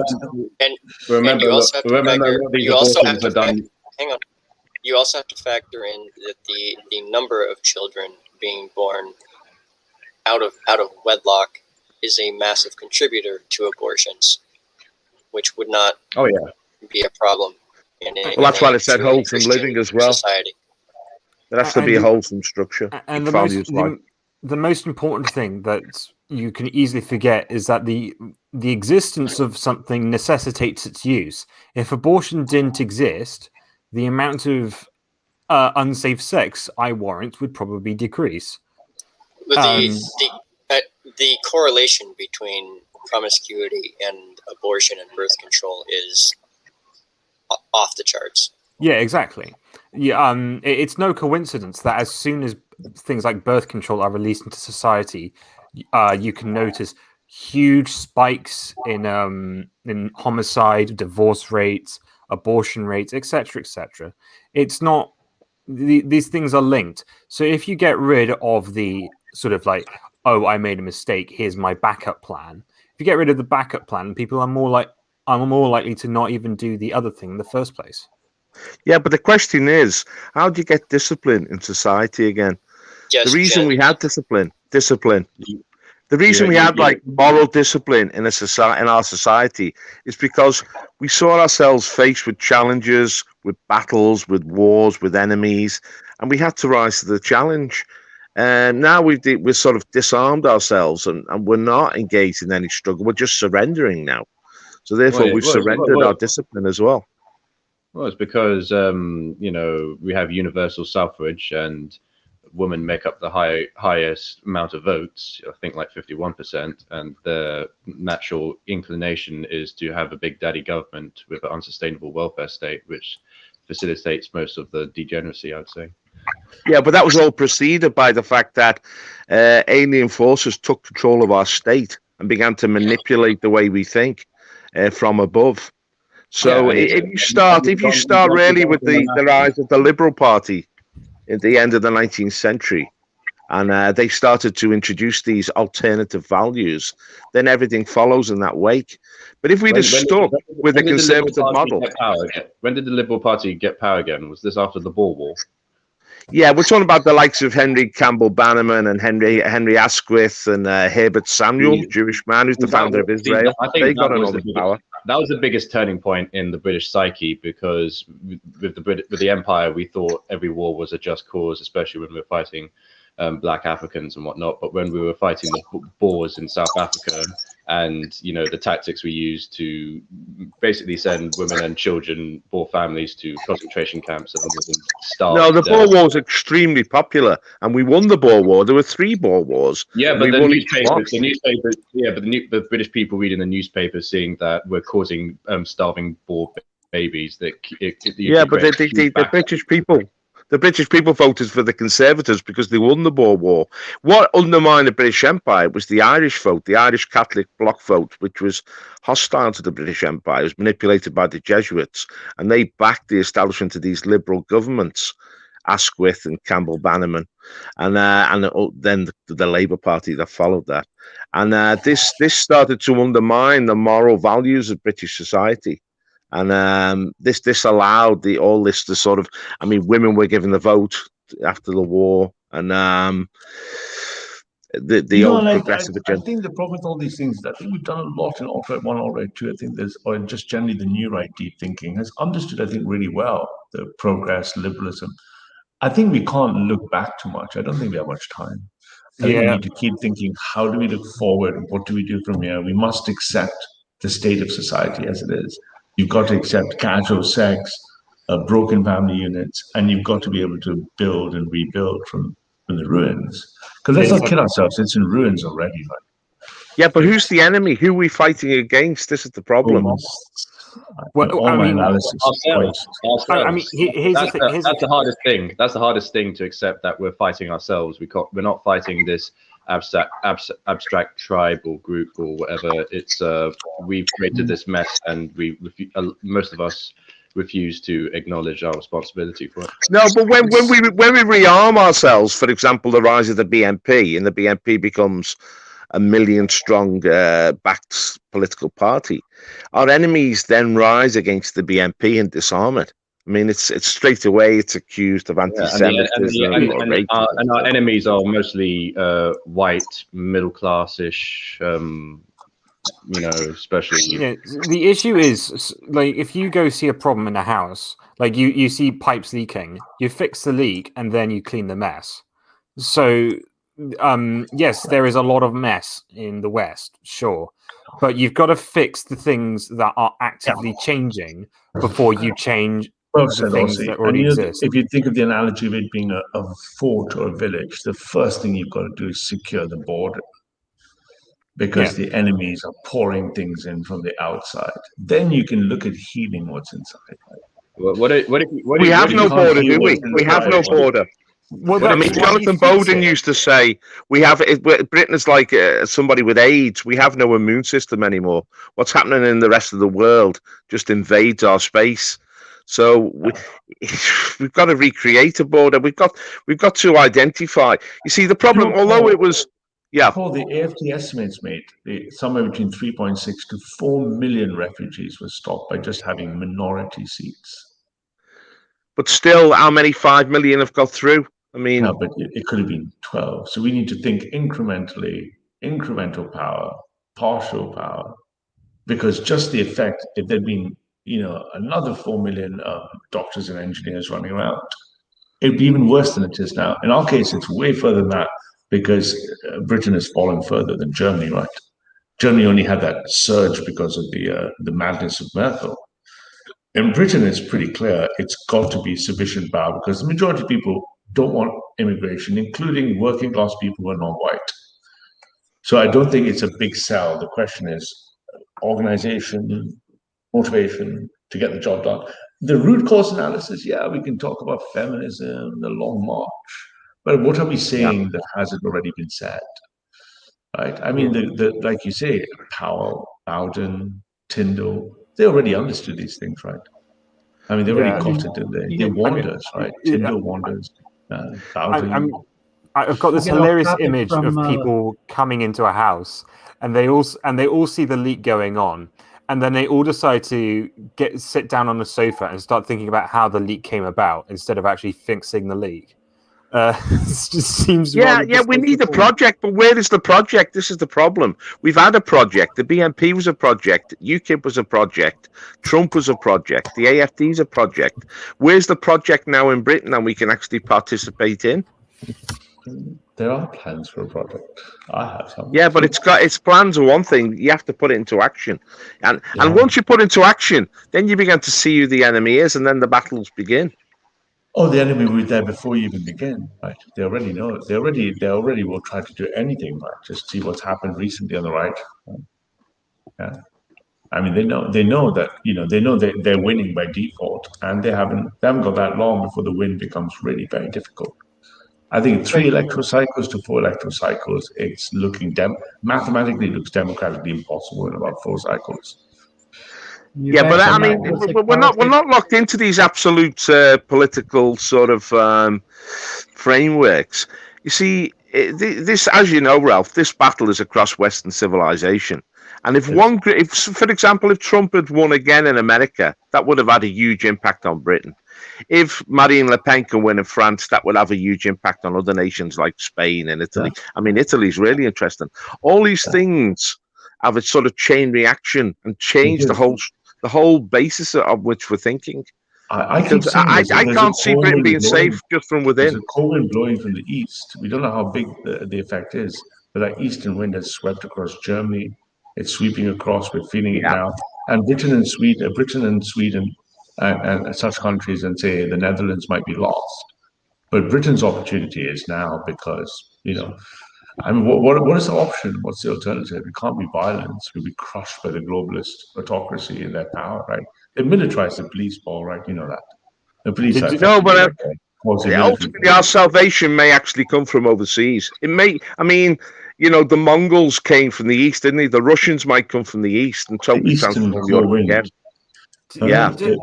You can't hope on hypotheticals. No, but there is historical. There is something there tangible that you can point to. I mean, Russia is rearming morally, rearming materially, rearming historically. I mean, they're becoming a real force for change again. If I was like, I mean, Ralph comes at this from a comp size perspective. I come at this from a statistical perspective. The problem with history is that you have sample sizes of 1 or 2 or 3. And what I like personally is I really like nice beefy degrees of freedom. And samples of 1, billions of data points, billions. Yeah. And my big problem with this is that, well, they've done it once, they'll do it again. It's like, if I handed in a stock report. No, this is contemporary as well as historically. You see, if I handed in a stock report in the morning and I said, "Well, it went up yesterday, so it'll go up today," I would get fucking laughed at in the face. Like, no. I mean, what I'm saying is that we've got the Islamic invasion, right? We've got the globalist power structure, the Zionist power structure. We've got the emergence of Russia as a great nation again. We've got the emergence of China. I mean, we're just part of these whole waves that are sweeping the world. We've got to decide, how is this going to ultimately affect us? What are we going to plug into? What do we want to welcome and what do we want to reject? I think they're true in that way. So if you look at it about ideas, etc., I'm much more, I guess, I'd be more closer to how Aussie I hope thinks, it's pragmatism all the way. It went, the AFD went from zero to hero. How do they do it? By organizing goal planning. Marina Paul is looking at everything, Le Pen is looking at everything the AFD's done. Same with the Vox. We just need to clone and copy. I mean, I myself have been out of commission for 6 months for, some people know why, for very personal family kind of reasons, but that's coming to an end. And I believe we've got 1,000 days. There's absolutely no reason. There are 150 political parties, and about 30 or 40 of them were just formed. Right. Yep. But we have to take the first step on the ladder. We have to form a political party. We have to coalesce. We have to gather people together. There's a heck of a lot of groundwork to be done there. Paul, but here's where maybe I'm different from you in a sense that I've seen what the BNP's done. I've seen what everything's done. I think the next thing can't be like the old thing. It's got to be digital and technological. Yeah, but you still got to bring people together. You've got to create a society. You've got to create a party structure. Well, I've actually got an idea, but I would rather speak to Ralph in private about it. All I'm looking for is the vision. How the vision becomes reality. What the project is. Well, the vision's already been outlined. And before I went down, we've done a tremendous amount of work that you're not privy to, Paul. Yeah, but I'm talking about putting the project, getting the project going so that we can see it. It's tangible, Yeah, that's what I'd like. I can't commit yet for maybe another 6 weeks in terms of getting some clearance from something. But I'm obviously back streaming now to warm up ahead of that. But yeah, I'm very confident that we can do something. There's certainly a gap in the market, but it's whether we've got the initiative to fulfill it, I think there's enough lads I've got in my phone book that have such an initiative. Plenty of them. They've been alt-right Jews gone through its collapse cycle. I mean, correct me if I'm wrong, but there's a kind of gap out there you can already feel in the alt-right, right? It's kind of like everyone gets the feeling it's over, right, again. That's usually the feeling at the end of the cycle, right? There's a kind of implosion, right? And that's because that's paving way for what's next. What alt-right feel, what the new thing cannot be alt-right 2, repeated. Yeah. I cannot be get the Jews, send the women to No, the kitchen. not at all. But the thing is, it can't be even associated with it. Yeah, it just doesn't work. But the thing is, how do you get registered as a party to start the process now? Paul, it's already been filed. Yeah, but has it been accepted? It's in pause mode. Buttons need to be clicked because follow through has to happen first. Right? Like I say, I've literally physically. I can talk to you offline at some point. Yeah. But Jamie knows. Other people know. No, I'm keen to get involved with another project that I can see having legs. That is going to develop over time and be successful. I'd love to get involved in something like that. This is the thing. I think it's. I definitely agree with Ralph. It needs to start off as digital before we become more social, because we've got to tread very carefully. It's got to be. It's also just going to be. It's got to be technical because time, speed, resources. Yeah, it's got to be open. Look at Anne-Marie Waters, right? £150,000, £90K she took, opaque, autocratic leadership. All these things are failing patterns, just repeating the same old mistakes, right? Can't be like that. That doesn't win. If you look at the difference to the European parties, they're not doing that, and they're winning. I loved Ryan's comment on how Richard Spencer does things. It's like, in the battle, a general sends his troops to the strongest position of the enemy and doesn't learn his lesson and keeps doing the same thing again and again until he has nothing left. Let me throw some tidbits your way, Paul. Do you know the biggest entry linchpin point is? Do you know what the single biggest piece of discontent for the British people are right now? What, this they don't believe in their governance anymore. Yeah. They don't trust the politicians from the left, middle, and right. So then you ask some more questions. So what don't they trust? They don't trust the government is doing what they want them to. So again, with vagaries in mind, what's the next step? Is suppose you had a platform, a mechanism, a vehicle that assured the people you're giving them whatever they said they wanted. That's the linchpin, right? But you have to have the courage to make the first step and get out there and get it moving. I mean, I'm quite impressed by George Galloway in you haven't seen the work yet. Yeah. I mean, the thing is with the Vox Party and the AFD, and Marine Le Pen. It's that they had the courage to take on the opposition. They did have to face down the enemy right at the start, all of them, you know. I mean, you know, the AFD is still attacked very frequently. The BNP is not viable. PA is What not was that, sorry? The PA is not AFD. viable. None of it's viable. The AFD is not viable. No, I said the BNP is not viable. No, I'm saying talking about the AFD. The AFD in Germany is more than viable. The AFD is doing Yeah. fantastically well. It's got Yeah. a long vision and it's got a short vision. I've seen the Yeah. long vision, the AFD, like the long vision documentation. That's and like it's 20 persevered, years. hasn't it? It's persevered. But here's the thing, it's Ralph, still like- not to score 10% of the vote. Yeah, I was 11% saying, whatever polling.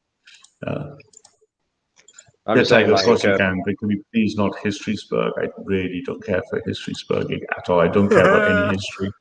I don't care about any history references to any fucking thing that's happened in the past.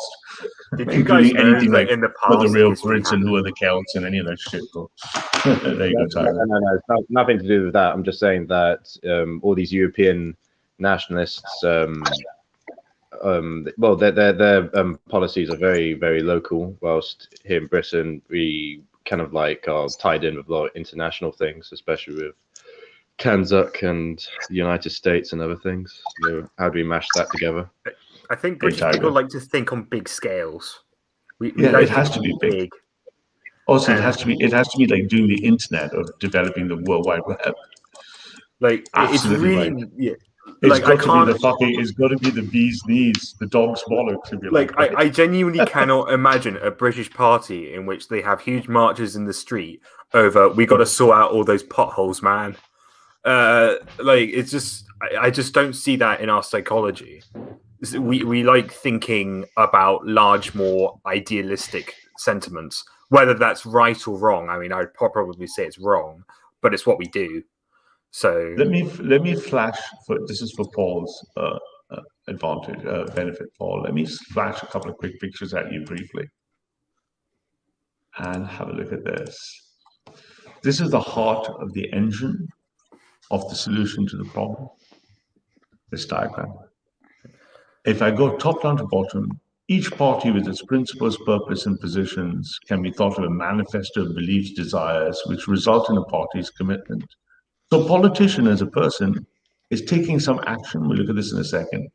If you imagine this gap we're talking about, call it the outer touch, any one person like Paul or Jamie has their own beliefs and desires. And this gap of the outer touch metric is the heart of the way back in. And if I then quickly flip the assent passage of a bill through Parliament, at each stage from the Committee House of Commons, each MP through his readings and his motion is actually out of touch with the people. If you imagine a technology platform that its first job as a political party is to track each member of Parliament's difference, not to worry about its manifesto beliefs, to aggregate what the people want, like no migration, people not swimming into Dover, whatever that policy is, versus what the globalists are controlling Parliament with. The heart of the solution would be to build a platform capable of scaling out a digital, open, transparent party. How many of these are there? There are 230 of these per year. So every 2 or 3 days, the people have a chance to reflect the difference between the governed and the governing. But I'm going to stop that, and Paul, you and I can have a chat in private because we shouldn't be talking about this shit. Remember, Paul, hello, spiritual mamzer. There's no Jews for you to shout at, so you can come on now. Day ruined. I'm done with the shouting at the Jews shit. My meaning in life is completely gone. Power in man, the will to power, power itself. Go away. And again, you see, the alt-right Jew, all these spurgs who sit there in Telegram all day shouting at Jews, they can't be associated with any such project, right? They just can't be associated. Jumping up and down and shouting, going, there's a Jew, get him. It's just ridiculous. Or here's a black person, let me call him the N-word. unacceptable, unpalatable. No one will support you, right? And this guy wants to come on all the time and scream, "It's the Jews, Ralph. You're not based. You're not screaming about the Jews." And I'm like, no. Of course you're screaming about the Jews. England is fucking burning. You're an optics cuck. You're an optics cuck. We're literally shouting every day about the Jews or screaming about N-words. It's just going to get you absolutely nowhere. As Wendy says rightfully, complete disavow, disassociate, and actually decline to participate with. Hello, Tiger. Where's Tiger? Is he coming on? Oh, Heathen, I didn't see that, mate. Hello, Heathen. What are you doing here? Oh, Heathen was looking to meet Paul. Paul, mate. Heathen's a scouser. Yeah. Watch the Yeah, he was trying to get reaching hold of you, man. So, Heathen, is that you? Yeah, there you go. I'm gonna pop off. All the best, gents. Bye. All right, cheers. Peace. Hey, where did is the Dovid gone? Duvid's gone. Yeah. Oh. Yeah, I haven't, Sarah. I have only slept for 6 hours in 2 days, and I've got fucking migraines. Knackered. I think we should leave you in peace then, Ralph.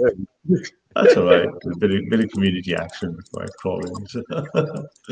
But I went to Heathen was asking. Heathen asked me to meet you, Paul, in person. So I thought he's jumped on to say hello. So, yeah.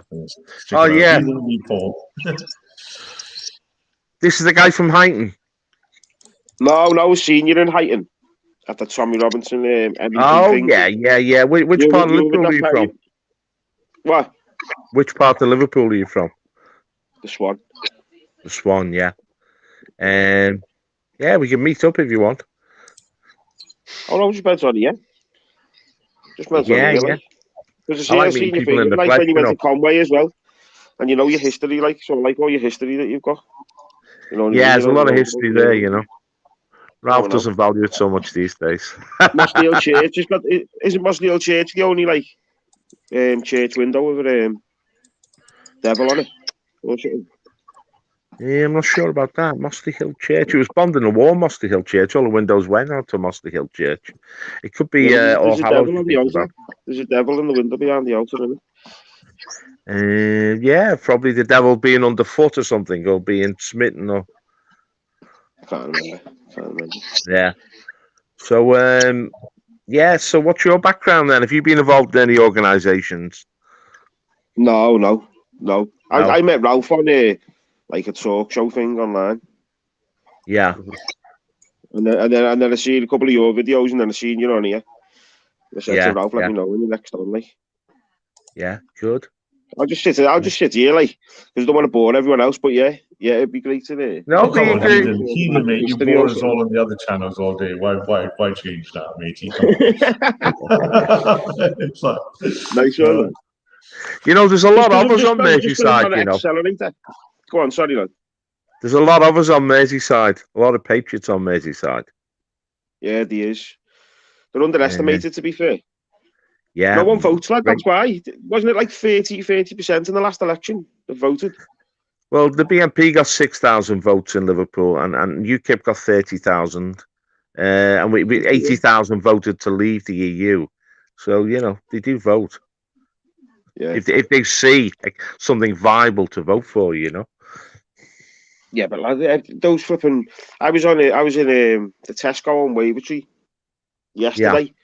There's all pure social. There's always no social workers, socialist stickers everywhere. Yeah. At the bank and at the flipping cash machine. Most Scousers are apolitical. They're just looking for leadership. They're looking for a voice that can resonate with them, definitely. You can see that because they don't turn out to vote in elections. I mean, the people think Liverpool's a left-wing city, but most people in Liverpool just don't like politics, and quite right, because they haven't got any viable choices. I'd say it's very traditional.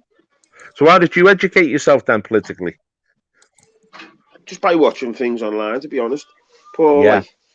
How long I wasn't really that interested in it, and then obviously there's a change that's coming, like the last Well, Brexit, lad. I think Brexit sort of entered me into it. I feel like Liverpool just hasn't been right ever since Brookside ended. Oh, Tiger. Oh, you man. No, but I've said it like 3 times today.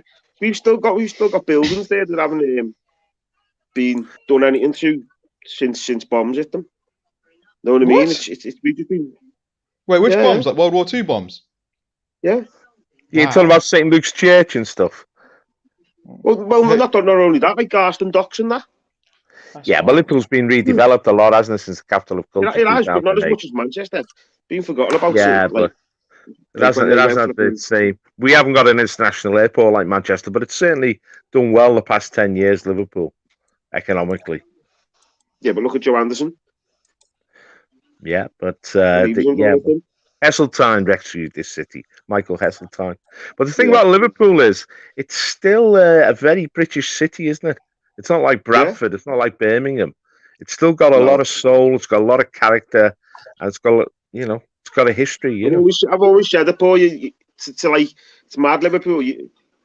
You've got to fit in. You know what I mean? It doesn't really adapt around you. Scousers have got a very collective identity. You've got to submit it. Yeah. Scousers have got a very tribal sort of way of thinking, which is a real strength. If you could use that. I always say the Welsh should underestimate the Liverpool as well. Everyone goes on about the Irish. The Welsh was a big influence as well, weren't it? Absolutely, I'm half Welsh, half Irish, so I got it from both sides. Yeah, I'm Welsh and English, like. Yeah, we're very passionate people as well, because there is a lot of Celtic blood in Liverpool. Yeah, the biggest Viking battle was round here on the Whittle, weren't it, as well? That's New Brighton Tower on the picture. The Southerners don't understand us, you say. They don't understand our mentality. They're a bit wary of us, Yeah, it's because we don't indulge in it. So we watch London. Like in the Second World War, the Chindits in Burma, they were largely Scousers, who beat the Japanese in Burma. With the Kings and that. And of course, the Kings. The greatness of Britain was our navy, and of course, the Liverpudlians were the backbone of both the merchant and Royal Navy. So, I mean, we're a unique people, I was talking about the sausage riots today. What? Have you heard about that when the Lusitania got torpedoed? Yeah. We had all the German sausage shops around Liverpool, and there's so many seamen were like Scousers. So when they found out how many people had died, all their wives and that went round and kicked the Germans out. The contribution Liverpool made to winning the First World War is just staggering. Financially, in terms of manpower, in terms of volunteers. I mean, there's a guy here called Leverhulme. Lord Leverhulme. He put a vast amount of his personal wealth into the First World War, and we raised so many battalions and regiments here. Sadly, because Liverpool was also a great centre. That's why we have so many aunties, isn't it? What's that? That's why we have so many aunties, Auntie Lil, Auntie fucking Marg, fucking yeah. Anyway, that's enough on the greatness of Liverpool, Yeah, we could talk all night. We could talk for a week on it. Maybe we should. I get confused. It's Liverpool's in Salford, right? Liverpool is the golden city on the Mersey, Ralph, with the great Liver building. We give you trains, lad. We give you trains. What more do you want? I used to work with a dude from, I think he was from Liverpool, right? Wait, rude question. Can one of you guys say knickknacks? Knickknacks. Oh, I love it when you guys say it. Sounds knickknack. Because you got that like no one in England does that thing anymore. And that's the Irish. That's definitely Irish. Oh, is it Welsh? The Welsh? I thought it would be the Welsh. May well be. The Welsh speak very peculiar. Yeah. Well, at the risk of sounding like a complete party pooper, it's 1 o'clock in Berlin. And absolutely. I can't even see the screen anymore, guys. Ralph, you should go to bed, mate. Ralph, can you sing the German national anthem for us? Deutschland, Deutschland, über the Welt. Come on, Tiger. I don't know the words. You fucking traitor. I'm shoot you with my pink Luger when I get up in the morning. Die Fahne.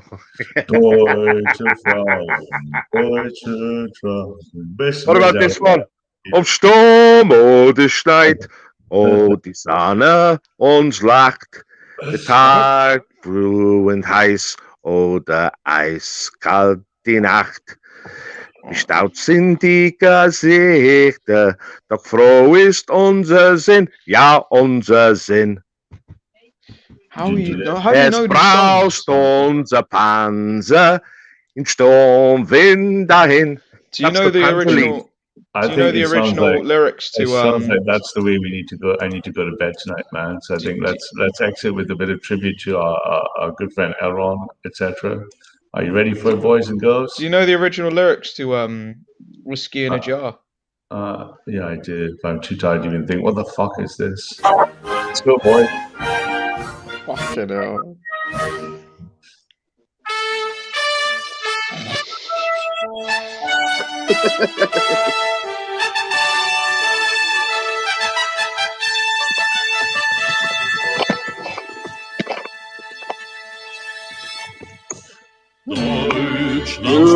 Deutschland, über alles, über alles in die Welt.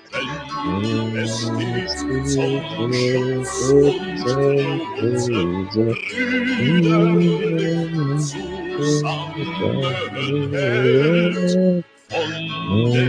der Mars ist ein Himmel, bis an den Welt. Deutschland, Deutschland, überall ist die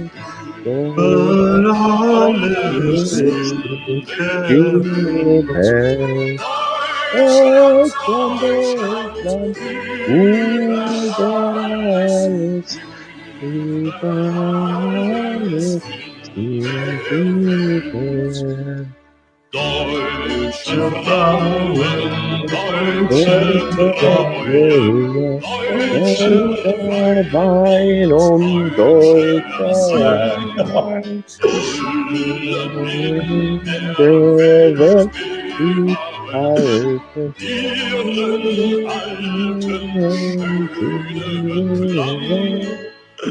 uns zu ihrer Tat begeistert, unser ganzes Leben lang.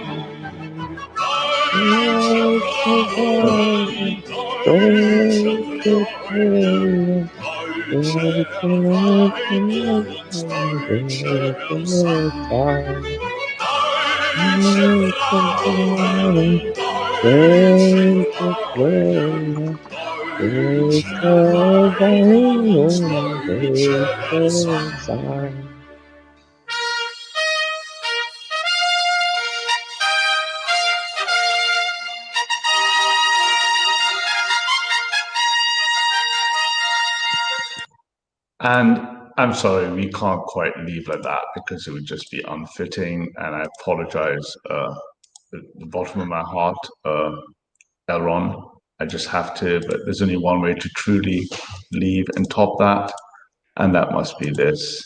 Dude, you gotta play words of the night. Play some Morrissey. That's why Father War. I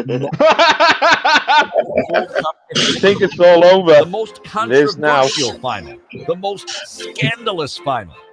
But what happened on the evening of July 30th, 1966? At Wembley, England faces off against West Germany to try and win their first World Cup. England were having the perfect tournament, and they even eliminated the great Eusebio's Portugal.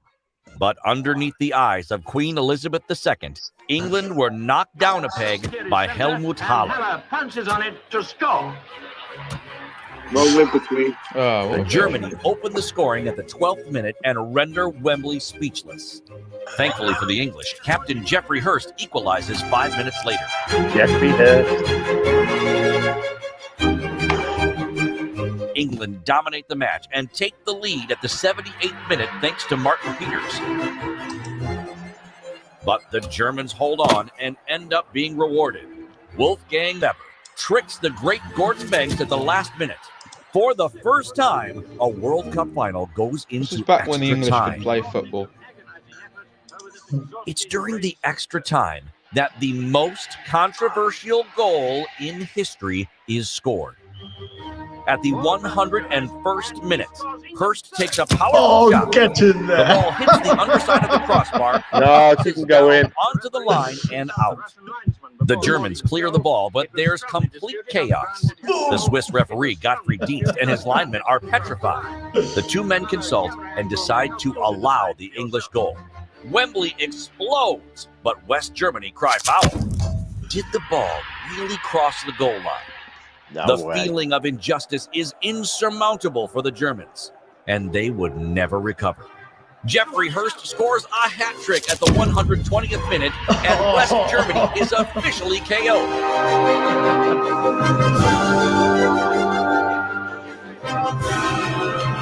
I think it's all over. It's considered the most controversial goal in football history, even today. Present on the pitch that night, Helmut Haller said, "I was only 8 meters away when the ball went to Hurst. I swear it didn't go in." In 1995, 29 years after the fact, biomechanical engineers from Oxford University conducted an investigation using computer simulations. They concluded that the ball needed 7.6 centimeters more to completely cross the line. Goal? No goal. The debate will probably never end, but Germany have gotten their revenge. In 2010, England and Germany found them. Oh, yeah, come on. Are you fucking crazy? I'm not gonna play that. I'm not gonna play the revenge, man. I'm not gonna play the revenge. What's that? What is that? I don't know, but Somali flame, corn bombing. Yeah. So we don't really hear about the German recovery, but 2 World Wars, 1 World Cup. Ooh-ah. Right, I gotta get to bed, man. Go ahead, nice one now. Yeah, 90s. Yeah. Sorry, Aaron. What can I say? Better luck next time. All right, I gotta fucking sleep.